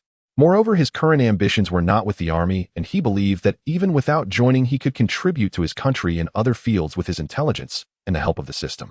Captain Lei seemed to sense Tang Zheng's inner rejection. He patted him on the shoulder and said, "You don't need to rush to answer me. Go back and think it over carefully. This is my contact information. Once you've made up your mind, reach out to me. The doors of the army will always be open for you." Tang Zheng extended his hand, took the piece of paper, and tucked it into his pants pocket. "Thank you for your kindness, Captain Lei. I'll keep this note, and if I really can't make it outside, I will definitely come to seek your support." After saying that, Tang Zheng did not wait for Captain Lei to speak again and turned to walk towards the bus. Captain Lei leaned against the jeep, watching Tang Zheng's silhouette with a hint of appreciation in his eyes. This kid had a good sense of timing and was as slippery as an eel. "Interesting," he muttered, extinguishing his cigarette on the car body before opening the door and getting in. The bus started up, kicking up a cloud of dust as it headed towards the city center of Kyoto. Inside the bus, the students, exhausted from a day of activities, slumped over in sleep. Tang Zheng sat by the window, watching the rapidly retreating scenery outside. The next day at the Kyoto University Gymnasium, the military training performance officially commenced. The high-intensity training over this period, combined with Instructor Chen's nearly unreasonable demands, had resulted in Class Physics 1 marching in an impressive formation, especially as they passed by the podium. Tang Zheng was assigned the position at the forefront of the first row.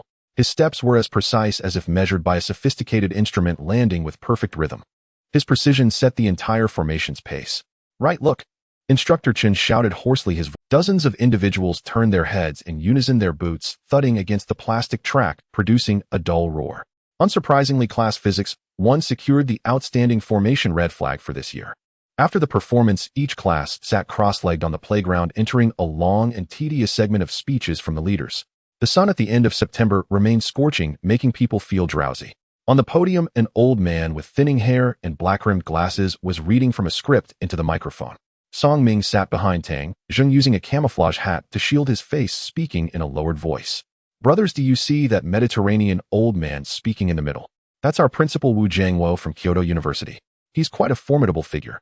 Zhao Lei wiped the sweat from his forehead and leaned closer to ask, aren't principals usually promoted from management positions? Is he any different?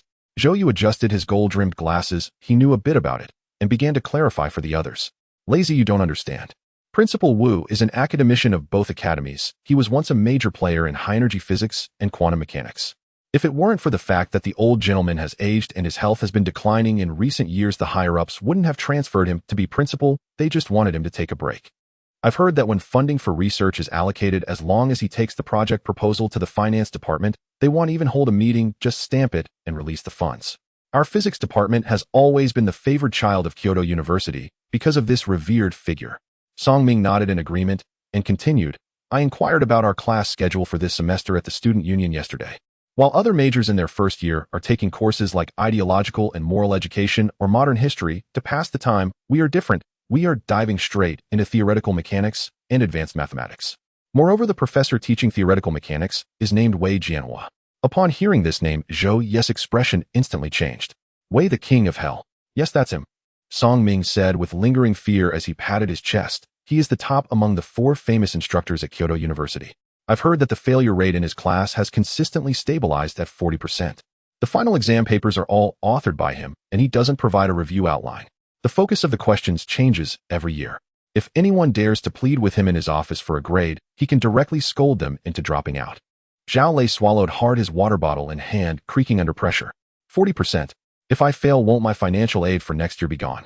Not just financial aid, scholarships and commendations would all be out of reach. Zhou Yu looked at Zhao Lei with sympathy.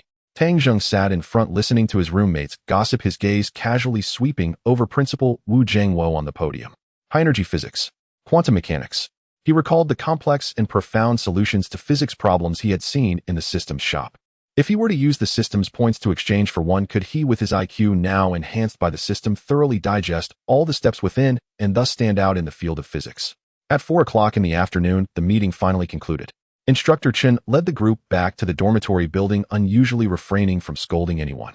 Instead, he stood in front of the line silent for quite some time. The military training has ended. Instructor Chen's voice was somewhat somber as he scanned the tanned freshman, his gaze lingering on Tang Zheng for a second longer. Make sure to study hard when you return. Don't embarrass me. We may meet again someday. After saying this, he saluted crisply and turned to board the military bus. As the bus drove out of the school gate, the military training that had lasted for over half a month came to a definitive end. The end of military training at Kyoto University coincided perfectly with the last day before the National Day holiday. Following this, the long 7-day National Day holiday that drove all freshmen wild was about to begin. Dormitory 316 was in a frenzy as everyone prepared for their holiday. Zhao Lei was crouched on the ground, desperately stuffing several faded t-shirts into a worn-out canvas bag, the zipper almost bursting. Brother Tang, Song Ming, Zhou Yu, I won't be returning to the dormitory for the next few days. Zhao Lei stood up, brushing off the dust from his hands. I found a job handing out flyers over in Hadian, and at night, I'm also working part-time serving dishes at a food stall. With the 2 jobs running back-to-back, I can earn $200 a day. After 7 days of National Day working, I'll have money for next month's food expenses and materials. Song Ming was standing in front of the bathroom mirror, spraying his hair vigorously with half a bottle of hair gel. Lazy, you're pushing it too hard. Why not spend a wonderful holiday dating? You won't miss out on making money in just a few days. Song Ming struck a pose he considered very handsome and turned to face everyone. Let me tell you, the girl from the management class next door, named Su, I've already gotten her WeChat. Over the next few days, I plan to invite her to Happy Valley for a fun time, aiming to win her over during the National Day holiday. Zhou Yu, sitting nearby, leisurely wiped the dust off his leather shoes with a wet wipe. Don't say I didn't warn you. The girls from the management school have high standards. Your little tricks might have been seen through by them back in middle school. Tang Zheng gazed at his roommates, a faint smile gracing his lips. He did not partake in their discussions, instead contemplating his own plans. TCH, what do you know? My approach is all about sincerity with a sprinkle of financial prowess. Song Ming replied, dismissively, brimming with confidence, turning to Tang Zheng, who was tidying up the table, a sly smile creeping onto his face. Brother Tang, what are you doing during the National Day holiday? Should I ask Su to bring a friend along? With your looks and supernatural abilities combined with my silver tongue, our dorm could easily double its dating success. As Song Ming spoke, he raised his eyebrows.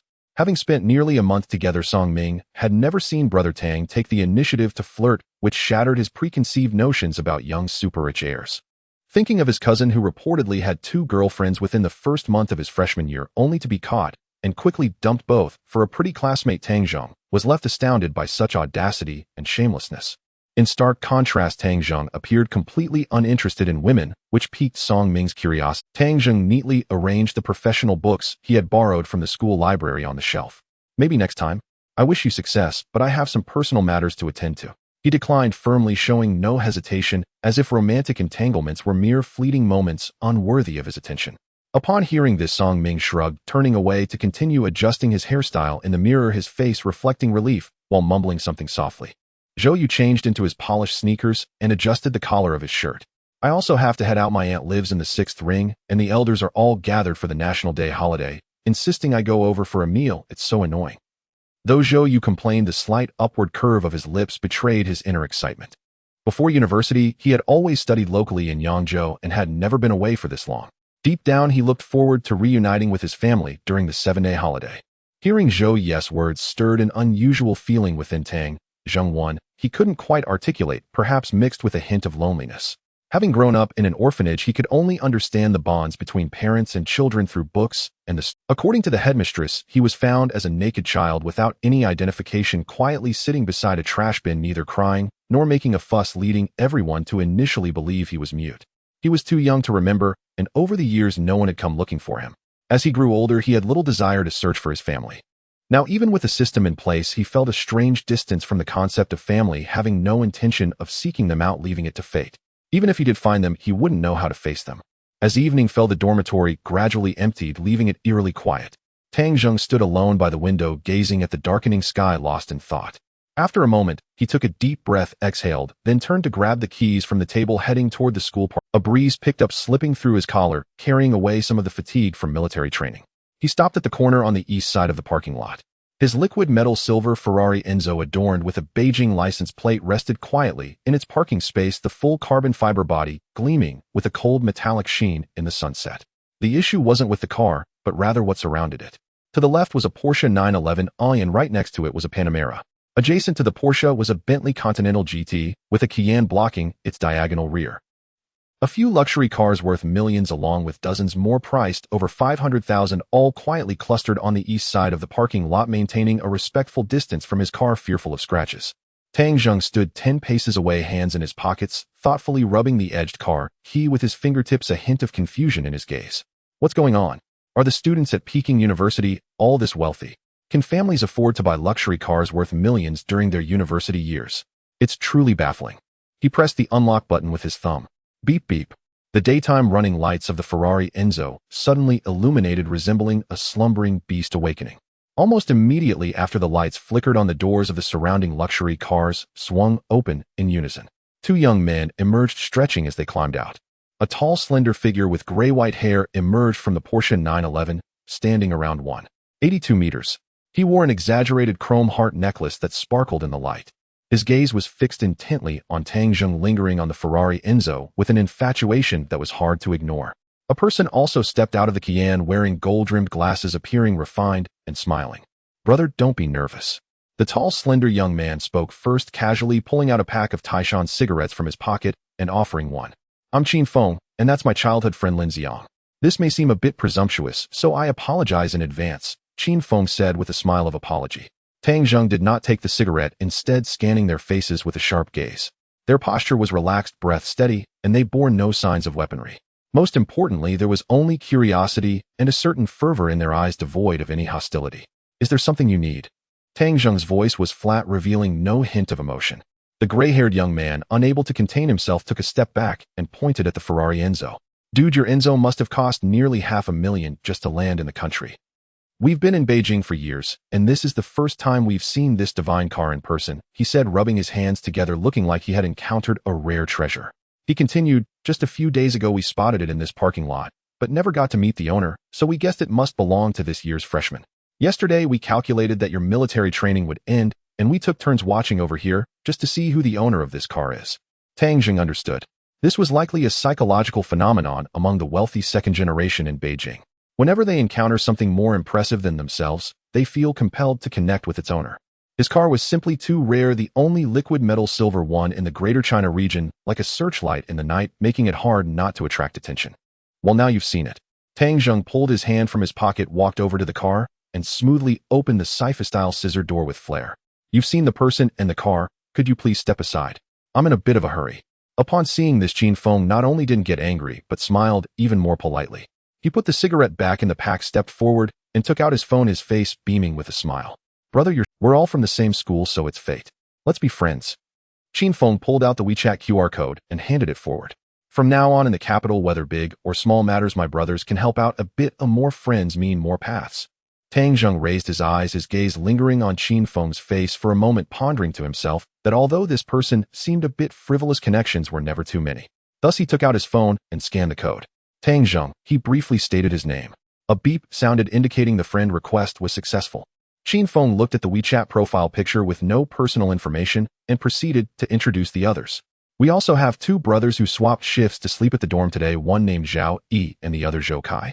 The four of us are known as the four little dragons at school. We'll find a chance to introduce you to them. They are all solid. Tang Zheng nodded to the two and said nothing more, bending down to sit in the driver's seat. He pressed the start button. Boom. The mid-engine roared with a deafening growl, and the exhaust expelled a gust that stirred the dust on the ground. Qin Feng and the others quickly stepped back to clear the way. With a press of the accelerator, the silver supercar transformed into a fleeting shadow, swiftly disappearing from the parking lot's exit. Once the taillights were completely out of sight, Qin Feng rubbed his ears, which were still buzzing from the shock, with a face full of envy. Xiong, that guy is really cool. I wish I could try that Enzo too, but it would be worth it for my whole life. My hands are itching. Lin Xiong cast a disdainful glance at his car-obsessed childhood friend and retorted, I think you're just itching for trouble. With your skills, if you really drove it, who knows what kind of trouble you would cause. Besides, a person like that probably has an unfathomable background. Qin Feng leaned in with a hand on his chin, filled with curiosity and inquiry, saying, You say which family's young master is Tang Zheng? In Kyoto, the wealthy families with the surname Tang are all only little princesses, right? I haven't heard of such a character before. Could he be a cross-river dragon from another province? Lin Xiong shrugged indifferently, saying, Who cares? We're in the same school. We'll find out eventually. Let's go, we should call those two up. I'm starving. After saying that, he opened the door of the Kian and got inside. Qin Feng stopped hesitating, climbed into the car, and the vehicle slowly drove out of the parking lot. At 7 in the evening rush hour in Kyoto was so congested that one wanted to smash the steering wheel. Qin Feng drove the 911, inching forward on the elevated second ring road like a snail. His home was in a high-end villa within the second ring not far from here. After finally getting off the elevated road, he turned into a quiet little path. On both sides of this road were century-old locust trees, the streetlights dim, creating a completely different world from the noise outside. He planned to take a shortcut through here. In the middle of the road on one side was a vast courtyard. The vermilion gate, towering walls, and two imposing marble lions lay before the door. This was none other than the infamous Princess Mansion, but unfortunately the doors were usually closed, and he had no idea what it looked like inside. Every time Qin Feng passed by here on his way home, he would instinctively slow down to satisfy his curiosity. Today was no exception. As soon as he slowed down, he heard a deep and violent roar of an engine coming from behind. In the rearview mirror, two glaring headlights rapidly approached. Qin Feng was startled and quickly turned the steering wheel to pull over to the side. A silver blur zipped past the 911, creating a strong wind pressure that shook the 911's body. Damn, who was that? Qin Feng couldn't help but curse, and when he focused his gaze ahead, he instantly froze in the driver's seat. That sleek carbon fiber body along with that unique license plate number. Wasn't it Tang Zheng's Ferrari Enzo? Then Qin Feng's eyes widened as he watched the supercar make no effort to slow down, heading straight into the garage of the Princess Mansion. He instinctively thought Tang Zheng was going to crash into the door, his heart leaping to his throat, and he couldn't help but shout, Hey, are you crazy? To his surprise, the garage door slowly opened on both sides. Without even rolling down the window, Tang Zheng pressed the accelerator and drove straight into the Princess Mansion.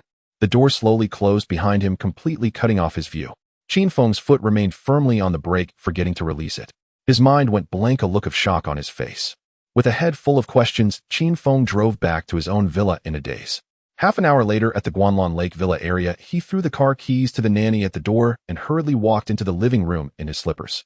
The huge crystal chandelier illuminated the living room as bright as day. On the genuine leather sofa sat a middle-aged man in a gray Tang suit, wearing glasses and engrossed in several documents. This man was none other than Qin Feng's father, Qin Jiangwo, the head of the solar energy company Qin Solar. Why are you so flustered? Is someone chasing you? Hearing the noise, Qin Zhangwo did not raise his head, turning a page of the report, his voice calm and measured. Qin Feng stepped over to the coffee table, picked up a cup of cold tea, and gulped it down. Dad, I saw a ghost today. No, I saw a deity. Hearing his son's words, Qin Zhangwo put down the documents, took off his glasses, and slowly wiped the lenses with a cloth, a slight smile creeping onto his face as if his child had grown up. Then he revealed a hint of faint amusement and said, "Oh, tell me what happened." Qin Feng pulled a chair closer and sat down, rubbing his hands over his knees. Excitedly, he said, "Today in the school parking lot, I actually saw an Enzo, the only liquid metal silver one in China. Guess what? The owner is actually a freshman in our school named Tang Zheng." Upon hearing this, Qin Zhangwo paused in his action of cleaning his glasses. A freshman? To be able to afford such a car worth tens of millions, he must come from a wealthy family, whose child returned to the country. Qin Feng shook his head, saying, "No. What's strange is I've never seen this person at any gathering before. He doesn't seem to be from around here. However, fortunately, I was clever and added him on WeChat, so there will be plenty of opportunities to get to know him later." Then Qin Feng leaned forward, lowering his voice as if sharing a state secret. "That's not the point. The point is just now when I got off the elevated road and took a shortcut back, I saw this guy drive the Enzo right into the princess mansion, and the door opened automatically." Hearing his son's words, a flash of surprise and confusion crossed Qin Zhangwo's eyes, and he suddenly looked up, staring intently at his son, murmuring, "Could it be him? Are you sure you didn't see it wrong? Say it again, where did he go in?" "I definitely didn't see it wrong. It was at the second ring road, the princess mansion, with 2 marble lions in front of the door." Seeing his father's unusual reaction, Qin Feng became even more curious, asking, "Dad, do you know him? Have you met him?" Qin Zhangwo did not answer immediately, but fell into deep thought, recalling an event from 2 months ago. That day, as usual, he went for a walk and happened to see a young man entering the gates of the princess mansion. Later, he had someone investigate, but no useful information was found, as if this young man's assets had appeared out of thin air. After a while, Qin Zhangwo opened his eyes and looked at Qin Feng. "Fenger, your sister is holding a full-month celebration in a few days. You should try to invite him." Qin Feng's face instantly turned sour as he replied, "Aren't you saying you weren't planning a grand event, just a few tables at home to invite relatives? Is this appropriate? Besides, what kind of identity does he have to attend the full-month banquet of someone he just met?" Qin Zhangwo waved his hand and said, "Just invite him in the name of classmates getting together for a bit of fun. Say we are all young people, and it would be nice to gather and liven things up. Go ask him and see. If he doesn't want to come, that's fine. But if you can manage to invite him, I will have someone pay the full price for that Aston Martin you liked last month." Qin Feng's eyes instantly lit up like 200-watt bulbs. Aston Martin, he had been craving it for half a year, but unfortunately his father had been withholding his pocket money. Now hearing his father say this, he immediately perked up, saying, "Don't worry. This task is on me. Even if I have to beg, I will get him to come." It was 11 o'clock at night. Qin Feng threw himself onto the 2-meter-wide genuine leather bed in his bedroom and opened a WeChat group named Jing the Handsome Guys with 4 members. His thumb tapped quickly on the screen. "Brothers, big news. Don't say I'm not thinking of you. Guess who I just saw?" After sending the message, there was silence in the group for a few seconds. Then Lin Xiang sent a voice message. "Spit it out quickly. I'm busy drinking tea with my old man. No time for riddles." Lin Xiang's voice carried a hint of exasperated affection as it came through the phone's speaker. Qin Feng rolled his eyes and pressed the voice message button. "It's Tang Zheng, whom we saw in the school parking lot today. I saw his car again when I got home. It drove straight into the princess mansion on the second ring road. I saw it with my own eyes. Absolutely true." This voice message detonated in the group like a bomb. Zhao Yi and Zhou Kai spammed dozens of question mark memes. "Princess Mansion. Are you sure you didn't see it wrong? Didn't that place get bought by a mysterious big shot years ago and has been unoccupied since?" Lin Xiang's tone was filled with shock and skepticism. Seeing this, Qin Feng quickly replied, "I saw it with both my eyes. I almost glued myself to that car's taillight. If it weren't for the fear of a rear-end collision, I would have wanted to follow him and greet him." After saying this, Qin Feng ignored the wailing in the group and exited the group chat, clicking on Tang Jing's profile picture. He seemed to see the Aston Martin promised by his old man waving at him. Moreover, if he could truly befriend such a person, he could walk tall in front of his old man at home, no longer having to endure daily scolding for being uneducated. Thinking of this, he quickly deleted and modified his words in the chat box, carefully considering his phrasing, and finally sent a message he deemed quite appropriate. "Brother Tang, are you asleep? My little sister's full moon party is the day after tomorrow. She's round and particularly cute. The location is at Villa No. 2 Guanlon Lake, and we haven't invited outsiders, just our young friends of our age. Would you like to come and hang out? I can introduce you to a few friends from our school." After sending this message, Qin Feng tossed his phone onto his chest, lay back on the bed, and stared at the crystal lamp on the ceiling, waiting for a reply. Generally speaking, even if someone doesn't come, they should at least engage in a bit of polite chatter, and so the friendship would slowly build up. As time passed second by second, Qin Feng felt each second stretched infinitely. A few minutes later, his phone finally vibrated. Qin Feng sat up abruptly and swiped the screen open. The screen displayed only a few short words: "Thanks, I have plans, no time." He stared at those few words for a full half-minute, his throat rolling. He had originally prepared a belly full of conversation to keep chatting with Tang Zheng, but all of it was choked in his throat by these few words stuck in limbo. "My Aston Martin." Qin Feng murmured to himself, his face filled with helplessness as he leaned back against the headboard, his gaze sorrowful. On October 1st in the morning, warm sunlight streamed through the window, illuminating the master bedroom of the princess mansion, where Tang Zheng opened his eyes. He ignored the holiday greetings that came in on his phone and got out of bed. After freshening up, he casually picked a white short-sleeve shirt from the wardrobe, grabbed a black chest bag from the rack, and pushed the door out. He had no other plans for the day, though he intended to wander around the city's attractions like everyone else. When he was in the orphanage, even going to the city's zoo was a luxury. Now, with plenty of time and confidence, he wanted to explore the capital city on foot. Just as he walked out of the flower-laden inner courtyard, a silhouette as imposing as a steel tower stood in the shadow of the porch. Ivan, dressed in a white shirt and black trousers, had muscles straining against the fabric and was silently watching. "Boss." Seeing Tang Zheng approach, Ivan slightly bowed his head, his voice rough, yet respectful. Tang Zheng paused his steps, glanced at him, and said, "I'm going out for a stroll. You don't need to follow. You should rest well." He knew that Ivan had been working hard to keep an eye on the situation at the princess mansion. Ivan's gray-blue eyes were full of stubbornness as he shook his head. "There are many people outside during the National Day holiday. The variables are numerous. I feel more at ease following the boss." Looking at Ivan's determined expression, Tang Zheng could only laugh helplessly. He understood this big guy's temperament. His loyalty was off the charts, and he was quite stubborn. However, he had been busy with military training recently, and Ivan had been stuck at the mansion without going out, so it was good to get some fresh air. "All right, just keep your distance from me while we go out together. If a big man follows closely behind me, how can I enjoy the outing? I'd just become a monkey in the crowd."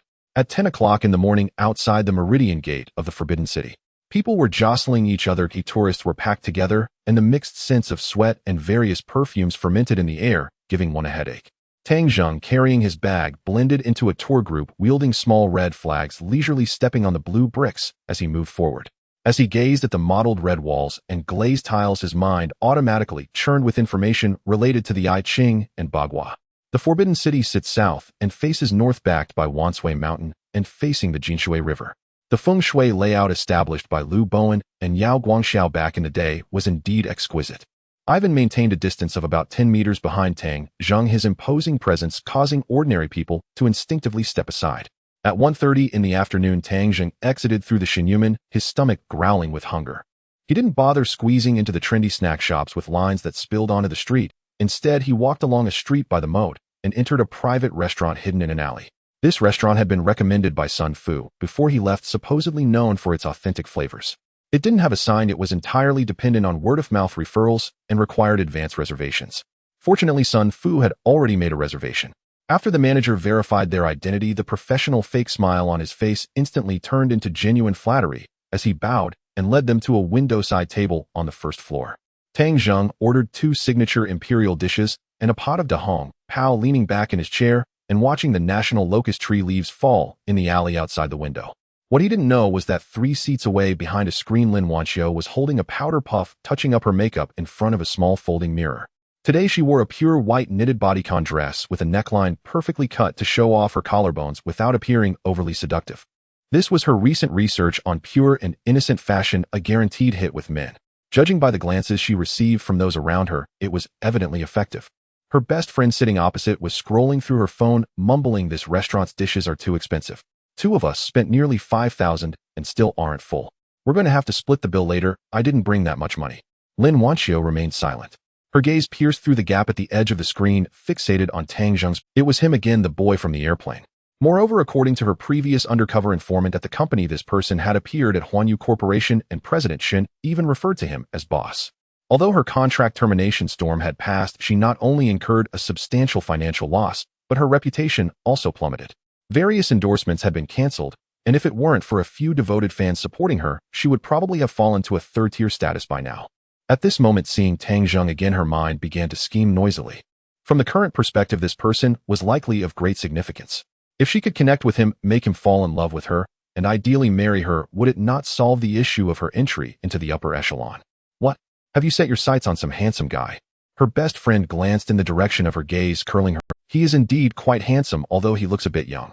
But don't indulge in such daydreams. His family certainly wouldn't look favorably upon someone like us. Besides, have you forgotten about Wu Changfeng's wife? Mentioning this, Lin Wanxiu felt a pang in her jaw, filled with resentment. When Wu Changfeng was arrested for some reason, his wife found out that she was Wu Changfeng's mistress, and even came to hire a few people to beat her up, nearly disfiguring her. This was also the reason she had been hiding and not showing her face lately. It was all to recover. She wasn't even a mistress, she was merely a fourth party. Did it really matter? What do you know?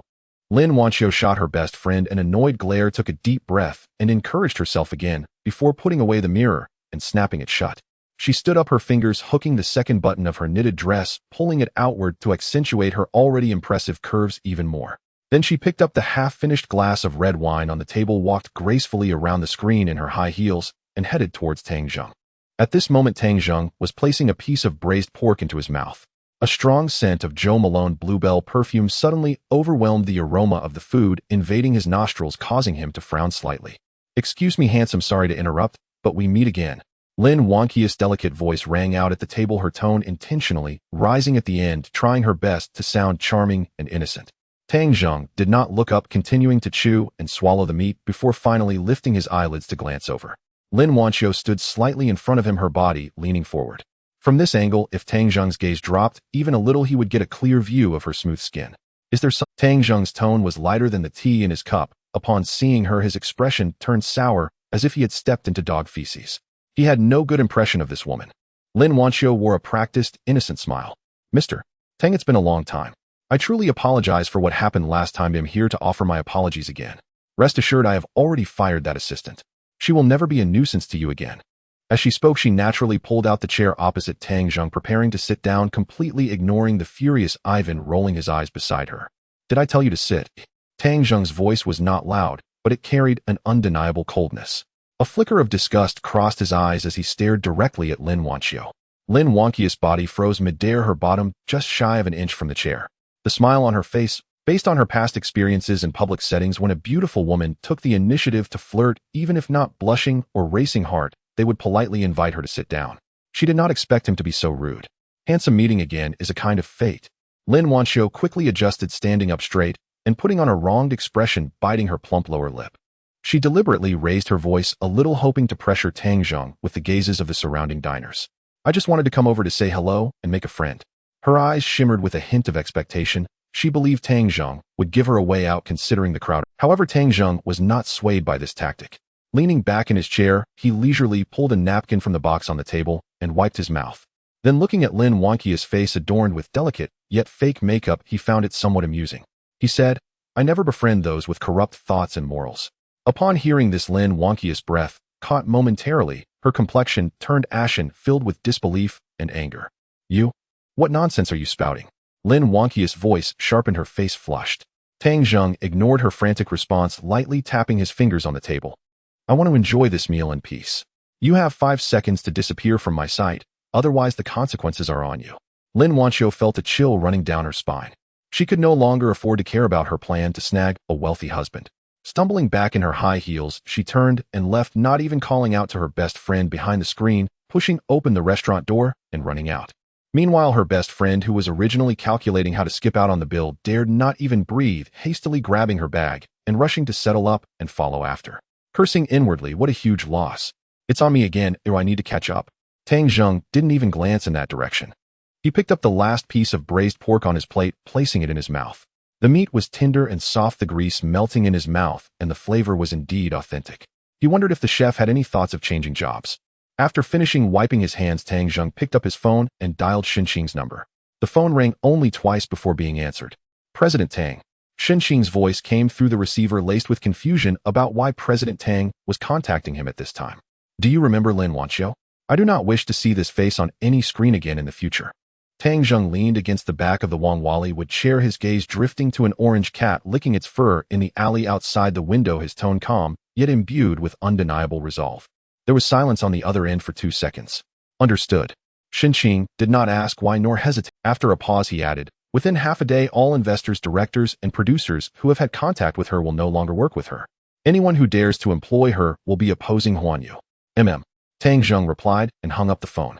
At the same time, in the president's office of Huan Yu Group, Xinxing placed his phone on the table, scanning the executives reporting on the work at the long table. With a serious expression, he said, "Have the legal and public relations directors come to my office immediately. Additionally, notify the industry association that the company will draft a comprehensive ban on the disreputable artist Lin Wanxiu." The executives exchanged glances filled with confusion. They had no idea what Lin Wanxiu had done to provoke the boss to personally have Xinxing issue such a decree. The next day, October 2nd, the temperature outside was soaring close to 40 degrees. The autumn sun was wreaking havoc as if it were melting people away. Outside the eastern gate of He Garden, tourists were still queuing in long lines, various colored umbrellas crowded together like a swirling toxic mushroom cloud. Tang Zheng stood under a tree shade at the ticket checkpoint wearing a gray baseball cap. Ivan lagged a few steps behind him, his white shirt soaked with sweat clinging tightly to his muscles. Yet his gray-blue eyes remained vigilant, scanning the surrounding crowd like a hawk, his face showing no sign of worry, fully committed to his duty. "We have to wait half an hour to buy tickets. I should have asked Sun Fu to get them ready in advance," Tang Zheng sighed as he looked at the slowly crawling line ahead, his tone tinged with helplessness. At that moment, his attention was drawn to a scene not far away by a stone pillar. There sat an old woman and a little girl. The elderly woman's hair was completely white and the wrinkles on her face were deep, as if chiseled by a knife. She was waving a frayed bamboo fan in her hand, fanning the little girl beside her with each gentle motion. The little girl appeared to be 6 or 7 years old, wearing a pink short-sleeved shirt with a pilling collar, her feet clad in plastic sandals, her big toes nearly poking out. In her arms, she held a bamboo basket filled with dozens of pink lotus flowers tied together with iron wire. Her small face was reddened by the scorching sun, and a few strands of hair on her forehead were stuck together with sweat, eagerly watching the passing tourists. "Grandma, I'm not thirsty. You drink this bottle of water." The little girl pushed a half-empty bottle of mineral water to the old woman's lips. "Nanan, be good, Grandma isn't thirsty. You drink it." The old woman pushed the water back, using a dry towel that was no longer recognizable in color to gently wipe the little girl's sweat. On such a hot day, Nanan mustn't suffer from heat stroke. Tang Zheng observed this, seeing the face of the old director flashing through his mind. Back in the orphanage during the summer, they wouldn't even turn on a fan. The old director would sit by the bed with a bamboo fan, fanning the group of children to drive away mosquitoes. The edge of that bamboo fan was almost identical to the one the old woman held. After a brief silence, he stepped forward, stopping in front of the basket. A faint fragrance of lotus flowers wafted into his nostrils, dispersing the mixed smell of sweat in the air. "How much are these flowers?" Tang Zheng inquired, his voice gentle, showing no disdain. The old woman stood up quickly upon hearing the voice. Having squatted for too long, she swayed unsteadily and almost fell over. Tang Zheng instinctively reached out to help, but fortunately the old woman steadied herself by grabbing the stone pillar. "1 yuan per stem, sir. How many do you want?" The old woman forced a smile on her face, nervously rubbing her hands on her pants, her eyes filled with a hint of hope. Once she sold the flowers, she could buy Nan an ice pop. "I'll take all of these in the basket." Tang Zheng opened his bag, pulled out 5 red bills, and handed them over. The old woman was stunned. Looking at the 500 yuan, she shook her head, repeatedly shrinking back. No. There are only about 30 stems left in this basket. I can't accept that much money, and I can't give change. Just take it." Tang Zheng forced the money into the old woman's hand, then bent down to take a lotus flower from the basket, pushing the rest along with the basket towards the little girl. "You keep the flower to play with. It's too hot. Hurry and take Grandma home. Don't let her suffer from heat stroke." The little girl looked up, her big clear eyes reflecting Tang Zheng's shadow. "Thank you, big brother." She stood up and sweetly gave Tang Zheng a 90-degree bow. Tang Zheng reached out to ruffle her hair and turned to walk towards the ticket checkpoint. Upon entering He Garden, Tang Zheng slowly walked along Kunming Lake. This former royal garden of the previous dynasty had an exceptionally meticulous feng shui layout. Wanshou Mountain represented the Xuanwu Kunming Lake, the Zhuqiue, to the left Yushuan Mountain, the Qinglong, and to the right Xishan, the Baihu. All 4 symbols were present, creating a top-tier gathering of energy. Unfortunately, by the end of the Qing dynasty, its fortunes had run out. No matter how good the feng shui was, it couldn't withstand the torrent of history. After wandering for a few hours, it was around 3 in the afternoon. The sun not only didn't lessen, but became even more vicious, the heat waves on the ground visibly distorting the air. Tang Zheng retraced his steps, exiting from the eastern gate, preparing to call a car back to the princess' residence. Just as he stepped out of the square, a piercing wail shattered the surrounding noise. "Nanan, where are you?" Tang Zheng looked in the direction of the voice, his gaze scanning over the crowd. It was the old woman selling flowers. She was now wildly running through the crowd, looking frantic, her frayed fan long gone. The 500 yuan bill was tightly clenched in her hand, almost crumpled into a ball of waste paper. Have you seen my granddaughter? She's wearing a pink dress, 6 years old, about this tall. The old woman grabbed a passerby's arm, gesturing for height, while tears streamed down her face. The passerby shook her off in disdain and hurried away, afraid of being implicated. Tang Zheng stopped in his tracks, his brows furrowed tightly. This was the entrance of a scenic area filled with people. How could a child go missing in broad daylight? Nan said she wanted an ice pop, so I went to buy one at the nearby shop, and when I turned around she was gone. The old woman knelt on the ground, despairingly pounding her thighs. Human traffickers.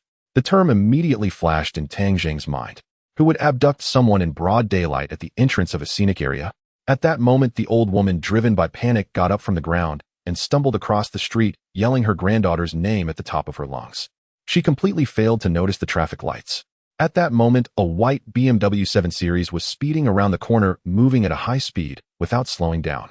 The roar of the engine sounded particularly harsh on the empty road. Bang! The surrounding crowd didn't have time to react before a dull, sickening thud rang out. The old woman was heavily struck by the side of the car. Her body flew like a kite, with a severed string rolling several meters on the asphalt road, her forehead crashing heavily against the curb, blood gushing out instantly. The scattered red bills lay on the ground, stained with blood. The BMW sped forward for several meters before screeching to a halt. The tires screeched against the ground, leaving a long black mark and a wisp of smoke. The surrounding crowd surged forward, pointing and murmuring, but no one dared to come forward to help. The car door was kicked open. A young man wearing a floral shirt and a thick gold chain climbed out, cursing under his breath. He didn't even glance at the old woman lying in the pool of blood. Instead, he first tenderly touched the dent on the car's hood. Damn it, my car. The man turned around, taking a few steps towards the old woman, and raised his foot, clad in pointed leather shoes, to kick her shoulder. Old hag, are you blind? Did you hit me? You think your family can pay for this paint job? The old woman clutched her forehead, curled up on the scorching asphalt, still murmuring, Nan Nan. My Nan Nan. Someone in the crowd couldn't bear to watch and shouted, why are you hitting her? Hurry up and call 120 and report it. The man in the floral shirt suddenly turned his head, pulling out a baseball bat from the car trunk, pointing it at the crowd. Report. Let's see who dares to report today. He spat on the ground, arrogantly surveying his surroundings. That old hag damaged my car. Even if the king of heaven comes, he has to pay first. Anyone who dares to meddle will end up like her. Voices of suppressed anger emerged from the crowd. How can someone drive like this? It's so careless.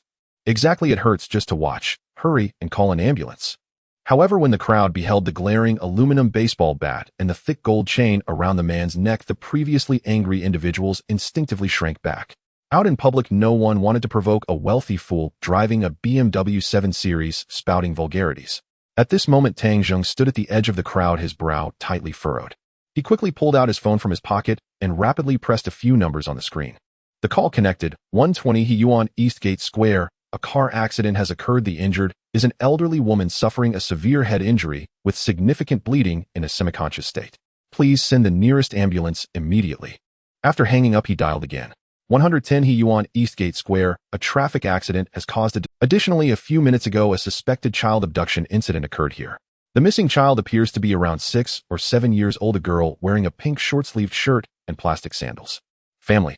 No, I'm not. The family of the little girl is that accident victim. After finishing the call, Tang Zheng shoved his phone back into his pocket and prepared to head towards the injured. The man in the floral shirt with sharp ears caught the sounds coming from the back of the crowd. He brandished the baseball bat, pushing aside a few timid tourists, and swaggered towards Tang Zheng. Hey kid, were you just calling the police? The man in the floral shirt scrutinized Tang Zheng, taking in his ordinary sportswear devoid of any logos, and a smirk spread across his face. With disdain, he remarked, you love to show off, huh? Want to be a good Samaritan? Do you have any idea how much it costs to repaint that car? You couldn't repay it even if you sold yourself, yet you dare to act all high and mighty here. He continued, raising the baseball bat, as if to jab it into Tang Zheng's shoulder. Before the end of the bat could touch Tang Zheng's clothing, a large hand suddenly reached out from the side, gripping the aluminum bat with precision. Ivan appeared like an iron tower standing in front of Tang Zheng. The man in the floral shirt was momentarily stunned and pulled back on the baseball bat with force. But Ivan remained motionless. The solid aluminum bat was firmly lodged in his grip, as if it were embedded. The man in the floral shirt became anxious, lifting his pointed leather shoe to directly kick Ivan's knee, cursing, "Let go, you bastard. What does this have to do with you?" Ivan didn't even flinch. The shoe struck his kneecap with a dull thud. The man's expression changed instantly. He felt as if he had kicked a solid steel pillar instead of a leg. The pain radiating from his foot made him stagger back 2 steps, gasping, his face contorted in agony. Ivan swiftly twisted his wrist, and the baseball bat fell from his grip into his own hands. "Boss, how should we deal with this guy?" Ivan turned his head and asked in Chinese. Tang Zheng didn't even glance at the man hopping on one foot clutching his toe.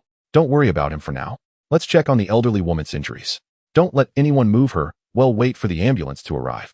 Ivan nodded, casually tossing the baseball bat to the ground, where it clanged sharply. He strode over to the pool of blood, knelt on one knee, and pulled out a clean piece of gauze from his pocket. This was a habit he developed on the battlefield, always carrying gauze and other first aid supplies for emergencies. Little did he know it would come in handy today as he pressed the gauze against the elderly woman's forehead to staunch the bleeding. The man in the floral shirt stood frozen, his face shifting between shades of green and white. He looked at Ivan's exaggerated muscle definition, not daring to approach again, and could only pull out his phone to call for backup. "Hey, Brother Chong. I'm being bullied at Yuan East Gate. Some idiot wrecked my car. Hurry and bring a few brothers." 10 minutes later, the sound of urgent police sirens echoed from afar. A white 120 ambulance flashing blue lights forced its way through the crowd of onlookers and stopped at the edge of the square. 2 paramedics rushed down, pushing a stretcher. "Make way. Everyone step aside and ensure air circulation." The doctors reached the elderly woman quickly, checking her pupils and pulse, their expressions suddenly turning serious. "Increased intracranial pressure, possible internal bleeding. Stabilize her cervical spine and get her onto the ambulance." 2 nurses immediately stepped forward to assist. Just as they were about to lift the stretcher, the man in the floral shirt, suddenly imbued with confidence, charged forward and grabbed the stretcher's handle. "Who gave you the right to take her away?" He glared, blocking the paramedics like a ruffian, shouting loudly, "She crashed into my car. 50,000, not a penny less, and no one leaves today. If you take her away, who am I supposed to ask for money?" The paramedic, a middle-aged man in his 30s, was used to dealing with various medical disputes, but this was the first time he had encountered someone obstructing an emergency rescue. He turned red with anger, shouting, "Are you crazy? The injured person is in immediate danger. If you delay the rescue, can you bear the legal responsibility? Get out of the way." The doctor forcefully pushed against the man in the floral shirt's hand, trying to pull him aside. The man clung tightly to the stretcher, shouting at the top of his lungs, "What responsibility do I have? She crashed into me. I just got this car less than a month ago, original paint, and now there's this huge dent. If you take her away, who will pay for this?" He turned and viciously pointed at Tang Zheng, standing nearby, yelling, "Weren't you the one who called the police? Don't you love to meddle? Fine, you pay her 50,000 and he'll let you pass. If you can't come up with it, this old woman can just lie here and wait to die." The surrounding tourists were in an uproar, all feeling anger towards the man in the floral shirt. Yet no one dared to step forward. 50,000 was no small amount. No one wanted to bear that burden for no reason. The paramedic was sweating profusely, pulling out his walkie-talkie to call for police support.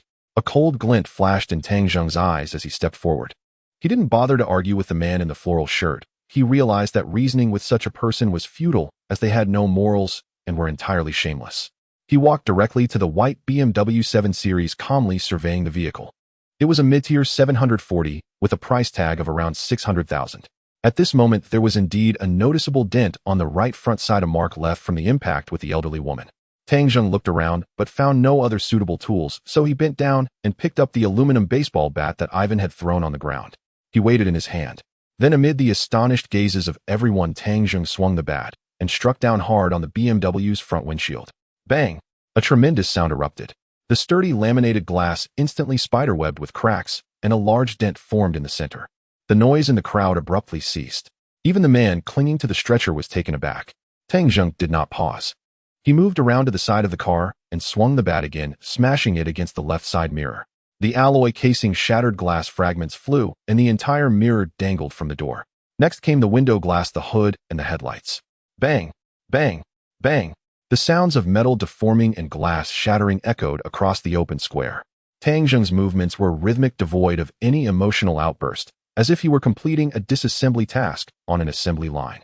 With each strike, he precisely destroyed the vehicle's most expensive external components. In less than, the once pristine BMW 7 Series had now become unrecognizable, its front end completely mangled, all glass shattered, and the doors riddled with dents. Tang Zheng paused. He casually tossed the now slightly bent baseball bat onto the glass-littered hood, producing a dull thud. He turned to face the man in the floral shirt, who was now completely stupefied. With calm eyes, he coldly stated, "It's worth 50,000 now." Tang Zheng's tone was calm, betraying no hint of emotion. "They'll cover the 50,000 in vehicle damage," he said, pointing at the stretcher cart. Now take your filthy hands off the stretcher. The man in the floral shirt finally snapped back to reality. Gazing at his battered beloved car, his eyes turned bloodshot, completely forgetting the lesson he had just learned. They'll fucking kill you. He released the stretcher and lunged at Tang Zheng like a madman. But before he could take 2 steps, Ivan's massive frame had already interposed itself. With a casual reach, he grabbed the man by the collar, lifting him off the ground like a chicken.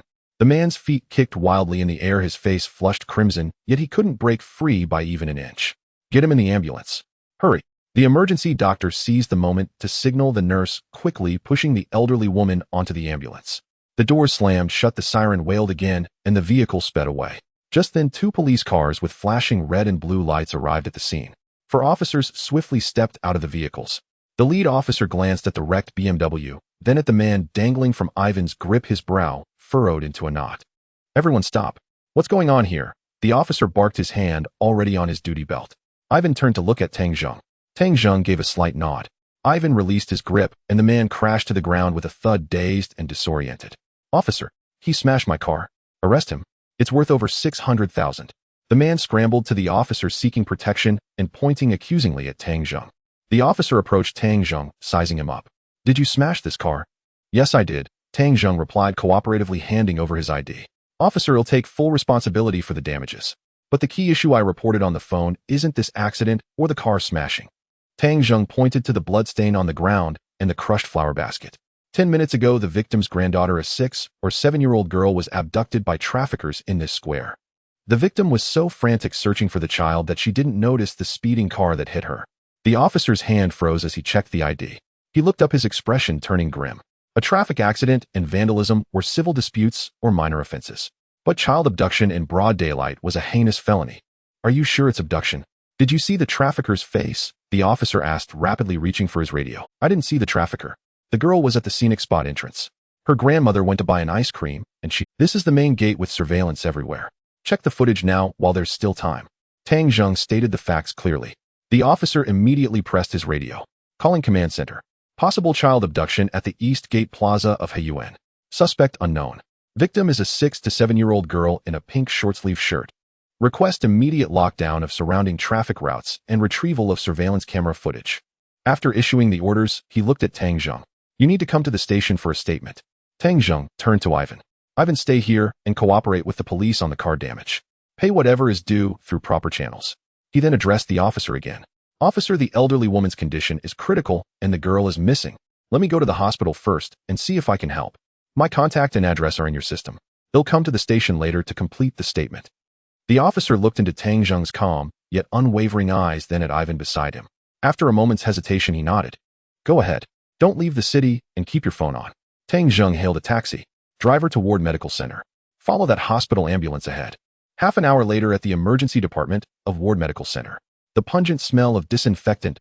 Tang Zheng sat on a plastic chair outside the resuscitation room, staring at the red "Resuscitation in Progress" sign above.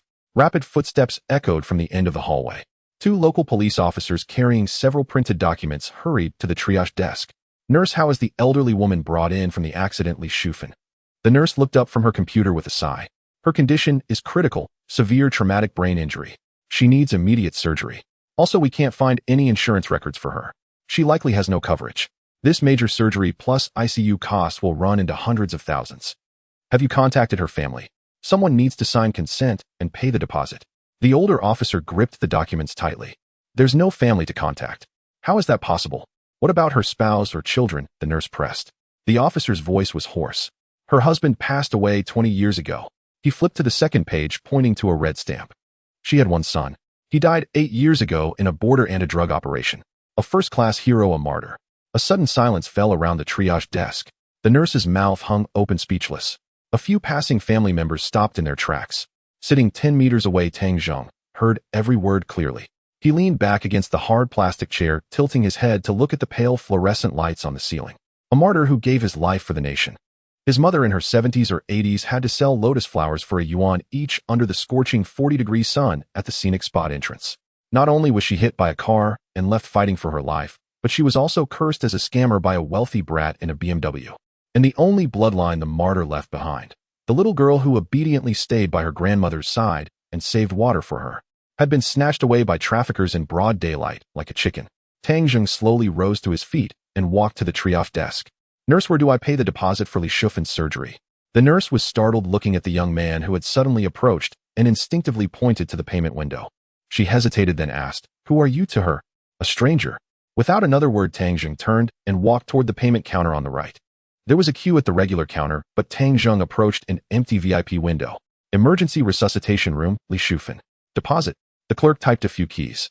"The system shows surgery is needed. The initial deposit is 100,000. Sir, are you a family member? If not, refunding this later might be complicated." Tang Zheng pulled a black bank card from his wallet and slid it under the window. "Not a family member. Charge 500,000 first." The clerk's fingers froze. She looked up at Tang Zheng as if he were an alien. "Sir, are you sure? 500,000. Make sure to inform the attending physician to use the best medicine and the finest surgical materials. If external experts are needed, please invite them immediately with all expenses charged to this card. If the funds are insufficient, feel free to call me." Tang Zheng's eyes were resolute, his tone imbued with an undeniable authority. He picked up a sticky note from the window sill, swiftly wrote down his mobile number, and handed it to the staff. Seeing this, the staff swallowed hard. As an employee of the Ward Medical Center, he naturally understood what the black card represented. It was a symbol of wealth. He carefully picked up the black card, just about to swipe it on the machine. At that moment, a young woman's voice came from behind Tang Zheng. "This money cannot be accepted by the hospital." Tang Zheng frowned slightly, turning around with a look of clear surprise in his eyes. "Shen Yiqing, what is she doing here?"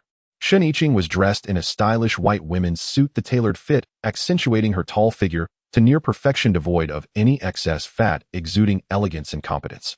She wore a pair of black pointed high heels, her bright eyes first scanning Tang Zheng before smiling and then looking past his shoulder directly at the staff inside the glass window. "For Li Shufan's surgery, charge it directly to the hospital's Green Leaf Fund account." Shen Yiqing's voice was not loud, yet carried an undeniable authority. "All her rescue costs, subsequent ICU monitoring, and rehabilitation expenses will be fully waived. Go and greet Director Hu from the emergency department. Just say it's my decision to use the best medicine and that we must save her." The staff behind the glass was momentarily stunned, but upon recognizing Shen Yiqing quickly stood up from his chair and nodded repeatedly. "Understood, Manager Shen. I will call the emergency department to report immediately." He knew that as the owner of the Ward Medical Center, Shen Yiqing held absolute authority. Her orders were the... Tang Zheng watched the scene before him, feeling somewhat puzzled. He lightly tapped his fingers on the glass surface, signaling Shen Yiqing that he was still there. Shen Yiqing turned around, meeting Tang Zheng's skeptical gaze, instinctively lifting her chin, her eyes reflecting a hint of pride. "Don't look at me like that. I am the boss of Ward Medical Center." As she spoke, she took a step forward in her high heels, the heels clicking sharply against the marble floor, closing the distance between them to half a meter. The shortening distance caused Tang Zheng to instinctively take a small step back. Seeing his reaction, Shen Yiqing explained with satisfaction, "The local police station sent someone to verify the identity of the injured person, and I happened to be inspecting the hospital today. The mother of a first-class meritorious service recipient shouldn't have to rely on passers-by for surgery in my hospital. If the media gets wind of this, what will happen to the reputation of Ward Medical Center? I'm considering the hospital's public relations image as well." Tang Zheng observed her tightening jawline with a silent chuckle, thinking, "Hard on the outside, soft on the inside." He replied, "Since Manager Shen is so generous, I won't steal your thunder." Saying this, Tang Zheng smoothly withdrew the black card and pocketed it. He then flipped his wrist, reaching into his bag to pull out a check for 1 million, presenting it to Shen Yiqing. Tang Zheng looked into her eyes, his tone calm, yet serious. "Just happened to run into you. Here's your payment. I intended to return it at dawn, but you had already left. This time it's being returned to its rightful owner." Shen Yiqing felt somewhat embarrassed upon seeing the check handed back to her. Recalling the scene where she drunkenly hugged and kissed Tang Zheng, her face turned slightly red. At the time, she had felt quite embarrassed upon waking up and quickly fled after tossing aside the check. Thinking it over, she realized that her actions were indeed inappropriate. Looking at Tang Zheng again, she noted that he had been mingling in top-tier business circles and socialite circles since childhood, his eyes sharper than a luxury goods appraiser's magnifying glass. The short-sleeve shirt he wore was clearly a private haute couture piece from Givenchy, the starting price for a single base layer, at least in the 6 figures. Following the sleeves down, it was all top-notch material and craftsmanship. She understood very well that this person before her could not possibly be short of money. Shen Yiqing's eyes flickered with light, biting her lip. She then extended 2 slender fingers, decisively taking the savings card from Tang Zheng's hand. "All right." She casually tucked the check into her suit pocket, her red lips slightly parting. "Then I'll keep this check. I apologize for what happened earlier." Tang Zheng looked at Shen Yiqing's somewhat awkward expression. Feeling a bit amused, he waved his hand and said, It's fine, it was just a misunderstanding. I still want to thank Manager Sean. Having a caring and responsible boss like you is a blessing for Ward Medical Center and also a blessing for those patients. Hearing Tang Zheng's praise, a hint of blush appeared on Shun Yiking's face. She lightly coughed and said, "All right, let's not dwell on this. I have things to attend to, so I'll be off." Tang Zheng nodded. After Shin Yiqing left, he dialed Ivan's number. After hanging up, he raised his hand to hail a taxi. Driver to the East District Police Station. 20 minutes later, the glass door of the case handling hall was pushed open and a wave of cold air mixed with the scent of tobacco rushed towards him. In the waiting area against the wall, Ivan sat like a towering iron statue, his massive frame nearly bending the standard-sized chair out of shape, his thick arms resting on his knees at that moment, as quiet as a sculpture. 3 to 4 meters away, a man in a floral shirt leaned sideways on a chair, his gaze warily fixed on Ivan. The shoe on his right foot was already off, and his big toe was wrapped in a thick bandage seeping with a hint of red blood. That was a result of him kicking Ivan's knee with force, leading to his own fractured bone. A young police officer dressed in a short-sleeved uniform, whose name tag read Xiao Li, walked over with 2 documents coinciding with Tang Zheng's entrance. "Hello, you must be Tang Zheng." Xiao Li scrutinized Tang Zheng, handing over one of the mediation documents. "Regarding the case of the smashed car, the Pricing Bureau has issued an expedited appraisal with total repair costs amounting to 486,000. Since you agree to the full compensation, just sign here and the funds will be transferred to the corporate account. This matter will be settled in the civil realm." Tang Zheng took the pen and swiftly signed his name. "Officer, are there any updates on the case of the kidnapped little girl?" Tang Zheng returned the pen and casually asked. Xiao Li paused, his hand holding the mediation document momentarily, halting, his voice dropping slightly. "The criminal investigation team has taken over and is currently reviewing the surveillance footage along the way. That van with the fake plates headed towards the outskirts of the city, and all checkpoints are being set up. As for the elderly woman who was hit," Tang Zheng interjected, "she's at Ward Medical Center undergoing a—" "That's good. All right, if there's nothing else, you may leave." After saying this, Xiao Li turned and walked into the inner room. Tang Zheng turned around and nodded at Ivan. Heavy footsteps echoed around the corner of the corridor. Then a hoarse voice rang out, "Wait. Xiao Li, who allowed you to release them?" A middle-aged man with a potbelly appeared, hands behind his back. He wore a white shirt with one button undone at the collar, a black briefcase tucked under his arm, and held a stainless steel thermos cup imprinted with the logo of a certain organization. Seeing the newcomer, Xiao Li quickly straightened up, a hint of nervousness on his face. "Director Liu, this public security dispute has been resolved and the compensation has been arranged." However, Deputy Director Liu seemed to have not heard Xiao Li's words. He walked straight to the man in the floral shirt who moments ago had been grinning like a fool, but upon seeing Deputy Director Liu, he instantly perked up, hopping on one foot to stand up. "Director Liu, you finally arrived. Changge just called me asking how this matter was being handled." The man in the floral shirt pointed at his bandaged toe, and then at Tang Zheng and Ivan, spluttering saliva everywhere.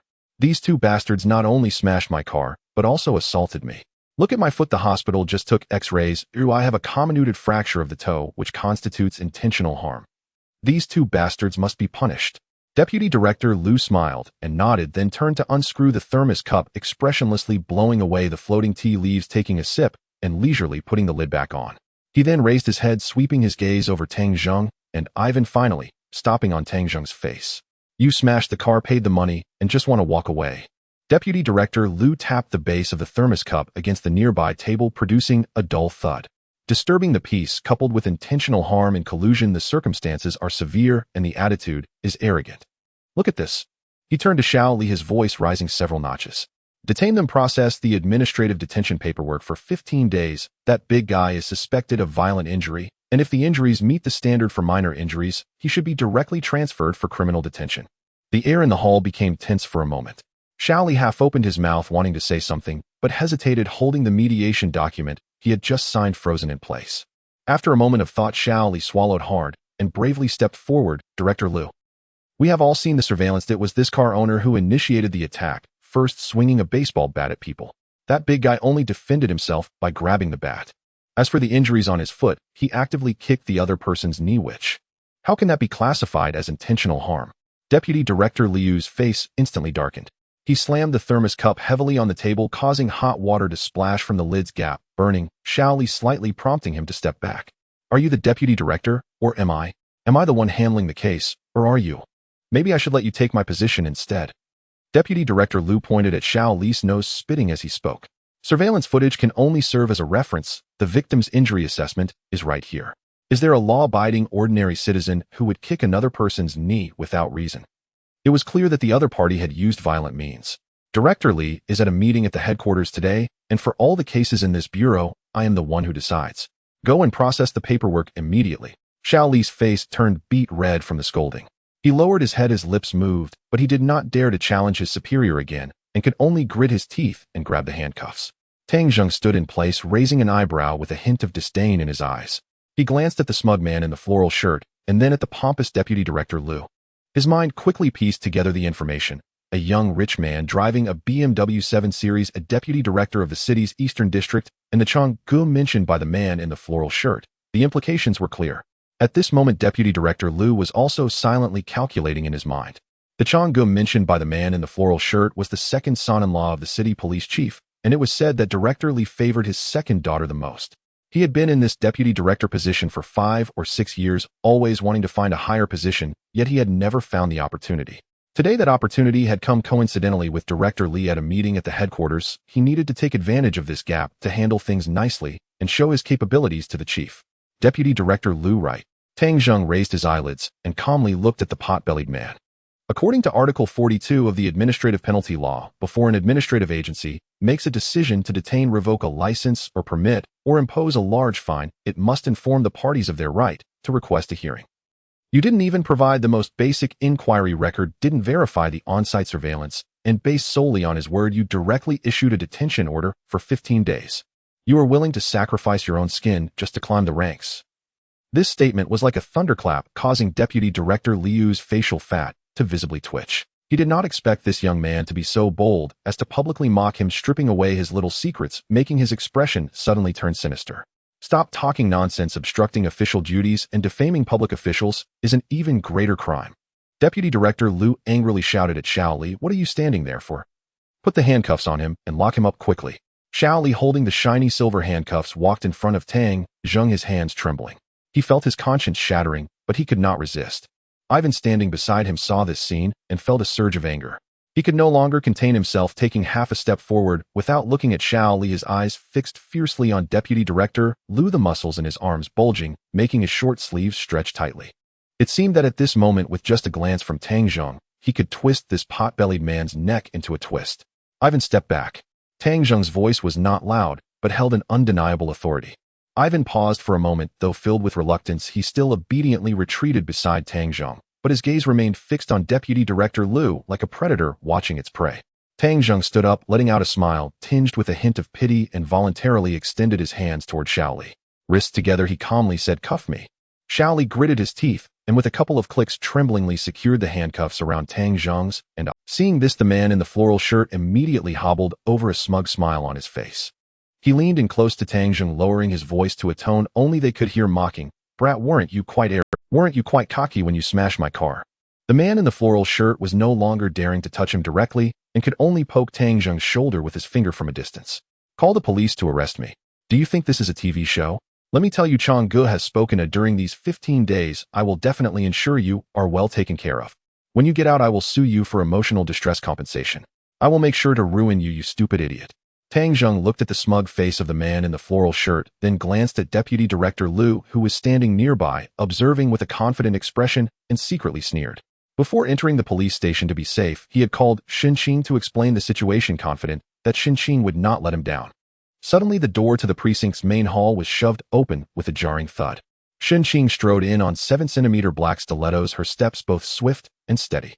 Her long hair was neatly coiled at the nape of her neck, and the heels struck the marble floor in a series of short, oppressive clicks. Behind her trailed a middle-aged man in gold-rimmed glasses, clutching a black leather briefcase. The few people in the hall were dumbfounded at the sight of them. Wasn't that Xinqing, the CEO of Huanyu Entertainment? Why would she be here? Xinqing's gaze swept across the people in the hall, but she didn't find the one she sought. Her already cold expression darkened, and her chest heaved once in agitation. "You need to release Mr. Tang." Her voice was soft, yet in the silent hall, it carried an undeniable CEO. This is against procedure. He's going through administrative detention," stammered Xiao Li, instinctively covering the pocket holding his keys. Deputy Director Liu, clutching his stainless steel thermos, ambled out slowly. "What's all this noise?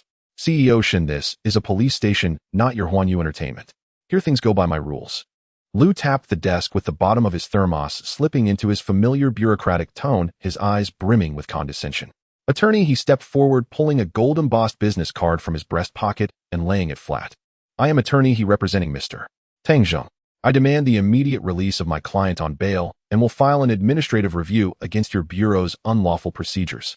Deputy Director Liu let out a scoff, not even glancing at the card. He flicked it to the corner of the desk, as if shooing away an annoying fly. Bail. Charges of affray and complicity in intentional injury with solid evidence. The victim's condition is right here. Not even the Jade Emperor himself could get him out. Xinqing sized up Deputy Director Liu. Are you the one in charge here today? What's your surname? It's Liu. What, planning to report me to internal affairs?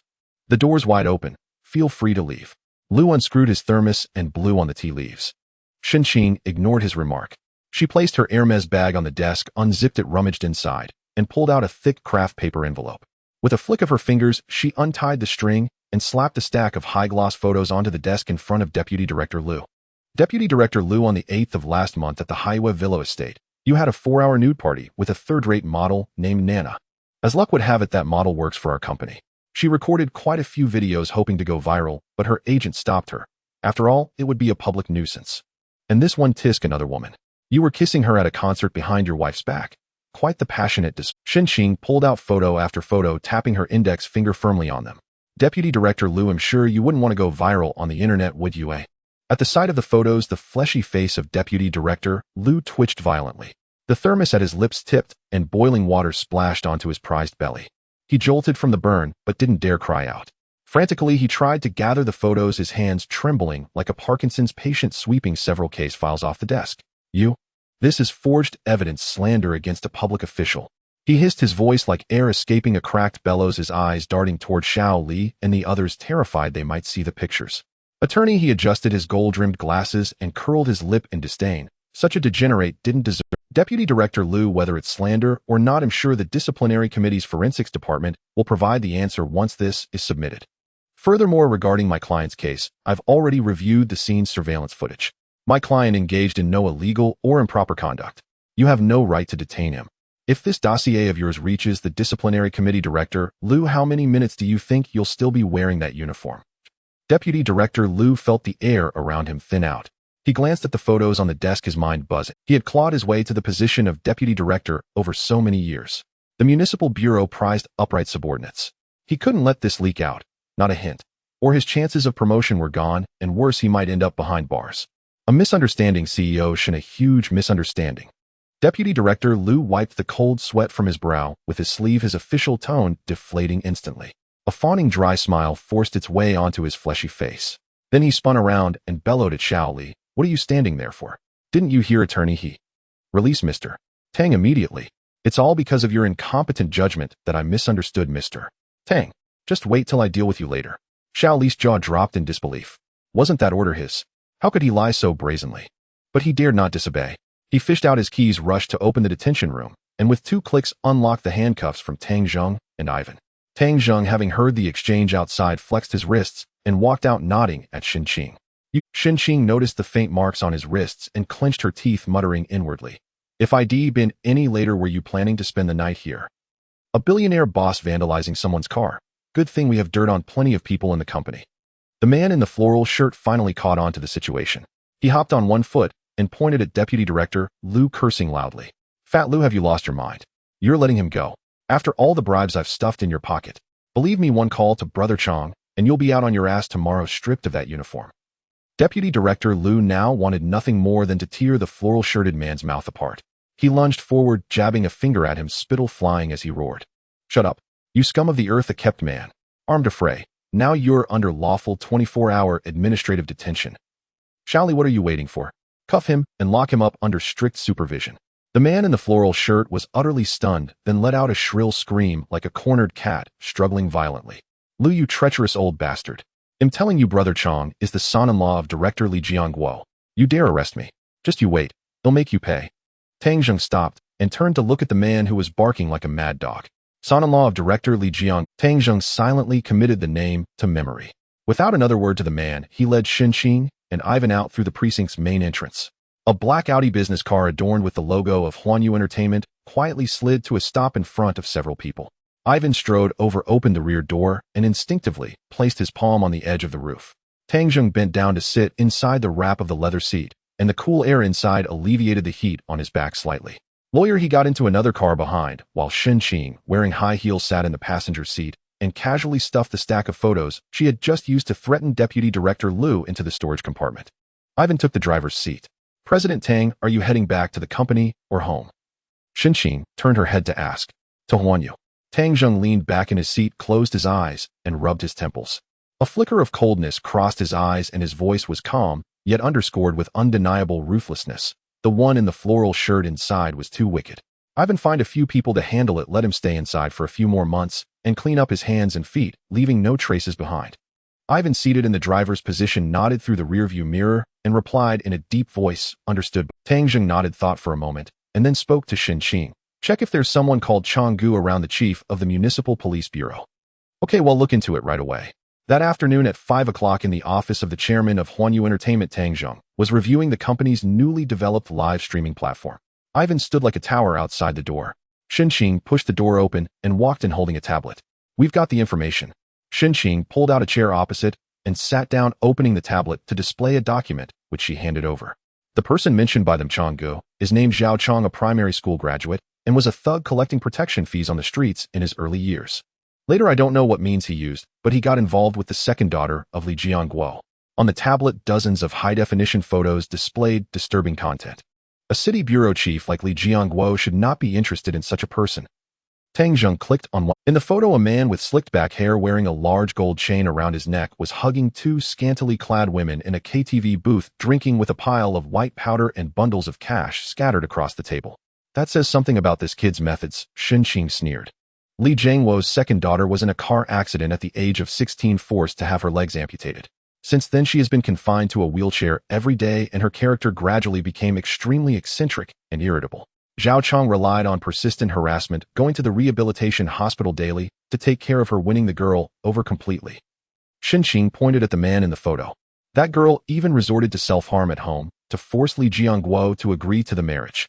For so many years, Li Jiangguo has had this one soft spot, and in the end he had no choice but to accept this son-in-law. Tang Zheng browsed through the photos on the tablet one after another. There were images of Zhao Chong running a gambling den and screenshots of him forcing a debtor onto a rooftop with a group of thugs. The most outrageous was a photo of him chummy with several police officers with a certain government unit in the background. Tang Zheng's finger paused on that photo.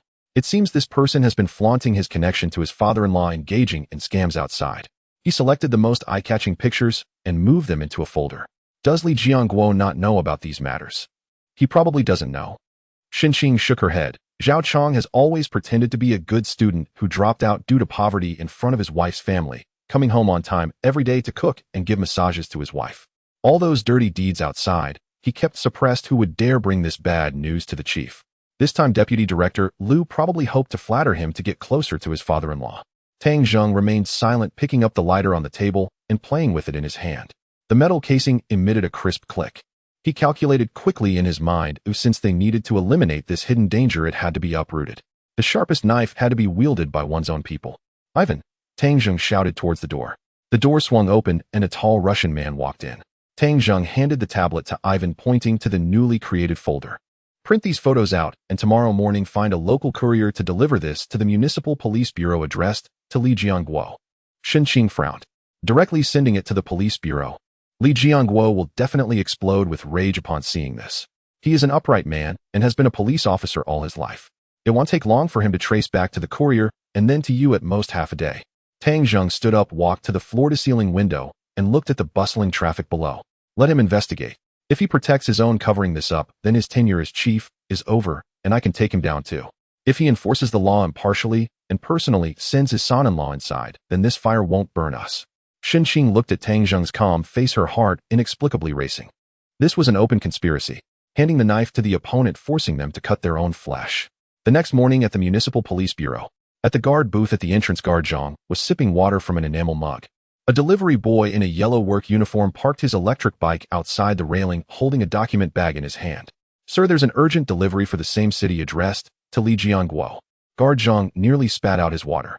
Having been a guard for 10 years, he had rarely seen someone directly call out the chief's name for a delivery. What is it? Bring it over for registration. Guard Zhang set down his mug and cautiously walked out. The delivery boy handed over the bag. I don't know. The person who placed the order added an extra 50 yuan for urgent delivery, insisting I get it there. Guard Zhang squeezed the bag. It was thin, feeling like it contained a few sheets of paper. He scanned the outside with a detector, finding no prohibited items, then signed, and had a young officer on duty take it to the main building. In the chief's office, Li Jiangguo had just returned from a lengthy meeting at the municipal committee. At 55 years old with a square face and graying temples, years of late-night work on the front lines had left him with heavy bags under his eyes. He unbuttoned the collar of his police uniform, hung his cap on the coat rack, and sat heavily in the wide office. Hearing that there was a major incident involving a smashed car at the sub-bureau yesterday, he was just about to call someone in to ask about it. Knock knock. Officer Xiao Li knocked and entered holding the document bag. Chief Li, a delivery from the guard, says it's your personal delivery for the same city. Li Jiangguo frowned deeply. A personal delivery. Sent to the police bureau. He took the bag and glanced at the shipping label, finding the senders section to be blank. Just leave it here. Go call old Zhao from the second team. Xiao Li exited. Li Jiangguo took out his reading glasses from the drawer, picked up the paper cutter on the desk, and sliced open the seal. He slid 2 fingers inside, pulling out the photos and copies. He glanced at them. Li Jiangguo's breath instantly stopped. The once quiet air in the office seemed to be completely sucked out in that second. The first photo showed his good son-in-law who daily cooked soup for his disabled daughter at home, while bare-chested in a smoke-filled booth, one hand gripping an escort's chin, the other shoving a stack of bills into her collar. The second photo depicted Zhao Chong standing in a ravaged bathhouse lobby, stepping on a bloodied man. Li Jiangguo's fingers began to tremble uncontrollably. His nails dug deep into the edges of the photo, hard enough to leave white marks on the photo paper. He suddenly flipped over the subsequent copies. They were the financial records from the underground gambling den. The last line of text seared into his eyes like a hot iron.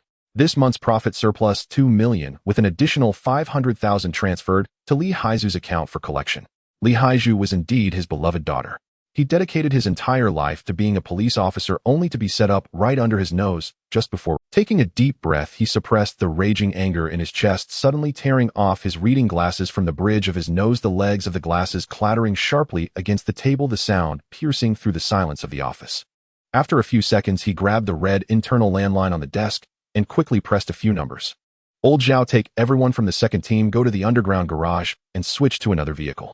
Also, he paused for a few seconds before continuing. Bring the weapons, and we leave in 3 minutes.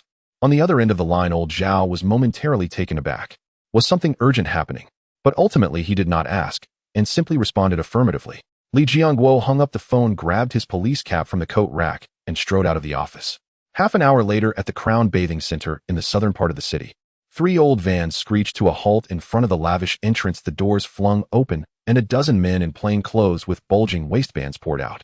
The lobby manager approached, about to speak, but old Zhao slammed his credentials against the manager's chest. Police operations, seal off all entrances and exits. Where's the monitoring room? I need 2 people to take over. Li Jiangguo led the way, the soles of his shoes clicking against the marble floor. Ignoring the commotion in the lobby, he walked directly to the elevator and pressed the button for the second underground floor. As the elevator doors opened, a strong odor of smoke and alcohol, mixed with various perfumes, rushed out. Standing outside the door of the Supreme VIP room at the end of the corridor were 2 tattooed, muscular men who, seeing the aggressive approach of several individuals, instinctively reached for their waists. Don't move. Police.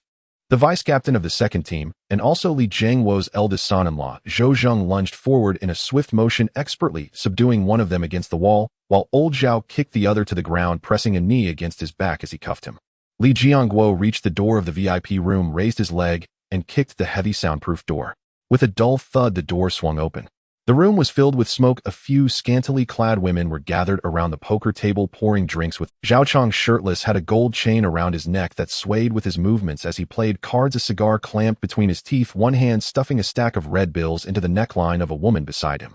Damn, who the hell doesn't have eyes? Can't they see him busy playing? Hearing the commotion, Zhao Chong turned, cursing, but as soon as he saw the newcomers, his voice caught in his throat like a duck being choked. The cigar fell onto his lap, burning him, causing him to jump up.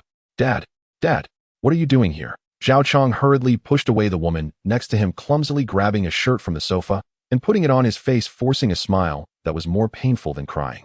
He stuttered, the people below are clueless, they didn't notify you in advance. You came to join the fun. Hearing Zhao Chong's words, Li Jiangguo remained silent, walking step by step to the poker table, anger rising within him as he kicked out, fun. I let you have fun, I'll kill you. After being thoroughly beaten, Zhao Chong propped himself up on the sofa looking at his father-in-law's face, which was so gloomy it could drip water, his legs starting to tremble. No matter how arrogant he was outside, he never let his family see a hint of it, because he knew his father-in-law could not tolerate even a grain of sand in his eye, and deep down, he felt intimidated by this father-in-law. "Dad, this is just friends having fun passing the time. It's my first time here today." Zhao Chong smiled awkwardly while reaching for the box of Zhonghua cigarettes on the table to offer it. Before he could finish speaking, Li Jiangguo raised his hand and delivered another loud slap across Zhao Chong's face. Slap. The force of this slap was tremendous, spinning Zhao Chong half a turn on the spot, half his face instantly swollen, with 5 clear fingerprints, blood seeping from the corner of his mouth. After this series of actions, the women in the room screamed and huddled into the corners, no one daring to make a sound. Li Jiangguo pointed at Zhao Chong's nose, his voice hoarse. "Take him away. Turn this place upside down, spare no one." Old Zhao took out handcuffs, shaking his head as he approached his old partner's son-in-law. Seeing that Li Jiangguo was serious, Zhao Chong finally panicked, covering his face as he took 2 steps back, raising his neck and shouting, "Dad, what are you doing? Your son-in-law Hai Zhu is waiting for me at home for dinner. If you do this, Hai Zhu won't be able." Upon hearing his daughter's name, Li Jiangguo's eyelids twitched violently. He didn't expect that Zhao Chong would truly not shed tears until he saw the coffin. He pulled out the envelope from his bag and slammed the stack of photos and copies onto Zhao Chong's face. "How can you still have the face to call me? Look at what this is." The papers scattered across the floor like snowflakes. Zhao Chong glanced down, and in that instant, it was as if his spine had been pulled out. He slumped onto the carpet like a pile of mud. He knew it was all over. 2 hours later, at the municipal police building's family quarters, Li Jiangguo pushed open the door to his home, the living room dark, only the television screen flickering with a ghostly blue light. His second daughter, Li Haizhu, was sitting in a wheelchair. Hearing the noise, she turned her head, and upon seeing him, her face showed a hint of surprise. "Dad, you didn't work overtime today. Xiangzi hasn't come back yet. Strange, he clearly said he would make sweet and sour ribs for me tonight. Can you give him a call and see where he is?" Li Jiangguo changed his shoes and sat down next to the sofa, rubbing his face with his crossed hands. "Haizhu, Zhao Chong isn't coming back. I personally put him in jail." The air seemed to freeze at that moment. Li Haizhu stared blankly for a few seconds before letting out an extremely sharp scream. "On what grounds did you arrest him? What law did he break? Li Jiangguo, have you been holding a grudge against him for a long time? Do you want to force our family to death before you're satisfied?" Li Jiangguo stood up, taking out the photos from the envelope one by one and placing them on her lap. "He's running an underground casino, lending money at high interest, forcing others into prostitution. That 50,000 that gets transferred to your card every month is also dirty money." Li Haizhu didn't even look at the photos, sweeping them off the floor. "I don't believe it. Let him go. If you don't let him go, I'll die in front of you." Li Haizhu grabbed a fruit knife from the fruit platter, pressing it against her wrist, her eyes bloodshot as she glared at her. Li Jiangguo looked at the intersecting scars on his daughter's wrist, his heart feeling like it had been hammered hard. He did not try to snatch the knife, merely watching her quietly, his gaze reflecting the unyielding strength of an old policeman. "Haizhu, the car accident when you were 16 was because I didn't take care of you well. I owe you that. But I'm wearing this police uniform and carrying the national emblem. What Zhao Chong did is enough to get him sentenced to death 10 times over. If you feel you can't live without him, do it now, and I'll take care of your remains. Then I'll shed this skin and go underground to apologize to you." This statement struck like a heavy hammer, shattering Li Haizhu's last stubbornness. She looked down at the photos scattered on the ground. The good husband, who brought her food and cared for her every day, was reveling with 2 scantily dressed women, and there were even records of him secretly transferring assets to offshore accounts. She should have seen it earlier. With her inherently good nature, she looked at her father's suddenly aged face and the resolute decision to uphold justice against one's kin. The knife in her hand clattered to the ground, and slowly all her madness transformed into heartbreaking sobs as she covered her face, weeping uncontrollably in her wheelchair. Li Jiangguo did not comfort her, merely watching silently as he turned and walked step by step towards the study, his back appearing exceptionally aged and hunched. In the study, Li Jiangguo did not turn on the lights. He sat at the desk, took out a stack of blank paper, and twisted off the cap of his fountain pen. He wrote the first line of profound self-criticism and report regarding Li Jiangguo's dereliction of duty. A knock sounded from outside, and his eldest son-in-law, Zhou Zheng, pushed the door open and entered, lowering his voice. He had just participated in the entire operation against Zhao Chong. "Dad, we found out. The courier order from the same city came from the headquarters of Huanyu Entertainment in Kyoto."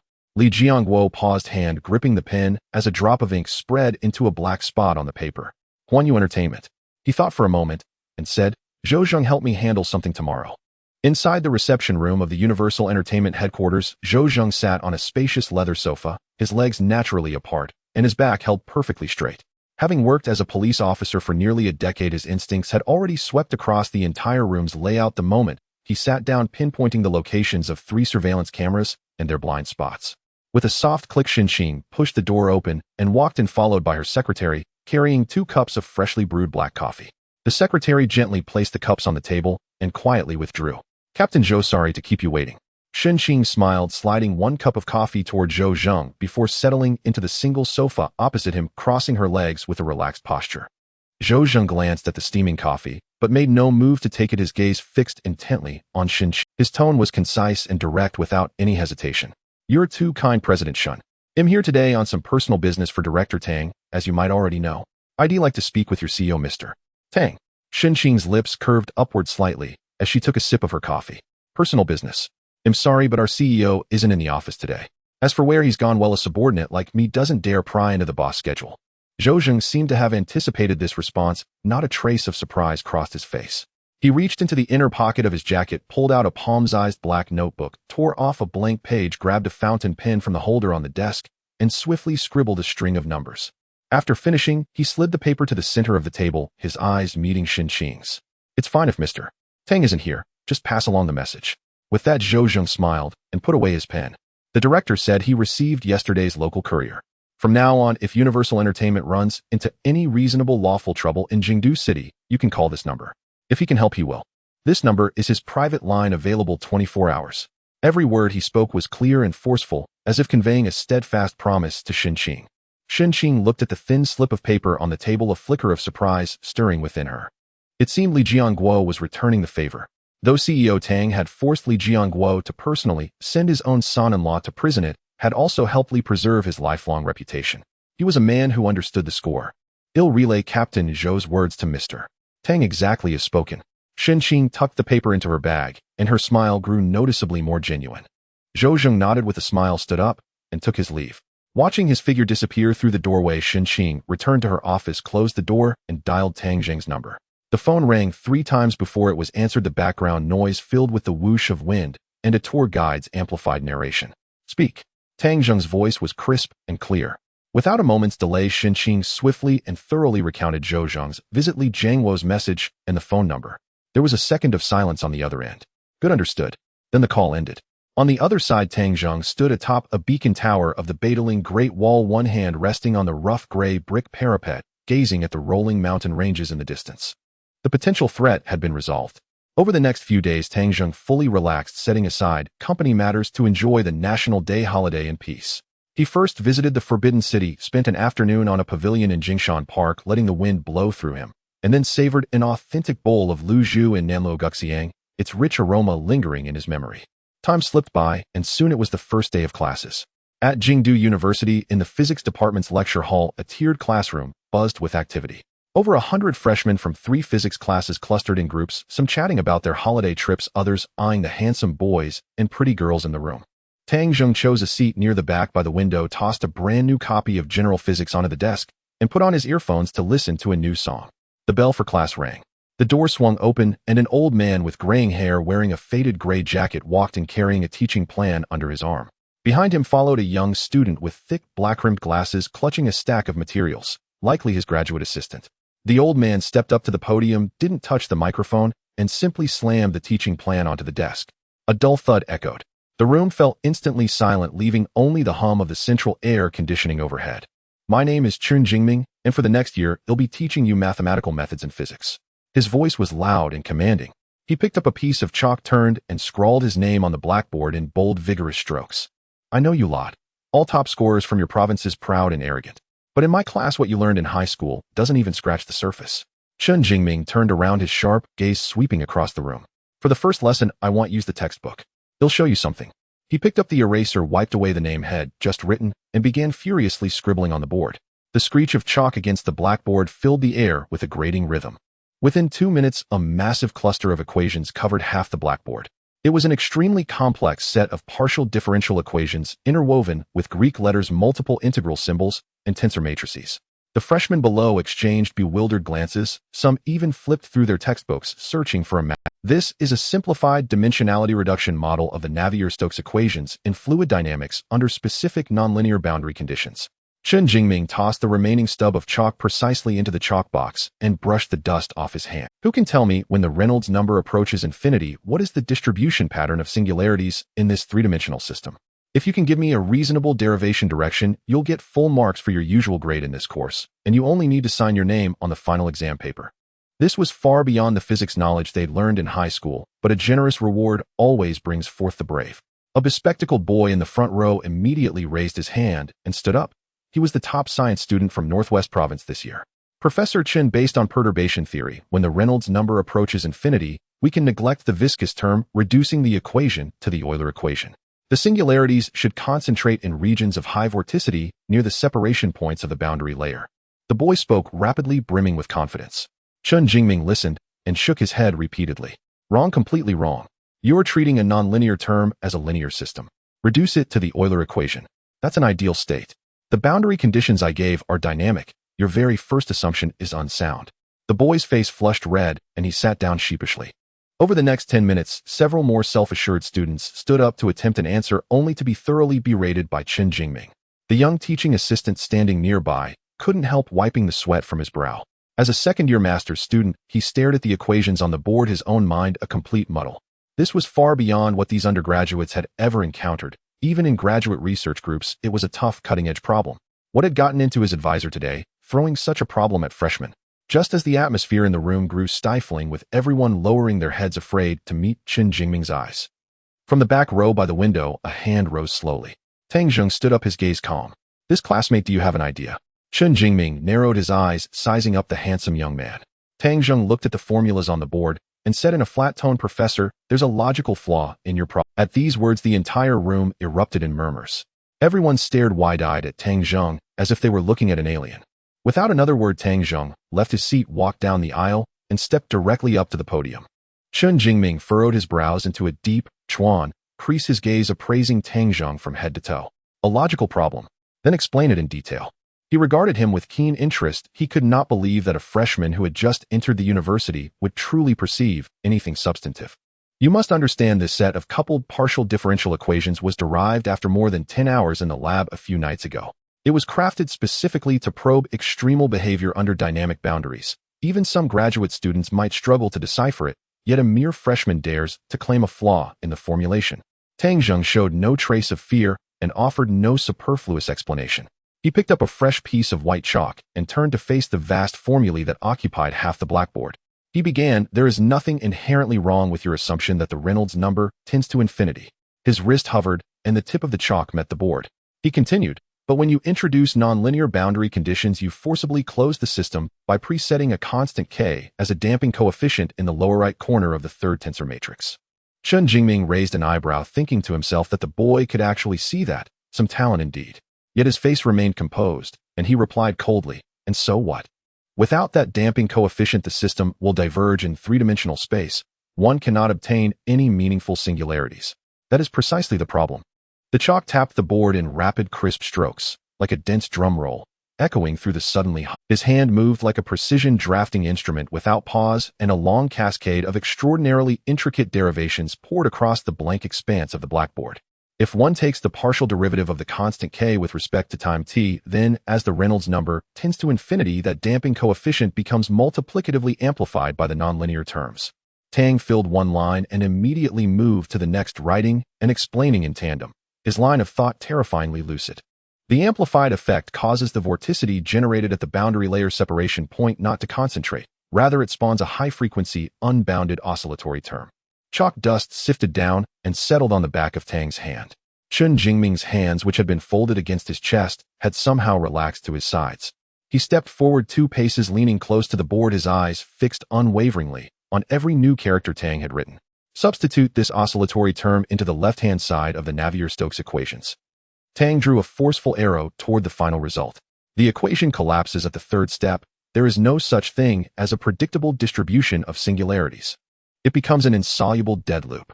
With the last stroke completed, the chalk in Tang's hand snapped in two. He tossed the remaining stub back into the chalk box, brushed the dust from his hand, and turned to face Chen Jing. Professor, it's as if you built a racing car with no brakes, and then asked me what the thermal radiation pattern of the brake pads would be at 300 kilometers per hour. Chen said nothing. He stood before the blackboard like a statue, his gaze flicking between the formulae he had written and Tang's derivation, his mind racing to discover a flaw. No matter how he scrutinized it, Tang's argument held impeccable. The young teaching assistant standing aside swallowed hard, already struck dumb with astonishment. He could not read Tang's mathematics, but he could read his mentor's face. A look of being utterly unnerved, as if he had seen a ghost. A minute passed. 2 minutes passed. Then Chen suddenly reached out and jabbed a few times at the second line of Tang's derivation on the board. With a hint of tension in his voice, he asked, "How did you directly reduce that triple integral to a scalar? You wrote the result without a draft. How did you do it?" "By mental calculation," Tang answered succinctly, his face devoid of pride or showmanship, as if it were the most ordinary thing in the world. Chen drew a long breath, turned to the freshmen below, who were utterly dumbstruck, and called out loudly, "Class." He grabbed the lecture notes from the podium and pointed at Tang. "You come with me." At the corridor's end, cold air from the vent whistled, as if trying to quell the heat in some hearts. Chen rummaged in his pocket for a pack of cigarettes, took one out and bit it between his teeth, but after a long fumble, he could not find a lighter. Tang smiled wryly, produced a Ferrari windproof lighter from his pocket, clicked it to life, and handed it over. Chen cupped the flame, took a deep drag, and exhaled a pale plume of smoke. "What's your name? Which school did you gain admission from?" "Anqing Yizhong." Chen was inwardly surprised. He remembered that the national top scorer that year did not come from there. How could this boy possess such astonishing talent? He tapped ash from his cigarette and looked at Tang. "That dimensionality reduction algorithm you wrote on the board isn't from high school textbooks or standard university material. Who taught you?" Tang smiled and replied, "Self-taught. I often read domestic and foreign academic journals in my spare time and tinker on my own." He certainly could not confess that it was the result of system-enhanced computational overflow in his brain. Chen snorted coldly, unwilling to accept that explanation, yet the facts before him compelled belief. Otherwise, how could a person tinkering on his own handle a variant of the Navier-Stokes so deftly? The boy's mind was for all intents and purposes a human computer. Chen did not dwell further and extended an olive branch. "Join my research group." There was a hint of expectation in his tone. "I currently have a national-level key project in fluid mechanics stalled at data modeling. You help with the core computations, and it'll give you full marks for this course. You needn't even attend the final if you prefer." Tang leaned against the railing, watching students drift below as he considered the offer. On the face of it, joining the group was advantageous. He did not want to sit through fundamentals he had already self-taught, and he could gain privileges, secure credits, and have flexibility with leave. Yet the old man plainly appeared to be a research fanatic. If he were treated as unpaid labor, chained to the lab each day, the arrangement would not be worthwhile. Tang turned to Chen with a steady look. "I will join, but on conditions." Chen's hand holding the cigarette paused, surprise flickered across his face. It was the first time a freshman had dared negotiate terms. Normally, graduate students practically tore themselves to pieces to enter his group. "Speak. First, I will not clock in or maintain set hours. I will not do routine menial tasks. I will only take on the core, most difficult computations you assign. Second, I am often away from campus. If you need calculations, email or call me, and I will deliver the results within the agreed time frame." Chen's eyes widened at this. Ash fell onto his shoe unnoticed. "You want keep hours? Do you think my laboratory is a marketplace where you come and go as you please?" Tang shrugged. "Professor, if you value mechanical data entry more than my mental calculation ability, you can hire a few typists. What I offer is to push forward the project that has been stuck for months." That remark hit Chen squarely at his sorest point. The national project was indeed mired in an utterly complex nonlinear system. The whole team had spent more than half a month producing nothing but non-convergent gibberish, a constant source of headache. And the young man before him might very well be the key to resolving it. Chen ground his teeth and at last steeled himself. He tossed the cigarette, but to the floor, and stamped it out. "All right. As long as you do the work well, I won't care whether you keep hours. If you want to lie in your dorm and sleep fine." He added a warning. "But make no mistake. If you cannot produce real results, I will not only eject you from the group, I will make you retake this course." Tang Zheng smiled slightly, extending his hand. "Deal, let's have a pleasant cooperation." Chen Jingming slapped him lightly with an annoyed expression. "Come to my office tomorrow morning to collect the group materials." Watching Chen Jingming striding away with teaching materials in hand, Tang Zheng chuckled to himself, feeling quite pleased. This old man has a stubborn temperament, but he is not rigid. Ooh, I thought I would have to go through some trouble. With this special past life at school, will be much more comfortable in the future. At least I won't waste time on meaningless sign-ins and basic courses, allowing me ample time to attend to my own matters. 20 minutes later, in the professor's office of the physics department, Chen Jingming pushed the door open, threw the teaching materials onto the desk, and astonishingly hummed a few off-key notes of Peking opera while picking up a porcelain mug to take a big sip of strong tea. Professor Zhang at the adjacent desk was wearing reading glasses correcting assignments on his computer. Hearing the noise, he looked up. Old Chun, did the sun rise in the west today? Isn't your class a freshman one? Freshmen are said to be the most troublesome, and you didn't get angry today. Professor Lee, sitting across from him, also put down his tablet. Yes, I thought you would come back, furious, slamming the table. What happened? Did you encounter a promising student? Chen Jingming set down his tea mug, opened his briefcase, and pulled out all the derivations from Tangzhong that his graduate student Xiao Wang had transcribed. Xiao Wang may lack in other areas, but he has a good eye for detail. He slapped the paper onto Old Zhang's desk. You all can take a look. Old Zhang adjusted his glasses and leaned over to take a glance. Dynamic boundary derivation of the Navier-Stokes equations. Old Chen, are you trying to torture freshmen with this kind of graduate-level topic? Have you lost your mind? Stop talking nonsense, look at the next few lines. Old Zhang followed Chen Jingming's finger down the page. A few seconds later, Old Zhang's brows furrowed. He pulled out a red pen from the pen holder and quickly scribbled a few lines of equations in the empty space beside him, pressing harder as he wrote. Who calculated this? Old Zhang abruptly raised his head. The simplification method for this triple integral completely avoids the conventional Taylor expansion, directly utilizing the symmetry of tensor matrices. This idea is too wild. Did your ace graduate student Xiao Lu come up with this? Chen Jingming leaned back in his chair with a sense of pride. Xiao Lu, even if he had 2 more brains, he wouldn't be able to come up with such a trick. He picked up the tea mug and took another sip. A freshman named Tang Zheng. The most crucial part is that he didn't draft anything. He stood in front of the blackboard and calculated purely in his head, writing out the result in 3 minutes. He even pointed out the errors in the constants I set. The office fell silent in an instant. Old Zhang and Professor Lee exchanged glances. Pure mental calculation. Old Chin, you are too lucky. Such a brain should be doing quantum computing in my department instead of wasting here on fluid mechanics. Professor Lee's eyes sparkled. Get lost. Chen Jingming laughed and scolded. I've already recruited him into my research group. No one else can steal him. The two could only laugh and return to their respective positions, but they all unconsciously remembered the name Tang Zheng. At 12:30 noon, in the third cafeteria of Kyoto University. It was mealtime, and the cafeteria was bustling with voices, the air filled with the mixed aromas of various dishes. Tang Zheng held a tray with a serving of braised pork, a portion of Buddha jumps over the wall, a serving of 3 delicacies, and an additional 2 portions of rice. He avoided the crowded flow of people scanning the dining area for an empty seat. In a corner by the window, 4 girls were gathered around a long table eating. One of the girls wore a simple white Chanel top, her long hair casually pinned up with a uniquely styled hairpin, silently bowing her head and eating, seemingly oblivious to the surrounding noise. It was Shen Yiqing. The short-haired girl sitting opposite her, Zhou Xiaoya, was animatedly gesturing while talking with her plate untouched. Yiqing, did you hear? This morning, that so-called campus heartthrob from the finance department, a rich second generation, parked a Porsche 911 under the girls' dormitory and laid out 99 roses only to be chased away by the dormitory manager with a broom.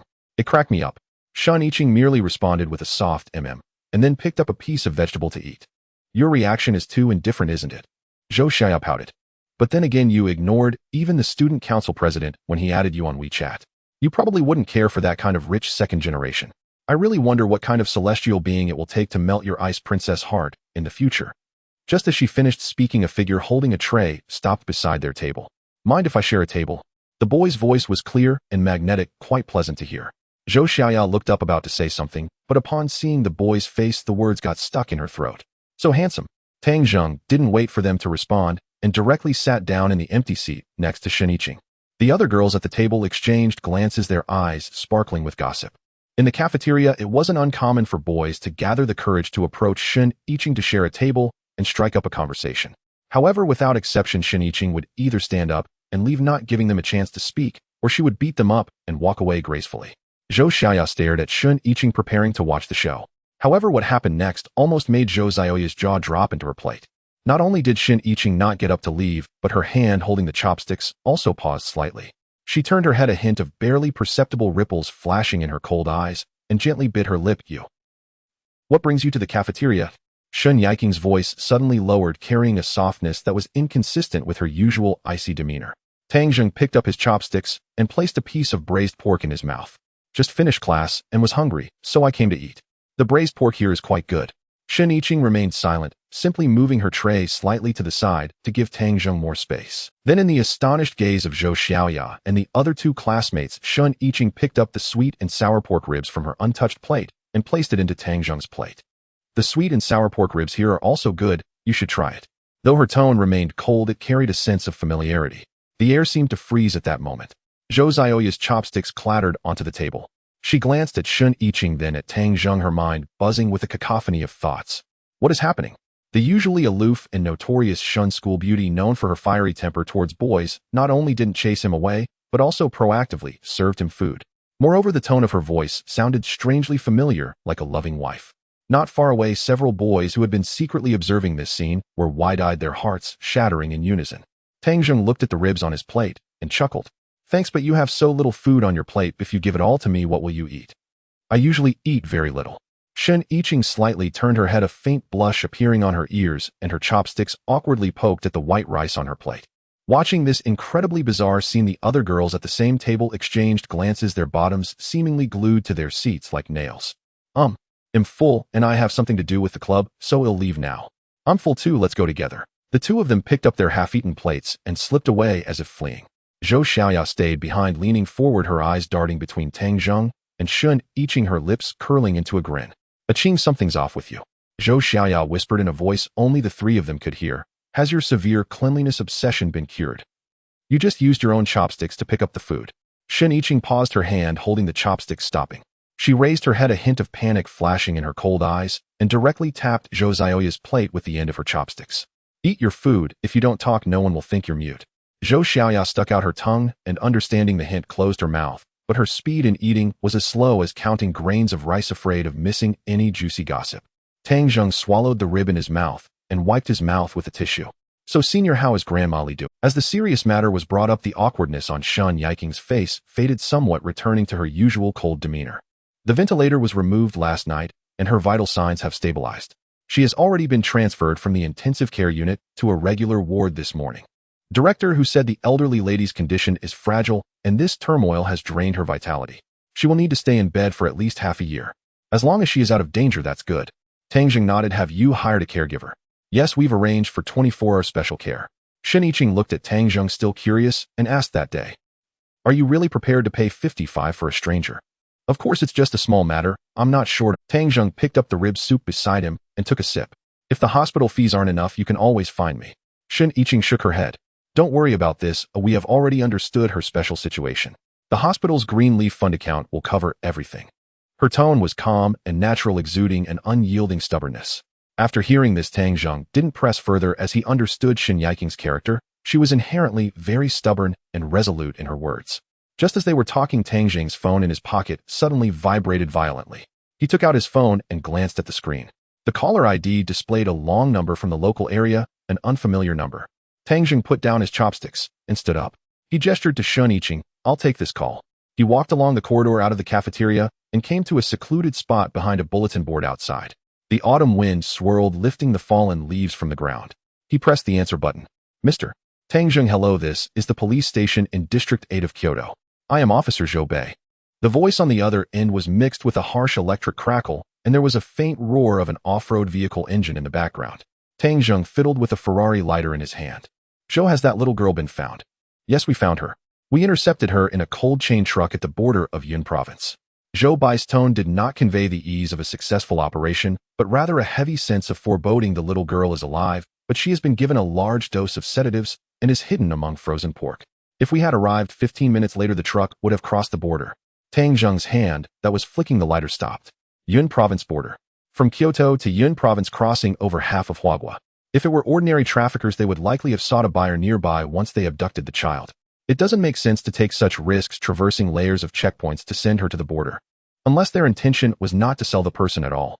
Could it be revenge? Bringing her out of the country alive was for more cruel retribution in some lawless place abroad.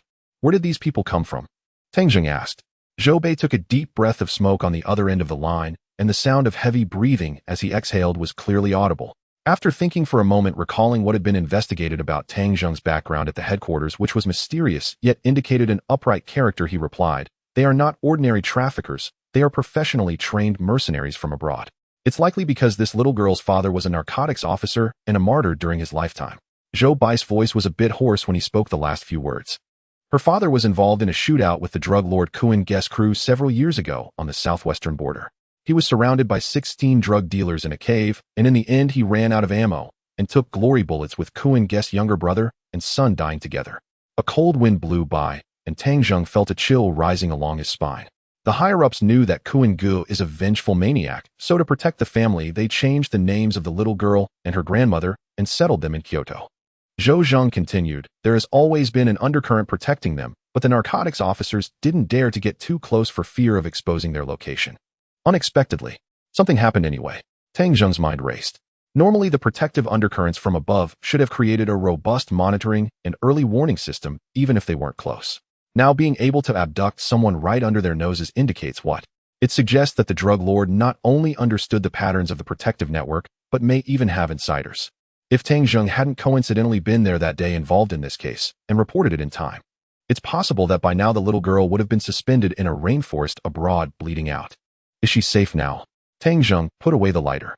The Border Defense Special Forces have taken over and are on their way back to the military hospital in Kuan City. Zhou Zheng paused for a few seconds. The roar of the engine suddenly intensified. However, the matter is not over. Tang Zheng's expression became serious. When we set up a blockade, we missed the target. The only ones left in the cold chain truck were two outer lackeys responsible for driving. The real leader had already received the news 5 minutes in advance and jumped out of the car to flee into the mountains. This was a premeditated abandonment to save the leader.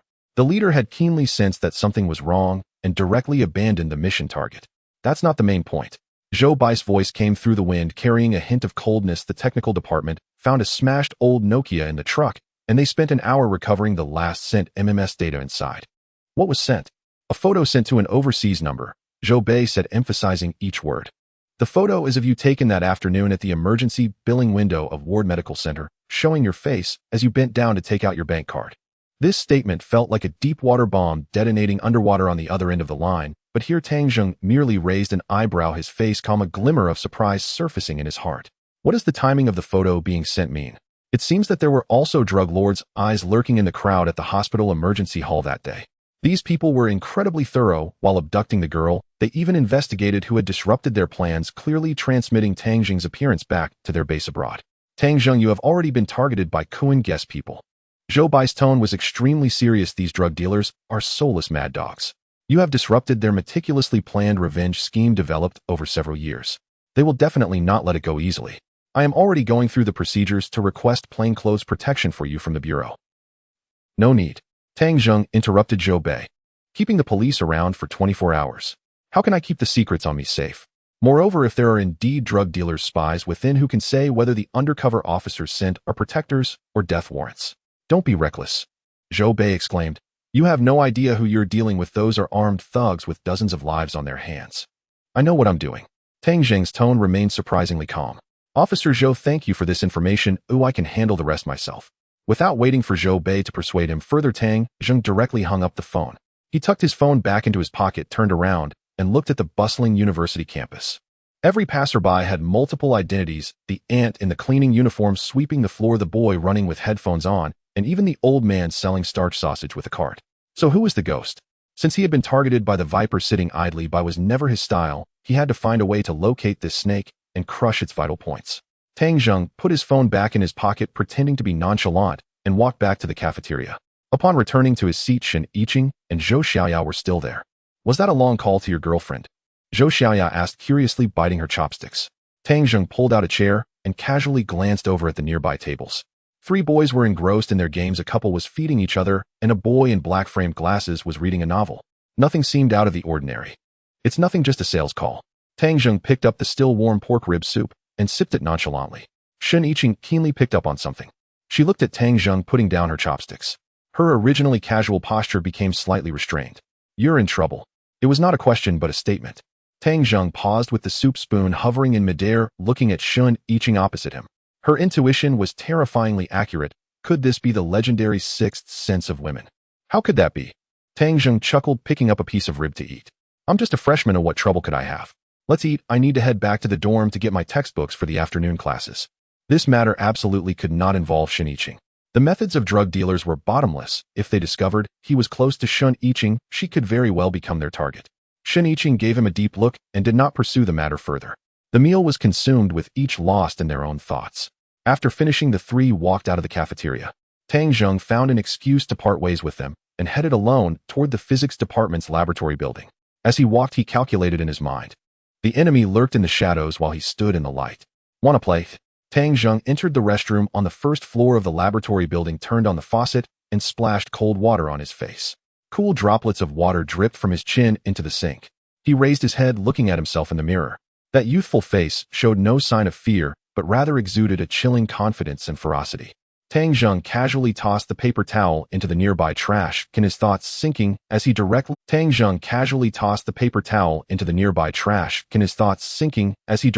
awakened the system panel on his retina. The points mall is now open. His gaze quickly scanned the dazzling array of special exchange items, ultimately stopping at a dark golden icon in the corner. Special Bond Asset Overseas Tactical Mercenary Team Black Blade 6-member unit. Background Implantation Agreement. You are the sole angel investor during the initial establishment of this team, having rescued them from a pile of corpses in the Syrian meat grinder 6 years ago, using helicopters and vast amounts of cash. Your command takes precedence over their god. Points required for exchange, 800 points. Tang Zheng glanced at the balance in his account and confirmed the exchange without any hesitation. Exchange successful. Communication channel has been encrypted and connected, enabling global command issuance without delay at any time. As the system prompt faded, Tang Zheng's phone vibrated slightly in his pocket. He took out his phone, and the screen displayed a black software icon without any logo. Tang Zheng opened the software, and the screen showed only a red call button. He didn't rush to press it, but pushed open the restroom door and walked into a shadowy fire escape outside the laboratory building before finally pressing the red button. At the same time, in Cape Town, South Africa, in a mountainside private villa in Camps Bay, the salty sea breeze mixed with the smoke of cigars swirling around the spacious living room. Bang! A heavily tattooed man slammed the handle down hard on the coffee table, causing the empty bottles on it to clatter. Damn it, are the gangs in South Africa all pushovers? I went around the slums 3 times and not one of them dared to pull a gun. They are all just softies who can only wave razor blades. The operative, codenamed Wild Dog, cursed and kicked the sofa, irritably tugging at his messy blonde hair. A woman sitting by the floor-to-ceiling window didn't even lift her head. She wore a scanty black bikini and her tan skin was covered in small marks from a bulletproof vest. She was holding a piece of cloth stained with gun oil, meticulously cleaning the barrel of a disassembled M110 semi-automatic sniper rifle. Wild Dog, if you're feeling unsatisfied, go find a few girls at the beach to relieve yourself. Don't throw a tantrum here. The demolitions expert, codenamed Red Devil Anna, lazily blew the dust out of the gun chamber.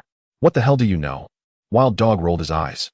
I have itchy hands. We've been on vacation in this dump for half a month and my bones are about to rust. If I don't take on some work, soon I'll forget how to turn off the safety. In the open kitchen, a giant man the size of a bear was flipping steaks on the grill with tongs sizzling with oil. He was the firepower expert, codenamed Mount Tai. Isn't it good to be idle? The dollars that hit the boss account every month are enough for you to buy out the casino here. Mount Tai tossed a piece of grilled meat onto a plate. Just behave and wait for the boss's orders. Upon hearing the word boss, the previously relaxed atmosphere in the living room slightly stiffened. Sitting behind a corner bar, an Asian girl who had been focused on the 4 computer screens typing on the keyboard paused her actions. She pushed her black-rimmed glasses, the eerie blue light from the computer illuminating her expressionless face. She was the team's intelligence officer, Spider. The boss hasn't contacted us for 6 months. Spider's voice was soft, but clear enough to reach everyone's ears. The middle-aged man sitting on a single sofa, eyes closed while smoking a cigar, slowly opened his eyes. He had a grotesque scar running from the corner of his left eye down to his chin, and his gaze was as calm as a still pond. He was the leader of the Black Blade team, Old Ghost. No contact means everything is safe on the boss's side. Our purpose of existence is to serve as the knife that the boss keeps hidden in the dark. Just play the rich man in the meantime, but once the knife is drawn, it must draw blood. As soon as he finished speaking, the special satellite phone wrapped in a black explosion-proof case on the coffee table suddenly emitted a short, sharp beep. Beep. The entire villa fell into an eerie silence. The Wild Dog's hand poised to strike froze in midair. Anna abruptly halted her gun-cleaning motion, swiftly sliding the barrel into the magazine. Tyshawn's barbecue tongs clattered to the iron plate with a loud thud. Spider's fingers hovered above the keyboard, holding its breath. The frequency of that phone is locked in a one-way manner. In this world, only one person can call in. Old Ghost suddenly stood up, striding swiftly to the coffee table, his movements betraying none of his age. He pressed the answer button and casually activated the speakerphone. Boss. Old Ghost's voice was low, tinged with unmasked reverence. A faint breeze could be heard from the other end, followed by Tang Zheng's voice, calm and devoid of any emotion. Old Ghost, your vacation is over. At your command anytime. Old Ghost straightened his back. The target is in the Golden Triangle area, known as Brother Cohen. This old bastard has reached too far and has his sights set on me. I don't care where he is, how many people surround him, or how much firepower he possesses. Tang Zheng paused for a second, his voice emanating from the speaker with a chilling undertone that sent shivers down the spine. I want him dead along with his core network. Physically erase them, I leave not a single breath behind. The wild dog's eyes instantly gleamed. He instinctively licked his lips, his hand already reaching for the tactical vest beneath the sofa. Old Ghost cast a glance at the world map on the wall. Understood, we will enter the target area within 12 hours. Within 24 hours, I will send you his head in a photograph. Go ahead, stay safe. If you need funding or equipment support directly, use the dark web account. The call ended. Old Ghost turned to look at the 5 team members who had already stood up in the living room. The wild dog who had just complained about boredom was now frantically loading golden bullets into the magazine. Anna had already donned her tactical pants, attaching several high-explosive grenades to her belt. Tycoon dragged out 2 heavy black weapon boxes from the basement, dropping them onto the floor with a dull thud. Spider checked the flight path for the nearest transport plane. No matter the cost, I want to see it land at the airport within 2 hours. Old Ghost issued the command. I've already hacked into the South African air traffic control system and chartered an IL-76 from a Russian smuggler. It will take off in 40 minutes. Spider's hands danced across the keyboard like a blurred data cascading down the screen. At the same time, I am retrieving all coordinate information about Brother Cohen from the dark web. Old Ghost picked up the tactical dagger from the table and sheathed it on the outer side of his thigh. Move faster. To dare to set sights on the boss, these pests are tired of living. 14 hours later. In the northern part of Myanmar, near the heart of the Golden Triangle, lies a dense forest stronghold. The night was thick and a torrential rain had just ceased, filling the air with the pungent aroma of decaying leaves and poppies. In the cellar of a stilt house on the outskirts of the stronghold, a dim yellow bulb flickered.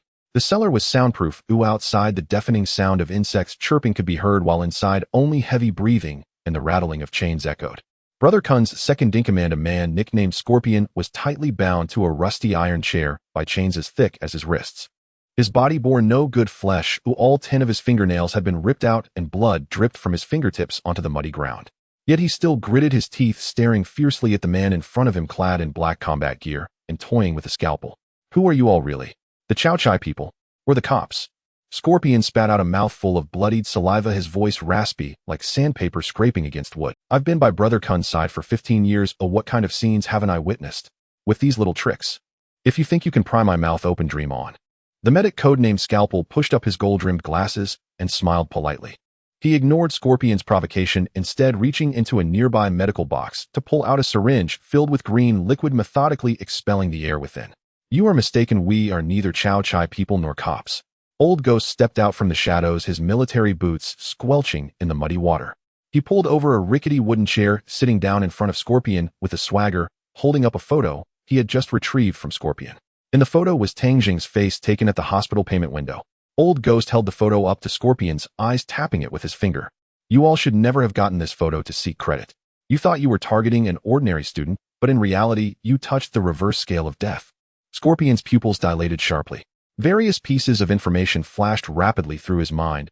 Was this the kid who had disrupted their kidnapping plan in Kyoto? Scorpion's pupils dilated sharply. Various pieces of information flashed rapidly through his mind. These people had silently infiltrated the stronghold like ghosts, silently slitting the throats of the 16 outer sentries within 3 minutes.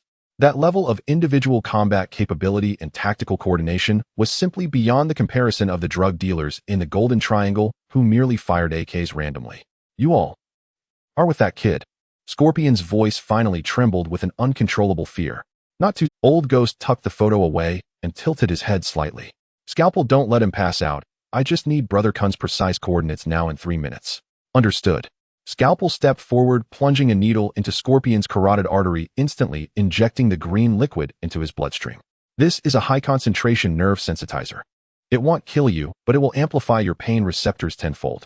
Next, I will systematically sever your tendons. You can keep being tough, as I have plenty of fun drugs to try out. A shrill, inhuman scream instantly filled the entire cellar.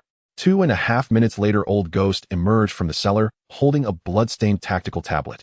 Outside, the wild dog was crouched on a tree branch, keeping watch while Anna was setting up traps under several corpses. Got it. Old Ghost tapped a few times on the tablet. Brother Cohen is not at this camp. He is hiding in an abandoned arms depot 50 kilometers upstream on the Mekong River, surrounded by over 70 fully armed mercenaries along with 2 heavy machine guns and several RPGs. More people make for more excitement. The wild dog jumped down from the tree grinning. Spider, send the coordinates to the boss. Old Ghost pulled down his night vision goggles. Everyone changed to armored bullets.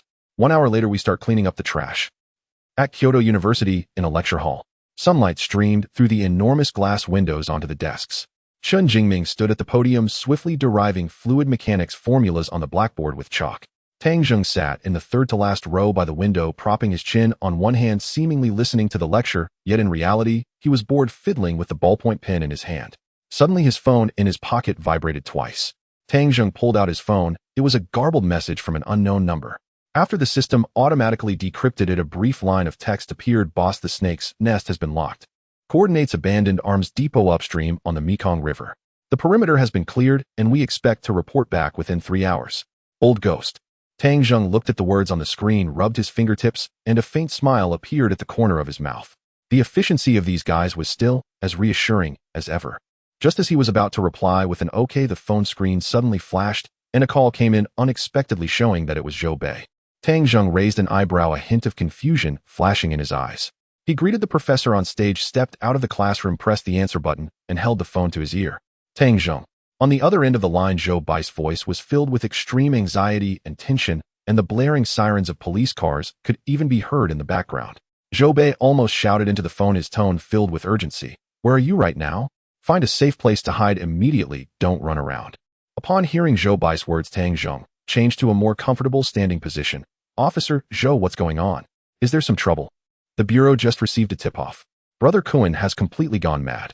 He not only sent assassins into Kyoto, but also posted a high bounty on you on the dark web. Now not only drug dealers, but possibly other mercenaries willing to risk their lives for money are looking for you.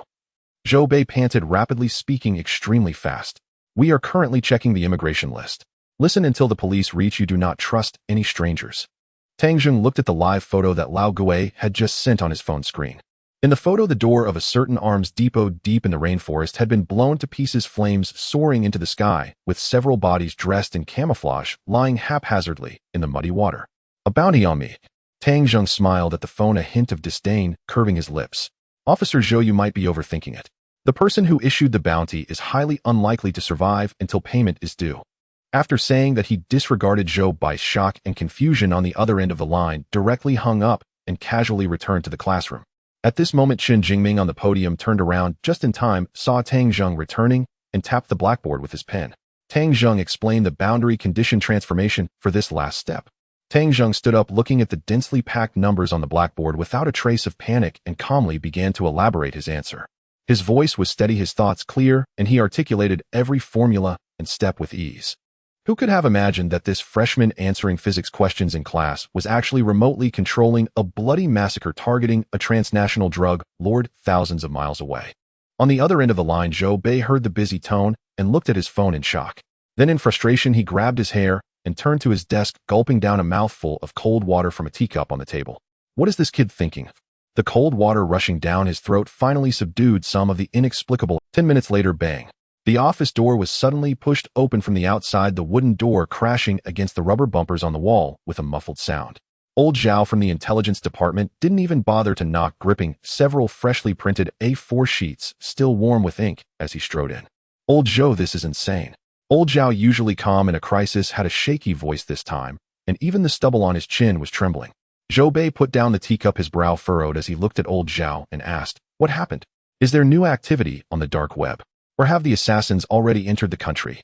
Old Zhao stepped in front of Zhou Bei and slammed the A4 papers heavily on the desk, panting for breath. "The bounty is gone. Brother Kuan has withdrawn." Zhou Bai's brow knitted into a frown, a wave of inexplicable confusion rising in his heart. Not withdrawn, but the account that issued the bounty was automatically cancelled by the system. Old Zhao was panting, pointing heavily at the topmost photo, his eyes filled with shock. "We all understand the rules of the dark web. There is only one situation that can lead to a high-level account being forcibly cancelled, and that is when the system determines that the issuer is completely dead." And Old Zhao paused. Zhou Bai's gaze followed Old Zhao's finger to that photo. It was an aerial view taken by a drone. In the tropical rainforest of the photo, a complex of buildings had been completely reduced to ruins, dismembered limbs scattered across the charred soil, and several charred bodies lay twisted at the edge of blast craters. "This is a hidden arms depot of Brother Kuan on the Mekong River." Old Zhao swallowed hard. 10 minutes ago, the informant from the Golden Triangle risked their life to send back news the entire camp, 75 fully armed mercenaries along with Brother Cohen himself, have been wiped out. Not even a guard dog was left behind. Upon hearing this, the hairs on the back of Zhou Bai's neck instantly stood up, a chill running down his spine.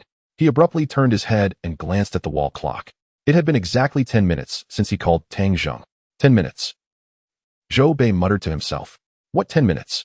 Old Zhao, not hearing clearly, looked at Zhou Bei in confusion. Who did it? Did we find out? Zhou Bei grabbed the papers, pulled them to himself, and stared intently at the traces left by the explosion. Are we tracking the suspects? Or did the warlords from Myanmar take action? Old Zhao pulled over a chair, sat down, lit a cigarette, took a deep drag, and exhaled a smoke ring. Looking at Zhou Bei through the gray smoke, neither judging by the shell casings and explosive remnants left at the scene, the drug dealers of the Golden Triangle couldn't afford such weaponry. High-explosive armor-piercing rounds, American M67 fragmentation grenades, and traces of high-precision sniper positions. This was definitely the work of a well-organized, highly skilled tactical team. The headquarters just held an emergency meeting and speculated that Brother Kun's reach had extended too far in recent years, provoking certain international oligarchs, and someone must have paid a high price to hire a living devil to clear the way. As for the bounty on the dark web, it's likely because Brother Cohen is dead, the funding chain has been severed, and the platform automatically delisted it. Zhou Bei remained silent. He stared at the 3-meter-wide blast crater in the photo, his mind tightening with tension. After Tang Zhong finished that sentence, Brother Cohen was uprooted from existence. What a coincidence is there in this world? Yet reason was frantically denying this absurd thought. Tang Zhong was just a freshman who had recently transferred to Kyoto from Onqing, and he was an orphan with the orphanage's records clean enough to use as copy paper. How could he have the connections to contact overseas mercenaries? Let alone how could such a high-level combat team be summoned so easily? Even if he truly had this capability, completing an international assassination operation within 10 minutes exceeded human understanding. Old Zhou, what are you thinking? Old Zhao waved his hand in front of Zhou Bai's eyes. Zhou Bei regained his senses, pushed the A4 papers back, and forced himself to appear calm. It's nothing. No matter who did it, Brother Cohen is dead, and that student's crisis is essentially resolved. Zhou Bei forced himself to suppress that crazy thought deep within his heart. Let's report to the director. This case can be closed. Old Zhao nodded and took the report out. Zhou Bei picked up his phone again, brought up Tang Zhong's number, and hovered his thumb over the dial button for a long time before finally pressing the screen off. Some things without evidence can only be coincidences. Kyoto University Lecture Hall. The long sound of the end-of-class bell echoed in the corridor. Chen Jingming accurately tossed the touchscreen pen back into the pen holder and brushed off the invisible dust from his hands. That's all for today. Please submit the homework questions from the first 3 chapters of Fluid Mechanics next week. The classroom was immediately filled with the sounds of desks and chairs scraping and bags being packed. Tang Zhong stuffed his books into his bag, zipped it up, and with one hand lifted the bag, prepared to sneak out through the back door. Tang Zhong, wait a moment. Chen Jingming's voice was not loud, yet it pierced through the noisy background, accurately capturing Tang Zhong, who was preparing to leave from the back row. Several students who were about to leave paused, their faces showing a hint of surprise as they turned to look at Tang Zhong, their eyes revealing a touch of sympathy. From their experience over this period, being singled out by Old Devil Chun was certainly not a good sign. Professor Chen Jingming was famously strict in the school, demanding high standards from his students, and his temper was somewhat eccentric, leading everyone to privately refer to him as Old Devil Chun. Tang Zhong halted his steps and turned around. Chen Jingming had already descended from the podium and was walking toward him down the aisle. Although this old man had graying hair, he stood tall, with a straight back, exuding a commanding presence cultivated from years spent in the laboratory, causing the nearby students to breathe more softly, fearing that any misstep might provoke the professor's displeasure. You need to come with me. With that, Chen Jingming turned and walked out of the classroom. Tang Zhong stroked his chin, secretly speculating, the way this old man looks at me, it feels as if he's evaluating a useful tool. This does not bode well. Without further hesitation, Tang Zhong stepped forward to follow him.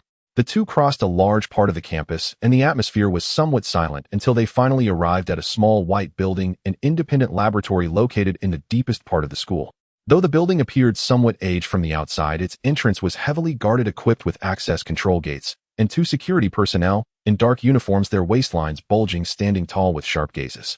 Chen Jingming approached, swiped his work ID, and underwent facial recognition before leading Tang Zhong into the elevator on the first floor, pressing the button for the second basement level. The elevator doors opened. A blast of cold air mixed with the scent of machine oil and ozone rushed in.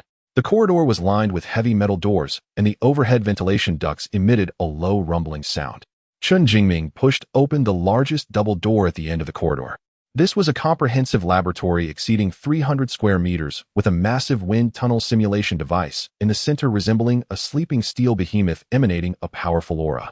Surrounding it were various complex instruments flashing with colorful lights, and several rows of computer desks were piled high with materials. Inside the laboratory were 3 people, each busy with their tasks.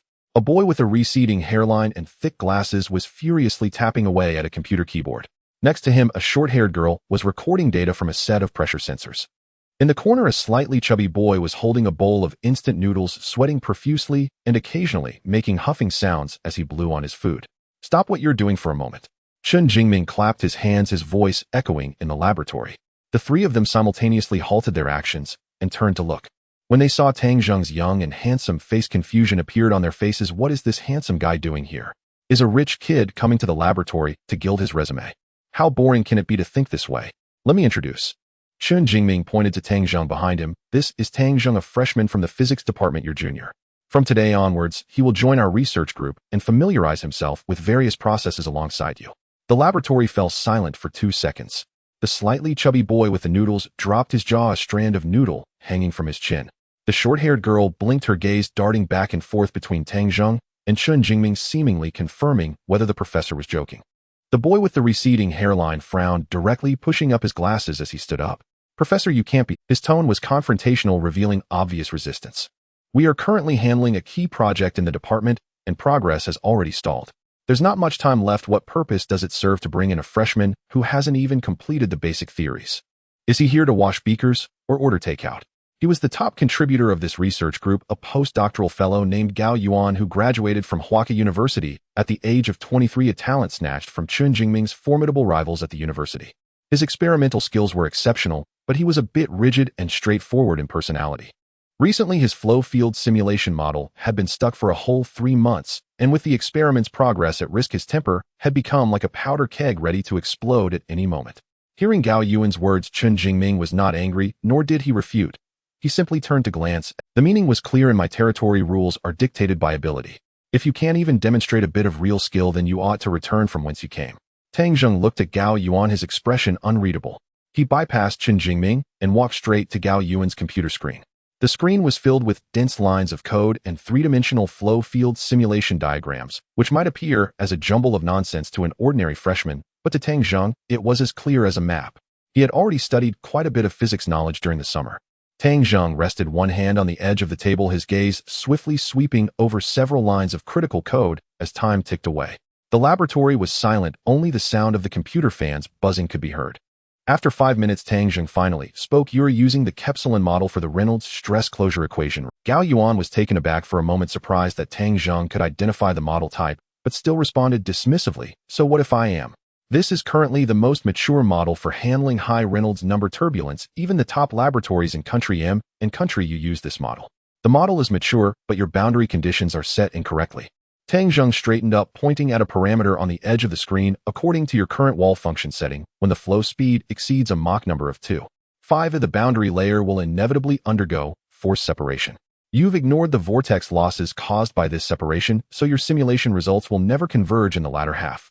Tang Zheng's words were like a boulder thrown into a calm lake, creating ripples throughout the laboratory. The boy holding the noodles completely forgot to chew, his mouth hung wide, open eyes round with shock. The short-haired girl leaned in closer to the screen, intently focusing on the parameter. Tang Zheng pointed out, her face filled with astonishment. Gao Yuan's expression, however, changed in an instant. He pushed his chair away forcefully, almost leaning over the keyboard, his hands moving as blurs as he quickly modified those boundary parameters. Then he slammed the enter key. The progress bar on the screen began to jump frantically, and all eyes were glued to it. 30 seconds later, the simulation curve, which had been stuck at 80% and crashing smoothly past the critical point and finally stabilized at 100%. It converged. Gao Yuan stared at the final data on the screen, his atoms apple bobbing painfully. The deadlock that had troubled him for 3 months was unraveled just like that by a freshman who had only looked at it for a few minutes. The laboratory was deathly silent, everyone still immersed in shock, unable to regain their senses.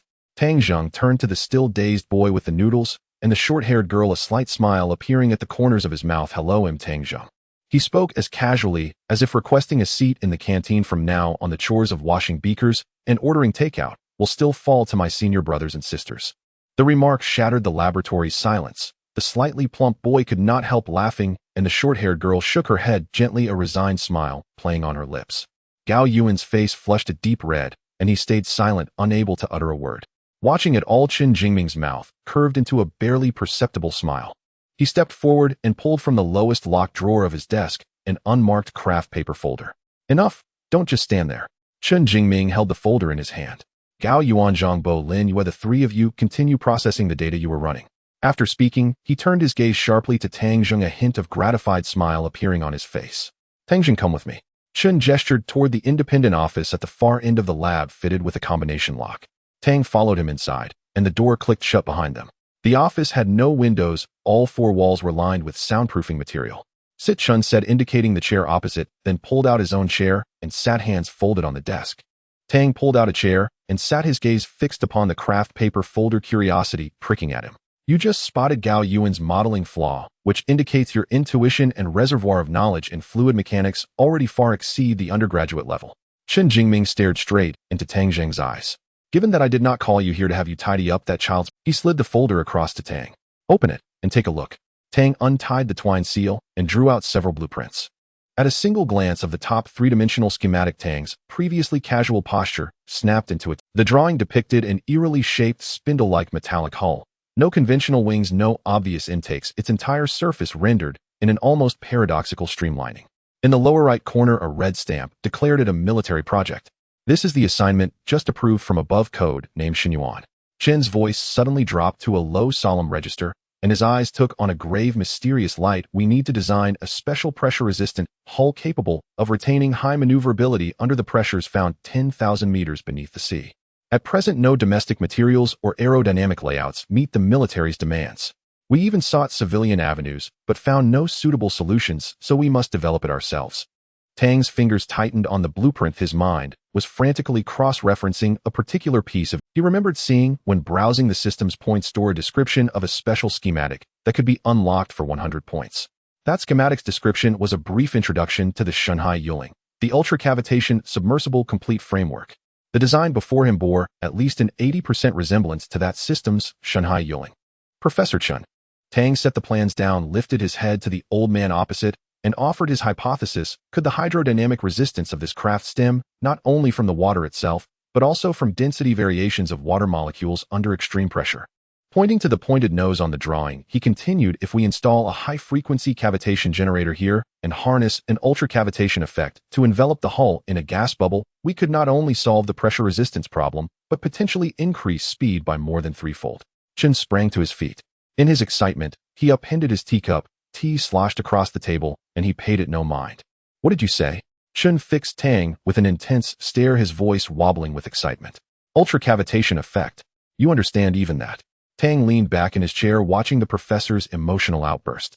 He calculated inwardly this nationally commissioned project delivered on a platter was an extraordinary springboard. Not only could he openly leverage the system's black technology to contribute to Huagua, he could also by natural consequence connect himself to the military-industrial sphere. With that kind of affiliation shielding him, anyone who dared reach for him would think twice. I know a little about it, he said modestly, though his eyes betrayed confidence. Tang smiled with humility, yet confidence in his gaze. Professor Chen, however, if we are to pursue this, I will need the laboratory's highest privileges. Chen's head shot up as if on a spring. He studied Tang closely, not letting a single shift in expression. He knew better than anyone what the highest privileges entailed. The wind tunnel simulation rig outside and the two subterranean layers of supercomputing arrays were strategic assets the Institute had rested to obtain. Even Gao Yuan, the prodigy poached from Huaka Institute, possessed only level 2 access. Chen leaned forward, his sparse brows almost knitting together. You want the highest privileges. His voice fell low, as if appraising a fragile, dangerous artifact. Do you realize that every extra hour this machine runs consumes funding enough to feed an ordinary person for 10 years? Tang leaned back, unconsciously tapping the side of his thigh with his fingers. He probed the old man's bottom line in his mind. Chen protected his protégés, yes, but he protected technology even more zealously. If one could deliver genuine capability, the rules were, in this old man's eyes, perhaps worth less than scrap paper. If the model runs successfully, the R&D time and military costs we could save would be enough to buy 10 labs like this. Tang shifted into a more comfortable posture and met Chen's scrutiny without evasion. What Senior Zhou Yuan experimented on outside is only a small part of this. Even if he toiled for 3 more months within the existing materials science framework, he cannot produce a hull that withstands 10th centimeter pressure. It's a matter of approach, not computing power. Their gazes met and clashed in the cramped room. Chen said nothing. His gaunt cheeks twitched with feeling. Whether ire at others' shortcomings, ire at himself, or excitement and relief at having found a talent like Tang, he could not say. After a long while, he opened a drawer and produced from its depths a black magnetic card with worn edges, slamming it onto the desk along with a brass key. From now on, you may allocate the lab's computing resources as you see fit, but you must report to me, Chen said, rapping the desk with his knuckle. I give you 1 month. If you cannot produce a prototype in a month, you'll be back washing beakers outside. Tang casually pocketed the magnetic card, opened the door with a Johnny wave, and walked out. At the sound of the door, Gao Yuan spun around so quickly his thick-framed glasses slid halfway down his nose, and he did not bother to push them back up. He bounded over to Tang in a few strides, holding an unopened can of Red Bull, both hands outstretched, and off that. Junior brother Tang. At that moment, Gao Yuan had lost all his previous arrogance. A flabby smile formed on his face, which had been yellowed from years of sleepless nights, as he asked, "How did you calculate the convergence domain of the Kepsilon model in your head?" Tang Zheng took the Red Bull, pulled the tab, thinking to himself that this guy turned hostile faster than he could flip a book. The pride of a research nerd seemed utterly worthless in the face of truth. Bayesian inference, combined with Monte Carlo simulation, you can see it clearly by stretching the logarithmic axis of the Reynolds number threefold. Tang Zheng casually tossed out a few parameters. Gao Yuan stood there in a daze, rapidly muttering those words to himself. A few seconds later, he suddenly slapped his thigh, producing a sharp sound. Wow, you can play it like this. Gao Yuan grabbed Tang Zheng's arm, leaning in closer despite his worrying hairline with a sincere and even slightly fervent expression. Junior brother Tang, you're definitely going to pursue a career in research, right? If you start your own research group in the future, can you take me along? I can be your assistant, or even just a low-level code monkey, as long as you can take me to run models of this caliber. This shameless enthusiasm left Tang Zheng dumbfounded. The slightly plump Zhang Bo approached, holding unfinished instant noodles and slurping a big mouthful of noodles. Junior brother, is your brain still carbon-based? Zhang Bo said, noticing the black card in Tang Zheng's hand, his eyes almost popping out. Did Chen Laoma give you his lifeline? Lin Yue, holding a notebook, awkwardly brushed her short hair behind her ear and handed over a freshly organized set of rheological data. Tang Zheng, please guide me more on experimental matters in the future. Tang Zheng took a sip of Red Bull and accurately tossed the empty can into the trash bin 2 meters away. Hello, senior brothers and sisters. Let's finish our current tasks first. Tang Zheng walked to the control desk and inserted the black card into the card slot. Senior Gao pushed the Mach number of tunnel No. 222. 8. Zhang Bo, prepare to inject high-frequency cavitation bubbles. Senior sister, keep a close eye on the pressure sensor. For the next 10 days, the underground laboratory on the 2nd level became Tang Zheng's personal stage. During these 10 days, Tang Zheng exchanged for the detailed blueprints of the deep-sea Phantom full-set framework of supercavitation submarine from the system. The aerodynamic layout he demonstrated after integrating the knowledge felt less like an experiment and more like the recreation of a mature craft that seemed to have existed for over 100 years. Every minute adjustment of a parameter was incredibly critical, yet miraculously stabilized the entire system at the last moment. On the afternoon of the 3rd day material stress testing, Zhang Bo accidentally added an extra 0 while setting the water pressure parameters, causing the pressure inside the simulation chamber to suddenly soar to 80 megapascals. The alarm echoed throughout the entire basement. The red malfunction light flickered wildly. Gao Yuan was so frightened that he jumped up from his chair and scrambled to unplug the main power. The equipment inside was worth far more than his life. One hand was faster than his. Tang Zheng supported himself on the control desk, his fingers blurring into a ghostly shadow on the physical keyboard.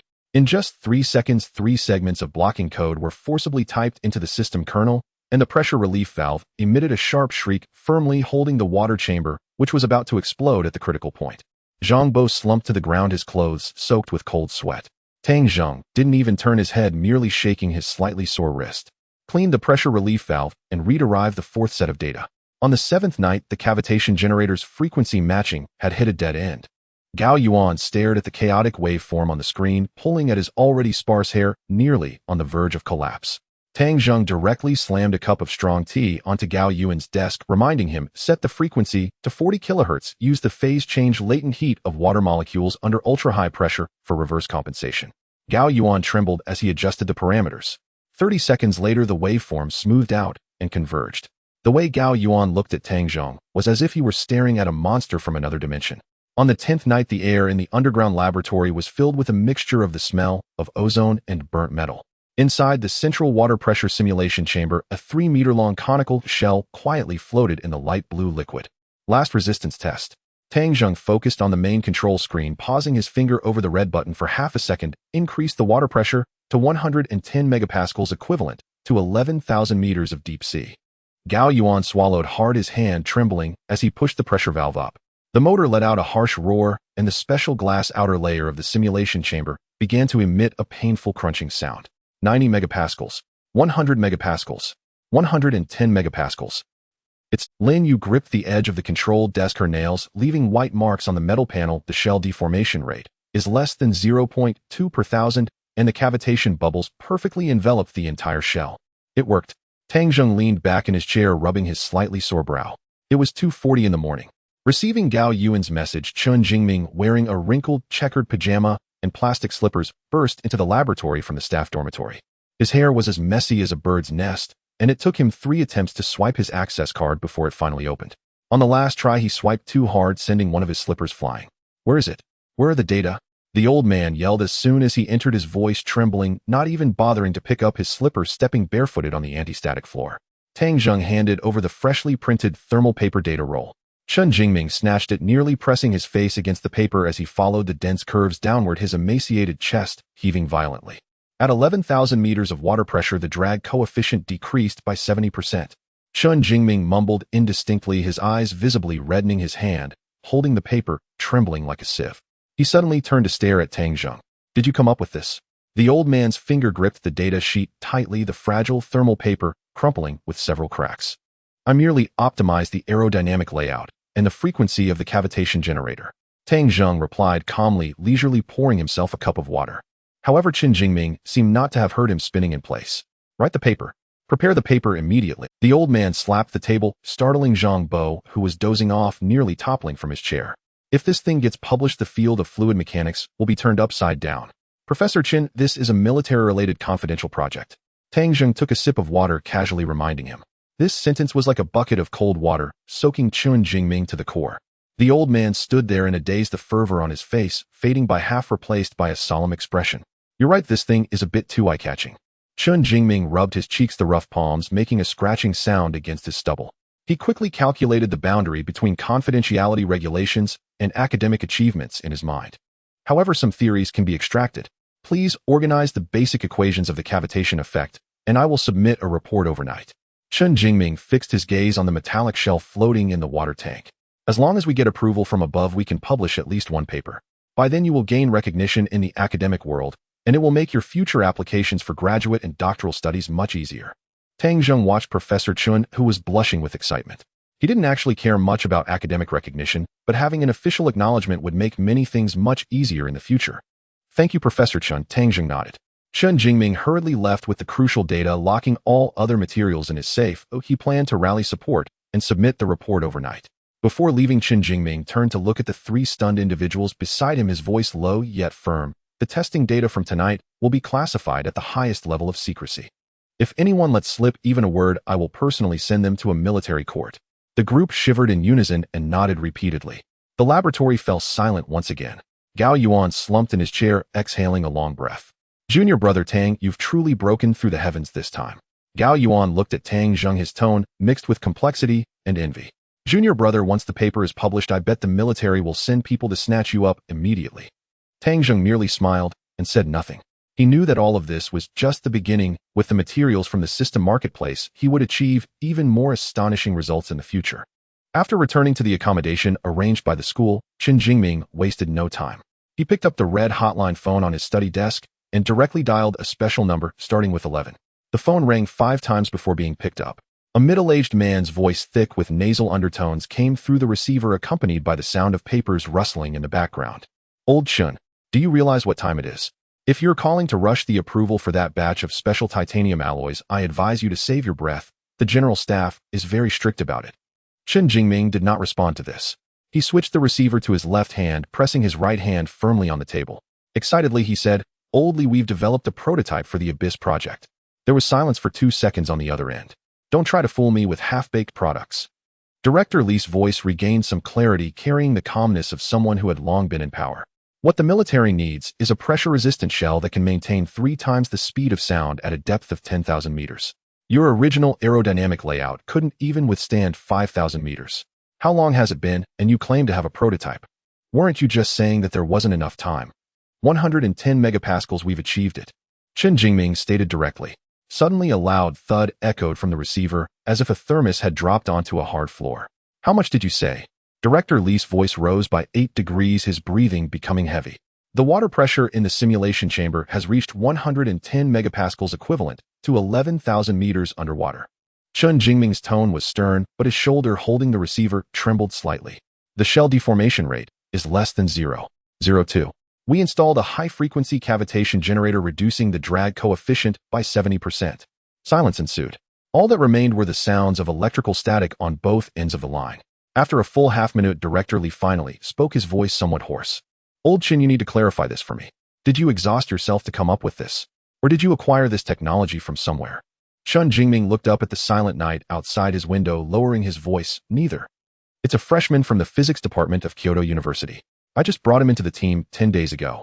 He completely redesigned the aerodynamic layout, and even the frequency compensation for the cavitation generator was coded by him. There was another long silence on the other end of the line. A freshman. Director Li's gasp traveled through the line. Old Chen, are you joking with me? I have the laboratory surveillance video as proof. The experimental data and operational videos are all with me. You can send someone to collect them tomorrow morning under strict confidentiality. Chen Jingming urged again and mentioned the need to publish a paper.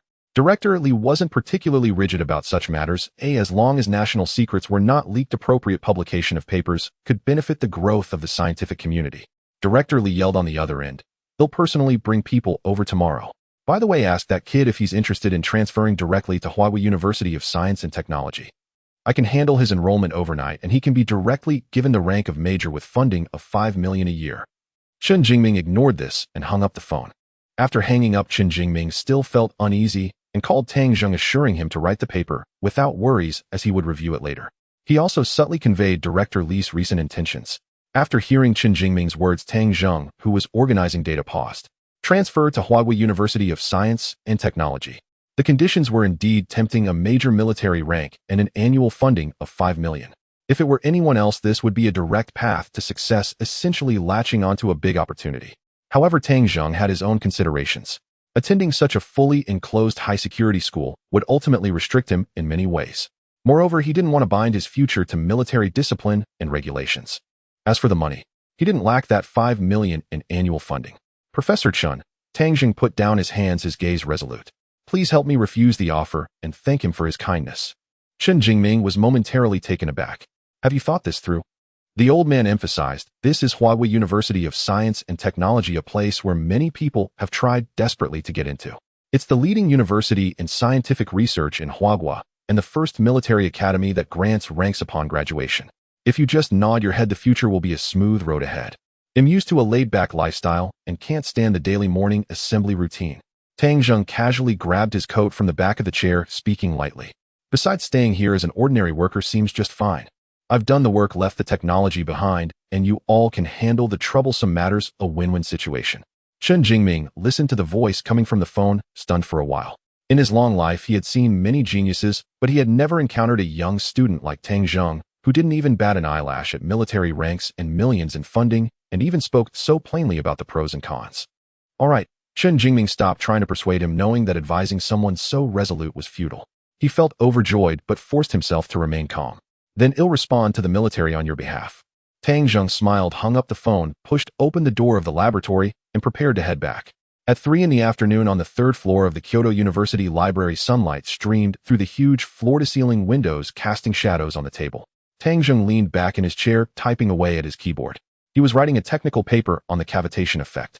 Currently, the technology companies in this field were almost entirely monopolized by foreign entities, and the domestic technological barriers caused many related downstream companies to suffer greatly, having to purchase expensive foreign products.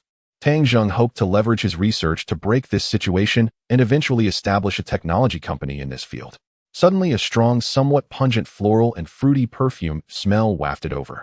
Although he felt somewhat uncomfortable, Tang Zheng did not stop typing, focusing intently on his paper and trying not to be disturbed by the outside world.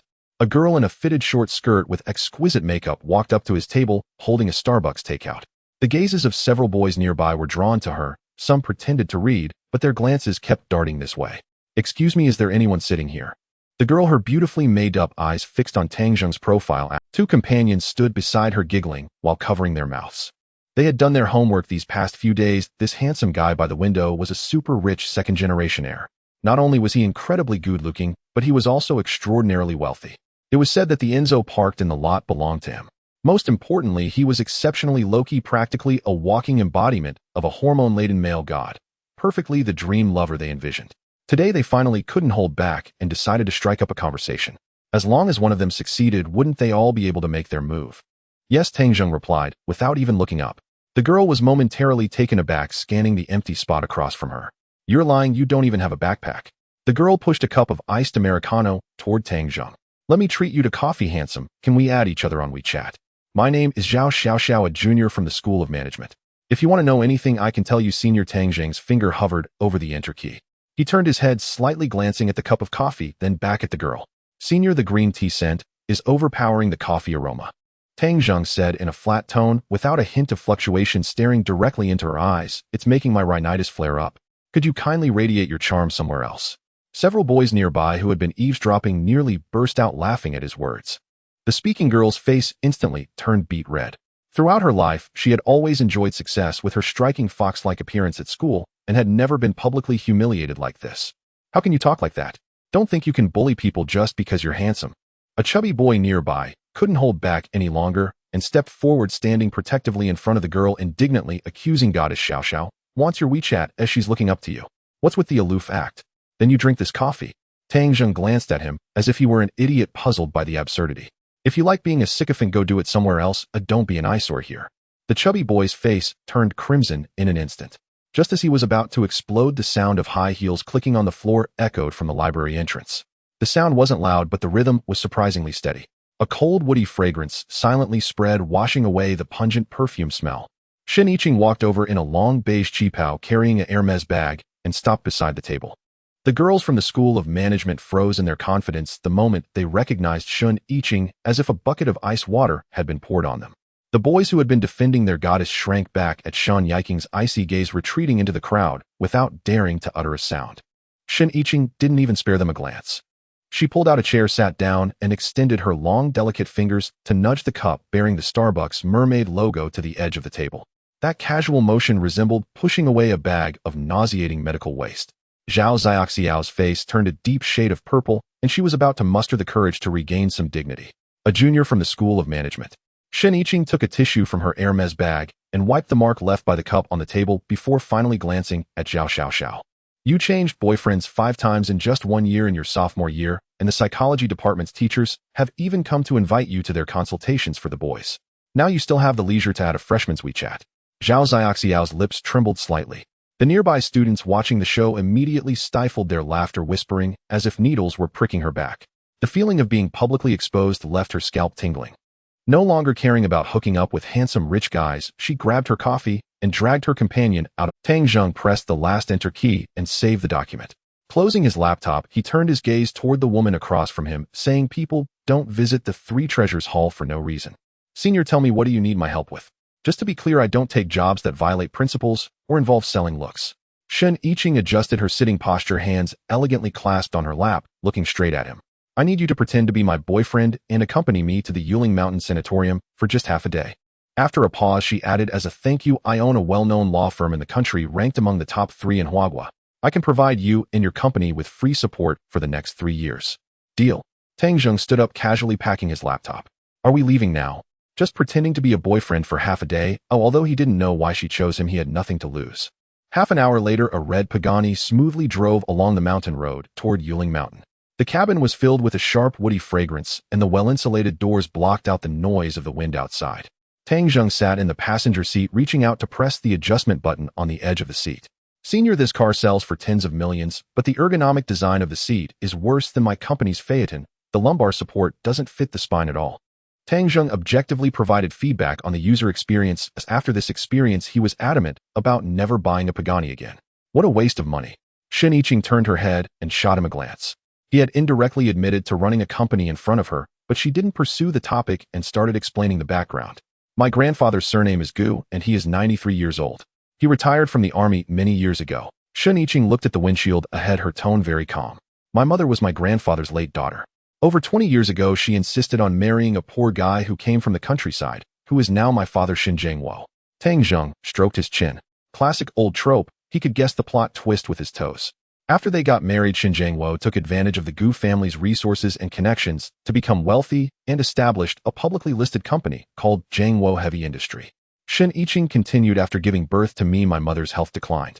10 years ago, she passed away from illness, and less than half a year after she left Xin Jiangwo, brought back a woman named Lin Lan along with an illegitimate child who is just half a year younger than me. That's quite disgusting, Tang Zheng commented honestly. Shun Yiqing continued. My grandfather fell in the bathroom last month and was found to have a hemorrhage in his skull. Just a few days ago, he was moved out of the ICU. Shun Yiqing pressed the brake, stopping the car in front of a heavily guarded checkpoint. Shun Jiangwo has been visiting my grandfather frequently these days, claiming it's for my benefit while constantly bringing up my marriage in front of the old man. I've heard he's planning to betroth me to Lin Lan's nephew, and that absolutely cannot happen. Shun Yiqing's hands gripped the steering wheel tightly, her knuckles slightly white. What worries my grandfather the most right now is me. I just want to bring someone to reassure him and also put an end to Shun Jiangwo's intentions. After considering it for a long time, she realized that only Tang Zheng, who was unknown to her family, was the most suitable choice, which is why she specifically sought him out at the library today. The armed police checked the special pass that Shun Yiqing handed over, saluted, and raised the barrier. Tang Zheng was calculating the terms he had just heard in his mind. Shun Jiangwo sounded quite revolting. Following the melodramatic plot, the Phoenix Man rose to prominence, just missing the segment about killing his wife. Hiss. But Jiangwo Heavy Industry. He often heard that name mentioned at school. It seemed to be a prominent cooperative enterprise with many graduates choosing to intern there every year. He didn't expect it to be Shun's senior sister's family company. The two got out of the car and entered the special care ward. The corridor was filled with the mixed smell of medicinal solutions and high-grade disinfectant, and the shiny terrazzo floor reflected the cold white light of the fluorescent lamps overhead. Suddenly, Tang Zheng felt a weight on his right arm as Shun Yiqing unexpectedly leaned against him. A cold, woody fragrance instantly dispersed the smell of disinfectant, and their shoulders almost touched her hand, deftly slipping through Tang Zheng's arm, her fingers naturally resting on his forearm. Tang Zheng glanced down at the delicate white hand, feeling the silky fabric against his arm and a perfectly appropriate weight. He slightly tilted his head and lowered his voice. Did old Master Gu install surveillance in here? There is a personal guard of Grandpa right behind the door. Shun Yiqing's icy demeanor softened considerably, replaced by a gentle and sweet expression. From now on, Tang Zheng, you are my boyfriend whom I've been dating for half a year. Remember to smile, don't look like someone forced into this, and don't let it slip. Tang Zheng thought to himself how quickly the retainer fee for the 3 years of legal support was being consumed, but since he had accepted this role, he had to play it well. He adjusted his breathing, relaxed his tense muscles, and forced a natural smile, allowing Shun Yiqing to link her arm with his as they walked side by side to the hospital room, resembling a couple deeply in love. The door was unlocked and Shun Yiqing gently pushed it open. The suite-style special care room was spacious like a 5-star hotel, with even the sound of the air purifier running being quite soft. Tang Zheng's gaze instinctively swept inside, and the first thing he noticed was not the elderly patient on the bed, but a young man with a buzz cut standing on the left side of the door. The young man was dressed in casual clothes, standing straight like a tall pine, quietly waiting there with a long and even breath that was almost inaudible. Miss Qing, the buzz-cut youth greeted softly, his gaze immediately shifting to Tang Zheng. His gaze was not that of an ordinary person, but rather one of professional evaluation. The young man's eyes scanned down from Tang Zheng's shoulder, briefly passing over the area where a weapon might be concealed at his waist, finally settling on his stance. Tang Zheng's posture seemed casual, but his center of gravity was firmly pressed on the Yongquan acupoint, knees slightly bent. This was the muscle memory left after his body was enhanced by the system. Any external force could trigger a counterattack in a fraction of a second. The buzz-cut youth's eyebrows twitched slightly, and his right hand, which had been hanging naturally, retracted half a finger toward his palm. A martial artist, he silently assessed in his mind. Meanwhile, Tang Zheng was also sizing up the buzz-cut youth before him. The calluses on the back of the guard's hand were misplaced, not the kind left from years of holding a pen, but rather seemed like hard injuries from long-term practice of close combat skills. If a fight broke out in this confined space, this person would likely be able to dislocate the joints of an ordinary person in a second. But he was not an ordinary person. The buzz-cut youth also formed a judgment about Tang Zheng, the physical quality of this young man. seemed to be stronger than several recruits he had trained, suggesting he was not an easy character. However, out of respect for Shun Yiqing, he did not ask further and simply stepped aside to allow passage. The two entered the hospital room and approached the bed. On the bed lay a frail old man. Old Master Gu had a bandage wrapped around his head, his face covered with age spots, but his eyes shone surprisingly bright, radiating a sense of wisdom and authority, completely unlike a bedridden 9-year-old just pulled out of ICU. Grandpa. Shun Yiqing released her grip on Tang Zheng's arm and quickly approached the bed, gently tucking the blanket for the old man. Qing, didn't you just come by the day before yesterday? Why are you here again today? Although Old Master Gu's voice was a bit hoarse, it was still strong. As he spoke, his gaze passed over Shun Yiqing and landed on Tang Zheng, who had accompanied her. Is this the boyfriend you mentioned on the phone, the one who seems a bit odd? Old Master Gu's words carried a hint of teasing mixed with a touch of scrutiny. Shun Yiqing's cheeks flushed instantly, and she turned to glare at Tang Zheng. Grandpa's name is Tang Zheng. I never said he was odd. You really are something. It was unclear how Shun Yiqing had previously characterized him to her grandfather. It seemed she could only adapt as the situation unfolded. Tang Zheng stepped forward, slightly bending at the waist, wearing a sincere smile as he politely greeted, Hello, old Gu. I'm Yiqing's boyfriend. It's a pleasure to meet you. Old Master Gu stared at Tang Zheng, his eyes piercing for a full half-minute. The room was quiet enough to hear the faint dripping sound of the fore fluid. Tang Zheng calmly met the old man's gaze, showing neither awkwardness nor feigned composure. He even had the leisure to glance at the data displayed on the cardiac monitor beside him. Take a seat. After a moment, Old Master Gu gestured to the chair beside the bed.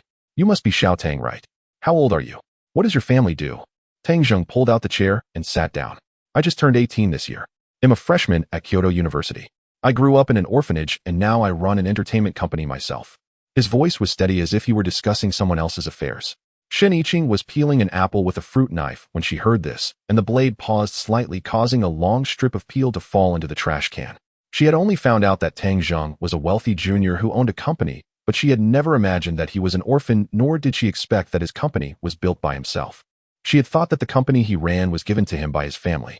Old Master Gus' eyes also flashed with a hint of surprise. His bloodshot eyes shifted slightly as he then asked, a freshman?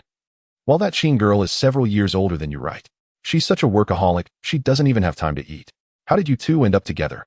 Tang Zheng accepted the tissue Shun Yiqing handed him, casually wiping the water stains on the table, still wearing a faint smile. We met on a cruise before. Tang Zheng casually made up a lie, dragging Shun Yiqing into it. She has a strong personality, and I can be quite stubborn, so we initially had some misunderstandings. However, as we spent more time together, we got to know each other better and eventually confirmed our romantic relationship. As for the age difference, I don't see it as a problem as long as she doesn't mind my being without anyone behind me. Old Master Gu couldn't hold back his laughter, his thin lips curling into a smile. Well said. He pointed at Shun Yiqing. This girl has always been strong-willed. I don't want to bring up the mess of the Shin family. The fact that you can handle her temper shows you're quite capable. But you must also be tolerant of her, or I won't let you off easily. Shun Yiqing interjected, Grandpa, how can you say that about your own granddaughter? As she spoke, she cut a small piece of apple and handed it to Tang Zheng with a toothpick. Open your mouth. Tang Zheng looked at the piece of apple, then at the warning hidden in Shun Yiqing's eyes, and decisively bit down. Pretty sweet. Tang Zheng commented, wearing a look of enjoyment. Old Master Gu observed their natural and affectionate interaction, and the scrutiny in his eyes finally softened somewhat. Although this young man was inexperienced and came from an orphanage, being able to run an entertainment company alone indicated he had a certain drive and capability.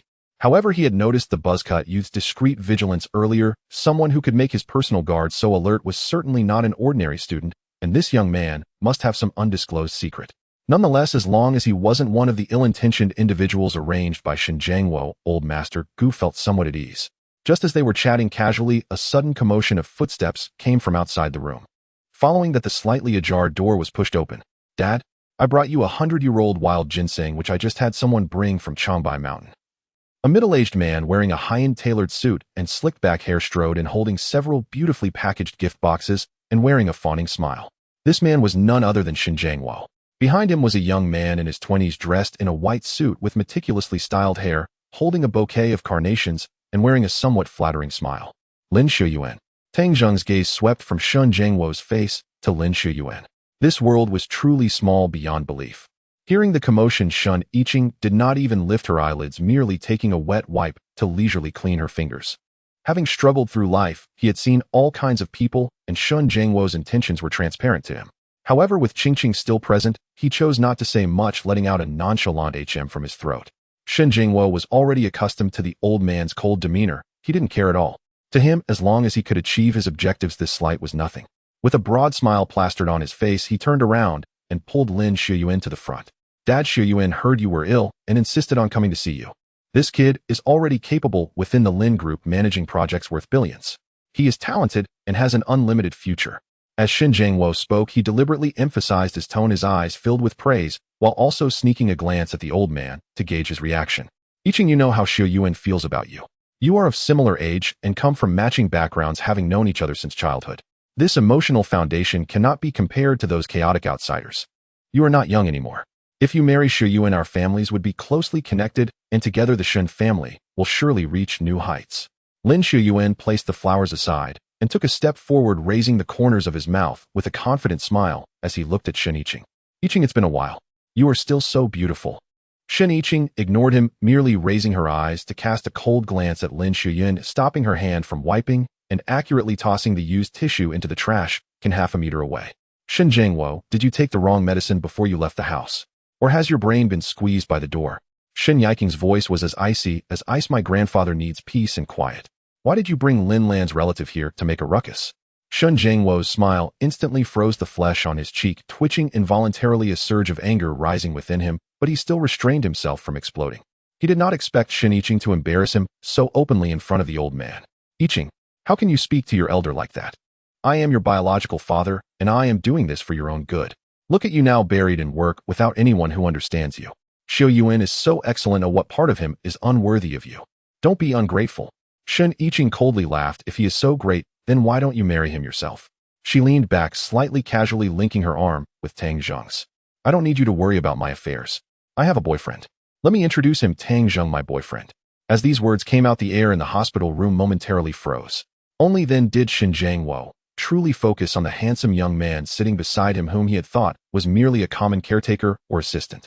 He looked Tang Zheng up and down, seeing the unbranded casual attire, and immediately felt an unabashed contempt rising in his heart.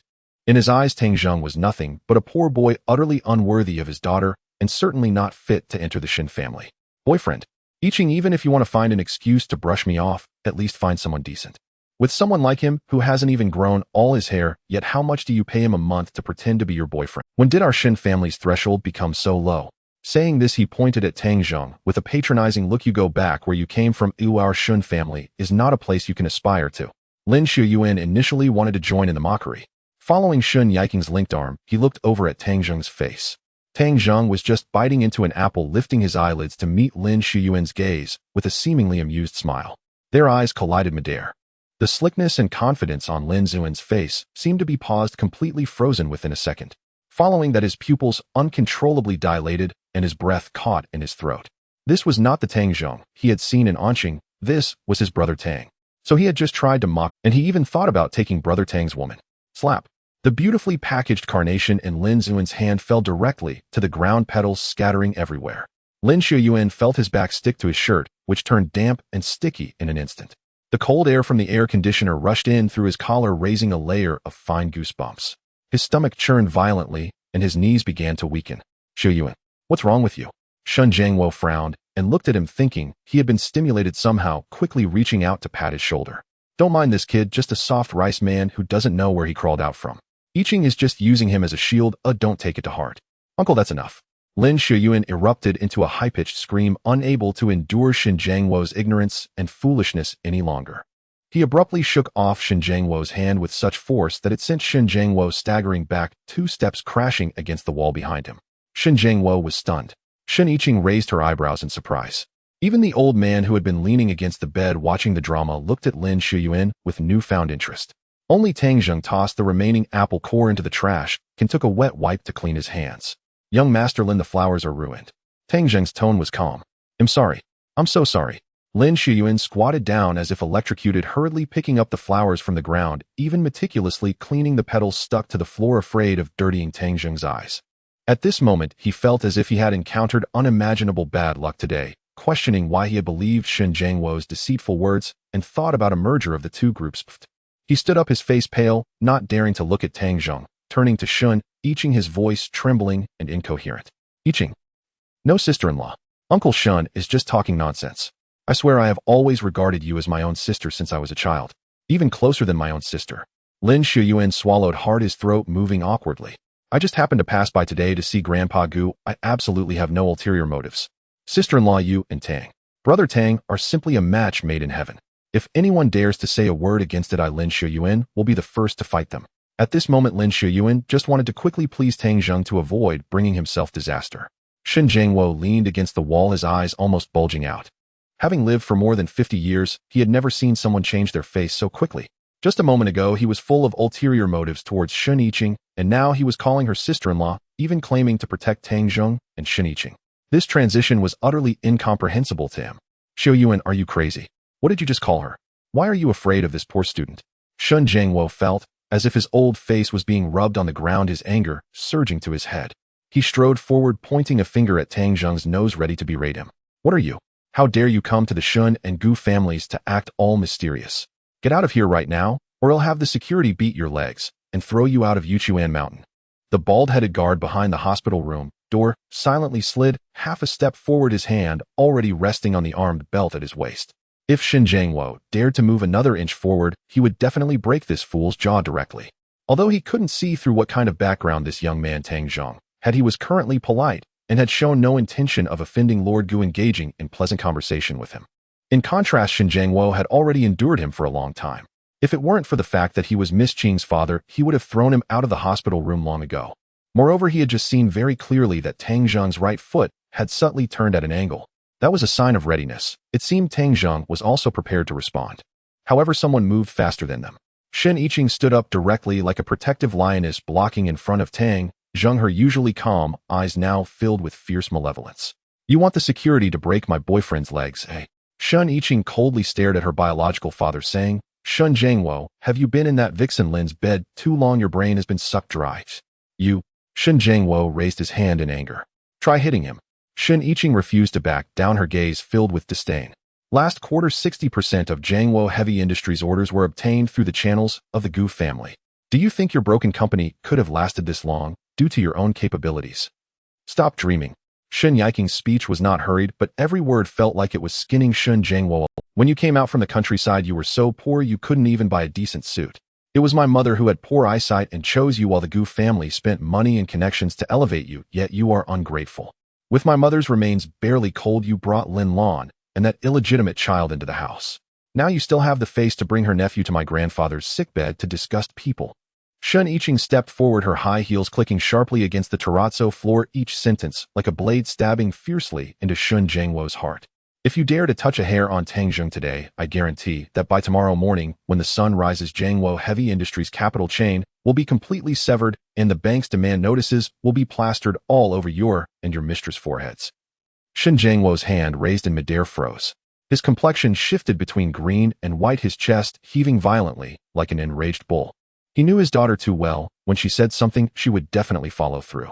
Although the old man of the Gu family had stepped down over the years, his old acquaintances were still around, and the resources in Shen Yiqing's hands could easily choke Jiangwo Heavy Industries' lifeline. You are simply unfilial. Shen Jiangwo squeezed out this dry remark after a long pause. Get out. Shen Yiqing pointed mercilessly at the door, her eyes filled with disgust. Shen Jiangwo gritted his teeth and shot a fierce glare at Tang Zheng, as if he wanted to place all the humiliation onto this young man. He turned to Lin Shuyuan, who was still apologizing to Tang Zheng on the side. Let's go. Are you still not embarrassed enough? Lin Shuyuan looked as if he had been granted amnesty. He apologetically gestured with his phone towards Tang Zheng, signifying online contact, clutching the wilted carnation, and dashed out of the hospital room like a cat whose tail had been stepped on.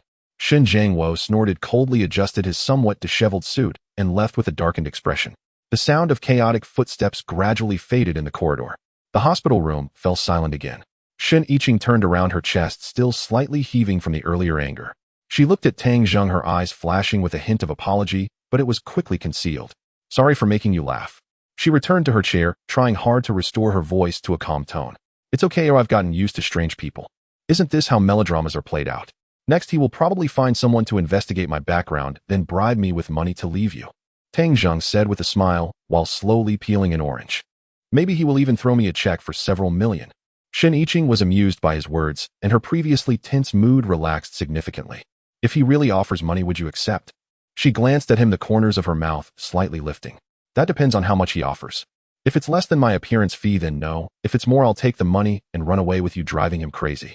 Tang Zheng popped a slice of orange into his mouth, grinning as he spoke.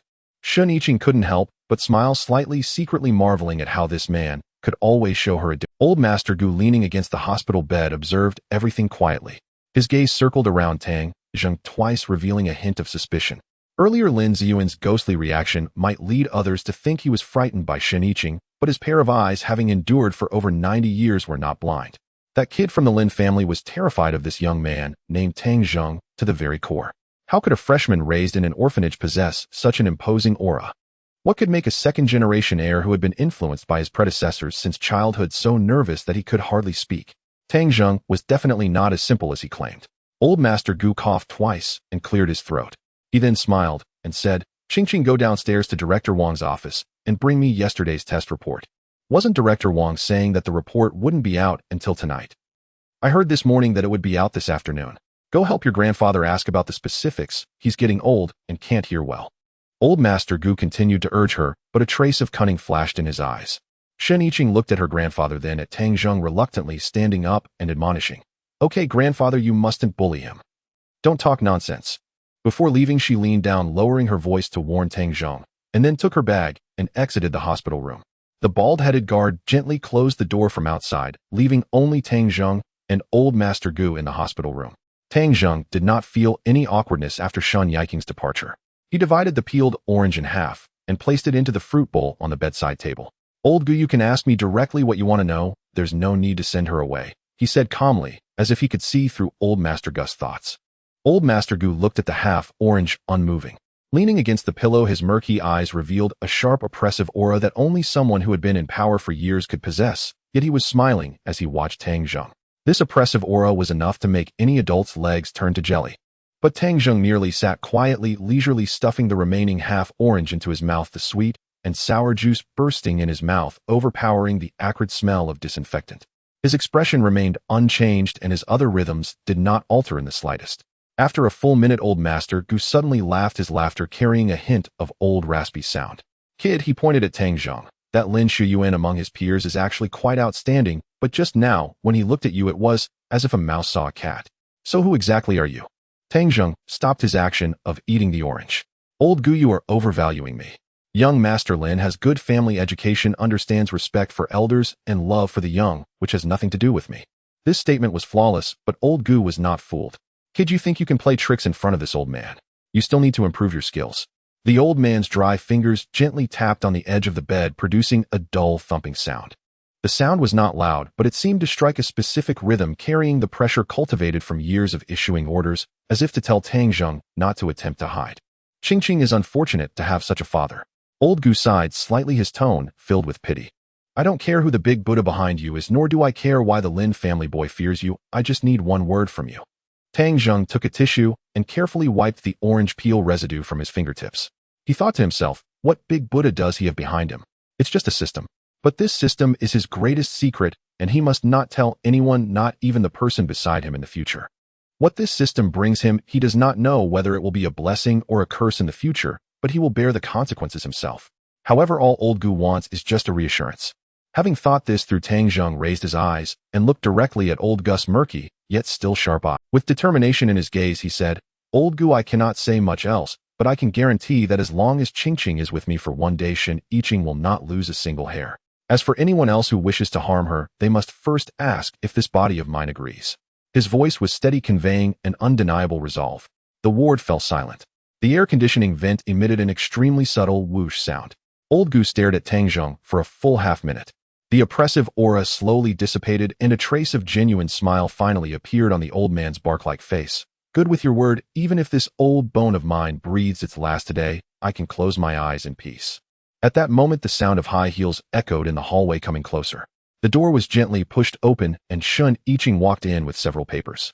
"Grandpa, Director Wang said that all your indicators are stable, but you still need to pay attention. If all goes well, you will be fully recovered by next week."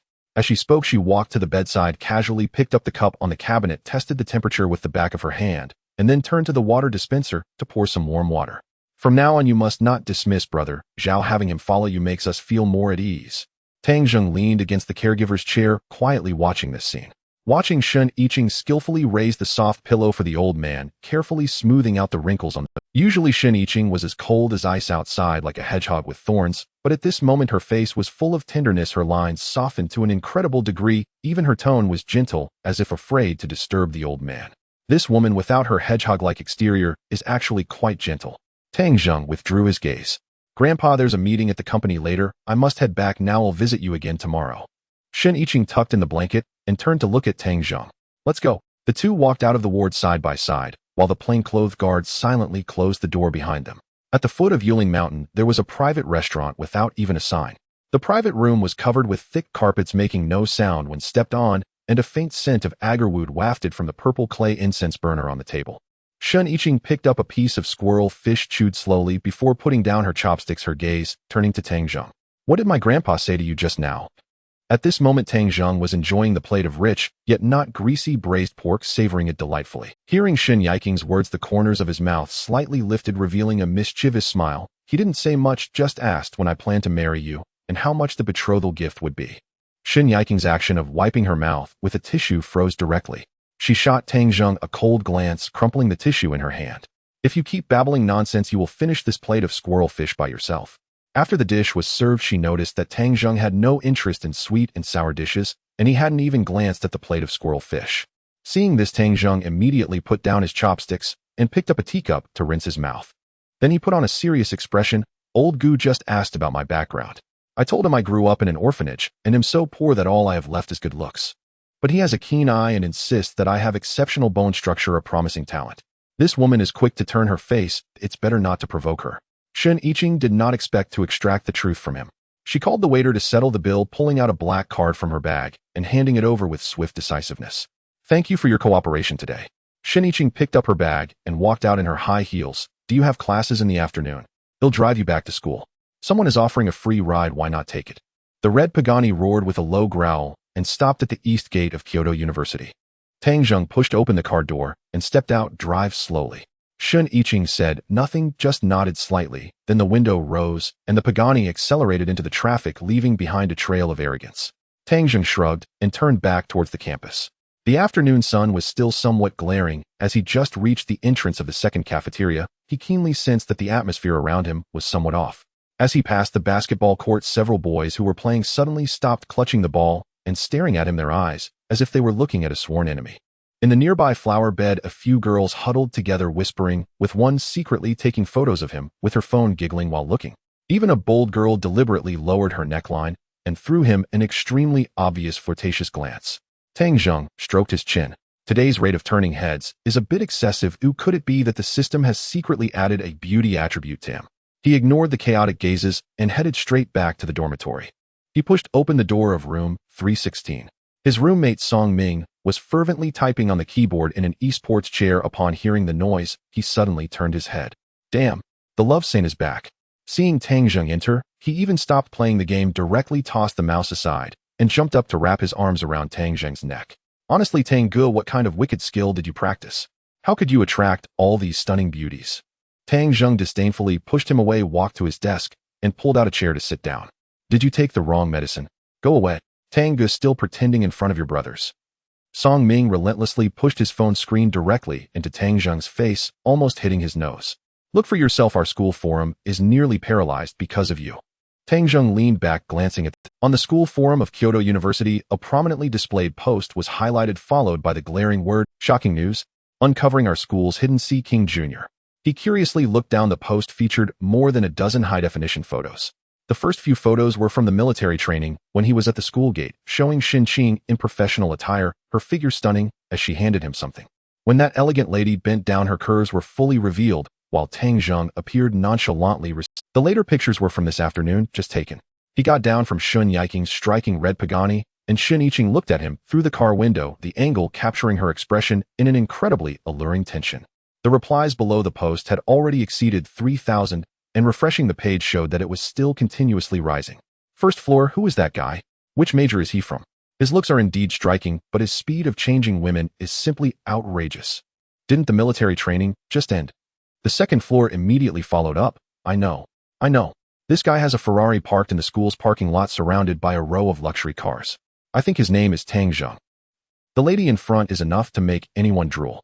Today we have the ice-cold and fierce senior sister from our business management department, Shiniching. With wealth and looks, how could she be interested in him? The 45th floor directly commented, the droughts and floods are extremes. I've never even touched a girl's hand, so how can he seamlessly transition between women? Is the heavens blind? The 108th floor shifted the tone, offering a large sum for this junior's WeChat number. Senior sister's like this handsome guy who knows how to have fun. Sister has money and could pamper you. The 233rd floor sarcastically replied, don't dream the person he's riding in is a Pagani while your living expenses can't even cover his gas money. Tang Zheng retracted his gaze, feeling helpless. It appeared that these college students were truly too idle, managing to create over 1,000 floors of discussion over such trivial matters. Brother Tang, you are now the public enemy of all the boys in our school. Song Ming excitedly pulled over a chair, his face filled with gossip eagerness. But seriously, what's your situation with senior sister Shen? She is famously a thorny rose. How many rich second-generation youths have queued at the gate of the business management school with flowers only to have them thrown in the trash right in front of them by her? You quietly took her down. You think too much. I just happened to help her out. Tang Zheng casually picked up a bottle of mineral water from the table, twisted it open with a crack, and tilted his head back to take a sip. Song Ming scoffed, evidently not believing it. Keep lying, that's the front passenger seat. The goddess front passenger seat. But the comments under this post are taking a bad turn. Someone has started to dig up your background, he said, quickly swiping his finger on the screen and opening a highly upvoted popular reply. Look at this ID called Justice Avenger. Tang Zheng's drinking motion paused following Song Ming's finger. The reply contained only 2 short lines, yet it was pinned at the most prominent position. What rich second generation renting a luxury car to pose as a big shot? I went to high school with this guy. He's just a poor bum from an orphanage with no father or mother. Senior sister Shin must have been fooled by him. Everyone wait and see how he collapses in reputation. Tang Zheng's gaze lingered on those few lines for 2 seconds, the water in his bottle slightly rippling. The sourness and resentment in the tone could be sensed even through the screen. The key point is the amount of information. Using an orphanage background to attack someone, what kind of logic is that? Does being an orphan make one inferior, deserving such humiliation? What is it a crime for an orphan to eat his rice or use his money? Brother Tang, who is this guy? His mouth is so foul. Song Ming also sensed something was off. His earlier teasing expression faded away. Should I find a buddy from the computer science department to trace this son of a gun's IP address?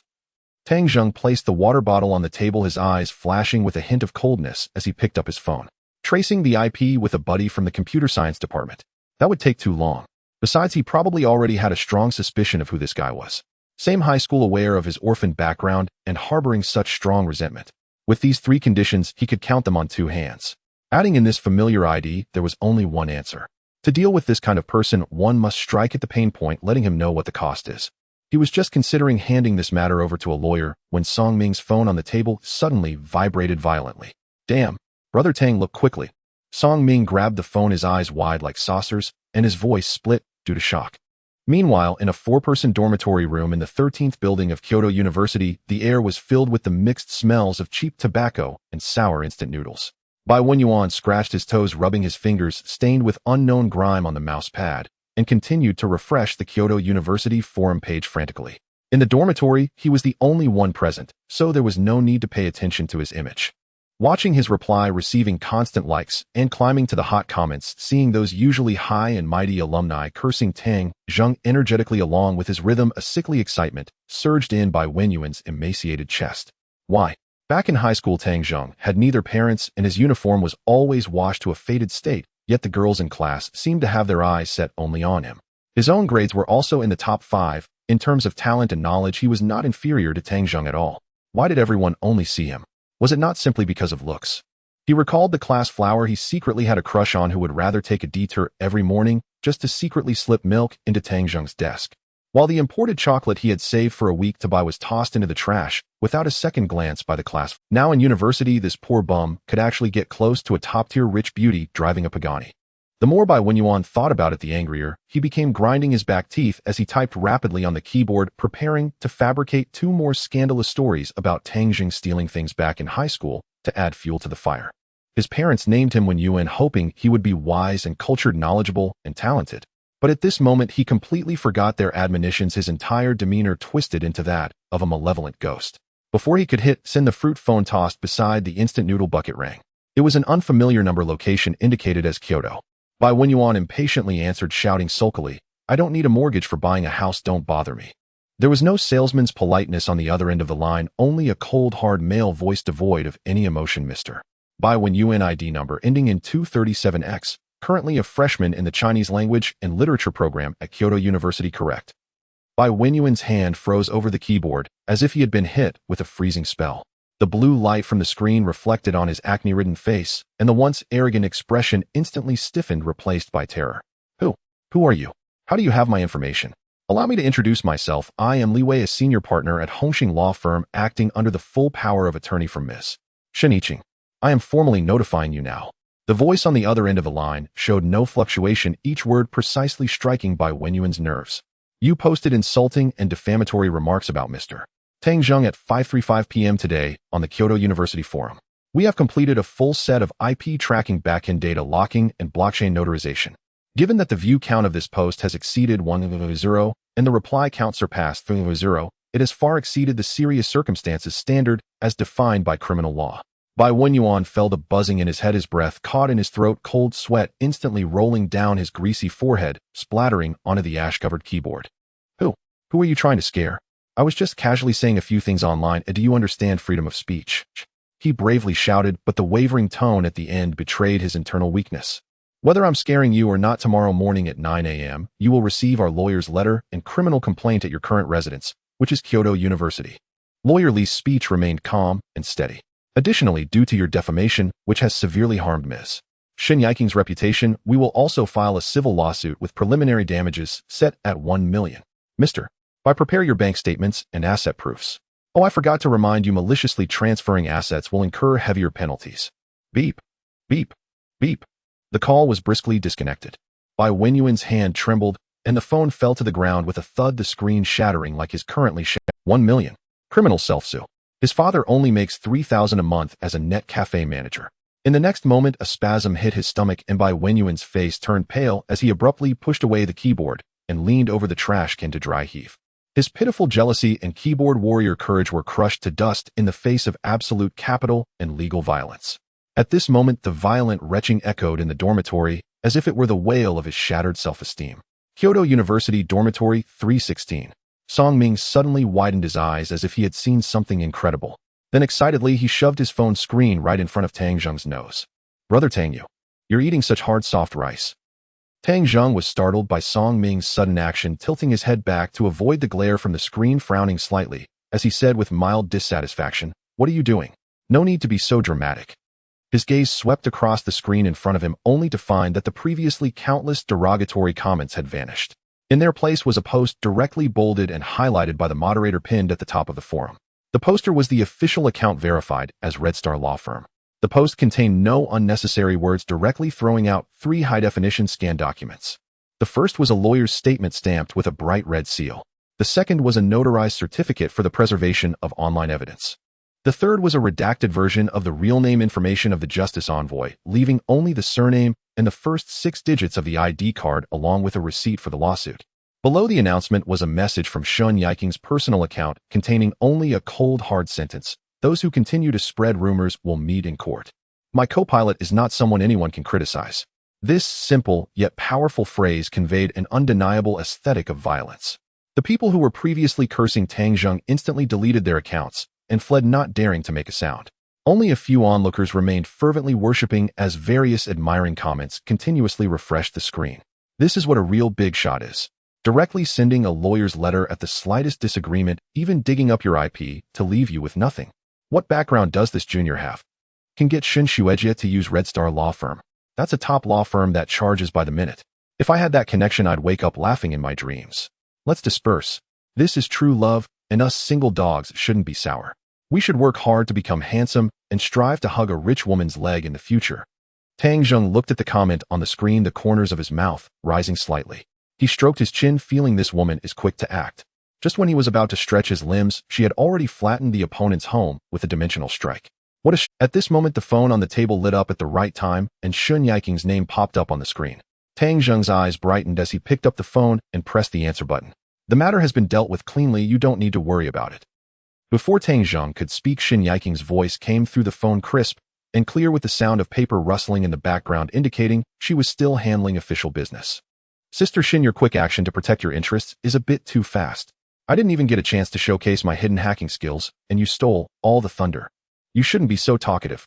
Shin Yiqing lightly snorted. Do you think I did it for you? Those rumors dragged me into it too. My reputation, Shin Yiqing, does not allow such rotten fish to be involved. Besides, now you're my shield. If the shield gets smeared with filth, it's disgusting for me to see it. Alright, you're right. If this compensation of 1 million really goes through, how do we split it? 80-20. You take 20, I take 80 since I'm the one getting scolded, and I've suffered quite a bit. Tang Zheng started to push his luck, a glint of cunning flashing in his eyes. There was a 2-second silence on the other end of the phone. Tang Zheng, do you believe I can have lawyerly draft a lawsuit right now to include you for compensation too? No, we live in a law-abiding society. Don't go shouting about violence at the drop of a hat. I'm very obedient. But still, thank you. Tang Zheng put away the joking tone and said seriously. No matter what Shin Yiqing said, she indeed handled the trouble for him decisively, and he had to acknowledge this favor. If you really want to thank me, clear your schedule for tomorrow night. Shin Yiqing's tone became more serious. Tomorrow night, there's a charity gala, and all the prominent figures in the Kyoto business circle will be there. My grandfather is still unwell, and my uncle's family is not in Kyoto, so I have to represent the Gu family. You'll accompany me. Is this considered overtime? Is there overtime pay? Tang Zheng teased. No, but there's some news you might be interested in. Tang Zheng switched the phone to his left hand and played with the black pen on the table with his right hand. Oh, then let's hear it. If the news isn't enticing enough, I might not agree. Shin Yiqing on the phone didn't respond immediately, and the rustling of paper in the background stopped. After a while, Shin Yiqing's voice lowered a bit. When lawyerly fixed by Wen Yuan's back-end data, he casually checked his recent fund flow. At 5 o'clock this afternoon, which was half an hour before he posted that defamatory post on the forum, there was an anonymous transfer of 200,000 in his personal account. Tang Zheng stopped playing with the pen tip, lightly tapping on the table, with a soft sound, slightly puzzled by the 200,000 anonymous transfer. Could there be some other hidden motives behind this? As if guessing Tang Zheng's thoughts, Shin Yiqing continued. Lawyerly had the tech department trace that transfer account, which passed through 3 offshore jump points, ultimately pointing to country M. Hearing this, Tang Zheng's expression grew serious, and a sense of vigilance arose in his heart. Shin Yiqing paused, her tone carrying a hint of concern. Tang Zheng, you've been quite the center of attention at school lately, with luxury cars, beautiful women, and being a constant guest on forum hot topics. This money came too conveniently. I suspect someone is deliberately amplifying your negative public opinion, and there might even be foreign funding operations behind this. Kyoto University is a prestigious institution for physics in China, so it attracts a lot of attention from foreign forces. You need to be careful. Country M. Tang Zheng rubbed the pen, the smooth plastic barrel pressing against his fingertip. By Wen Yuan, a first-year student from Anqing with a family barely middle class, has only one value: his connection to his high school classmate with whom he has a history, who just happened to pop up today to attack. What could foreign forces want by spending 200,000 to hire a freshman as a gunman? It can't just be jealousy over his looks. The only logical explanation would be that they want to recruit him in the future or obtain some confidential information through him. They want to take advantage of his online bullying at school to probe his background or simply to tarnish his reputation with public opinion, then take the opportunity to strike. Thinking of this, a surge of anger rose in Tang Zheng's heart. He was not a soft persimmon to be bullied. Sister Yiqing, thank you. I will be careful. Tang Zheng adjusted his posture and said seriously. Shin Yiqing chuckled on the other end, saying, You just need to take care of yourself. I'm only responsible for reminding you, not for being your bodyguard. Keep your eyes open and don't cause trouble that drags me into it. Got it. Thanks for your concern, Sister Yiqing. Unintentionally, their relationship took a step closer. Also, for tomorrow's charity gala, don't waste your looks. Shin Yiqing got straight to the point, speeding up her speech. Tomorrow afternoon at 3 o'clock, I'll pick you up from school and take you for a full makeover. The Gu family's current situation is quite delicate, with many eyes on me. Since you're attending as my partner, you must help me dazzle everyone. Tang Zheng looked at his phone, which had gone dark, and shook his head. This woman carried out her tasks like an emotionless bulldozer, efficient and decisive. However, such a decisive personality is mostly cultivated over time. As for the foreign forces, a cold glint flashed in Tang Zheng's eyes as he tucked his phone into his pocket, pulled out a chair, and stood up. Since someone has already reached into the school, it seems he cannot afford to be too laid back. He is not a piece of clay. Whoever dares to reach out will have their claws severed. He wanted to see just how powerful these foreign forces truly were. Brother Tang, where are you off to in the middle of the night? Not going to play a couple of rounds? Song Ming turned his head away from the computer screen, sporting two large dark circles under his eyes, looking like a giant panda. After a few seconds, he suddenly seemed to recall something, squinting with intrigue and revealing a meaningful smile. "You're not going to meet Sister Shin for a date, are you?" Tang Zheng glanced back at him and scolded with a smile, "Stop babbling. I have some serious matters to attend to. You can play by yourself." After saying that, he strode out of the dormitory, leaving Song Ming behind sulking and mumbling before turning his attention back to the computer screen. He needed to visit the physics department. Professor Chen Jingming had messaged him this morning saying he needed to talk. The night at Kyoto University was enveloped in a tranquil atmosphere as the autumn wind rustled through the phoenix trees, causing the leaves to whisper softly. Tang Zheng walked along the tree-lined path towards the experimental building, the streetlights casting a dim yellow glow that stretched his shadow long. He walked slowly, his gaze seemingly casually sweeping over the flower beds and parked vehicles. According to Shun Yiqing, since someone had already approached by Wen Yuan, it was possible that others might also be targeted. However, nothing seemed amiss as he made his way to the laboratory. On the second basement level of the laboratory, the innermost independent lab was brightly lit. As Tang Zheng pushed open the heavy soundproof door, a strong aroma of freshly brewed coffee mixed with the faint scent of A4 paper wafted towards him. He saw Professor Chen Jingming hunched over a large experimental table, his hair in disarray like a chaotic bird's nest, and his lab coat slightly wrinkled, giving him a somewhat disheveled appearance. Before him lay stacks of thick documents resembling a small mountain, and he looked like a diligent miner continuously digging through the veins of knowledge. Hearing the door open, Chen Jingming abruptly stood up. Because he got up too hastily, the chair behind him screeched loudly against the floor. He fixed his gaze on Tang Zheng, excitement flickering in his bloodshot eyes. He strode over, his outstretched hands trembling slightly before firmly patting Tang Zheng's shoulder and exclaimed, "You brat, you finally made it. Easy there, old Chen, my bones might fall apart." Tang Zheng chuckled as he pulled out an ergonomic chair to sit down, his gaze landing on Chen Jingming's face, filled with joy. "You look in great spirits. There must be some good news, right?" With a big smile, Chen Jingming slapped the document with a red seal onto the table, causing a small cloud of dust to rise from the paper. He continued excitedly, "The parameter model you used last time has drawn significant attention. They've even brought in 2 academicians to expedite the experimental simulation. The results show perfect flawless. Thanks to your model, our progress in this field has been pushed forward at least 5 years." The old man was breathing heavily, his chest rising and falling rapidly, his eyes filled with pride and excitement. He then pulled out a bank card from his desk drawer and directly stuffed it into Tang Zheng's arms. "This is a special research grant approved from above 1 million. It goes through a special allowance channel tax-free. The school will also provide an additional 200,000 reward later on. More importantly, they've allocated 50 million in special funding for our laboratory. From now on, any project you participate in will have green lights for all school facilities and personnel with the highest priority." Chen Jingming looked at Tang Zheng, his eyes filled with gratitude and satisfaction. This was 50 million in research funds. He knew that normally securing research funding required him to plead endlessly in front of the principal's office and compete fiercely with other research teams to obtain a fraction of funding. But now everything had changed because of Tang Zheng's model. He was practically his lucky star. Tang Zheng casually flipped the card between his fingers, a smile on his face, yet his heart remained calm. 1 million. To the long line of zeros in his account, that might as well be a drop in the bucket. But this was not just a sum of money, it represented national-level recognition, and that honor was what truly mattered. "Old Chen, please thank them on my behalf." "And thank you too." Tang Zheng stuffed the card into his pocket, raised his eyes to look at Chen Jingming, and smiled slightly. "Old Chen, you called me over in such a hurry, it can't just be to give me the bonus, right?" Chen Jingming rubbed his hands together, pulled a chair over to sit opposite Tang Zheng, adjusted his glasses on the bridge of his nose, his eyes revealing a hint of anticipation. "How is the paper we discussed earlier coming along?" "This is your first paper, and it not only serves as a stepping stone to establish your position in academia, but also sets a precedent for our country to showcase its strength in this field internationally." Chen Jingming paused before continuing. "If you're ready, I can help you check some formatting issues. Don't worry, you don't have to include my name. Also, I suggest you submit to Nature or Science. They are top-tier journals in the field of physics. As long as you get the paper organized, I will personally write you a recommendation letter. Within a month, as long as their reviewers are not blind, your paper will be published in an international top journal." For a scholar, having their paper published in an international top journal is undoubtedly the highest honor one can pursue in their lifetime. Once published, Tang Zheng could leap from an obscure student to a globally recognized academic star, reaping both fame and fortune with boundless prospects ahead.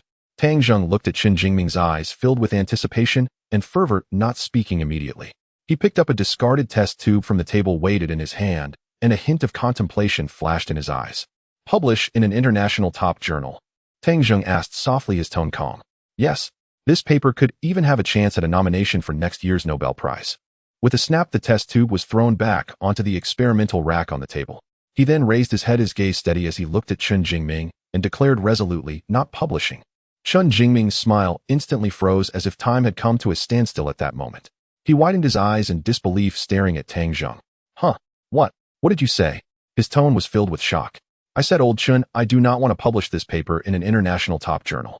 Tang Zheng repeated, his voice not loud, but his words clear, each syllable imbued with undeniable determination. Are you crazy? Chen Jingming abruptly stood up, the chair scraping against the floor with a harsh sound. Do you know what it means to publish this paper in Nature? It is the holy land for scholars around the world, a symbol of academic authority.